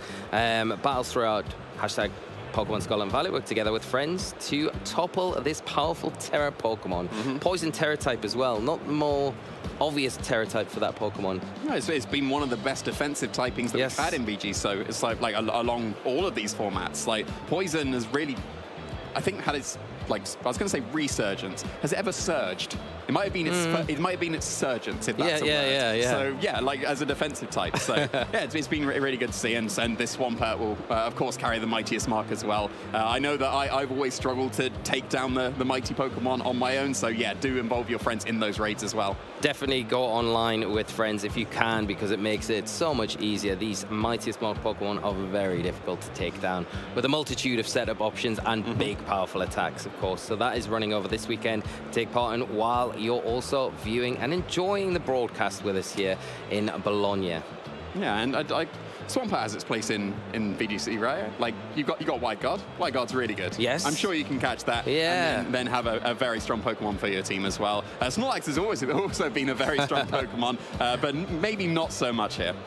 Yeah, we got a great tweet from Joe Merrick. I may be having so much fun in Japan, but I'm still keeping an eye on the Bologna Special Event. Hashtag play Pokemon. Well, Joe, we hope you are having a fantastic... I'm sure you are having a fantastic time out in Japan. Who wouldn't be? And what a great picture as well of the Snorlax there with the Pikachu and the Mew. 3 of my favorite Pokemon. Yeah, like we were talking about, I was just saying about Swampert being good in VG. Snorlax should be good. Yes. We were saying that Snorlax is really good Calyrex, as in both Shadow Rider and Ice Rider. Yeah. It's a really good counter to that because it's immune to the Astro Barrage, and also it's got thick fat, so it's going to be like resisting like the Glacial Lance as well. Perfect. So, yeah. All you need is a Trick Room, a Belly Drum, or even a Curse. Curse could be the one. It's a bit slower, but it's a bit more measured, isn't it? You're not losing health either by doing that, so I feel like that could be a way to get around it. Yeah, I'd love to see Snorlax have a resurgence. We can say resurgence with Snorlax. That one's definitely resurgence, yes. Given that it's won the World Championships twice, it would definitely be a resurgence at this point. Come on, trainers out there, make it happen. Bring Snorlax back. I mean, I would try, but my season's over at this point. It's all reliant on NAIC now. I guess so. Yep. So everyone can beat me in NAIC. Snorlax is the play. You've heard it here first. That is the source for that weekend. But yeah, Joe, I hope you're having a brilliant time out in Japan. It is Golf Fest, I believe, this weekend, I think, will be happening. Yeah, and it's also with the Japan Nationals. Yes, Japan of course, Nationals, yes. How could we forget? Some really spicy things. I mentioned on the broadcast about the Kyogre, the Terra Ice Kyogre with the Snowscape Tornadus earlier. Yeah, Snowscape Tornadus with Covert Cloak as well. Yeah. So, because, of course, the Japan Nationals is played in a best-of-1 closed team sheet format, so you get to surprise your opponents with so many cool techs. A lot of the options that you see you won't see in like open team sheet best-of-3. Because they're much more volatile, but they are immediately game-winning potentially. And something like a Terra Ice, Blizzard, Covert Cloak Kyogre next to a Snowscape Tornadus made it into the top 8. I love it. Speaking of the top 8, though. Yes. I'm sorry, I have to bring this up. That there were no Incineroar in sight in the top 8 of the Japanese Nationals. If anyone has my back, it's the Japanese community. They know how mid Incineroar is. You went there, you did it. Okay, well, I think you're entitled to after the top 8 results in Japan. Yeah, no, Incineroar was a big surprise, really, but also at the same time not so surprising because Incineroar hasn't had the kind of impact that it's had in previous formats recently, so it is having a bit of a harder time now. I still believe in Incineroar. I feel like it's got its place, like it always has in the format, but not quite as effective. But I mean, even looking at the broadcast today, Incineroar has played pivotal roles in some of our trainers' wins, so we can actually take a look at the standings from the last round, see how our players are getting on as well. But we'll gloss over the Incineroar propaganda from Jamie for a minute and take a look at our leaderboard. We can see Shea there up at 7-0, and Ricardo Apamea running Kyogre. Yeah, Kyogre with the Volcarona as well. Yeah, that's a really cool team, and has got that 7th win that should earn them that place into the day 2 as well. Adam, that we featured on the stream, has made the 7th win as well. So and Alessio, like a couple of people that we have featured on the stream, did make it to that 7th win. Yeah, all these players now with that 7-0 record will be progressing into day 2, regardless of the results of the last 2 rounds that we've got here this weekend. An incredible job by our players, and I think those at the top there with their 7-0 records will be wanting to push on, make those 9-0 if possible. So it's all going to be between them as well. Some great matches between those trainers that have been featured a few on the broadcast already. And then we go down the list. We've got William there with 6-1, and all these players in contention to make that day 2 as well. One more win is needed to secure their day 2, and so close at this point. You kind of want to do it in this next round so you don't have that pressure in the last round to make sure that that is what you have to do. Yeah, it's been some great games. I know I've mentioned already, Lorenzo's game is already my standout, just being even the first game. Yeah, it was such a great game. It's a team that seems to be popping up like a reasonable amount, and like Leonardo mentioned, apparently it's been quite common in some Italian locals, and then a lot of Italians have adapted it or adopted. And also adapted, because there's a Ditto on there, and that's the adaptation that Lorenzo has gone for this version. Yeah, phenomenal player. Already the Stuttgart regional champion from earlier this year. I wonder if Lorenzo could be one of those players to follow suit. We had Wolf Glick over in the US. He is the only player to be featured on that the overlay, the champions overlay, regional overlay twice. We do have some previous champions competing here this weekend. Lorenzo, one of those. Could we get a repeat champion throughout the European season? So Lorenzo capable of doing it, showed it earlier on the stream, phenomenal play, and got a very strong team to back up as well. Yeah, and we also featured Antonio as well on the stream, won the Liverpool Regional Championships back in the season, so he would be another contender to get it like on the EU double graphic, on the graphic twice. That's the sentence that I was going for. Yeah, that's true, because I think as well capable, obviously wasn't successful against Adam earlier on the stream, but again, Adam, a very strong trainer in his own right. You can see 7-0 at the minute. So very fine margins between all of these players, you know, but I think the way Antonio played in that game showed enough to say, yeah, you are a regional champion, you could easily do it again. And I think with that team, in particular with the Screamtail, well, when he brought the Screamtail, unfortunately really didn't get much use out of it, losing it straight after terastallizing, so a bit unfortunate for Antonio, but the way that Antonio was piloting the Terapagos with that calm mind was just so good to see. Yeah, it was really good, and it was such a close end game there as well. So close, like the Calyrex being bulky, being able to survive, I think it was +2 at that point, Terra Starstorm, really, really clutch. It'd been so close. I'd have liked to see a third Calm Mind. Yeah. How close would that would have been, whether the 2 Draining Kisses would have then been able to KO the Terapagos. Yeah, I know. That's it. And I don't know if you're the same, Jamie, but at this event in particular, I haven't felt kind of not exhaustion in myself, but when you watch a match, sometimes you get to the end of it and you feel like, wow, I haven't been able to really breathe throughout that match because it's been so intense, backwards and forwards, so close. And there's so many of the games that we've been featuring just today already that I felt like that afterwards. I feel like, that was just incredible. Just great showcases from our trainers, and like, you know, we've got two more games to go. So I can't wait to get into it. Yeah, it's going to be fantastic. So many great games to finish off the season, and we're going to have plenty more. Don't you worry about that coming up. Yeah, and we will be going into, it will be round 8 next. And then after that, round 9, finishing up the day, of course, we'll be able to have a look at the players that do progress into day 2 before wrapping up. But like we say, we've got plenty of action left. And we are at the top end of the tournament where the matches are going to get, the matches progressively get better and better and better throughout the tournament because of the nature of Swiss rounds where winners are playing winners. So towards this back end is always my favorite part of the stream. I mean, I enjoy all of it, but it's always these matches at the latter point of the day to kind of show who's got the fortitude to push on when they need to, those crunch times where they've got that 6-1 record and they need to clinch one more to get into day 2, or they are undefeated and they carry on at this stage of the tournament. I think it's really unprecedented, you know, a big accomplishment for our players to be able to do, and to witness it is just absolutely fantastic. Yeah, some fantastic games, and we can see some more fantastic games that are going to be happening this round, and of course who we are going to be featuring on the stream for this round 8. So we'll see here, we're gonna, Luca Ceribelli is going to be featured on the stream. We were able to have a little chat with him a couple of days ago, so we could show him the videos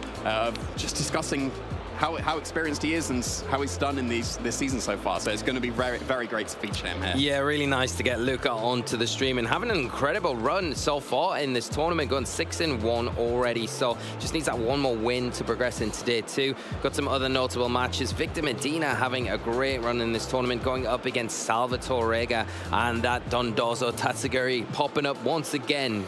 Yeah, absolutely. Seems like, I wouldn't say signature, but I've never seen Salvatore without Dondozo Tatsugiri at this point. I feel like we can say signature at this point. Yeah, it seems so. And of course, Costa still seems to be doing well. So just 6-1. Well, Costa, we want to get you on this stream. Yeah, one more win, Costa, and you're into day 2. That is phenomenal. And again, an interesting team, the Hisuian Goodrow. Not seen much of that Pokemon in particular so far on the broadcast. So maybe if Costa can just do the unexpected. I mean, you were the one to say unexpected. Well, purposely, yes. He knows I'm joking if he ever watches this back. But no, it would be nice to see the Hisuian Goodrow on the stream, see what kind of how he's piloting it. I'm not going to get away with that one next time we're on the desk together. Yeah, and I think it was really cool to see like a couple of Screamtail just on that graphic as well. Yeah, like we saw Antonio Sanchez with Screamtail. I seemed like a very similar team coming out from Victor Medina there. I'm sure there's going to be some kind of collaboration between them, as they are both Spanish players running very, very similar teams. And there was also another Screamtail further down as well. Yeah, it's a scary Pokemon to face against because you really have to react against it in a specific way. I mean, earlier on we saw Adam in the face of it really just say, well, I've got tools that I can utilize to stop it and then get rid of it. But I think it does cause an attention-grabbing moment in the match, and that can be enough sometimes to really give room to the partnering Pokemon a lot of the time for that to be freed up, especially if it is something like that Terapagos that wants to get a calm mind off. It is sometimes the room and the attention that you need to allow the Terapagos to get that one boost, and then from then on out, it is very difficult to kind of get a foothold in the game. Encore disable, such a devastating combination as well. You have to be very careful. It was very brave of Adam to nasty plot him in the face of that Encore as well, but then played around it perfectly. So that was fantastic to see. We'll have to see another fantastic game here going forward. So with Luca versus Ivan. So yeah, I'm very excited to see what's going to be happening in this game. Yeah, but you know, we've been able to feature Luca. We had him in before the event to do some interviews and chat with him and meet him and just get a bit more insight into him as a person and a player. And it was great to get those insights and just get to know Luca a little bit more. But Ivan, of course, as well, an incredible player getting this far in the tournament. Got a big test in front of him. Obviously, Luca is very, very accomplished as a player, but Ivan obviously making their own accomplishments now as well, coming in and doing so well at this event this weekend. Yeah, a very experienced player from Luca. Winning a tournament at such a young age, I believe even the youngest ever regional level event champion that we've ever had. Winning it when he was 14 years old against myself, unfortunately. But yeah, really good showing. And we had a sneak peek of the restrictors as well. We're going to be featuring a Miraidon coming out for Luca, but then a Groudon coming out for Ivan. Yeah, it feels like a tough matchup for Luca on paper, doesn't it? Because the one restricted that if you are running the Miraidon that you don't want to go up against is definitely the Groudon because of the ground typing. You're not really going to be able to do that super effective electric damage to it, unless it does terrestrialize, of course. But initially you have to watch out for those Precipice Blades that could come out and anything else that the Groudon decides to throw out onto the field.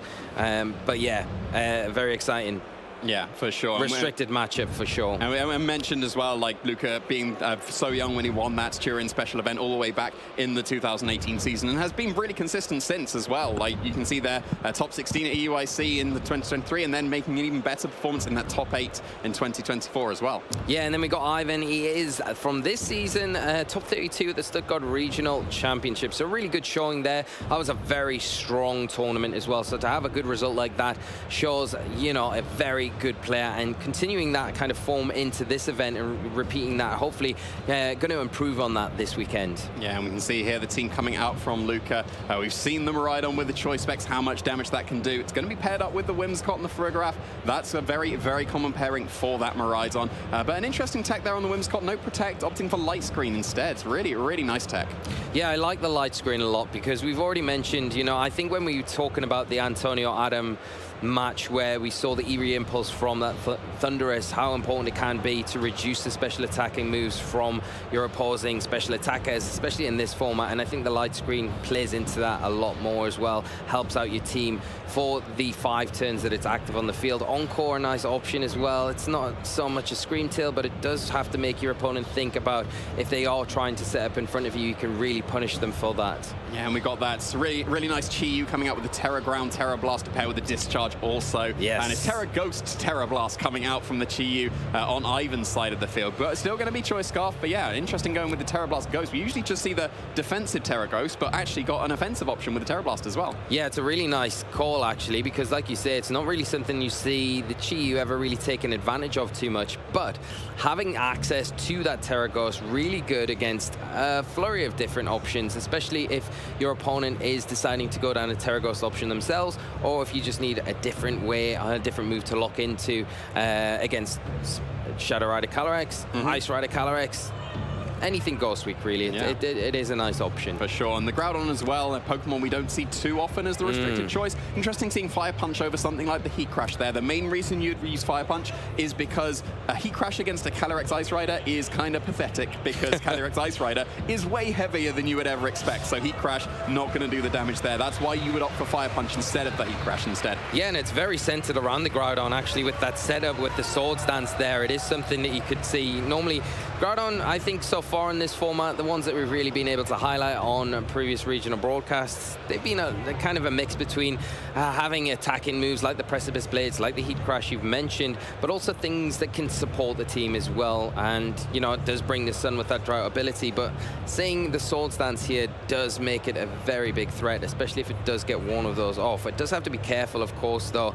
about the Encore from the Whimsicott, because if we see the Swords Dance go up, Whimsicott's easy able to kind of lock that in to those Swords Dances and kind of sit it dancing for the rest of the game until Luca decides to deal with it. Well, that could be where the Gothitelle comes into play, because it's going to be able to trap a load of the opposing team. It's got access to taunt, so if you taunt an Encore, then, or tell the Whimsicott to stop an Encore, then that would be freeing up the Groudon completely to go for its setup. If you go for the Tailwind and with your own Whimsicott, and then you've got a Swords Dance, you're probably going to be knocking out the entirety of the team on Luca's side of the field. So Luca does need to be wary of allowing that Groudon any chances to be able to set up a Swords Dance. Yeah, definitely, because there are a lot of Pokemon on Luca's side of the field that are really susceptible to those Precipice Blades. But we are going to get into this game number one. We're going to see Ivan lead off with the Gothitelle and the Chi-Yu. The Beads of Ruin are active, and also that Shadow Tag now active. Nothing can switch out on Luca's side of the field as long as that Gothitelle stays on the field. We're going to see the Miraidon and the Whimsicott from Luca, so a very offensive lead from Luca's side of the field as that Electric Terrain is set up from that Hadron Engine ability. Yeah, normally the Miraidon wants to just Volt Switch out, and that's easily doable in the face of Shadow Tag. That will ignore that ability completely, but it's got to contend with the Fake Out here. You can't Fake Out the Whimsicott because it's carrying the Covert Cloak, so this makes the Miraidon completely open to that Fake Out, would stop any of the Volt Switches and allow that Chi-Yu to get off a massive attack, whether that's a Heat Wave to KO the Whimsicott or it's a Dark Pulse to do absolutely massive damage to the opposing Miraidon. But we're going to be starting off with a Terastallization immediately, and it's going to be that Ghost Terror, the Ground Terror on the Chi-Yu. Ground Terror on the Chi-Yu, and it will be able to have a full immunity from any electric type attacks coming out from this Miraidon. We're going to see the Helping Hand come out from the Gothitelle, and it's going to boost the attacks from this Chi-Yu. A light screen coming out from the Whimsicott, going to bolster those special defenses on Luca's side of the field. And this Terra Blast, it will be a ground type attack, and it will be fired into likely the Miraidon. With that light screen, though, you've got to think it will be able to take it, but no, a big knockout here from Ivan, taking a big lead in this first game. Yeah, that's a fantastic play coming out from Ivan, because that was not a Fake Out into the Miraidon. That could have been Tailwind and Volt Switch, and then suddenly the Terra Grounds Terra Blast doesn't go into the Miraidon anymore, but calling out that it was going to be the light screen instead of the Tailwind. Fantastic play from Ivan. That Helping Hand was probably necessary through the light screen to be able to get the KO, so calling that out brilliantly with the Helping Hand and taking care of the Restricted just on the first turn. Yeah, and things get very difficult for Luca now because of that Gothitelle on the field. It's going to be a hard Pokemon to take down, because now you've got that kind of trap active. Of course, the Urshifu coming into the field now for Luca, but not really going to pressure with too much heavy damage on that side of the field. The Chi-Yu's in an awkward position where it probably does want to switch out. Ivan wants to readjust the board position, so something like the Raging Bolt could come in here, which doesn't really mind the Whimsicott too much, especially because it has got that Assault Vest. Going to be able to take those Fairy type attacks a little bit better and then pressure that Urshifu a little bit more. Yeah, if that Gothitelle was able to get off something like a Taunt into the opposing Whimsicott, that would be able to shut it down very nicely. The Chi-Yu surely is going to be in range of the Wicked Blow, because it's not the most defensive, and you don't run it very bulky if you're running Choice Scarf. But it's just a Detect coming out from the Urshifu here, not going on the offensive yet. Encoring that Gothitelle into the Helping Hand here, instead of something that could have been like a Foul Play or a Taunt coming into the Whimsicott. Terra Blast launched off into that Protect of the Urshifu, not doing anything there. And then you don't see it very often, Helping Hand right at the end of the turn. Yeah, not really when it has got that priority boost to it. We are going to see maybe Luca have to rely on this Urshifu now, going for that Terastallization, lock in with the Wicked Blow, and that would be enough to get the Chi-Yu, not known for its defensive capabilities. And now the Gothitelle is perpetually locked into that Helping Hand for the next few turns, at least until that Encore does end. But will the Chi-Yu be able to pick up the knockout with the Terra Blast, with that Helping Hand through the light screen on to this Urshifu that doesn't have a weakness to the ground type attacks? Well, will it even be able to get off that attack? Because now you can just go for a Tailwind pretty safely with the Whimsicott. That will allow the Urshifu to outspeed the opposing Chi-Yu. Gothitelle switching out into the Groudon here because it was locked into Helping Hand. Might want to reset that Fake Out pressure that does have available. You can't switch out with your Luca's side of the field, so you don't have to worry about anything like that. But you do have to worry about this Terra Dark coming out from the Urshifu. This might be the boost that tips that KO onto the Chi-Yu over the edge with the Wicked Blow. I wouldn't be surprised at all if we're just seeing that Tailwind and Wicked Blow here. Whimsicott does go for that Tailwind. Now the Urshifu should be faster than even the Choice Scarf Chi-Yu. Going to be able to do absolutely massive damage with this Wicked Blow. Now boosted by the Terra Dark into the Chi-Yu, and that is a one-hit KO. Yeah, and flipping the tables around, Luca able to pick up a massive knockout onto the Terrestrialized Pokemon on Ivan's side of the field. That big threat in the Chi-Yu now removed from the field. Beads of Ruin gone as well, so no more boosts to those special attacks, special defense, all back to as they were. So that light screen going to be even more beneficial. But in the face of something like the Groudon, you've got to worry more about those physical attacks. And even if you are the Dark Terrestrialization on that Urshifu, Jamie, Groudon generally known for those big defensive stats, being able to take physical attacks very well. Yeah, it is very physically bulky and it's going to be able to launch out a lot of offense. I wouldn't be surprised if 2 Precipice Blades is enough to be able to pick up the knockout on the opposing Urshifu. In comes the Gothitelle once again, so there's still the Shadow Tag going to be activated. No switching out here for Luca. You got a very free fake out into the Urshifu to stop any Wicked Blows this turn if you want, but then you do have to worry about the fact that you can be encored into that fake out afterwards. So maybe you lock into the Helping Hand once again.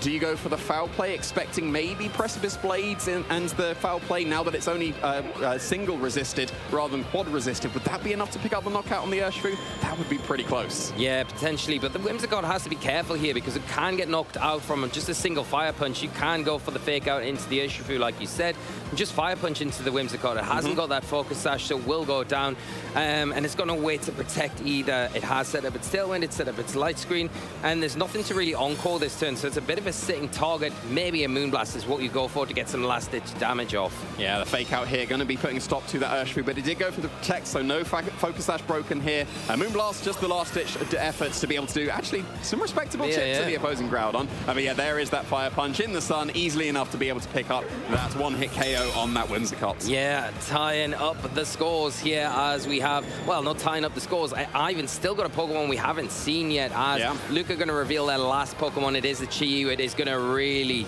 thrive under this sun, especially with those fire-type attacks. So really one Pokemon that you would say now could do a job maybe against this Groudon on the Gothitelle, where you could launch off maybe a Heat Wave here and then follow it up with a Wicked Blow, probably enough to maybe knock out both things on either side of the field. Yeah, you don't have Terrestrialization available anymore for Ivan's side of the field. If you could have the Terra Fire available on the Groudon, you'd have been able to resist those fire-type attacks coming out from Chi-Yu and probably able to survive. But now that was used on the Chi-Yu, can't go for that defensively anymore, and like we said, Groudon very physically bulky, not the greatest special defense, like it's fine, but not going to be good enough in the face of the Chi-Yu in the sun, one of the strongest special attackers that we have. That's probably why the Groudon is protecting itself. Yeah, not wanting to take any damage this turn. The Groudon protecting here as that Overheat is fired into that slot. Now the Gothitelle left kind of open to take a Wicked Blow, but is it going to be surviving? I don't think so. Boosted by that Dark Terrestrialization, Wicked Blow cleanly knocking out the Gothitelle and removing that Shadow Tag. No, not something that's affecting Luca because he only has those 2 Pokemon left, but 2 strong Pokemon they are. Has Ivan got enough with the last Pokemon to deal with this big threat on Luca's side of the field? Yeah, we'll have to see what that last Pokemon is going to be. It looks like it's going to be that Flutter Mane. Whether it's going to get a speed boost or not could be very important here. We're going to get that Harsh Sunlight activating that Photosynthesis. It is going to be the speed boost. Now it's going to come down to the training of these Pokemon, whether that Flutter Mane is still going to be able to outspeed in the last turn of Tailwinds.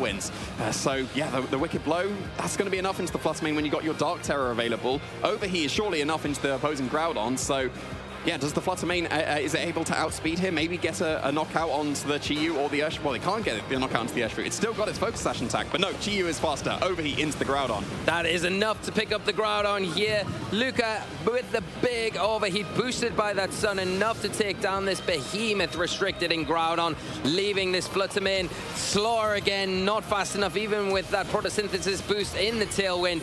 The Urshifu Wicked Blowing to victory.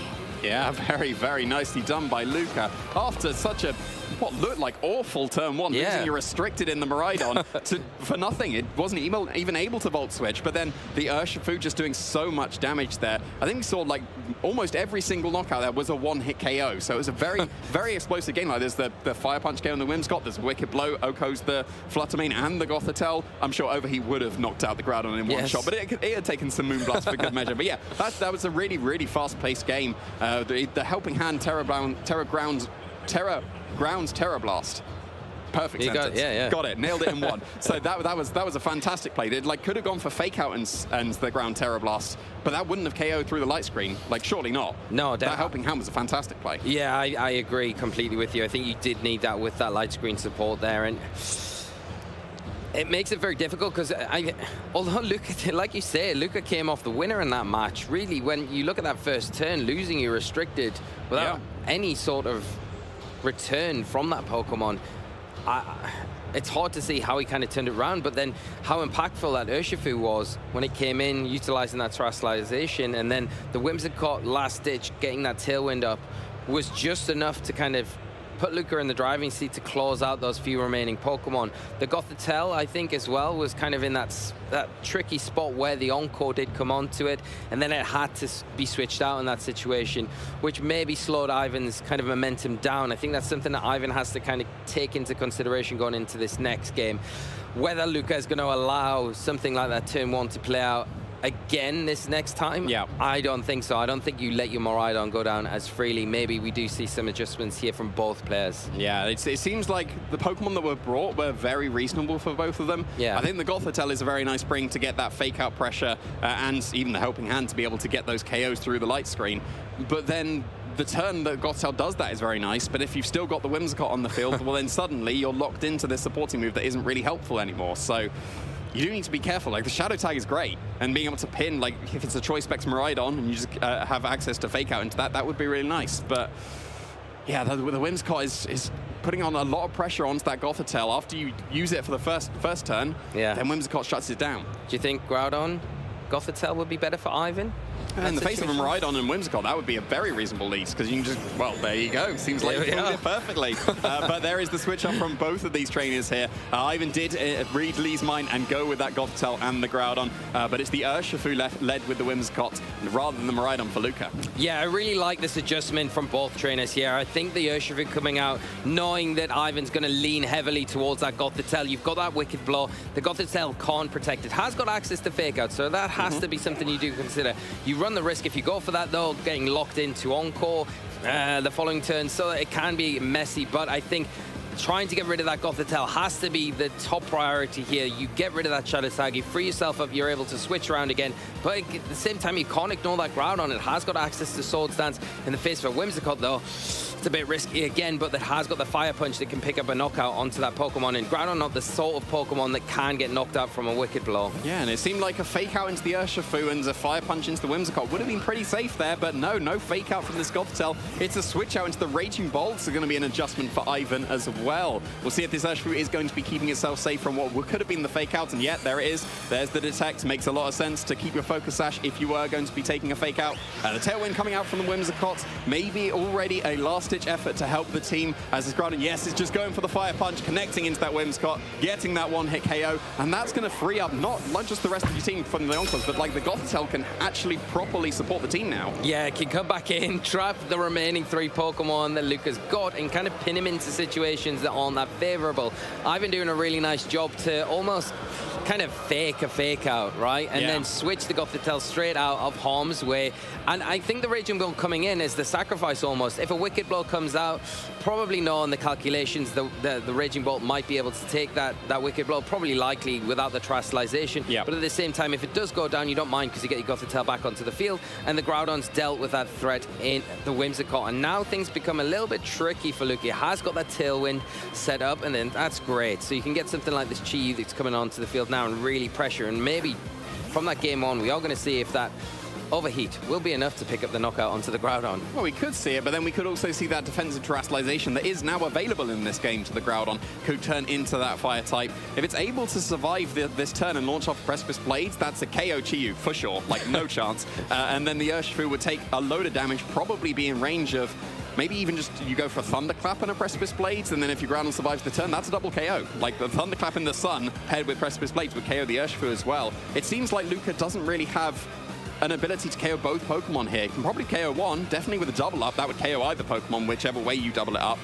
but then you can't deal with both, and then suddenly you're going to take a load of damage, whether that's the Photosynthesis boosted Raging Bolt or even the Groudon. Well, we are diving into this next turn, starting off with the Terastallization here from that Urshifu, going again for that Dark Terror type, going to boost the power of those Dark type attacks through the roof, as we are going to see the Groudon just go for a Protect, not wanting to contend with getting knocked out this turn. It is a pivotal piece for Ivan, and the Thunderclap coming in, breaking that sash. Wow, doing so much damage, taking it right down to that focus sash, but surviving just enough to be able to get an attack off. Heatwave coming out from the Chi-Yu, going to be resisted by this Raging Bolt, but still under the sun. Oh, I'm taking that pretty comfortably. Yeah, but is it going to take this Wicked Blow potentially, or this could have gone into the Groudon? They can't protect in front of an Urshifu. That's massive damage into ground. That's over half to such a physically bulky Pokemon.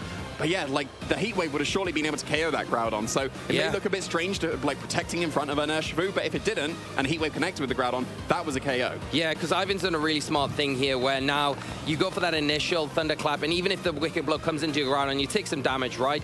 You are now in the position where the Raging Bolt actually pressures the knockout onto that Urshifu, and it doesn't give it the freedom to go for the Wicked Blow this next turn, which is so smart of Ivan. The Groudon's still kind of threatened here, but it does, like you've already mentioned, have that defensive Terastallization that it could go for, and give it the immunity to those fire-type attacks that we know that Chi-Yu's locked into. Yeah, at this point, it's going to be pretty close if the Groudon's able to survive. Like, it's a sun-boosted Heat Wave from a Chi-Yu. It's still really strong. Even into resisted hits, it would do absolutely massive damage. But it is going to be a Terastallization coming out from Ivan here, and it is going to be that Groudon. So going for that fire typing, is that going to be enough to save it from this sun-boosted Heat Wave from the Chi-Yu? We'll have to see if that is going to be the case. If it is, it will be able to launch off a massive Precipice Blade. There's the Heat Wave, and it just survives! Huge What survive! a clutch Terastallization from that Groudon, and the Wicked Blow. It didn't go into the Groudon, it went into that Raging Bolt. It is enough to be able to pick up the KO, but now the Groudon has the opportunity to launch off a Precipice Blade. Both Pokemon are in range. It's got shaky accuracy, and it does connect. Hey, that's going to be a double connection and a double KO coming out from this Groudon. Absolutely clutch survival. That is a huge turn here from Ivan. You did not expect it to take that hit from the Chi-Yu, like you were mentioning, stacking up those attack boosts that the Chi-Yu had. Under the sun, the Heat Wave, the Beads of Ruin, the Groudon Terastallizing, surviving, returning with a huge Precipice Blade. Surprised we didn't see a Thunderclap there from the Raging Bolt. Maybe would have saved it and would have had that at the disposal here, coming in against this Miraidon. Not over, of course. The Miraidon going to have that Choice Specs item, going to have the Tailwind still intact, but the Gothitelle can come in now and freely go for a fake out. Precipice Blades, as long as it hits, it is going to pick up a huge knockout, tie up this game and take us potentially to game 3. Yeah, you say potentially. You've always got the shaky accuracy of that Precipice Blade. There is the fake out. Going to keep the Rhydon safe. Is this going to be a connection with the Precipice? Yes, this is going to completely sweep through Luca's team there. What a fantastic showing from that Groudon, clutching it out and launching us into this game 3. Yeah, incredible game 2 there. Incredible play from Ivan when things looked at the worst there in front of that Chi-Yu, like you say, and the Terastallization from the Urshifu.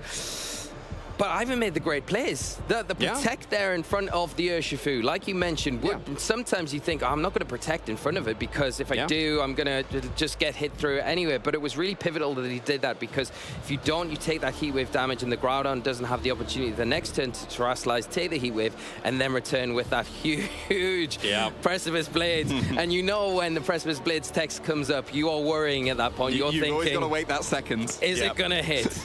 Yeah, absolutely. And it did hit indeed on all 3 Pokemon here. Groudon completely sweeping through the game. It's a great adjustment going into that game too. Even though it seemed like obviously Ivan lost the first game, but the first turn of the first game was fantastic from Ivan, but adjusting to that Groudon, I think taking care of the Whimsicott immediately was really, really nicely done from Ivan, because it was putting on so much pressure with Encore. Like, the Light Screen didn't really come into play because of the Helping Hand, but the Encore was the main thing, and taking care of that immediately just completely freed Ivan up. Yeah, I couldn't agree more, and I think Luca's in that situation now where that Whimsicott is almost a hindrance when you're bringing it, because when you look at the team matchups, do you necessarily need that Tailwind so much? Could you keep maybe the Whimsicott in the back for later on? Is that going to be the better plan? Because if you lead it out and you're trapped in with that Gothitelle, you know Ivan's probably going to lead the Gothitelle, probably going to lead the Groudon. You'll put yourself at you're just going to lose a Pokemon for what? For getting your Tailwind up, for getting a Light Screen up. It's you're not probably really faster much anyway, right? Yeah, exactly. Yeah. So you think the Whimsicott's probably more useful in the end game, and you could maybe lead something else alongside your Miraidon. Maybe something like that. The Iron Hands is hard because is it going to outspeed the Gothitelle? You really want the jump with the fake out to be able to onto the other Pokemon, maybe utilize Miraidon, because we've not really seen Miraidon have any sort of use in this. When Luca's bringing it to games, it's not getting any damage off, it's not picking up really any knockouts, and it's a Pokemon that you need to be utilizing to pick knockups out, and Ivan's doing everything right to kind of prevent Luca from being able to kind of get any momentum swing with that Pokemon. Yeah, absolutely, and we'll see if there's any adjustments coming out from either of these trainers. I think Ivan's adjustment in Game 2 was absolutely fantastic. Whether that Whimsicott is going to be led again or if it's left in the back, we'll have to see. It's going to be Gothitell's Groudon, so Ivan relying on what worked here. But yep, there is the Urshifu and the Whimsicott once again for this Game 3. Yeah, and we did see the one thing that we could say from that second game that Luca did was we're able to see the damage from a Terastallized Wicked Blow into the Groudon. You think 2 of those would be enough to get the Groudon, and then if you still got a healthy enough Urshifu, 1's all you're going to need for that Gothitelle. So maybe utilizing that Terastallization early on from Luca, even in this situation where you are trapped. The only issue with that is you've got to contend with that fake out again, and you do that, you get faked out, and then you lose your Whimsicott for the trouble of just setting up a Tailwind. Yeah, you do have the option of the Terra Fire. That would allow the Whimsicott to survive at least, and that might come into play here. But then you, of course, you lose the damage output from the Terra Dark and the Urshifu, and that's necessary to pick up some KOs as well. So it's quite a tricky one. And yeah, no, this time it's going to be fake out and no protect here. So Sash broken on the Urshifu. Very nicely done from the Gothitelle here. There is that Tailwind once again coming out from the Whimsicott, but Urshifu is going to flinch here. It's not going to be able to Wicked Blow that Gothitelle. And wow, there's a Swords Dance from the Groudon in the face of the Whimsicott. The Whimsicott didn't get KO'd here. Yeah, that's very risky because now you're in the position where you have to protect that Groudon this next turn, potentially reposition the Gothitelle, get something in alongside it that can maybe get rid of that threat of the Encore from the Whimsicott, because now it's easy for Luca just to say, okay, well, I'm just going to click Encore into that Groudon. Even if you protect this turn, I'll click it the next turn and I'll lock you in. I'll prevent you from being able to do any damage. All the time, even though that Urshifu has a Sash broken, it's going to be able to just utilize that Wicked Blow, especially into that Gothitelle slot. And what comes in for that? Is it going to be able to take a Wicked Blow very well? Probably not. Yeah, and maybe relying on something like Protect Groudon and Taunt the Whimsicott. But then that could be an Encore into the fake out on the Protect turn as well. So just like who's going to, if there's going to be a Protect here, where does the Encore go? I think it's definitely an Encore.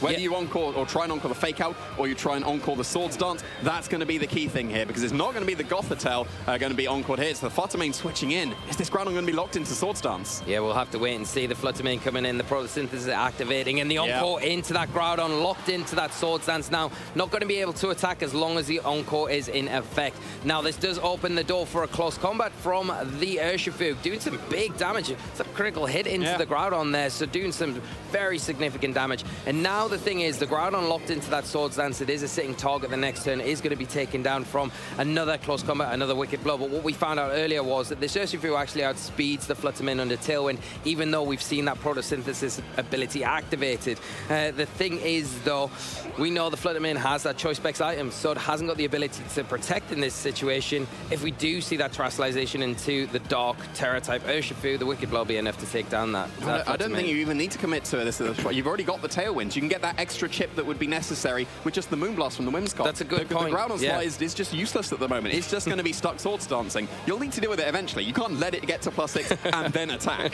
But at the moment, you can ignore it. It's not doing anything. And the bigger priority is that Fluttermane. Yeah, for sure. And like you said, it can't protect. It's guaranteed Moonblast and Wicked Blow into that slot. Whether that was the Gothitelle switching in, that would be KO'd. If that was the Raging Bolt switching in, it would have been a super effective Moonblast, maybe even a KO with that. It switched into the Groudon slot instead, so it's not going to be taking that combination of attacks if that is what Luca went for, assumedly into the Fluttermane. It's going to be a Terastallization here as well, but it's the Fluttermane. It's not going to be the Urshifu. So actually, if there wasn't a Terastallization on the Urshifu, this is now a not very effective Wicked Blow into the Fluttermane. Does that mean it's able to survive these combination of attacks if it's Moonblast and Wicked Blow? Well, we're going to find out. The Moonblast first off into that Fluttermane, followed up by a Wicked Blow, not boosted by that Terastallization. Able to take it, a really nice Terastallization there from Ivan, allowing this Fluttermane to stay around on the field and fire off a big Terra-boosted Dazzling Gleam, enough to pick up that Urshifu. Yeah, not quite on the Whimsicott there, but very good to use Terastallization there. Of course, Terra Fairy is so often used offensively on Fluttermane. Main, but of course can be used defensively, dropping that Ghost typing, meaning that Dark is now not very effective. I don't think that a Terra Dark Wicked Blow would have been able to KO the Flutter Main there either, so good conservation of the Terra coming out from Luca's side of the field. Chiyu coming in is going to be able to outspeed the Flutter Main once again and be able to threaten with just Heatwave KOs at this point. The Whimsicots is taking a load of damage. It's going to be in range of the Thunderclap here, so you do need to be careful about going for Moonblast, especially because you're next to Chiyu. That would definitely mean that it's in range of the Thunderclap.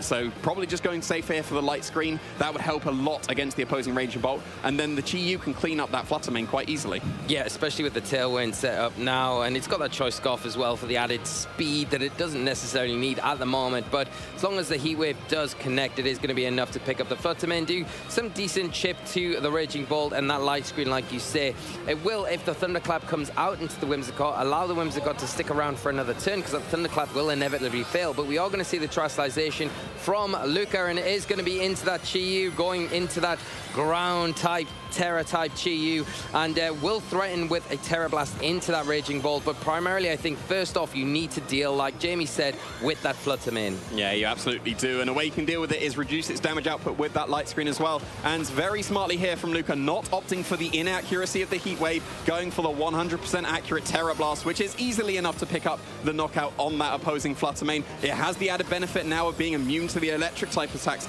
on the Raging Bolt. You can always threaten that with a Terra Blast on the next turn as well, so I think very smartly done here. But it's Draco Meteor into the opposing Chiyu, and it's a critical hit to pick up the one-hit KO on the Chiyu through the Light Screen. That was so crucial there, because the Light Screen means it would have easily survived.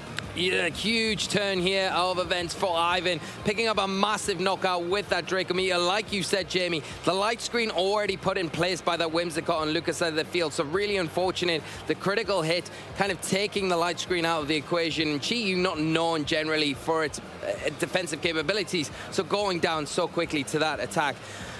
Very big play there from Ivan, not opting for something like a Thunderclap there to get rid of the Whimsicott, identifying that the Chiyu was something that you need to chase down as soon as possible, and getting very fortunate with a huge critical hit. Yeah, for sure. It's going to be the Miraidon, of course, joining the field for Luca, down to his last two Pokemon here. It's going to be Groudon joining the field for Ivan, though. Could have been an opportunity to bring in the Gothitelle and go for Fake Out into the Miraidon, and then Draco Meteor follow up. Maybe KO, probably not with the -2 and the Light Screen still.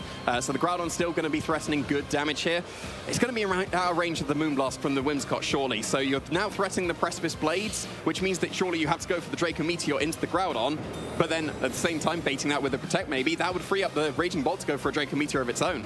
Yeah, and the Miraidon going into that Groudon Protect. So Groudon going to survive one more turn, but going to be susceptible to that Encore the next turn if the Whimsicott can stick around. Moonblast into that Raging Bolt, doing some very good, respectable damage, taking it just below 50% health with that return of the critical hit. And a Volt Switch here from the Raging Bolt. The Light Screen allowing it to survive, but it does allow that Gothitelle to come onto the field now and have access to that Fake Out, which is going to be perfect timing to prevent potentially an Encore coming out from that Whimsicott the next turn, locking out that Groudon into that Protect. Yeah, of course, it wouldn't normally be able to stop the Encore, but it's at such low HP because of the Covert Cloak stopping that flinch chance. Doesn't matter, it's going to be able to be in range of that as well. But I assume so. But do you have to go into the Miraidon with the Fake Out? Because if you don't, you're just going to take a Draco Meteor. Yeah, but then the Encore can just go into the Groudon because it just went for Protect. So surely you have to go for the Fake Out into the Whimsicott, right? So, yeah, it's kind of an awkward position. Like, yeah, you need to stop the Draco, but you can't, because then you're Encored. Then you need to stop the Encore, but then you can't, because then you're Dracoed. So, yeah, it's a really awkward position here for both of these trainers. I think you surely go for the Draco Meteor into the Groudon, but just which one do you Fake Out? You got to accept something bad that's going to happen. Yeah, it's the choices we make, but we aren't going to see the Groudon stay on the field to even entertain the possibility of being Encored. It is going to switch out for that Raging Bolt now, so this is risky as well if a Draco Meteor comes into that slot. And the Fake Out survives! Wow, that's a clutch survival from the Whimsicott there, keeping it around. There's the Draco Meteor. It went into the Gothitelle. So that's a one-hit KO as well. Didn't target down the Groudon there. Wow, what a fantastic turn for Luca. Absolutely clutch survival of the Whimsicott. This is really coming down to the wire. Yeah, I can't believe the Whimsicott surviving on that imaginary Focus Sash there. Able to utilize at least one more Moonblast this turn. The Miraidon has taken the -2 with the Draco Meteor, but you've got to think potentially if you are going into the Groudon, it's going to be enough to pick up the Groudon, and maybe a combination of that and a Moonblast into that Raging Bolt would be enough to pick up the knockout, but you've got to worry about that Thunderclap that could come out and just pick up that Whimsicott so easily. Yeah, it's still completely up in the air here. Like, I can't see a safe path for either of these trainers. Like, yes, you're obviously going to Draco Meteor. You have to. Your choice specs. And it is going to connect with the Groudon here, so you're not going to take the Precipice Blades. We saw that the Moonblast was able to pick up the 2-hit knockout if you critical here. That means, assumedly, this Moonblast will not be able to pick up the knockout on the opposing Raging Bolt here. So, yeah, the Moonblast obviously going to be fired out. We didn't see the Whimsicott move. It wasn't going for any of its priority attacks. There is the survival of the Raging Bolt. And it's Electro Web going to be able to pick up that last little bit on the Whimsicott. It's going to drop the speed. That won't matter. Raging Bolt isn't fast enough to outspeed the Miraidon at -1. It's going to have to dodge a Draco Meteor. Yeah, you feel at that point the Thunderclap would have been the better option just to get rid of the Whimsicott to prevent that missile Moonblast. And here we go. There it is. Draco Meteor from the Miraidon, enough to pick up the knockout and mean that Luca Cerabelli is your winner of round 8, moving in to day 2.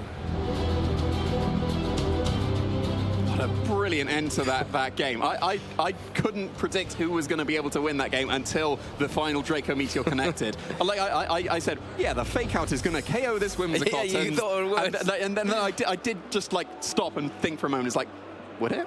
No, it wouldn't. It was absolutely clutch survival on 1 HP. Wow. Yeah, that was just so clutch. If that KO'd the Whimsicott, then suddenly it's back to a 3v1. And then maybe Ivan's going to be able to come out on top of that, because you got the access of the Raging Bolt, because the Draco went into the Gothitelle. Yes. So then that meant that both Groudon and Raging Bolt were on the field at the same time, and you just have to connect with either Draco or Precipice Blades. But yeah, clutch survival on that Whimsicott. Incredible end to that game. And like you say, it came down to the finest of margins there. It really was. And what an absolutely amazing show. And once again, from our players that we were able to feature there, Luca obviously just edging it in that one and going on into the tournament. And Ivan, what a great showing as well, with Groudon as well. And I think the Gothitelle, really good showing, and just testament to the innovation of Ivan bringing this particular build of Pokemon to this tournament, because it gave Luca a lot of a really hard time. Yeah, I think the adjustment to Gothitelle Groudon was really, really solid, especially in that game too. We saw the Whimsicott taken care of. It's incredibly greedy to Swords Dance in front of a Whimsicott, though. And there didn't seem to be a proper way to, like, yes, you could protect the Groudon and taunt the Whimsicott, but no, you can't, because the Wicked Blow would just KO the Gothitelle before the taunt. So, yeah, like, the Swords Dance, I think, like, probably a bit too greedy there. It seemed like the Fire Punch into the Whimsicott turn 1 of Game 2, that was so effective. Could have been the same with Game 3. Yeah, and in that situation, I can't really see a way of things playing out, because the Whimsicott can't switch out in that situation. Yep.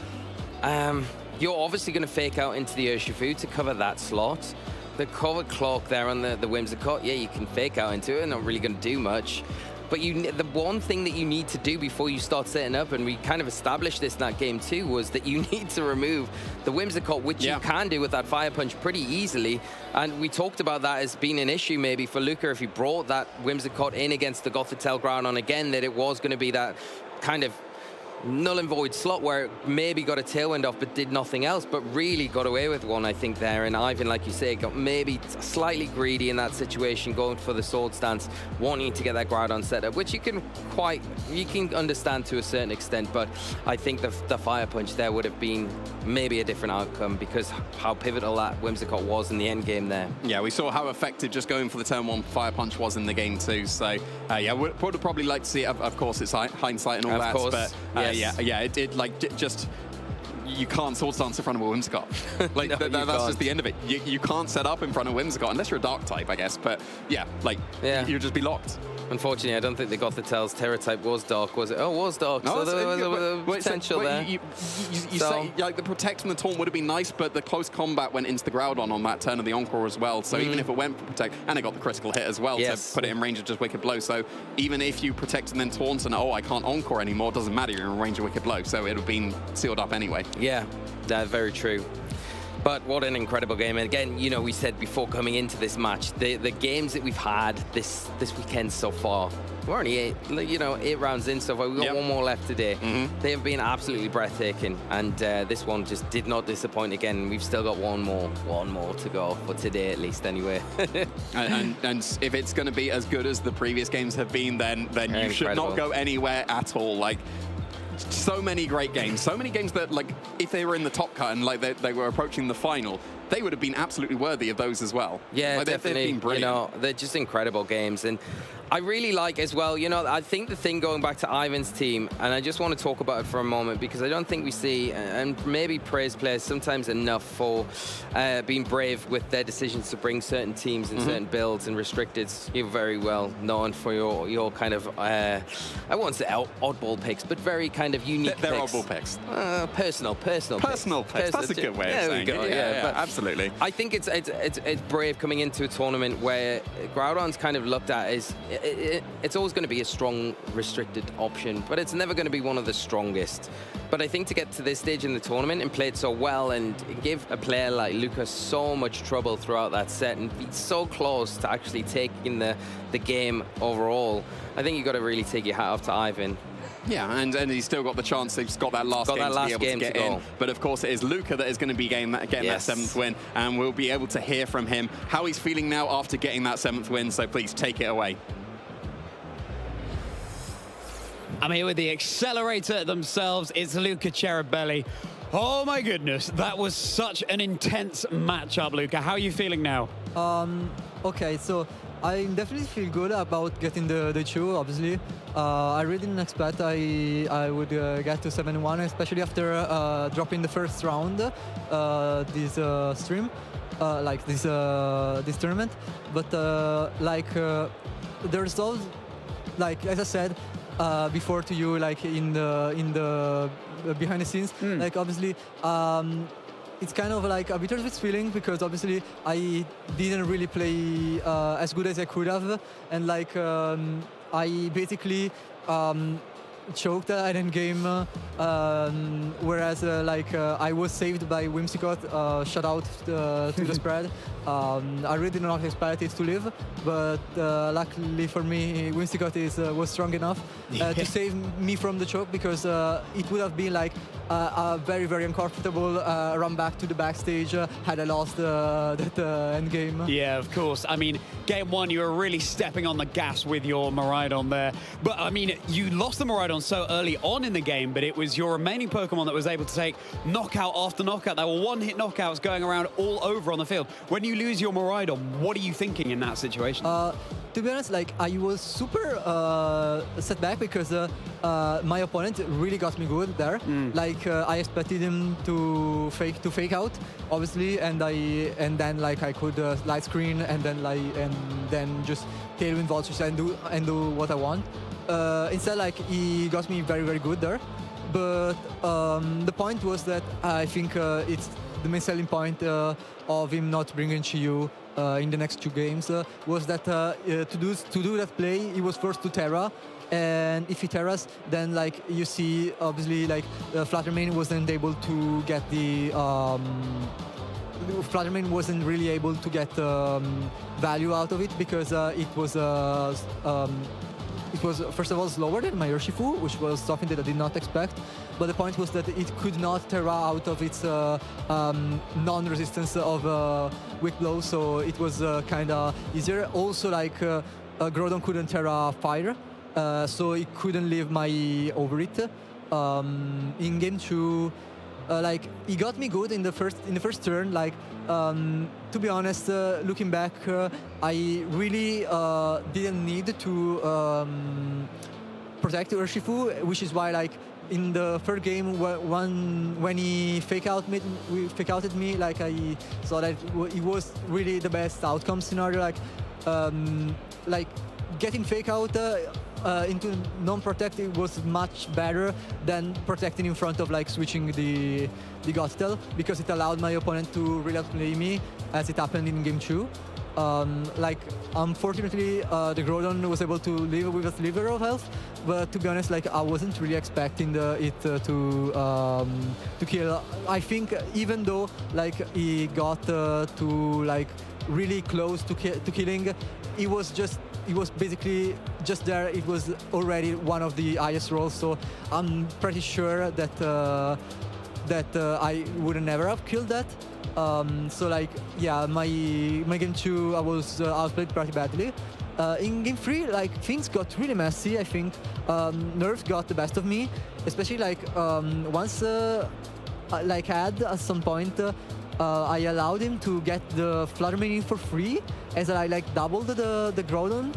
The reason I did that was that I was fearing Protect with Groudon and the taunt onto my Whimsicott, and I really didn't, and like it could have made something really difficult to do that, like Terra with Gothitelle to avoid it, and so like I just wanted to get to just pin the Groudon, but in the end like it was probably better to just Wicked Blow the Gothitelle. But to be honest, like I'm not really against that as much as like once I Draco Meteor the Gothitelle. The reason was that I don't know, for whatever reason, I thought that my opponent could like have a shot of killing my Whimsicott and like switching out to Gothitelle to just have to then like fake out me again. But it was very stupid because like I mixed up the fact that to die from fake out, Gothitelle needs to be on the field. So yeah, probably the point was that like Adi got another double protect and got a kill. I would have lost, but like the play I made lost either way. So lucky for me, the fake out wasn't enough. It really managed to get me out of I think deserved loss after the choke I made. Yeah, well, thank you so much for that really deep insight there, Luca, making my job very easy indeed. I'm going to give you one shout out. If you had to give one shout out right now, who would it be? One shout out. There are way too many people. To shout out to all the people from the server, from my friends group. They always help me through all my preparation, all the matches, and they just we just support each other, and it's really cool. By the way, like thanks to Fede Campo for giving me the team, because the team is his, and lucky for me the spread, the Whimsicott spread is also from him. So yeah, I'm really gonna owe him like a drink tonight. Great way to make one shout out count for so many people. Thank you so much, Luca. There, that's going to be something I'm going to be rewatching to get your deep insight into that matchup. There, we've got one more Swiss round, trainer, so don't go anywhere. On the back of the European International Championships in London, our players now travel to Stockholm, Sweden, where the name of the game was to secure one of the remaining World Championship invites and make a name for themselves in the newly introduced Regulation G format. Helping enough to pick up. And we have made this. Oh! You have a protect, you have a protect, and you have a protect. Everyone has a protect. Heavy slam, of course, does mean it picks up that one hit. Enough to knock out this Among Us. Coming into Stockholm, Miraidon was the restricted Pokemon at the forefront of all of our trainers' minds. Coming off the back of an electrifying win at the recent Indianapolis Championships, this electric and dragon type was something all of our players had to prepare for. Terrapagus, Calyrex, Ice Rider, and even Groudon had good showings in day one of proceedings, but it was Zamazenta who trainers had taken a chance on, who was flying under the radar into day two of this event. Top 8 of the tournament saw Titans clash, with Nils Dunlop, the current EU IC champion, getting knocked out by a clinical performance from the 2023 Worlds finalist Michiel Kelsch. And on the other side of the bracket, Joji Kaede made their way to the finals by overcoming Donald Smith from the United States and current LAIC champion Marco Silva. The finals between Joji and Michiel had a furious start, with Joji picking up 2 early knockouts on Michiel's Rillaboom and Chen Pao, leaving only Zamazenta and Latios against Joji's 3 remaining Pokemon. As Michiel felt the match slipping through their fingers, a well-timed protect on Latios Latios saw Georgie double into it with Ogerpon and Terrapagos, leaving Zamazenta free to break the sturdy ability on Georgie's Ogerpon and pull them right back into the battle. But it wasn't over as Georgie brought in their fourth and final Pokemon, the Super Trooper Chi-Yu, holding a Focus Sash, pressuring super effective damage onto Zamazenta and Latios with fire and dark type attacks respectively.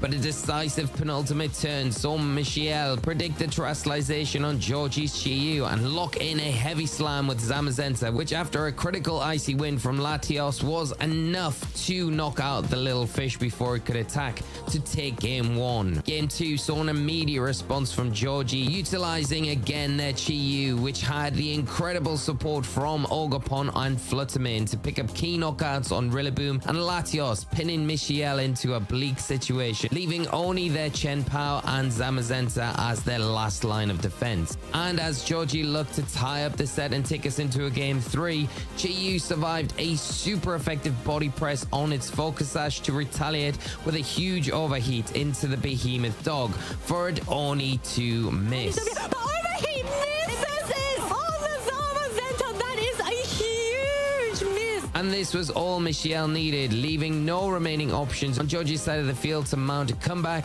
as Michiel and Zamazenta became the top dog of this event and crowned the 2024 Stockholm Regional Champion.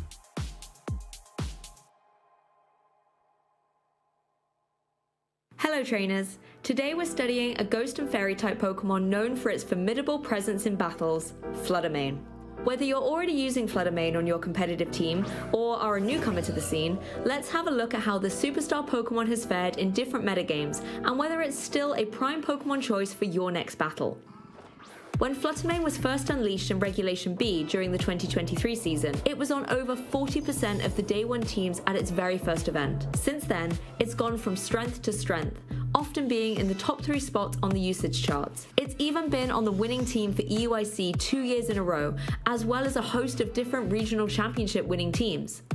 Fluttermane has been known for running a combination of same-type attack bonus moves like Moonblast and Shadow Ball for consistent damage, and then using Dazzling Gleam for spread damage. The fourth move slot is often rotated between Protect, Icy Wind for speed control options, or Taunt to shut down disruptive Pokemon like Amoonguss or potential Trick Room users. Although it has undergone a few Terra-type trends such as Fire or Water-type Terra for defensive coverage, the most consistent has been the Fairy Terra type to enable even more damage to be unleashed from this petrifying Paradox Pokemon. But considering that the meta changes regularly, why is Fluttermane so consistently strong? One of the main reasons for Fluttermane's success is its incredibly powerful special attack stat, making it one of the most potent special attackers in the game. Its ability, Photosynthesis, boosts its highest non-HP stat when Sun is on the field, often making its special attack even more devastating. You can even use the Booster Energy item to activate this ability without having a Sunsetter on your team, allowing more flexibility in your team building. Match that with its equally impressive speed, and Fluttermane has the potential to steamroll through opponents if left unchecked.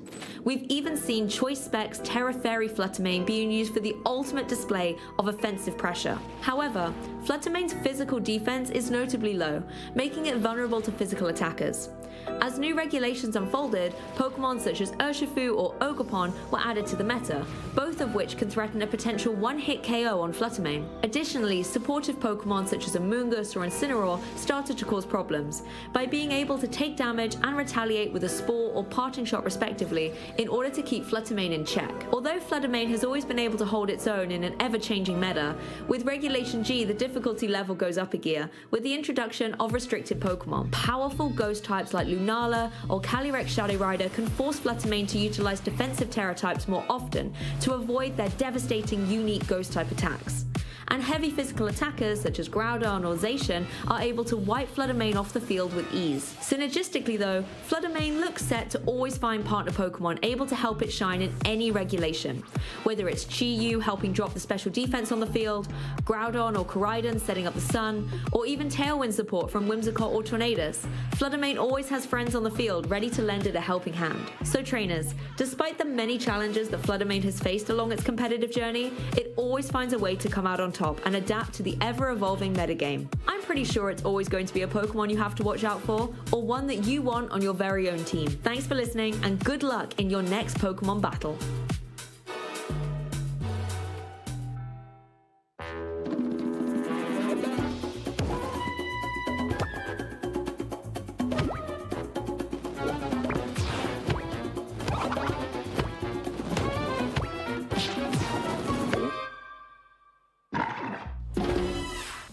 Hello, Pokemon trainers, and welcome back to round 9 of the Pokemon Bologna Special Events 2024. My name is Jamie Boynt. I'm joined once again by Marcus Statter, and wow, what a game we had in that previous round. Like, one of my favorite things is the clutch 1 HP survival. That Whimsicott surviving that fake out, brilliant. Absolutely fantastic. Yeah, absolutely. I think a lot was going on there in that game. We had the Miraidon and against the Groudon, right? A matchup that on paper one would say, well, I mean, what is the Miraidon going to do?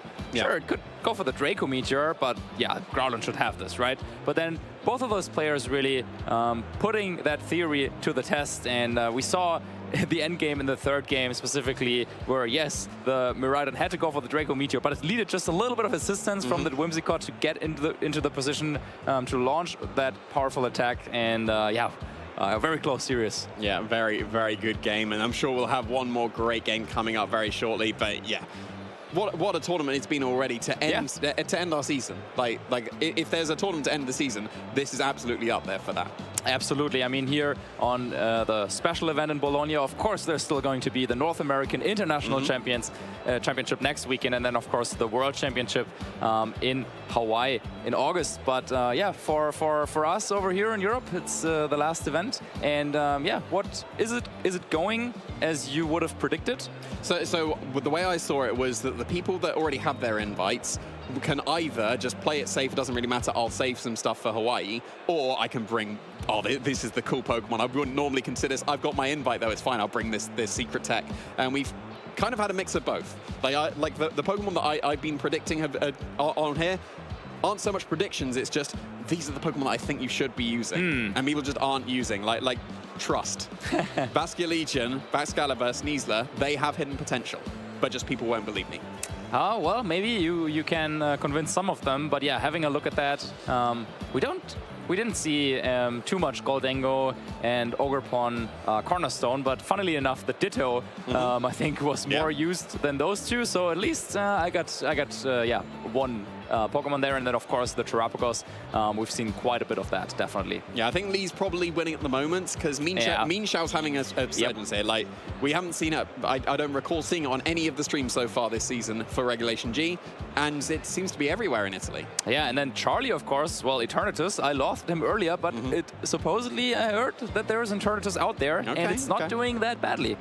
Okay, we'll have to see if it makes it into that day 2 as well. So, yeah. So some very, very interesting picks coming out from all of us here. I think the Mean Shao's the main one. The Ditto is still around. And Terrapagos is doing pretty well as well, I think. Yeah, but then looking at some of the Pokemon that you have here on your list of most likely to succeed. So you were saying that the Basculegion, the Baxcalibur, and the Sneasler, that these are Pokemon that you didn't necessarily expect trainers to bring to this tournament, but rather are Pokemon that you think do have the potential if players maybe looked into them a little bit more. So do you want to elaborate on some of those choices? So the way I saw it was most likely to succeed wasn't this will win this tournament. It is it will succeed if you use it correctly. Okay. So yeah, like the Basculegion I've been using so much in the previous regulations as well. That was Choice Scarf.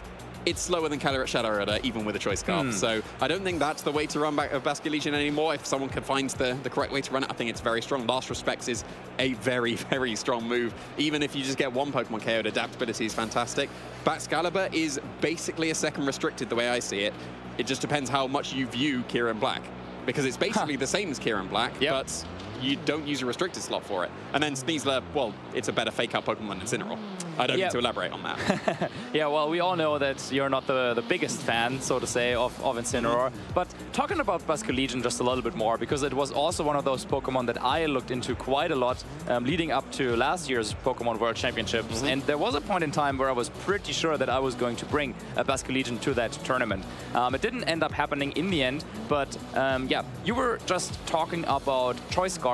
And now you were saying, oh, but maybe this time in this regulation you need to use it a little bit slower. Can you elaborate a little bit further? Like, what are the strengths of Basculegion, or is it just really that Last Respects move? It's really strong into the standard Calyrex Ice Rider matchups, because into the rain you're going to be resisting that because you're a water type. You're going to be resisting the Glacial Lance because you're a water type. You can't be faked out because you're a ghost. Oh, suddenly you're Last Respecting Yeah, that's the word. Last respecting a Calyrex Ice Rider, that's super effective, and even if it terrestrializes out, it's still doing massive damage. So yeah, like Basculegion, like I've been using it consistently across the entire season. Okay. And yeah, the Choice Scarf has been brilliant. Can't be Choice Scarf anymore because of Shadow Rider, but yeah, I still maintain the Basculegion is up there. Yeah, because if you have a look at the stats, I mean, the HP is great, but then all the other stats, well, attack is decent, right? But it's really in the abilities and the moves that it can learn, right? Yeah, adaptability is a way to boost your attack stat when you don't have the greatest of attack stat. Like, it's good, so you can see on the chart there, like it's 7 out of 10, that's decent. Yep. But adaptability is really what pushes it over the edge. When you got the adaptability boost on top of your now 200 base power last respect, because 3 of your Pokemon have been KO'd, it sweeps through the team easily. So yeah, it's a Pokemon that you do need to be wary of if you're facing it on when you KO Pokemon, and you'll be surprised. If you just look up how much last respect can do, you'll be amazed. Absolutely. So then, one problem that I think a Pokemon like Basculegion might have is, of course, Amoonguss if you're playing under Trick Room. So is there some merit to maybe using a safety goggles on it as the item? Potentially, yeah. Like that would make it even stronger into the Calyrex. Like I was saying, it's strong into that matchup. Safety goggles would push that over the edge as well to ignore the Amoonguss. So yeah, potentially. Yeah, I don't want to say that I'm like sold yet, but I do think that there might be some merit to using Basculegion, and maybe that's one of the Pokemon that I'll try out leading up to the World Championships. Yeah, well, I'm definitely going to be trying it out as well. I've been trying to make it work throughout this entire season and having somewhat success, but haven't found the perfect way to run that Basculegion just yet. So yeah, I'm pretty sure you being a Basculegion lover, you are familiar with, of course, some of the more difficult mathematical topics, or in terms of how the interaction between adaptability and terrestrializing, because that is something that I think is holding Basculegion back just a little bit, because it cannot use terrestrialization as effectively as some of the other Pokemon, just because you're losing part of the boost compared to, if you didn't run adaptability, you would of course get much higher boost from terrestrializing, for example, into the Ghost type. Yeah, that is one of the slight downsides. If you do terrestrialize into either Water or Ghost, it's the tiniest boost on top of the terrestrialization, so it's not really that effective. But then you get to get the adaptability boost on now your Terra type. You just go for Terra Blast, because then it can make use of that adaptability. You do sacrifice the Water and the Ghost adaptability boost on top of that, but it's still absolutely worthwhile in my opinion. Well, there's got to be some downsides, right? Or else we would be flooded with Basculegion. For sure. I think the Rapid Strike Urshifu has probably been the main reason why we haven't seen as much Basculegion, because Surging Strikes, breaking through Protect, always got the guaranteed critical hits. That's pretty good. Pretty good, right? It's some good competition for Basculegion. One could argue even one of those side effects would already make it pretty good, but then of course the combination, that's pretty good. We can leave it at that. Well, like Rapid Strike Urshifu, it's been around for however long. Like even just the Japan Nationals just gone. We were looking through all the teams. It's incredibly, like the top 8 of the Japanese Nationals was so diverse. Yeah. Like there was only one Pokemon that didn't have more than 2 placements in that top 8. That was 5 Rapid Strike Urshifu that made it. So there's a reason why it's still around. Like it did have that slight dip. You remember back in like Regulation E, where it was like, well, suddenly no, we're using Single Strike now. That lasted for a tournament. Rapid Strike is back, and then it's still absolutely around in this regulation too. Yeah, absolutely. And I think also the defensive typing is pretty decent. Like you don't have any 4-time weakness. You can terrestrialize into Water, which is a very good neutral defensive typing. And we've seen it a couple of times on stream. You can use it, of course, with the Choice Scarf, and it's just such a powerful Pokemon. Yeah, and like Choice Scarf is the most consistent way that we've seen it run. Mystic Water, of course, getting that boost to your Surging Strikes. Also, I think this regulation as well. The vast majority of Urshifu, at least that I've seen on stream, that aren't Choice Scarf also don't have Aqua Jet. And they like at least the most I've seen have Taunt instead. And that was the set that won the World Championships. It had Surging Strikes, Aqua Jet, Taunt over close combat, and Protect at least. But yeah, the Taunt Urshifu still should be quite effective in this meta. I think so too. It's effective at shutting down Amoonguss, of course. Also, Calyrex Ice. So yeah, Urshifu, definitely a very strong Pokemon. I think we saw it in one of the earlier sets where, for example, Antonio Sanchez was using it on his team together with Incineroar and Rillaboom, like those 3. Classic trio, right? You have the Fire, Water, and Grass type, and they support each other so well. But then, of course, with this added benefit of going for Fake Out and Surging Strikes, you cannot stop Fake Out with Protect, that's what you would usually do, but instead you have the Surging Strikes to just power through the Protect and do damage regardless of what the opponent chooses to do. And there's a lot of damage as well. Like getting the guaranteed critical hits is very, very strong for it indeed. So I'm not surprised to see it so consistently across all the regulations that we've had. It's clearly a very strong Pokemon. Yeah. And then Antonio, of course, has a team-building partner, the two of them kind of as a duo appearing to a lot of these tournaments, bringing the same team. And yeah, it looks like also Victor Medina, who works well together with him, is using the exact same 6 Pokemon and is at a very strong record of 7 wins and 1 loss, so is already guaranteed for tomorrow. So we won't be featuring him for the last round because, of course, traditionally we will have a win and in then. But yeah, just look at the accomplishments, and maybe Victor is one of those players who can, after so many top cuts, great performances, finally get that big win down here in Bologna. Yeah, he is such a consistent player. Like, getting to the top cuts so many times, like across multiple internationals. Like that's all 3 of the ones we've had this season, like the European, International, North American, and Latin America.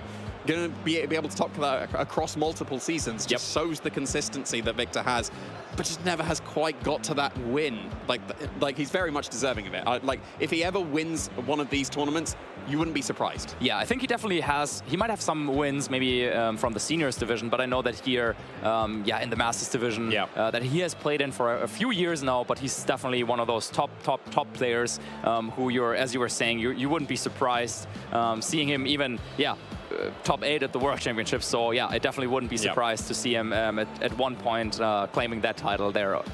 Yeah, for sure. And still using that Scream Tail as well, that's been popping up just a little bit. Yep. Like, I think I've seen, at least on the graphic of like, well, here are the matches, there's been at least three Scream Tail, which is quite surprising to see. We saw the Encore Disabled set pop up a bit in Regulation D and E, and then it just kind of disappeared again, but it seems to be back.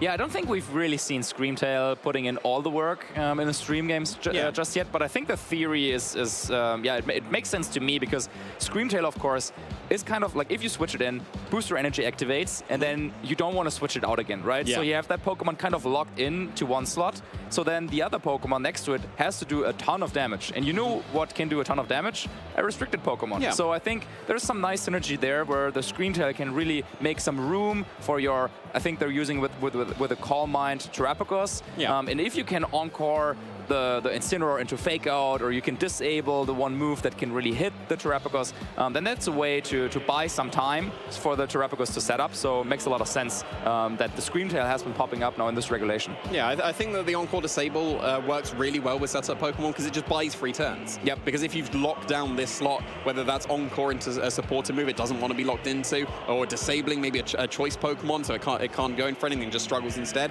it's really effective at allowing free turns to get those setups. So I'm not surprised to see it next to that Calm Mind Terapagos. Yeah, I know you yourself also are a fan of getting those free turns. Maybe I like a free turn with a Fake Out and Fling combination that you've used in a few of the past formats. Do you have any user for that in mind yet?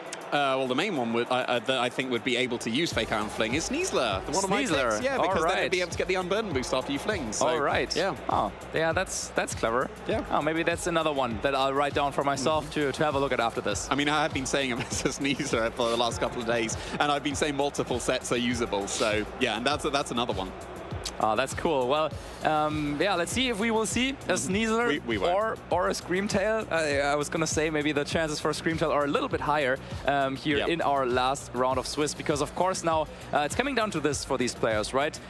We will feature a match in the last round that where both players will have a 6-2 record, meaning 6 wins, 2 losses. That's a good result so far, but you want to just push it over the edge, get that 7th win to qualify for day 2 tomorrow, or 6-3. Still a decent result, right? But just not good enough to make it to the next day. Yeah, well maybe 6-3 will be enough to get the last bit of championship points needed to be able to qualify for the World Championship. So even if you do get that 6-3, still could be very impactful. Yeah, one player that does not need any more championship points to qualify for the World Championships is Julio Tarlao, another one of those top players that we've been seeing on our leaderboard graphic. And he's also using the Terapagos, and if I'm not mistaken, then it's also the Calm Mind variant. So once again, quite a few players bringing that Calm Mind Terapagos here.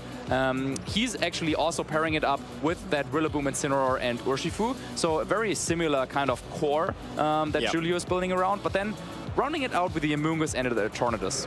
Yeah, I think Amoonguss and Tornadus would be considered more consistent than the Screamtail would be in addition to the team, but of course Raging Bolt would be pretty strong there. But just going with like Terapagos, very solid Pokemon, and then like basically the most classic support Pokemon that we have available in the format. We've seen the Rillaboom and Incineroar cycle those fake outs with the U-turn and parting shot to be able to reset that. We've seen Amoonguss go for Rage Powder redirection and spore the Pokemon. We've seen the Tailwinds come out from Tornadus. So it seems like Julio is really focused in on the Terapagos, going to protect the Terapagos, get it set up, and then here's all the support to enable that. Yeah, Julio, another one of those players who's looking for that big win, and another one of our players who's already qualified for tomorrow with a 7-1 record so far. So we also won't be showing Julio in that last round, but we have picked 4 amazing matches. Of course, we will only be able to choose one, and it's hard to make a decision. Well, we say we will choose. No, you will choose. What is your choice going to be for this final round? Like you said, 4 fantastic games. We can only feature one of them here.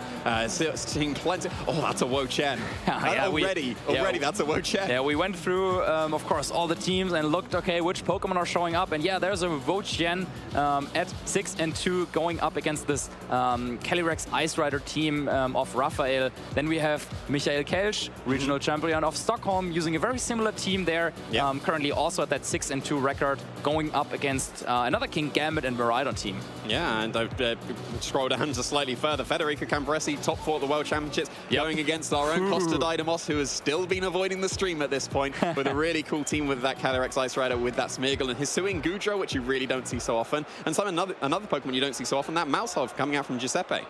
Wow, yeah, the Mousehold protecting the Kyogre probably from some powerful hits. Maybe that Giuseppe can get off some powerful water spouts. And then on the other side, it's that classic battle. Is it Groudon? Is it Kyogre? Roberto here coming with a Sun team, as it seems. A couple of Pokemon on that team that really enjoy being in the sunlight. Yeah, any of these games would be absolutely fantastic to feature, whether that's just seeing some Pokemon that we don't see so often, whether that's seeing a player that's got to the top 4 of the World Championships, got to the final of the World Championships and won a regional. Like, any of these games would be absolutely standout. Yeah, so go into the chat and use the voting function to vote for which battle you want to see to close out here the first day of the special event in Bologna, and then we will get that game up for you on the stream. Yeah, it's going to be fantastic. I would be happy to see a Wo-Chen. I'd be happy to see a Mousehold. I'll be happy to see a Hisuian Goodra as well. So any of these would be absolutely fantastic. Yeah, 2 of the world's top 4 in Federico Camporesi and Michael Kelsch, who got second, of course. So yeah, both of them still having a tough time out here, I would say. I mean, usually, of course, with some of these players, we would expect them to maybe already be qualified. But hey, the field, the competition is tough. And also with this new format, as we know, a lot can happen between a few tournaments. And maybe Michael's team, which was so good in Stockholm, maybe now he already made some adaptations to it for the metagame down here in Italy. Yeah, it's going to be tough also. Even if you're second place at the World Championships, it's hard to make it to day 2 at every event. Yeah, and even just coming off a regional win, that doesn't mean you're going to be consistently winning every single tournament here. You still need to be able to fight through all those rounds. We've been saying how much the level of play has been increasing across the seasons that we've been seeing. So it's no surprise to see so many players come out on top. And even though we've been saying the consistency, like we featured just Victor Medina and Julio Tarlau there, how incredibly consistent they are. Don't get me wrong, Michelle is incredibly consistent as well. Yes. But still at the 6-2 record, still needs to be fighting for that final win to get into that day 2. Of course, but then, yeah, if you make it into the day 2, then of course there's a couple more Swiss rounds to be played tomorrow, and then all the way down to our final top 8 bracket. So now, yeah, I wonder what you guys at home will choose, and seems like the poll is closed and we got the results. Yeah, any of these matches would be absolutely fantastic to feature, I am sure. We'll have to see, are we going to see that Wo-Chen? Are we going to see that Mousehold? We're going to see Federico Camporesi versus our own Costa Dynamos. Well, we have to be unbiased here, but I have to say that is the one match that I would have liked to see the most, just because, of course, yeah, that's a clash, right? Yeah, for sure. I was also holding back a little bit of bias there to feature Costa on the stream. Of course, against such a strong player, top 4 of the World Championships is a fantastic accomplishment. So both of these trainers are going to have their work cut out for them. Yeah, so good luck, of course, to all the other players who will, fight for their tournament life in in this last round in the win and ins. But then, yeah, for Federico and Costa, it means go up on the big stage and show us what they got. Yeah, I've had Costa commentate over a couple of my games, so it's going to be nice to return the favor here. Yeah, how nice of you. Yeah. I'm so kind to be able to return it in kind. Yeah, and then with the teams that we're seeing, so of course the Miraidon against the Calyrex Ice Rider is again one of those matchups where on paper, if you just look at those two, you would think, okay, maybe the Calyrex Ice Rider, if you can set up the Trick Room and then you use Glacial Lance, that's game over. So what do you think is some of the things that Federico has to watch out for going up against Costa's team? Yeah, like getting the Trick Room set up is the big one. You do have ways around it, like you just knock out the Calyrex. A Choice Specs Miraidon is able to do that. Like not many Pokemon can do that. Miraidon is one of them. So if you're out of the Trick Room, Miraidon can actually do some really good things. If you get in that Trick Room, that is when it becomes incredibly tricky. Yeah, and then of course there's also the Farigiraf, which is a Pokemon that we've, whenever you see a Miraidon on the team, you can be pretty sure that there's also going to be a Farigiraf just because of how nicely both of these Pokemon complement each other. You have the Armor Tail ability to block any fake outs, so the Miraidon can go for attacks. Then you have the Electric Terrain that is being set up by the Miraidon, activate the Electric Seed, which is commonly used. And then also the Farigiraf can help a little bit against those Calyrex Ice Rider teams with that Electric Seed potentially, or with a foul play, or just reversing the Trick Room. So do you think that is Pokemon will likely see in this matchup? I mean, at least from what I've heard from trainers that have used Miraidon in the past and have used the Farigiraf as well, they say that that's the way that they approach the matchup, whether that's getting that foul play because you're shrugging off the Glacial Lances because of the Electric Seed, or if you are able to just get that reversal of the Trick Room so that your Miraidon is now the fastest thing once again. I wouldn't be surprised at all if we see Farigiraf come to this match. All right, well, we'll have to wait just a little bit longer until we see all the details, of course, down to the moves and item choices. Even the Terra types, of course, could play a role here in this game. And yeah, I'm pretty sure both our players, they're excited to get into it. I think or let's say for you as a player, when you're in a tournament, do you have any rounds where you think that they are like specifically like distinct compared to some of the others? Like there are, I don't know, every round is important, right? But that feel more important, if you know what I mean? Well, obviously the win and in is going to feel slightly different to just, well, round 2, I'm currently 1-0. Yeah. So it's just like at the start of the tournament, you want to start off with good momentum and then you keep that going. And then it does feel different when you get to this stage. Oh, I've lost 2 now. If I lose again, I'm out. So I can't lose anymore. This is the last chance. This is the last game I must win to get into that day 2. It definitely does feel very different. Yeah, so I think Federico, of course, a player who probably has been in this situation or similar situations quite often. Costa, on the other hand, he's very used to being on stream, but on the other side, right? He's usually in my spot. Usually this side. This will be a nice change of pace for him. Yeah, I think it's great that also for a player like Costa or a commentator like Costa just coming out to this event to show that there's a little more to him than being a commentator, but also of course he's very capable as a player. And if he could take down Federico as top 4 in the world, that would be a big statement. Yeah, that would be quite something. And in the same vein, if he doesn't end up winning, you just lost to the top 4 in the world. That's fine. He's a pretty good player. So yeah, I think this is going to be a fantastic opportunity for Costa to show what he's made of. And if he comes out on top, fantastic. If he doesn't, Federico's a fantastic player. There's no reason why Federico wouldn't be able to advance in Stage 2 either. Yeah. And then for Federico, on the other hand, he's a player who's used to making those deep runs into tournaments. So I think it would be probably a little bit of an upset if he didn't make it, not necessarily against Costa, but against anyone really. So maybe for him there's a little bit more pressure, and I want to see when we have the cameras on their faces just to try and figure out how they're dealing with this pressure, because Costa came out here just to have fun. And Federico, of course, came here to win, is what I would assume. Yeah, I know that, like, speaking to Costa, he came out last minute. It was a last-minute decision with, like, a couple of days before the tournament. He was, like, so back and forth. He was like, yeah, I'm coming now. No, I'll give this one. No, I'm coming again, and then he finally gave in, booked the flight. Here he is, potentially getting into that day 2. Yeah, and then he changed his team the last minute. He changed the Pokemon on his team for the last night. Gudra. Exactly. So he's been like going back and forth, but I mean, he's shown what he can do. With a very, very unique take on the Calyrex Ice Rider. You were saying, I don't know if you mentioned this on broadcast or if you were just saying this to me, but you were saying that you think Calyrex Ice Rider, there could be some more innovation with it at some point. But it seems like most players, or at least the players that are doing well with Calyrex Ice, are sticking with the, well, here's Incineroar and Amoonguss, and then we've got the Rain with the Pelipper and Urshifu, and then maybe Raging Bolt, because it's going to be electric complementing Ice nicely. And it seemed like a lot of players were just sticking with those 6, oh, here's a Ferograph over Pelipper. Yeah. And then not really too much change from that. This team that Costa has with the Calyrex Ice, there's a load of different Pokemon. You got the Smeargle as redirection instead of the Amoonguss. Yes, it can still Spore, but then you got Follow Me, and you've probably got some other pretty nice shenanigans, because Smeargle can learn pretty much every single move in the game, bar a couple. Yep. And then you've got Hisuian Goodra, which is a really, really nice pick here as well to take on some things that maybe the Calyrex Ice might struggle with. Yeah, and you were saying how one of the key themes in this matchup between Miraidon and Calyrex Ice could be, can you set up the Trick Room? And Smeargle, of course, is one of the best Pokemon to support a Trick Room to go up. So I think that's already something that Federico probably, that's not the matchup that he would have liked to see in this final round, I would assume. Well, I think he's feeling okay with a Miraidon against the Smeargle, because assumingly Smeargle you run Spore on almost every single Smeargle because it's such a strong move. And then you just don't care because you've got Miraidon, you'll set the electric terrain, so you won't be able to be Spored. Yeah, for sure. But then, of course, with a Fake Out and Follow Me, one of the few Pokemon that learns both of those incredibly strong supporting moves, then usually, the Calyrex can get up the Trick Room, and there they are, Costa having some fun with the camera. He's a handsome guy, so, and he knows it. So giving some waves to the camera, and he's just here to have fun.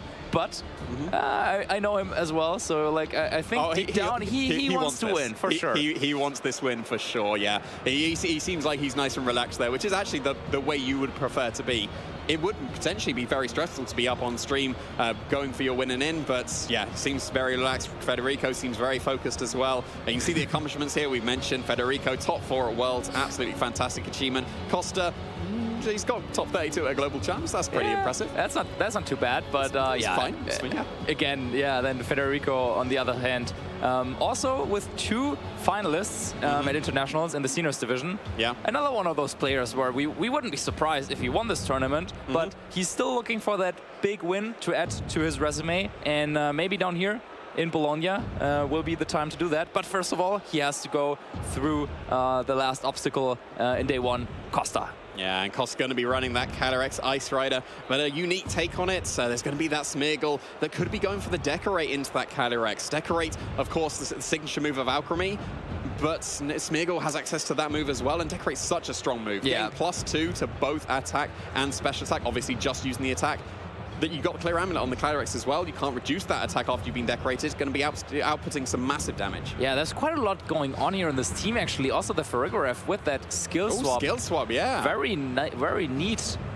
Yeah. Not something we're seeing all too often, but of course can be used to take away some crucial abilities from your opponent.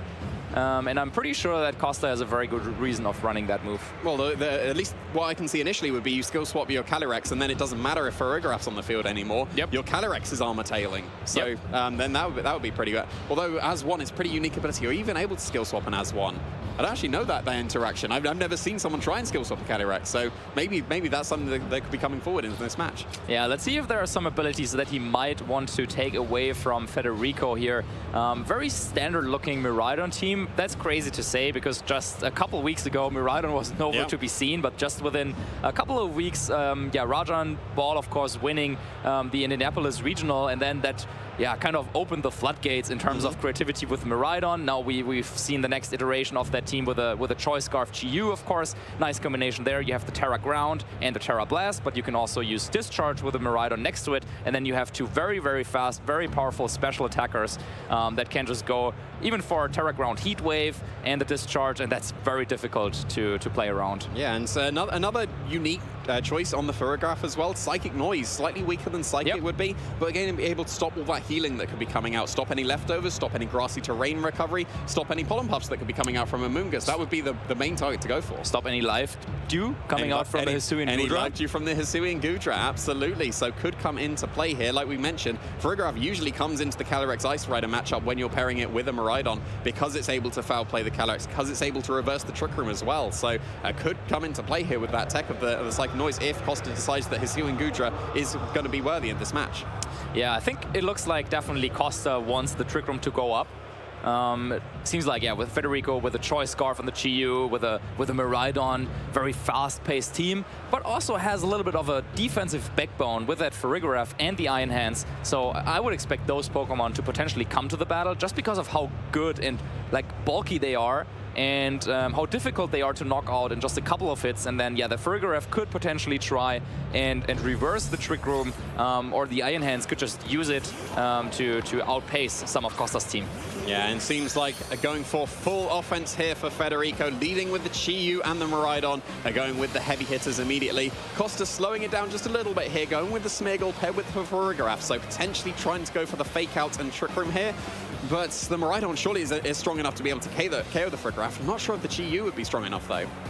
Yeah, it's a tough choice to make because, yeah, Miraidon and Chi-Yu, both of them could go for some spread-type attacks, but eyeing out the Terra Ground here on the Farigiraf. So, yeah, you definitely want to set up Trick Room, but you want to do it in a way that either, I would say, the Smeargle and the Farigiraf are healthy enough that next turn Farigiraf can get something done, maybe with a decorated, boosted Hyper Voice, or you want the Smeargle to go down this turn so you can go into your Calyrex Ice Rider. Yeah, it won't be going down this turn, though, because that Chi-Yu is going to be switching out. That means only one attack can go into the opposing Smeargle here, and its Focus Sash will keep it on the field for this turn. The Chi-Yu switched into that Farigiraf, like we mentioned, very strong in the Calyrex Ice Rider matchup. Going to get that Electric Seed, so it's increasing its defense even further. And an immediate turn 1 Terastallization coming out for that Farigiraf, like we said.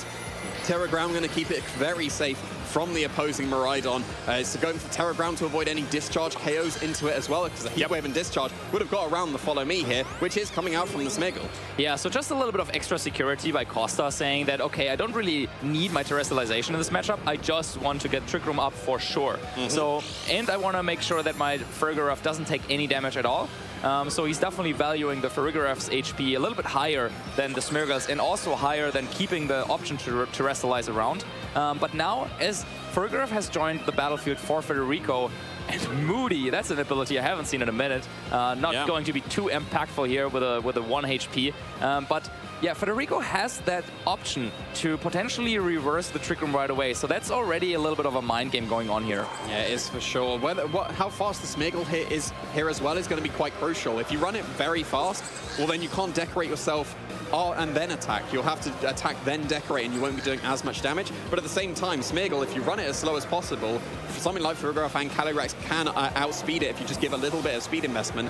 Well, won't be able to find out this turn, though, because the Smeargle is going to be switching out. Ursaluna, a very good Pokemon to have in Trick Room. Yeah, absolutely. Another Pokemon that would be immune to any electric-type attacks, but knowing that it is a choice backs Miraidon locked into Draco Meteor, Federico decides to swap it out, bring in the Iron Hands, which will benefit from the electric terrain, but also is one of those Pokemon on Federico's team that, as we've been saying, can play really nicely on Trick Room. Oh, there's a Trick Room from Farigiraf, but Farigiraf on Costa's side hasn't moved yet. It's got to be reversing that Trick Room once again. Very good play coming out here from Costa, getting his Trick Room sweeper in the place of the Smeargle while still having the Trick Room, and actually got an extra turn of Trick Room on top of that. Yeah, I was just about to mention that not only is it a neutral play, it's actually a play that benefits Costa, because now, as you were saying, there's an extra turn of Trick Room, unless, of course, it's going to be reversed next turn. But now, having the powerful Ursaluna Blood Moon on the field, I feel like a Helping Hand Blood Moon could be enough to knock out the Farigiraf, and then it could be really dicey for Federico, as, yeah, none of his Pokemon really want to go up against that Ursaluna Blood Moon. No, not at all. There it is. There's the Helping Hand. There's the Blood Moon coming out from Ursaluna. Wow. Absolutely a one-hit KO on this opposing Farigiraf, and that is no more availability for a reversal of Trick Room. Yes, this Iron Hand has been left alone. It can go for a Fighting-type attack into the Ursaluna. Drain Punch is not strong enough to KO this Ursaluna, though. Oh, wow. It's got one more hit left in it, and that might be all it needs. Yeah, there's 2 Pokemon in the back that have choice items, meaning neither of them can protect. The Ursaluna is confirmed to be the slowest on the field, or at least slower than the Iron Hands. So a Helping Hand, it could be an Earth Power going into the Chi-Yu for a knockout, could be a Helping Hand Hyper Voice. Of course, it can't be the Helping Hand Blood Moon, but that would have been a little bit too nice, I guess, for Costa. Yeah, you need to consider the defensive terror here coming out maybe from the Chi-Yu, but then that wouldn't matter against the opposing Hyper Voice. Would a Helping Hand Hyper Voice be strong enough to KO Chi-Yu? It's going to be incredibly close. Yeah. Earth Power would obviously get, like, there's 3 ground weak Pokemon left on Federico's side of the field. There has to be a defensive terror here surely to be able to try and avoid an Earth Power, but then if it's just Hyper Voice, that's just absolutely massive damage. Yeah, I think Costa could have tried to maybe protect potentially with the Ursaluna, just to scout out for what Federico was going for, but instead, of course, you want to maximize your turns of Trick Room, and even if the Ursaluna Blood Moon goes down, it means that the Calyrex Ice Rider can join the battle, of course, so yeah. I think fine choice by Costa just going here on the offense. Yeah, and even if there isn't a KO on either Pokemon, everything's in Glacial Lance range at this point, and then that would be just a clean sweep for Calyrex Ice Rider. Oh, the Chi-Yu is able to survive that Hyper Voice, though. Of course, Ursaluna was on such low HP, the Life Orb is going to take itself out, freeing up this Drain Punch and an attack from the Chi-Yu into the opposing Farigiraf. That's some very good damage with a critical hit into that Farigiraf. It's in range of any attack that the Chi-Yu would want to go for here. It doesn't really matter what it locks into, that Farigiraf would be KO'd, but it is the Overheat. Of course, that would easily KO the Farigiraf. It might have done it without the Drain Punch help as well, but then now you're stuck with a -2 Chi-Yu on the field. Yeah, the Drain Punch definitely helpful for the Iron Hands to get a little bit more HP back, but I think now we will see Smeargle and Calyrex Ice Rider join the battle at the same time, and this is exactly what Costa needed, because now the Chi-Yu, while it terrestrialized, no matter what typing it is, it would go down to the Glacial Lance at this point. You can't switch in the Miraidon, so it seems pretty safe to just go for the Fake Out into the Iron Hands and the Glacial Lance, and looks like Costa in this game 1 has put himself into a position to win this game. Yeah, and I think that the reversal of the Trick Room, buying the extra turn, this would have been the last turn of Trick Room here, and then that could have opened up the potential of, well, here's Miraidon, now I can go for Discharge, and maybe that's going to be able to paralyze your Calyrex, and then if you do get paralyzed, that's a KO. But there's an extra turn of Trick Room. This could easily be Fake Out into the Iron Hands. Glacial Lance is KOing whatever is in the Chi-Yu slot, whether that switched out, it stayed in, it's being KO'd, and now this should put the Iron Hands in range of that Glacial Lance. Even if it wasn't enough to do half damage to the remaining HP of the Iron Hands, that was a KO on the Chi-Yu. That's going to be a Chilling Neigh boost, getting your attack boost. The Miraidon can't defensively terror here anymore. It's choice specs. It can't protect. This is just a Glacial Lance and a game 1 for Costa. Yeah, showing how powerful this combination is of the Smeargle and the Calyrex, because yeah, with a Fake Out and the Follow Me, you have a perfect support kit here on the Smeargle. It doesn't really matter what the Moody boost does in this situation. Of course, you might also have some nightmares still about that ability back in the day, but it was changed since then. It's not that as much of a thing anymore. But no matter what the Smeargle is doing this turn, the Glacial Lance from Calyrex on the last turn of Trick Room will be enough to get both knockouts here. And yeah, with that, Costa is up 1-0 against Federico Camporese. Yeah, fantastic game 1 for Costa here. Going to be 1 game away from making it into the day 2 of the Bologna Special Event. What a fantastic showing. Just the reversal of the Trick Room, just like immediately. I've set Trick Room, and I'm going to click Trick Room again, and then suddenly that was just 1 extra turn. I think that's the key bit. If there was like the normal amount of Trick Room turns you'd expect after you click Trick Room turn 1, Miraidon is out of Trick Room. Maybe Discharge could pull some shenanigans and pull the game back for Federico, but getting that reversal spot on allowed that extra turn, and then there was no chance because your choice you can't protect. Exactly, it was specifically the reversal of the Trick Room, but then also bringing that Ursaluna Blood Moon in the fine position so that Helping Hand Blood Moon would knock out the Farigiraf, and that was the one threat on Federico's team, because had that maybe made it through the turn, reverse Trick Room again, then it's just a mind game every turn. Like, that's not what Costa wanted, so he goes kind of in there with a Helping Hand Blood Moon, knocks out the Farigiraf. There was nothing that Federico could have really switched in there. And then also, of course, surviving on 9 HP. That was definitely helpful for Costa as well. Yeah, and that allowed another super powerful move coming out from the Ursaluna. I don't think it would have been the worst thing if the Ursaluna got KO'd there, because you still get the switch into the Calyrex Ice Rider, and then suddenly here's the Glacial Lance to be able to try and KO everything. But at least, I guess the Chi-Yu wouldn't have had to defensively terrestrialize into the ground type to try and avoid the Earth Power. It would still been a Fire type at that point. So then, well, do you need to go for the high horsepower, ignoring the Iron Hands? Maybe that would have bought enough time, because you could have switched out the Iron Hands, got some Fake Out pressure again. But Yeah, it was just a really, really solid showing of just the mind games that Trick Room can have. Like, if your answer to Trick Room is, I will reverse Trick Room, that's not a true answer because of the mind games involved. Yeah, especially using Pokemon that do not have Protect as an option, because that's, of course, usually how it goes. Trick Room is being set up, that takes a turn, then you can Protect. Then, okay, they will get in 1 or 2 moves, but then you can Protect again on the last turn of Trick Room. But no, without Protect, on the Miraidon, the Chi-Yu, the Farigiraf, the Iron Hands, there was no Pokemon on that Federico brought that could buy a turn. So it's only that Urshifu with a Detect, right? Yeah, only the Whimsicott. Oh, it has Protect. Yeah, the Whimsicott has Light Screen instead of what would normally be the Protect slot here. So yeah, it's going to be the same lead coming out from Costa. The Smeargle and Farigiraf worked pretty well in that first game. But instead of the Chi-Yu, it's going to be the Farigiraf immediately threatening down Whip Head with that Miraidon. Yeah, but now we will have this Trick Room mind game from the very first turn. Because of course Costa could just go ahead, go once again for the Follow Me and Trick Room, but then yeah, Farigiraf on Federico's side could just do the same thing. So is Costa just going for an attack, hoping that Federico will set up the Trick Room for him? That would also be very risky. So already here in turn 1, a very crucial decision. Yeah, it is for sure.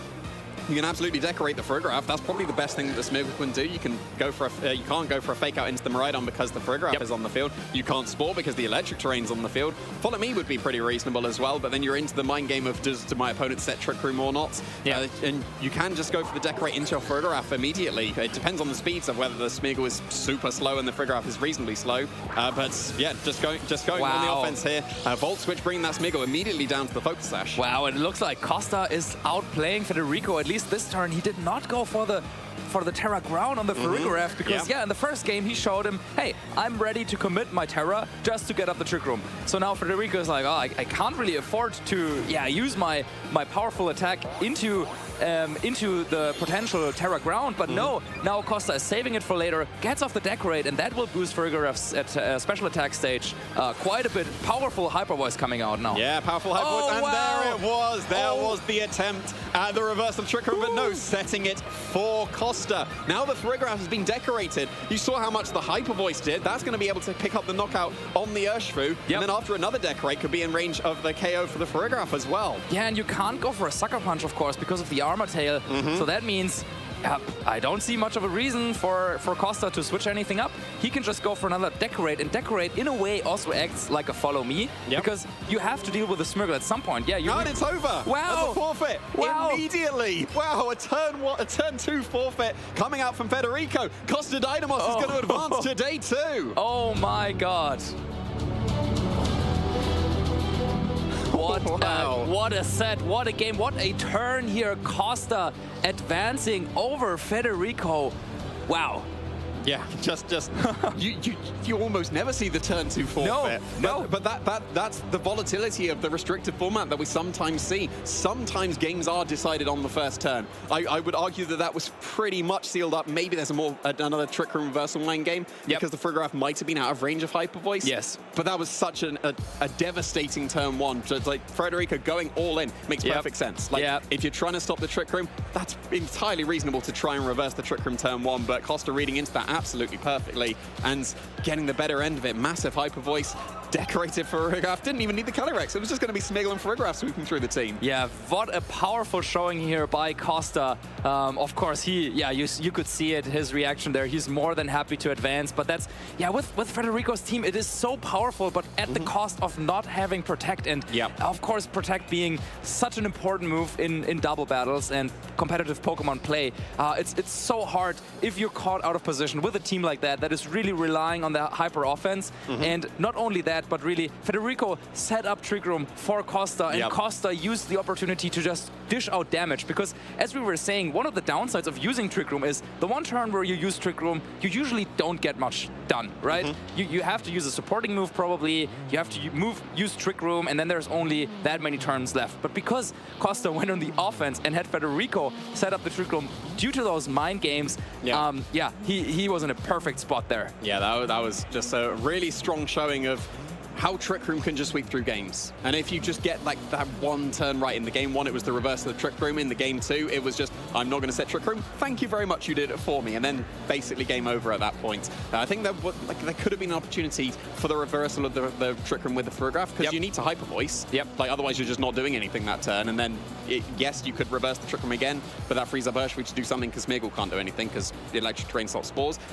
Maybe there was a way back into the game if you sacrifice your Urshifu, and now, well, here's my discharging Miraidon. But no, Terra Ground was available on the Photograph. So I guess Federico was seeing that line going forwards and just throwing in the towel just immediately on turn two. You almost never see it. It's just, what an explosive game we had. Absolutely, yeah. We were, of course, already talking about, okay, then what's going to happen the next turn? But Federico, being the great player he is, has seen the future and knew, oh, there is no way out of this one. And, forfeits the match. And Costa, who would have thought? Who would have thought?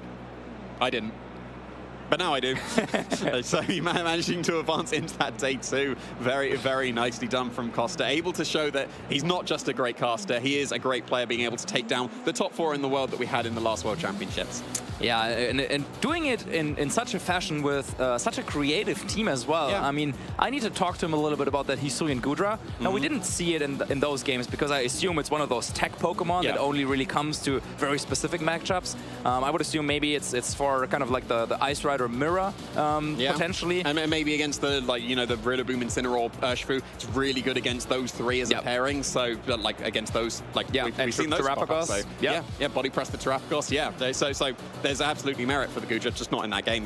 Like, you don't need it if you're just going to be able to sweep in Trick Room. Yeah, let me write that down as well on my list of things to try after this tournament, because we've been seeing so much creativity really coming out of our players, and in that I think Costa must have been the only person in the world to run those exact same 6 Pokemon. So even though there is thousands of players out there trying to crack the code, trying to come up with a team, there's still so much room to bring in your own ideas, bring in your own personality in your team building even. Yeah, and like we were mentioning just before, like, I wanted to see some slight twists on Ice Rider. Like we've been just seeing so often when it's Ice Rider, well, here's the support is going to be a Moongus and Incineroar because obviously, and then here's the Rain because obviously. But no, going for a complete switch up. I think the Smeargle is really nice, like, because decorating an Ice Rider is really effective, and being able to bring some really, really solid Pokemon and some nice twists into this game, into the tournament even, and making it into day 2. I'm really excited to hear from Costa himself. We're going to be able to throw it over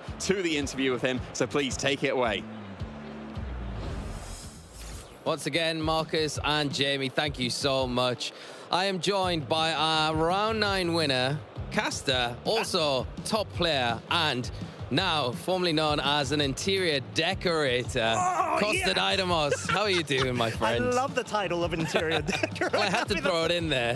That's such a good line. But yeah, no, I'm feeling good. I'm ecstatic.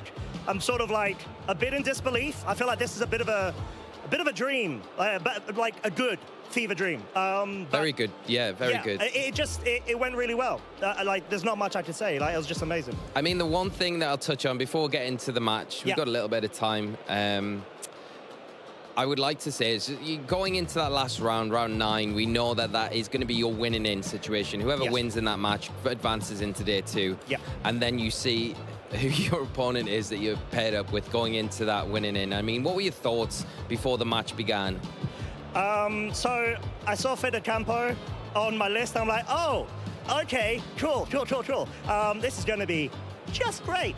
So I was just like, okay, well, at this point, if I do want to try to actually show to myself, but also like make it reality and prove that I could make it into day 2, it's going to be now. It's going to be against that kind of player. So that's sort of like the mentality. It gave me a bit of strength, saying, okay, well, this is the moment that I'm just going to make my own. And I'm just going to go in there, play confident, play my game.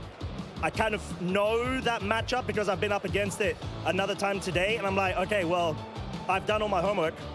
Let's just do this thing. That's what I did. Well, it really, I think to myself, everyone at home viewing, that really showed through that you knew what you were doing against that matchup. And it was so one-sided. Even though that game 1, it looked very close, even towards the end. But I think there were some pivotal turns in that game 1, especially the turn where you trick roomed on the trick room, knowing that Federico was going to try and reverse the trick room to get out of that awkward situation that they were in. Yeah. And I think it sort of was his out because Federico is an amazing player. Like he got, I think, top 4 at Worlds in Japan for good reason. And it's sort of like being able to play that a bit to my strength and understand how he's going to approach the game. So I'm like, well, he right now has a higher priority of wanting to get outside of the trick room whilst getting that pivot in, that switch in. And that's what he did. And I was like, okay, well, I'm going to have to respond with an immediate answer. So I can't let him take my trick room away. No, please. No, thank you. And that's sort of what happened. So I was like, okay, if I could do that at the same time as bring Blood Moon Ursa Luna in, I could directly threaten the KO on the Farigiraf, where trick room is my domain now, and you're not going to be able to take it away from me. And then the survival with the Ursa Luna as well, and then being able to get that second hyper voice off was, well, not the second, but the next, another attack off was so pivotal, and just being able to close out that game. I feel a bit like the unsung hero in that match was the Farigiraf for yourself, you know, being able to terrestrialize so early on in games. Sometimes it's not the kind of thing that players want to really dive into doing so early on in a match. You kind of want to pace things out, especially in a game 1. You don't want to overcommit too early, but you were just so confident in your convictions with that terrestrialization, and then Farigiraf just kind of ran the show for you afterwards, and it just allowed everything to kind of play out like it did. Yeah, exactly. And I think Farigiraf, it's there as a threat on Team Preview, but I haven't been using it as much except for this matchup.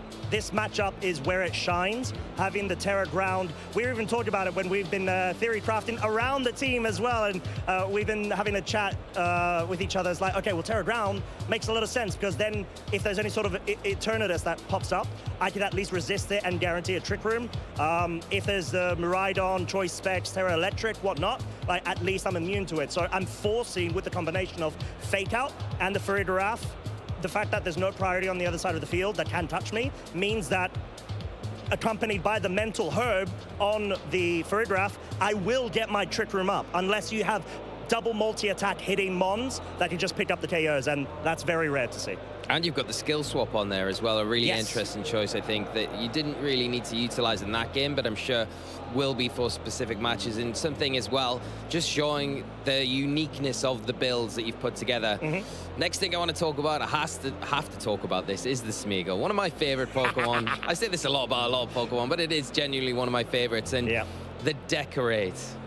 Yes. We've never really seen it on a broadcast really to good effect. So it was really nice to be able to kind of witness the Smeagol in full force there. And how has it been performing for you throughout the tournament today? MVP. Really? 100% MVP. It's like, there we are. I'm not even kidding. Like, it's such an MVP that, you know, like, I brought it with me, but unfortunately I forgot to bring the plushie out on the table. And I was like, no! The moment that I got on the table, I was like, oh no, my badge's not here. But regardless, it creates so many different levels of mind games that your opponent is forced to respect. You've got Fake Out priority, you've got the Spore focus as well, you've got Redirection, and then the Decorate. So Smeagol is always guaranteed to do something with all of those 4 slots, and that's why it works so well with this team. You're just able to, you know, like, I think we've actually seen it in Indianapolis. It got top 16, if I'm not mistaken. Apologies, I forgot the name of the trainer, but they showed as well that you're able to pivot the Decorate Farigiraf really well, to the point where it just becomes a threat. And that's why I've left Hyper Voice on, so I could do exactly that. Yeah, and it was, I think, going into that game too as well, really unfortunate for Federico there, where you can see the mentality, you can see why he's going for the turn that he went for with the Trick Room, predicting you to go for the Trick Room, but then you just saying, no, I'm not going to do it this turn, because there's likely you're going to try and Trick Room, and if you do that, then I've got this kind of locked up. I'm just going to Decorate. I know I can take an attack because the Smeagol has that Focus Sash, and then Farigiraf going to be in that great position. And I love the fact as well that you didn't commit to the terrestrialization there. It's kind of risky, because if the Miraidon does attack into the Farigiraf there, then there's potential of it taking it down. It's sort of part of the thought of terrestrializing game 1 to show him I'm not scared to utilize my Terra. So he already has that imprinted. And I'm like, okay, well, I'm going to capitalize off of that. I'm going to condition you to think that way. And I'm not going to tear her this time. Yeah. Especially if he's on the back foot as well. And Federico, like, much respect to him as well. He didn't have a good matchup. Like, that's a tough matchup for him because of how that third draft works. So it's just being able to capitalize off of that too. Yeah, and, you know, here we are, well into the interview here, talking about all your supporting Pokemon. What? There we go. There we go. Here it is. Look, a flying Smeagol out of nowhere. Get it! Here for the rescue, as always. Good old Smeags. Came straight from 2016, I think, over there. Happy little wormhole. Happy little decorator. So what I want to talk about, we're into the interview now. We've been talking about the match, but we haven't talked about your restricted, and it is all about the restricteds in Regulation G. So do you want to run us through your choice and why you picked Calyrex Ice Rider? It is a broken... Ice? Yeah, you said it right. I usually just like default to Cali Ice, something like that. But regardless, like, it's just a broken Pokemon. Like, I'm surprised that hasn't gotten more of the titles, if I'm honest, because you've got the multiple sort of roles in one Pokemon that is extremely powerful, extremely bulky, and it has an option to terrestrialize.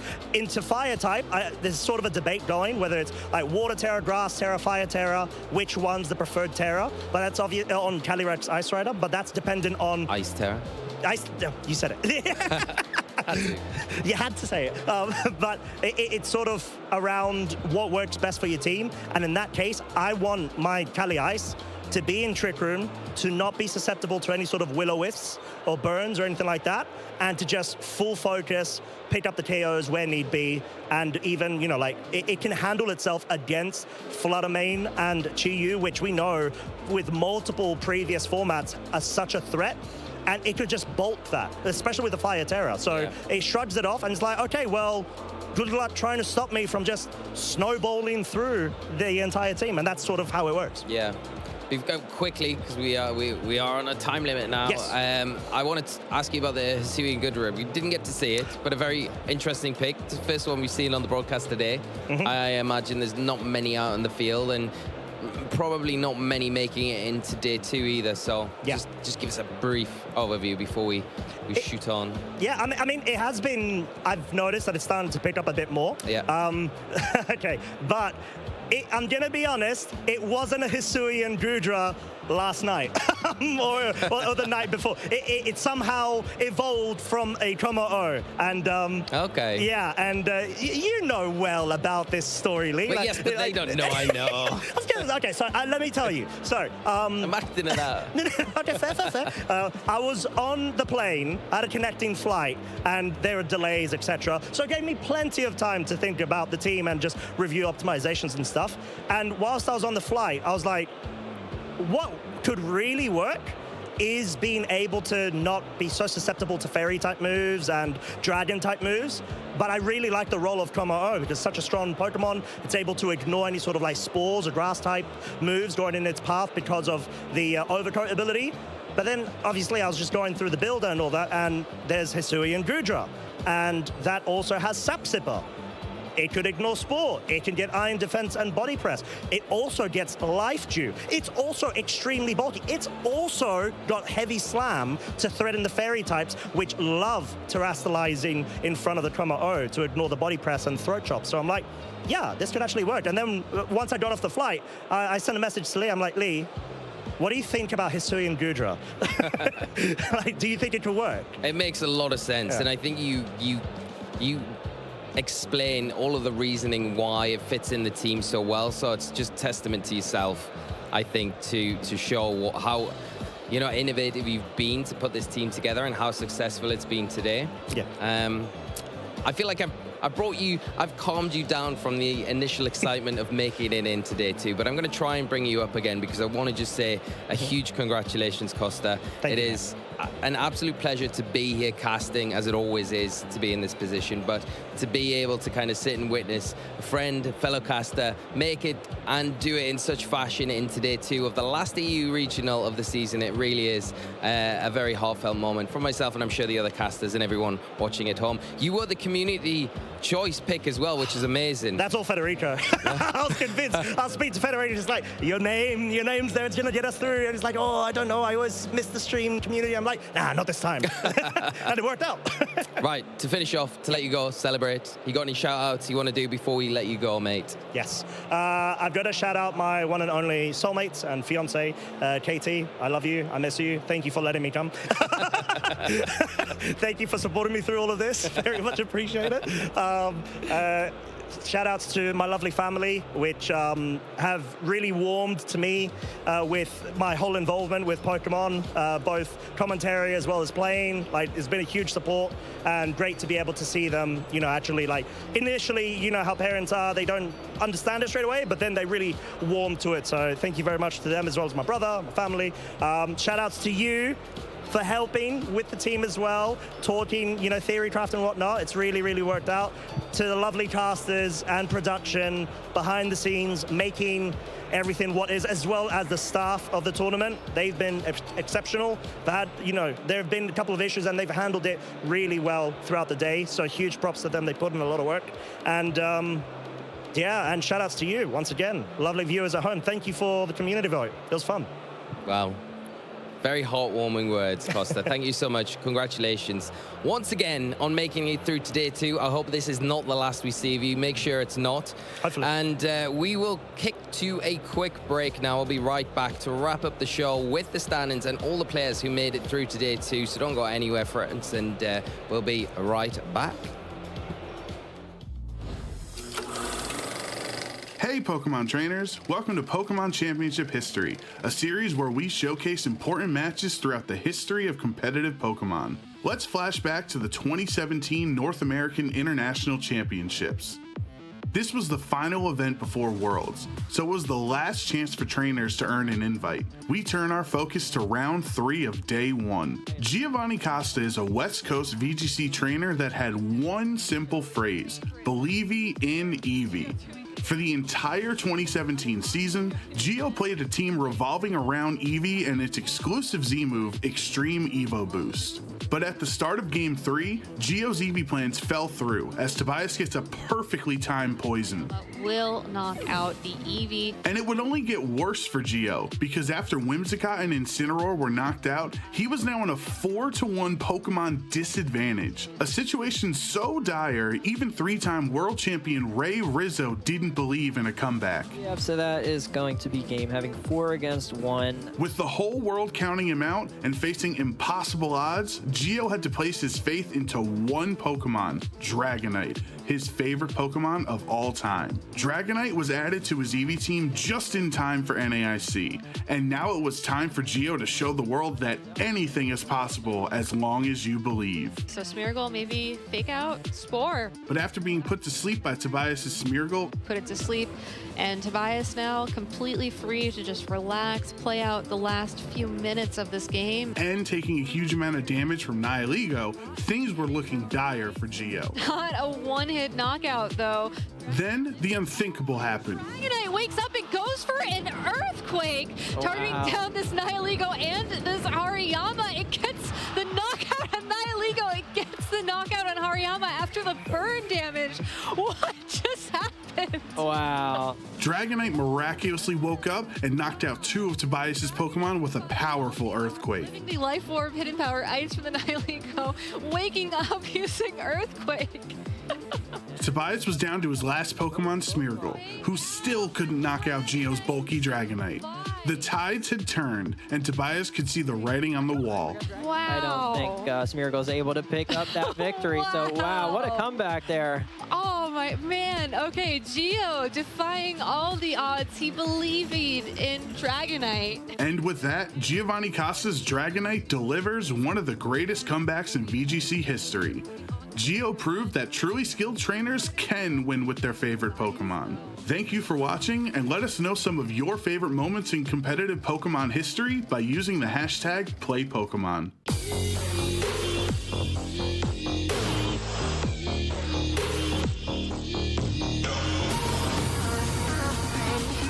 Welcome to the 2023 Pokemon World Championship.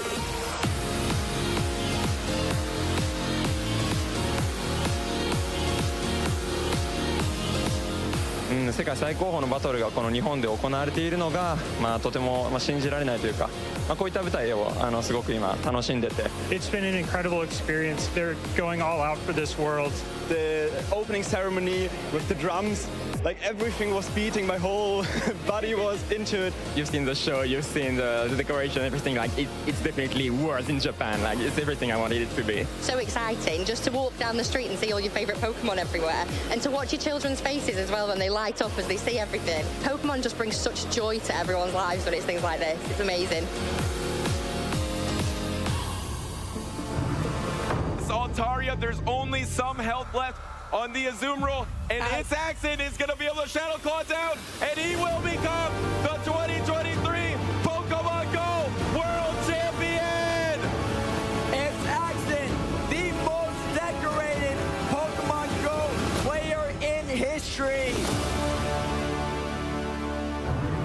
No. Are we there? Are we there? There's the second energy cyclone we're waiting for. Now we can attack with the Kyogre. Aqua Storm is going to do so much damage. It's going to take out those bench Pokemon. And Xiao Chong'en is your Junior Division World Champion. Pumpkin Pit can discard the stadium. There's a Lumineon V that can search out boss's orders. Bring up the Arceus V. Gabriel Fernandez is your Seniors Division World Champion here in Yokohama, Japan. He's got a ton of cards in hand. Power Tablet. Vance is playing quickly. Does he have the pieces? Switch card. Moving the Mew VMAX into the active spot. And boss's orders brings up the Zacian V. Vance Kelly, the 2023 Pokemon TCG World Champion! Out here, it's only really got that Pollen Puff or the Clear Smile, but it gets the knockout. Sora Ebisaur is your 2023 Pokemon World Champion. Now, Arcanine's going to I don't think avoid that KOs. Gastron survives. That It's means just a sliver of HP. It's a little Arcanine sled. That means Gastron gets an attack off. It should get a knockout here if it goes for Ice Beam. It's Italy Amogus. That's down. It's a 3v1 now. The battle is just canceled, and Tomoya Ogawa is your Seniors Division World Champion in Japan.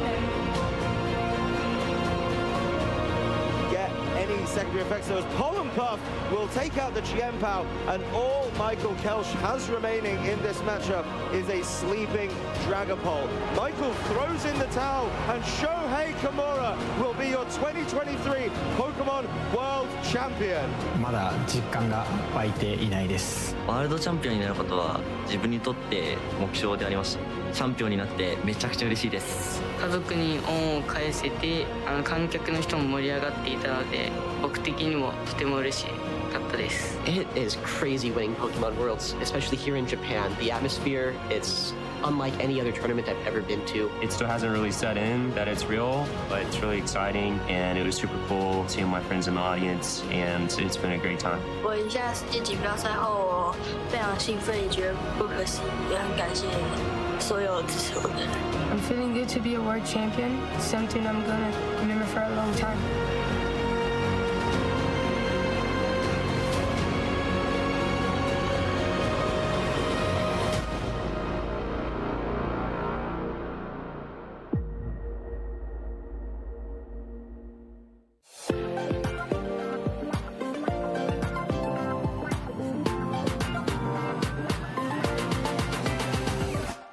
I'm your host, Anna Prosser. We are here in Yokohama at the Pokemon World Championships 2023, and I'm at the prize wall with Travis. Travis, what's the prize wall? The prize wall is a wonderful wall of prizes we have this weekend for players participating in our side events.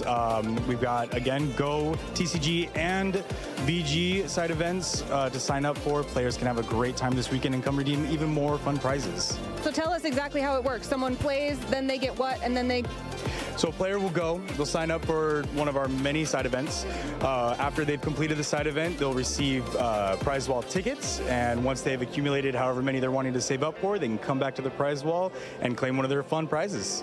There are so many things here that I already am like, I want that, I want that.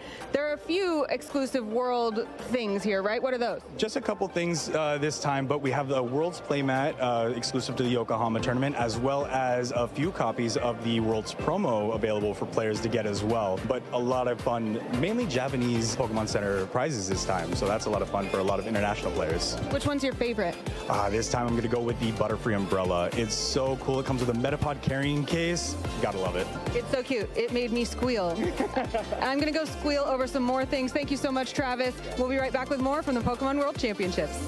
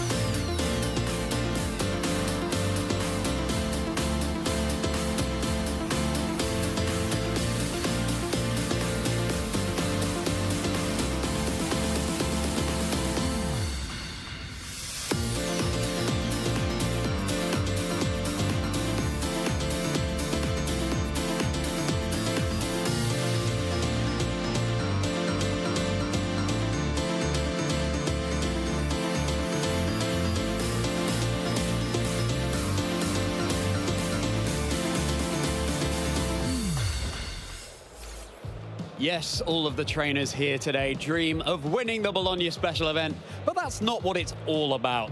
I'm here with Danielle Pioppi, who has just qualified for the World Championships. Danielle, how are you feeling? Yeah, I'm surely happy for this, and like I was just tell you, I'm trying to find money to go to Honolulu. Yeah, of course, it's an important step, but just getting that qualification must feel so good. Now, you haven't made day 2 here in Bologna, but again, the bigger prize on the line is going to Hawaii later this year. What was the team you were running this weekend? Sorry? What team were you playing this weekend? Oh, this weekend I ran a Lunala team, all the whole archetype from the beginning of Reg G, and I don't know, it wasn't really in this meta game, I mean in this moment of meta. But I can play that, and it amused me to play this team. So I make 6-3, so yeah. I'll go to Worlds. No, it's an absolutely fantastic result. And not only that, but you finished in the top 100 at the European International Championships in London. So clearly a player really making a name for themselves. And this is your first serious season of competing. I mean, you must be feeling so proud of yourself. Yeah, I'm surely so proud, but I wish I can make a bigger result. Sure, okay, well that's understandable here, but you know, one of the last events of the season, you've still got a really fantastic result in a field that's so very stacked. There are so many strong players out there today, and you're certainly a name we'll be keeping our eye out for in the future. Now, rate my pronunciation of your name. Danielle Pioppi. Perfect. Oh. Thank you very much. Perfecto. Well, that's my biggest achievement today so far. Daniele, so do you believe that Lunala can go all the way in Regulation Set G? Do you think it could win Worlds? Honestly, no. But it can make a good placement if he can take the right run, I guess. Yeah, absolutely. A Pokemon you really need to get in the right position at the right time. So, going to the World Championships, obviously everyone dreams of winning those World Championships, but what's your sort of lower level goal that you're setting yourself? My lower level? You're short of winning the World Championships, what would you love to achieve at Worlds?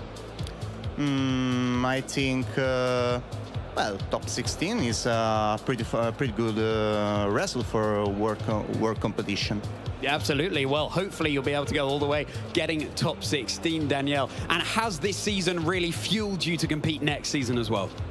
Well, I'm really I'm really looking for the future metagame. So, you know, double Uber. So there is a lot of team that can be explored with 2 restricted. Yeah, really interesting archetype. We've seen plenty of double restricted formats in the past. Let's see what happens after regulation set G. So Danielle, must have been so many people supporting you on this journey so far. Any shout outs you want to give? Yeah, I want to thank you all my friends from Il Server and my second team from Il Sax. Double team. There you go. It's so many people who helped Daniela get to this position today. And so many other players, I'm sure, out there on the field who have locked up their World Championships invite on this very day of the Bologna Special Event. And the opportunities are running out in order to qualify for the World Championships. So congratulations once again to you, Danielle. Hope you can enjoy tonight. Meanwhile, we'll be wrapping up all of the fun here at Bologna Day 1. Hello, everyone. We are here at the Latin America International Championships, and there is so much to do and see. So we're going to be checking out some of the things that are happening around the venue. And we're here checking out one thing right now. I was hoping that you could introduce yourself and tell everybody what you're doing here at LAIC. Hello, I'm Sarah, and for this event, I'm the side events lead. So what are side events, and why should people come play? So, not everyone on the Pokemon community are competitive or being able to register for the events. So they always have this thing that it's called side events. It's smaller events. We also have championship ones, smaller. But it's the place for the players to have fun and to do other stuff when they are not in the main events. They have all kind of different events. We have some that has a schedule, so it has a time to start, and usually we don't have a player limit. And then we have the on-demands. The on-demands are the events that is always happening. We just need 4 players. As soon as we sit them and they start to play. For every side event, you can collect prize wall points. Those points you can keep it or spend it right away, and you can go to our amazing prize wall and change for any kind of products we have there. You just need to exchange the number of points for the products you can get for those points. And yeah, that's it. Each person picks whatever they prefer. We have a lot of different choices, a lot of different sets, and this is usually the mode that we have for these internationals. Sounds like there is so many different ways that people can compete in side events, so many different ways that you're able to enjoy the game. What games can people play here to really participate in these side events? So in side events, we always have TCG, VGC, and Go, of course. In TCG, we have a lot of different formats. I can tell that some special ones we have, it's the raids format, that it's a bit of new here, not new in America or Europe, because it's a very popular format there. We also have the Journey. The Journey is a format that it's being done for the first time, and it's in the first event ever on the planet. The idea is to be fun without all of the big Pokemon, you know. For the VG, we have the regular standard format, but we also have the Chaos Cup that some of you may know. You also participated in one. So the Chaos Cup is very fun. We usually have people that do rental teams, and the players need to play to see which team they will play in that round. So it's very chaotic, that's why the name. For Go, we also have all cups. So imagine you're a Pokemon Go player and you already played the Great League on the main event, and you just want to do something different and fun. We just need 4 people, and you can pick whatever league you want to play. It's very flexible for them, and they can get prizes for that. That's the biggest part, because they are not just playing for fun, but to get the prizes, to get to the prize wall and the products, yeah. There's so many amazing products back there to be able to win at the prize wall, but if you had to pick one to go for, what do you think that would be? It's difficult, I didn't decide it. And most of the products are in Portuguese, because this event is run by Copag and it's Copag products. So to be honest, I don't know, but you guys can pay attention, but we will have some special Cosmic Eclipse boosters, so maybe that.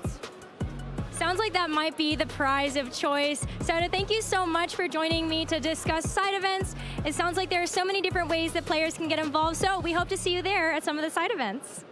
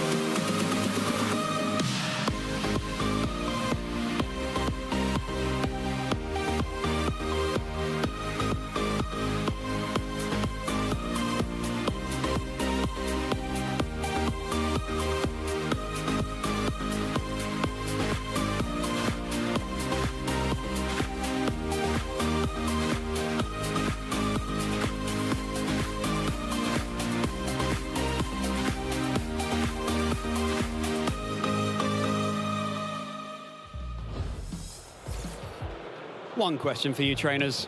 Are you not entertained? Here in Italy, home of the Roman Gladiator, and what a fantastic cherry on top they were able to feature our fellow caster, Costa Dynamos, at the end there, made all the sweeter by Smeargle going for those decorates. What a day of thrilling matches we've had, Jamie. Seriously, every match that we've had seems to have been a banger. I think that all of these matches could have been worthy of being any kind of Top Cup match, even in the finals. So many of them have been just fantastic games. So many back and forth, so many clutch survivals. It's been brilliant this day one. Definitely make sure you go back and check out all the action if you've missed any of it, because so much going on. Now, we've seen a good few number of Calyrax, Shadow Rider, of course, Marcus. But, you know, in the community choice there, we saw Groudon versus Kyogre as an option there as well, paired alongside a Mousehold. There's so many other Pokemon going on right now.